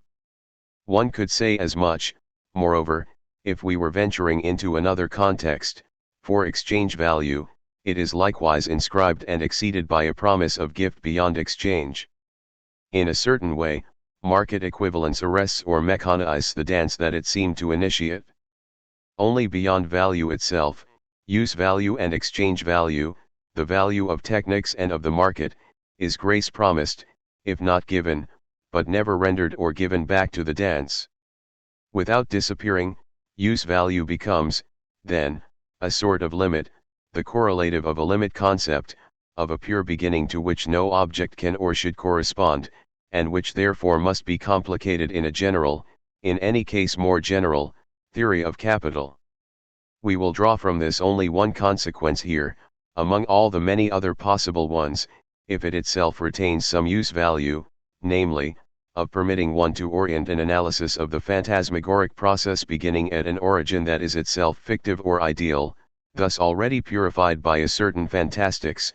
This limit concept of use value is in advance contaminated, that is, preoccupied, inhabited, haunted by its other, namely, what will be born from the wooden head of the table, the commodity form, and its ghost dance.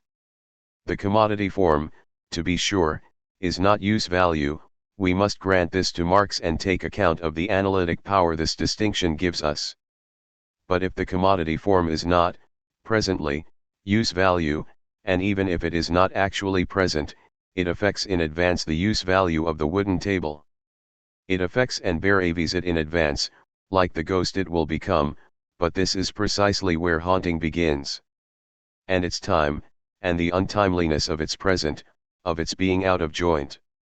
To haunt does not mean to be present, and it is necessary to introduce haunting into the very construction of a concept. Of every concept, beginning with the concepts of being and time.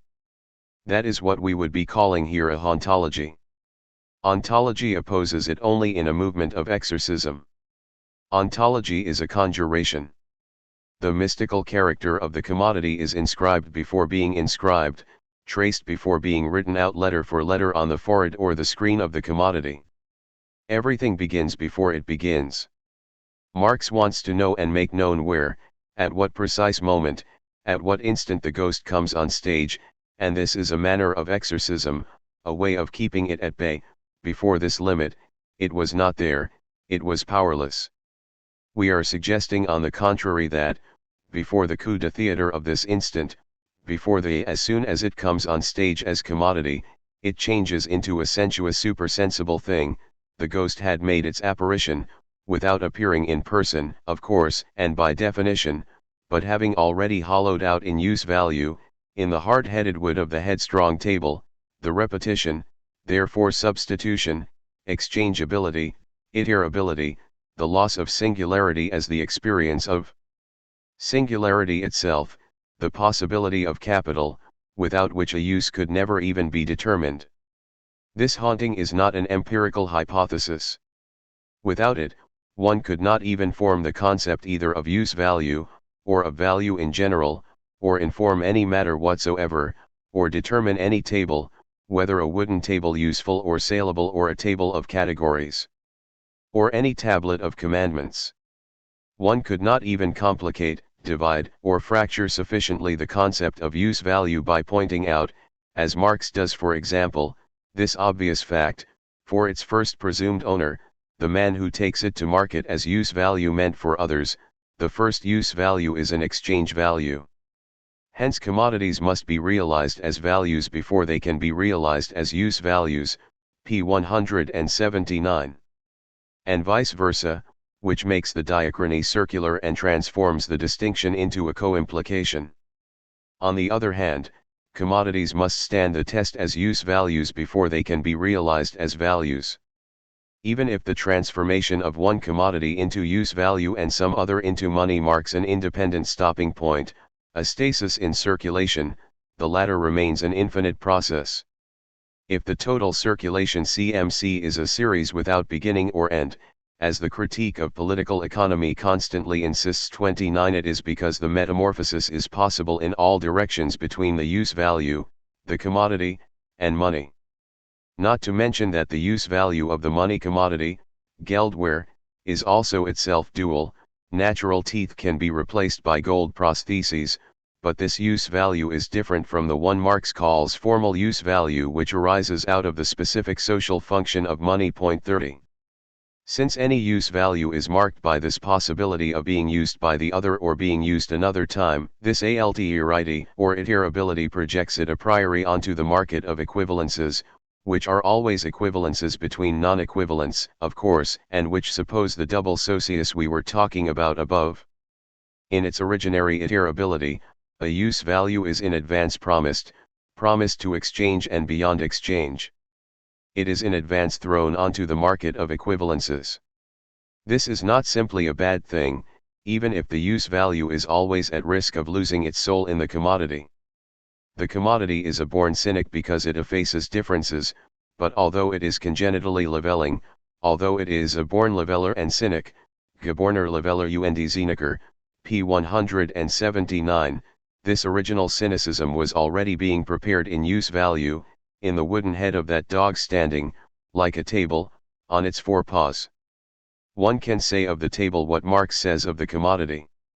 Like the commodity that it will become, that it is in advance, the cynic already prostitutes itself, it is always ready to exchange not only soul, but body, with each and every other commodity, be it more repulsive than Marie Tournes herself, Ibid. It is in thinking of this original prostitution that, as we recall, Marx liked to cite Timon of Athens and his prophetic imprecation.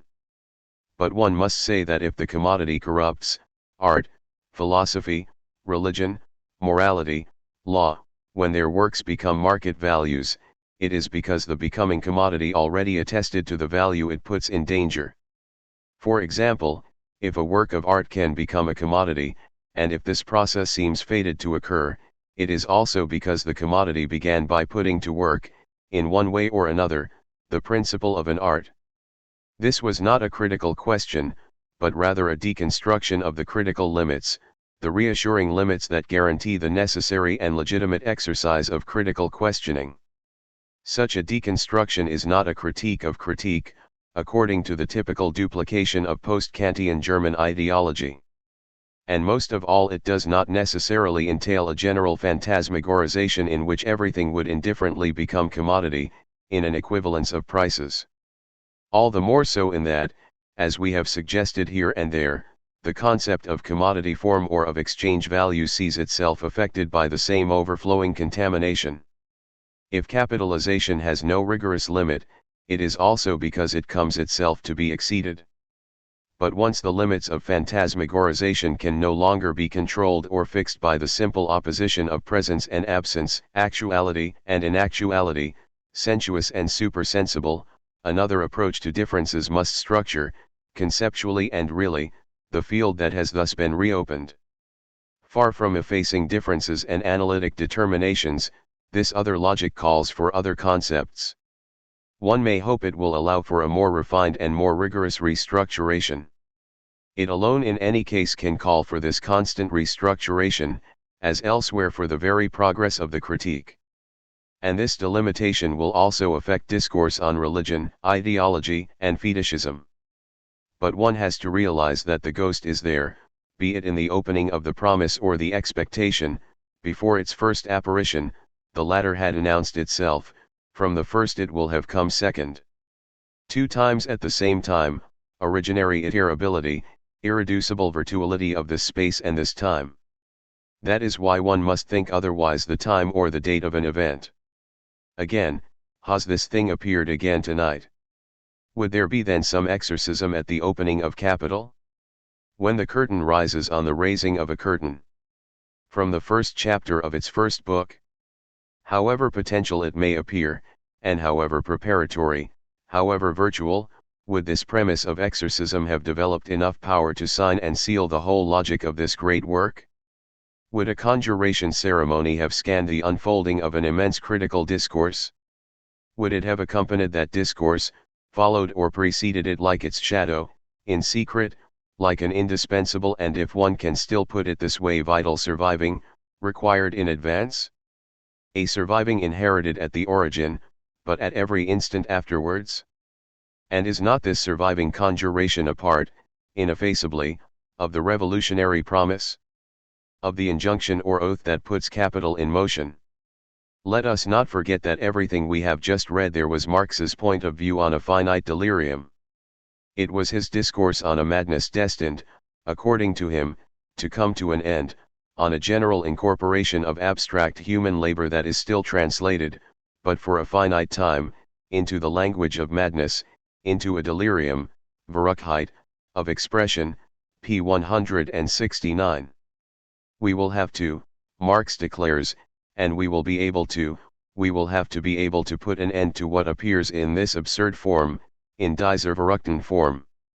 We will see, translate, we will see come, the end of this delirium and of these ghosts, Marx obviously thinks.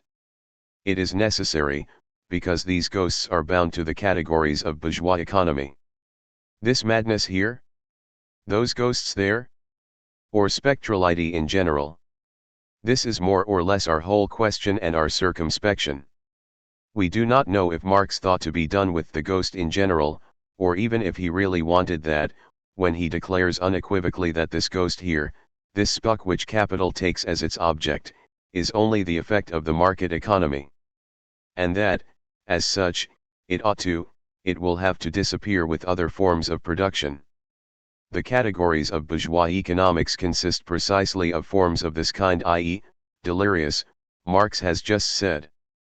They are forms of thought which are socially valid, and therefore objective, for the relations of production belonging to this historically determined mode of social production, i.e., commodity production. The whole mystery of commodities, all the magic and necromancy that surrounds the products of labor on the basis of commodity production, vanishes therefore as soon as we come to escape to, Fluchten other forms of production aller Mistizes Mr. Warenwelt, all der Zauber und Spuck, welcher Arbeitsprodukt auf Grundlage der Warenproduktion umnabelt, verschwindet der sofort, sobald wir zu anderen Produktionsformen flüchten, ibid. This translation, like so many others, manages to efface the literal reference to the ghost, Spuck. 31. One must also underscore the instant immediacy with which, as Marx would like at least to believe or make us believe, mysticism, magic, and the ghost would disappear, they will vanish, indicative, they will dissipate in truth, according to him, as if by magic, as they had come, at the very second in which one would, see the end of market production. Assuming even, along with Marx, that the latter will ever have a possible end. Marx does indeed say, as soon as, sobald, and as always he is speaking of a disappearance to come of the ghost, the fetish, and religion as cloudy apparitions. Everything is veiled in mist, everything is enveloped in clouds, umnabelt, beginning with truth. Clouds on a cold night, landscape, or setting of Hamlet upon the apparition of the ghost, it is past midnight, bitterly cold, and dark except for the faint light of the stars.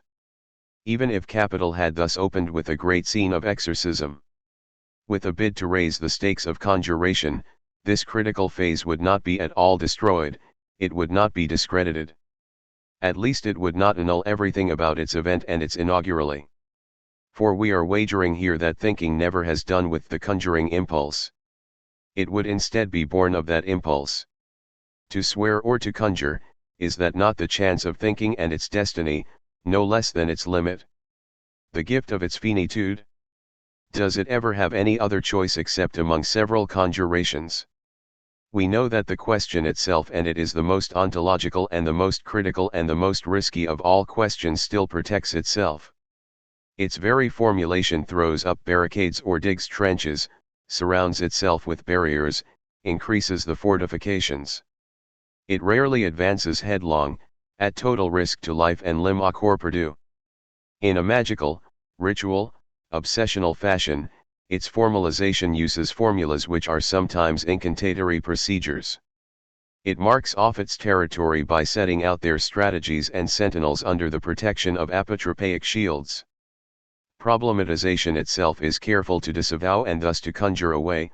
We repeat, problema is a shield, an armor, a rampart as much as it is a task for the inquiry to come. Critical problematization continues to do battle against ghosts. It fears them as it does itself. These questions posed, or rather suspended, we can perhaps return to what Capital seems to want to say about the fetish, in the same passage and following the same logic. The point is also, let us not forget, to show that the enigma of the money fetish is reducible to that of the commodity fetish once the latter has become visible, sichtbar, but, adds Marx, just as enigmatically, visible or evident to the point of blinding dazzlement. The French translation to which I am referring here says the enigma of the commodity fetish crève les yeux, literally, puts out one's eyes, die Augen blendende rat cell de waren fetiches. 32.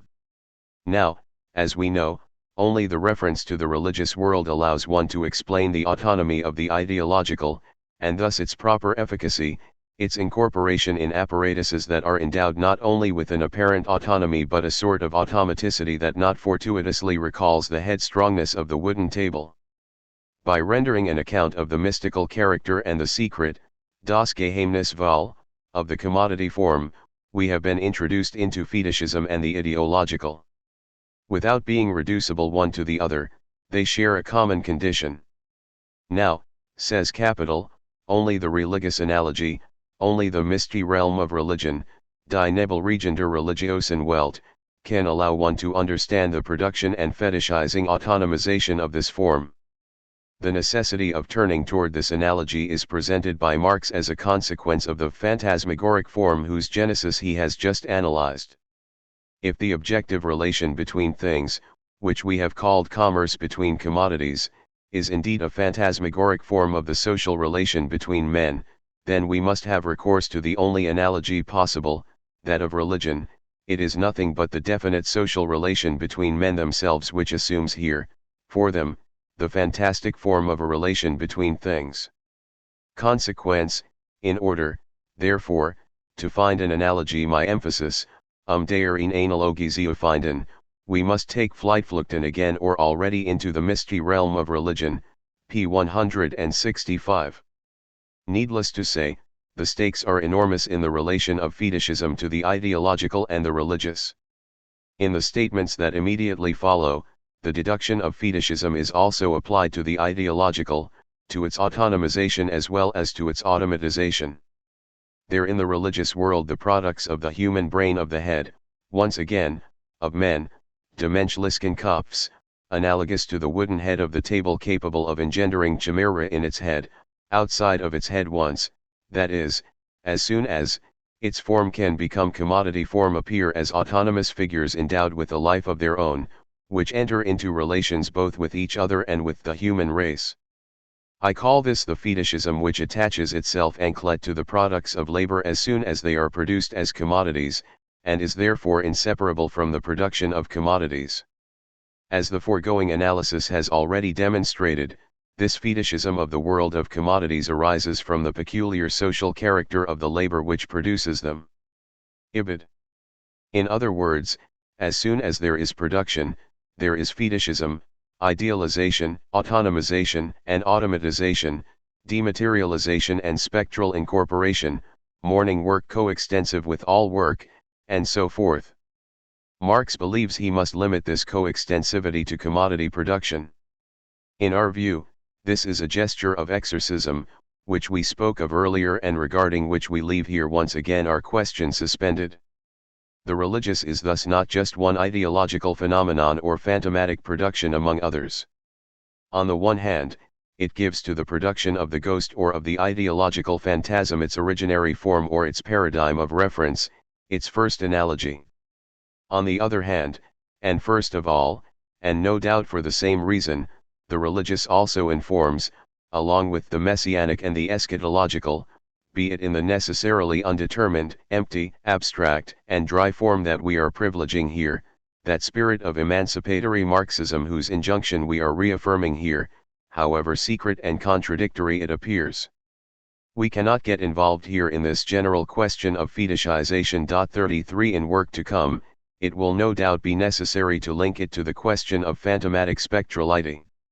Despite the infinite opening of all these borders, one might perhaps attempt to define what is at stake here from at least 3 points of view. 1. Fetishist phantomaticity in general and its place in capital. 34 Even before commodity value makes its stage entrance and before the choreography of the wooden table, Marx had defined the residual product of labor as a phantomatic objectivity, gespenstige Gegenständlichkeit. 35. 2. The place of this theoretical moment in Marx's corpus. Does he or does he not break with what is said about the ghost and the ideological in the German ideology? One may have one's doubts. The relation is probably neither one of break nor of homogeneity. 3. Beyond these dimensions, which are not only those of an exegesis of Marx, at stake is doubtless everything which today links religion and technics in a singular configuration. A. At stake first of all is that which takes the original form of a return of the religious, whether fundamentalist or not, and which overdetermines all questions of nation, state, international law, human rights, Bill of Rights, in short, everything that concentrates its habitat in the at least symptomatic figure of Jerusalem or, here and there, of its reappropriation and of the system of alliances that are ordered around it. How to relate, but also how to dissociate the two messianic spaces we are talking about here under the same name. If the messianic appeal belongs properly to a universal structure, to that irreducible movement of the historical opening to the future, therefore to experience itself and to its language, expectation, promise, commitment to the event of what is coming, imminence, urgency, demand for salvation and for justice beyond law, pledge given to the other inasmuch as he or she is not present, presently present, or living, and so forth, how is one to think it with the figures of Abrahamic messianism? Does it figure abstract desertification or originary condition? Was not Abrahamic messianism but an exemplary prefiguration, the prenom given against the background of the possibility that we are attempting to name here? But then why keep the name, or at least the adjective? We prefer to say messianic rather than messianism, so as to designate a structure of experience rather than a religion, there where no figure of the arrivant, even as he or she is heralded, should be predetermined, prefigured, or even prenamed. Of these two deserts, which one, first of all, will have signaled toward the other? Can one conceive an atheological heritage of the messianic? Is there one, on the contrary, that is more consistent? A heritage is never natural, one may inherit more than once, in different places and at different times, one may choose to wait for the most appropriate time, which may be the most untimely write about it according to different lineages, and sign thus more than one import. These questions and these hypotheses do not exclude each other. At least for us and for the moment. Ascesis strips the messianic hope of all biblical forms, and even all determinable figures of the weight or expectation. It thus denudes itself in view of responding to that which must be absolute hospitality, the yes to the arrivant, the come to the future that cannot be anticipated, which must not be the anything whatsoever that harbors behind it those two familiar ghosts, the very ones we must practice recognizing. Open, waiting for the event as justice, this hospitality is absolute only if it keeps watch over its own universality. The messianic, including its revolutionary forms, and the messianic is always revolutionary, it has to be, would be urgency, imminence but, irreducible paradox, a waiting without horizon of expectation. One may always take the quasi-atheistic dryness of the messianic to be the condition of the religions of the book, a desert that was not even theirs, but the earth is always borrowed, on loan from God, it is never possessed by the occupier, says precisely Justament the Old Testament, whose injunction one would also have to hear. One may always recognize there the arid soil in which grew, and passed away, the living figures of all the messiahs, whether they were announced, recognized, or still awaited. One may also consider this compulsive growth, and the furtiveness of this passage, to be the only events on the basis of which we approach and first of all name the messianic in general, that other ghost which we cannot and ought not do without.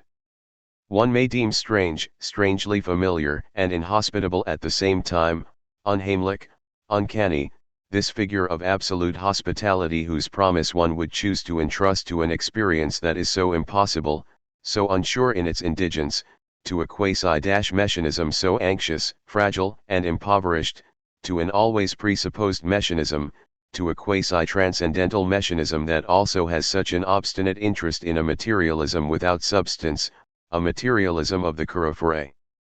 Despairing mechanism. But without this latter despair, and if one could count on what is coming, hope would be but the calculation of a program.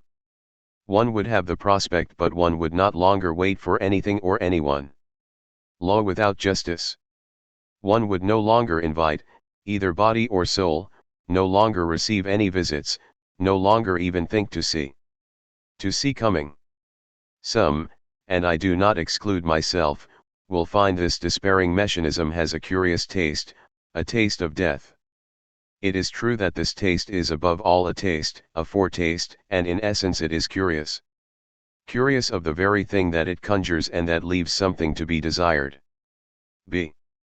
But also at stake, indissociably, is the differential deployment of techne, of technoscience or teletechnology. 36 It obliges us more than ever to think the virtualization of space and time, the possibility of virtual events whose movement and speed prohibit us more than ever, more and otherwise than ever, for this is not absolutely and thoroughly new, from opposing presence to its representation, real time to deferred time, affectivity to its simulacrum, the living to the non-living, in short, the living to the living dead of its ghosts. It obliges us to think, from there, another space for democracy. For democracy to come, and thus for justice. We have suggested that the event we are prowling around here hesitates between the singular who of the ghost and the general what of the simulacrum.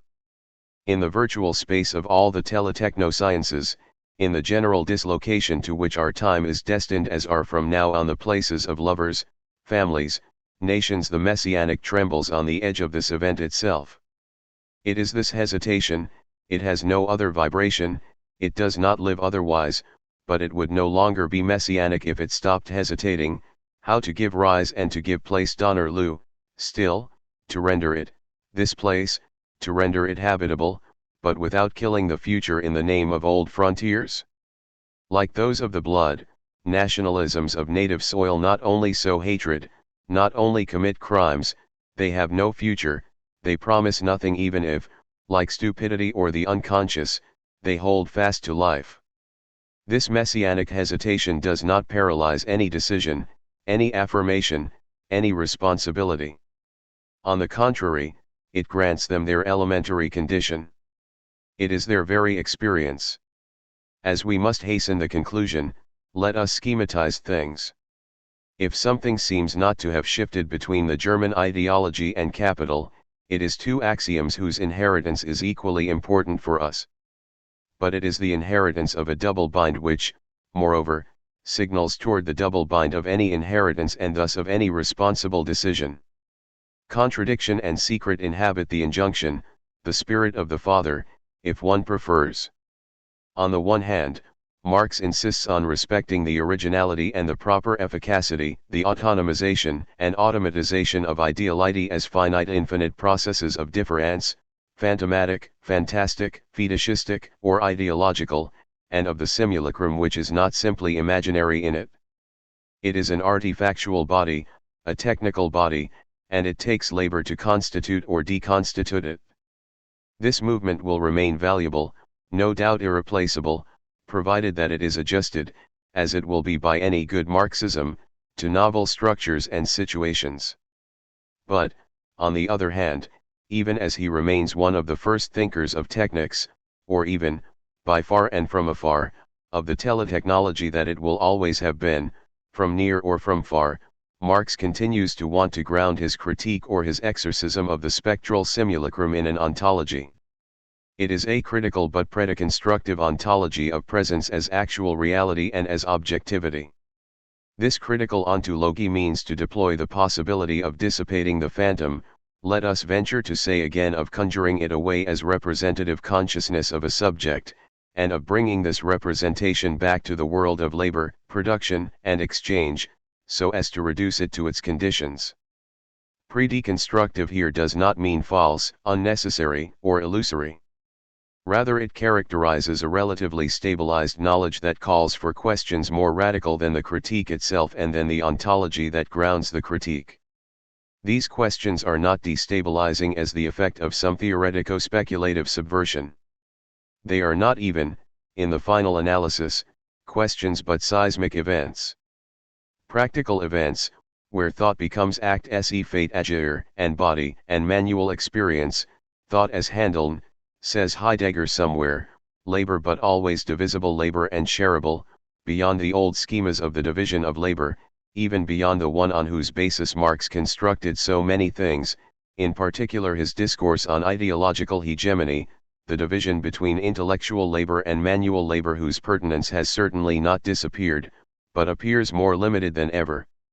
These seismic events come from the future, they are given from out of the unstable, chaotic, and dislocated ground of the times. A disjointed or disadjusted time without which there would be neither history, nor event, nor promise of justice.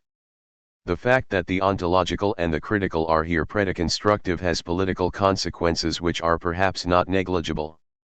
And they are doubtless not negligible, to go too quickly here, with regards to the concept of the political, as concerns the political itself. To indicate just one example among so many others, let us evoke once again in conclusion a passage from the German ideology. It puts to work a schema that capital seems to have constantly confirmed. In it, Marx advances that belief in the religious specter, thus in the ghost in general, consists in autonomizing a representation, Vorstellung, and in forgetting its genesis as well as its real grounding, reale Grundlage. To dissipate the factitious autonomy thus engendered in history, one must again take into account the modes of production and techno-economic exchange. In religion people make their empirical world into an entity that is only conceived, imagined Zioinem nur Gedachten, Vorgestelten Wesen, that confronts them as something foreign das innen fremd gegenübertritt.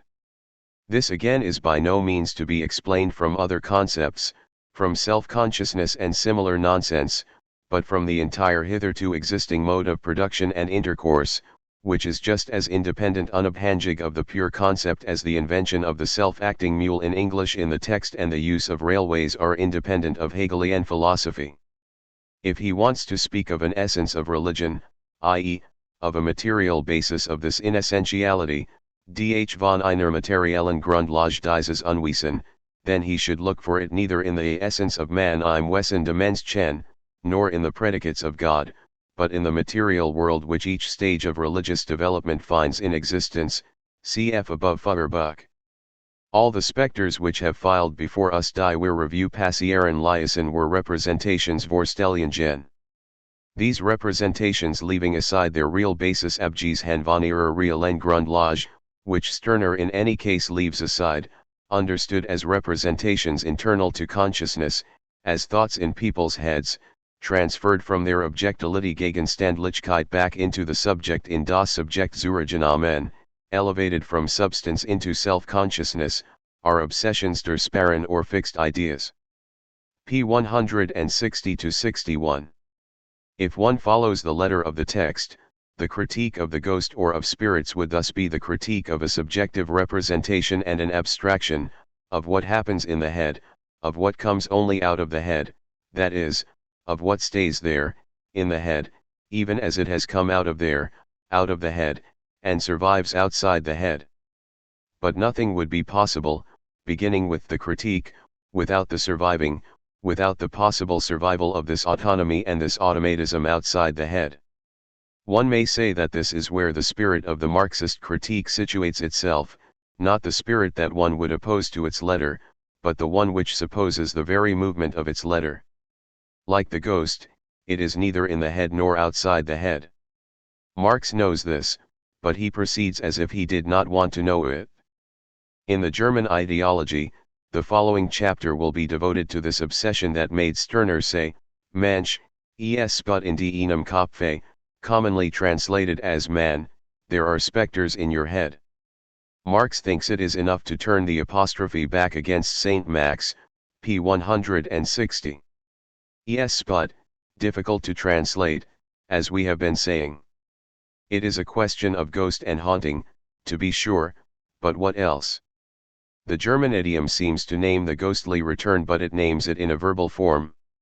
The latter does not say that there is some revenant, spectre, or ghost, it does not say that there is some apparition, der Spuk, nor even that it appears, but that it ghosts, it apparitions. It is a matter to agit, in the neutrality of this altogether impersonal verbal form, of something, or someone, neither someone nor something, of a one that does not act.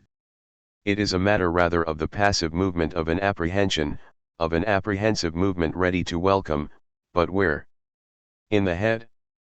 What is the head before this apprehension that it cannot even contain? And what if the head, which is neither the subject, nor consciousness, nor the ego, nor the brain, were defined first of all by the possibility of such an experience, and by the very thing that it can neither contain, nor delimit, by the indefiniteness of the es sput? To welcome, we were saying then, but even while apprehending, with anxiety and the desire to exclude the stranger, to invite the stranger without accepting him or her, domestic hospitality that welcomes without welcoming the stranger, but a stranger who is already found within, das Heimlich unheimlich, more intimate with one than one is oneself, the absolute proximity of a stranger whose power is singular and anonymous, es sput, an unamiable and neutral power, that is, undecidable. Neither active nor passive, and an identity that, without doing anything, invisibly occupies places belonging finally neither to us nor to it. Now, all this about which we have failed to say anything whatsoever that is logically determinable, this that comes with so much difficulty to language, this that seems not to mean anything, this that puts to rout our meaning to say, making us speak regularly from the place where we want to say nothing, where we know clearly what we do not want to say but do not know what we would like to say, as if this were no longer either of the order of knowledge or will to say, well, this comes back, this returns, this insists in urgency, and this gives one to think, but this, which is each time irresistible enough, singular enough to engender as much anguish as do the future and death, this stems less from a repetition automatism, of the automatons that have been turning before us for such a long time, than it gives us to think all this, altogether other, every other, from which the repetition compulsion arises. That every other is altogether other. 37 The impersonal ghostly returning of the es sput produces an automatism of repetition, no less than it finds its principle of reason there. In an incredible paragraph of Das Unheimlich, Freud moreover recognizes that he should have begun his research, on the Unheimlich, the death drive, the repetition compulsion, the beyond of the Plessur principle, and so forth. With what says the es sput 38 he sees there an example with which it would have been necessary to begin the search. He goes so far as to consider it the strongest example of Unheimlichkeit, Wir hatten eigentlich unser Untersuchung mit diesem, like starksten Beispiel von Unheimlichkeit beginnen können. We could, properly speaking, have begun our inquiry with this example of uncanniness, which is perhaps the strongest. But one may wonder whether what he calls the strongest example lets itself be reduced to an example merely to the strongest example, in a series of examples. And what if it were the thing itself, the cause of the very thing one is seeking and that makes one seek? The cause of the knowledge and the search, the motive of history or of the episteme. If it is from there that it drew its exemplary force? On the other hand, one must pay attention to the conjuring mechanism that Freud then puts forward to justify himself for not having thought that he ought to begin from where he could have begun, from where he ought to have begun. Nevertheless, him for example, you understand well what I mean, Marx, him too. Freud explains this to us in the serene tone of epistemological, methodological, rhetorical, in truth psychagogical caution. If he had to begin not where he could have or should have begun, it is because with the thing in question, the strongest example of Unheimlichkeit, the es spot, ghosts and apparitions, one scares oneself too much, one makes oneself fear too much, on se fait trop peur. One confuses what is heimlich unheimlich, in a contradictory, undecidable fashion, with the terrible or the frightful, mit dem Grauenhaften. Now, fear is not good for the serenity of research and the analytic distinction of concepts. One should read also for itself, and from this point of view all the rest of the text.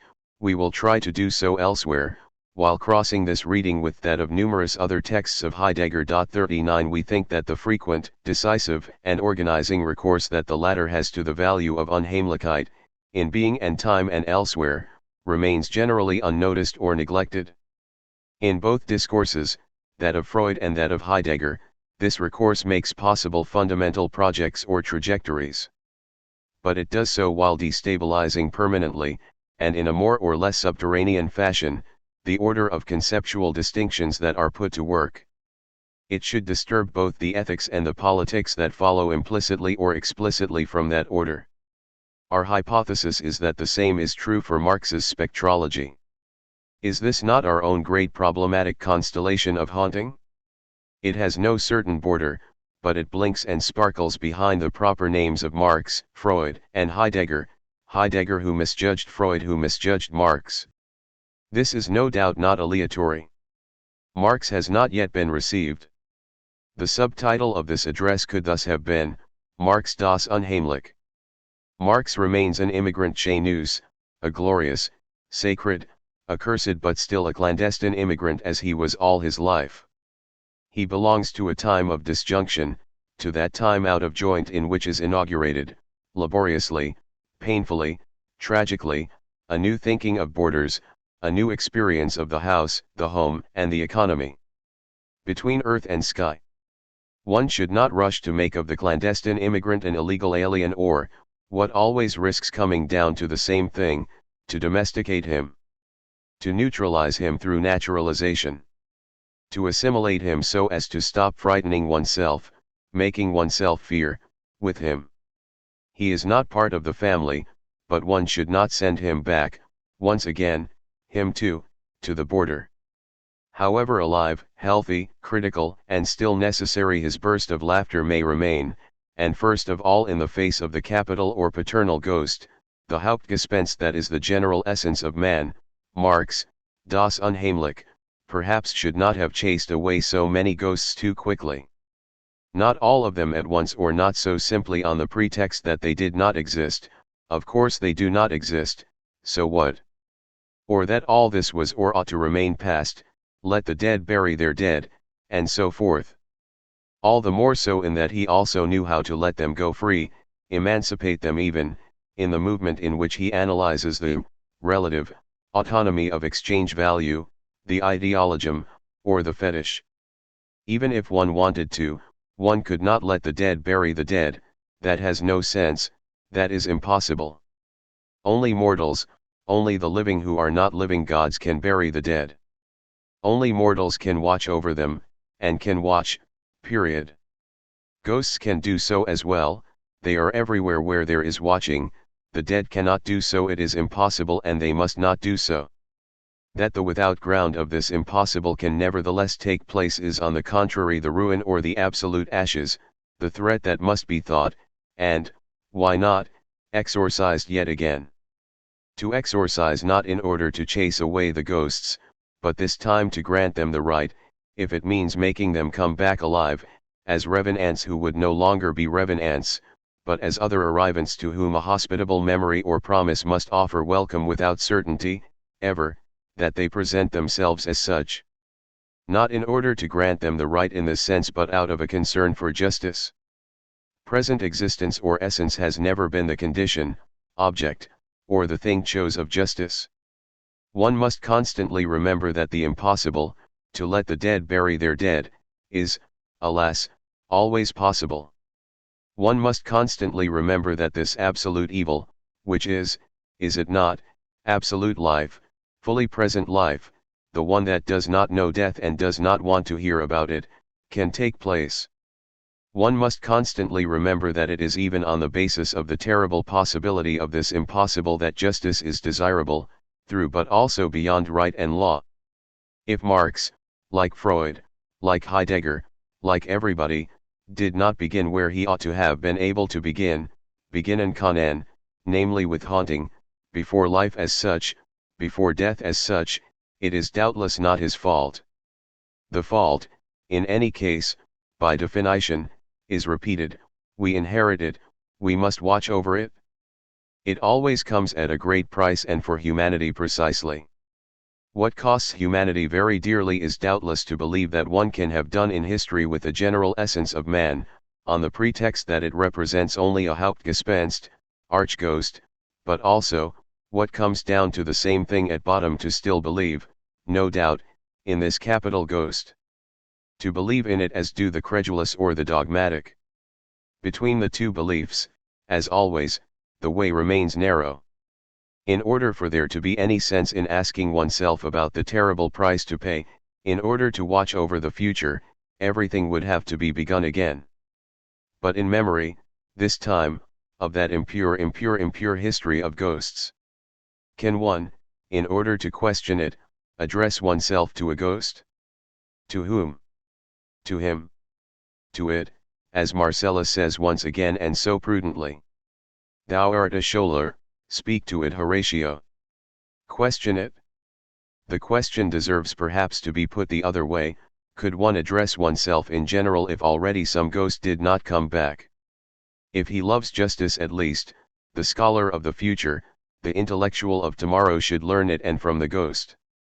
He should learn to live by learning not how to make conversation with the ghost but how to talk with him, with her, how to let them speak or how to give them back speech, even if it is in oneself, in the other in oneself, they are always there, specters, even if they do not exist, even if they are no longer, even if they are not yet. They give us to rethink the there as soon as we open our mouths, even at a colloquium and especially when one speaks there in a foreign language. Thou art a scholar, speak to it, Horatio.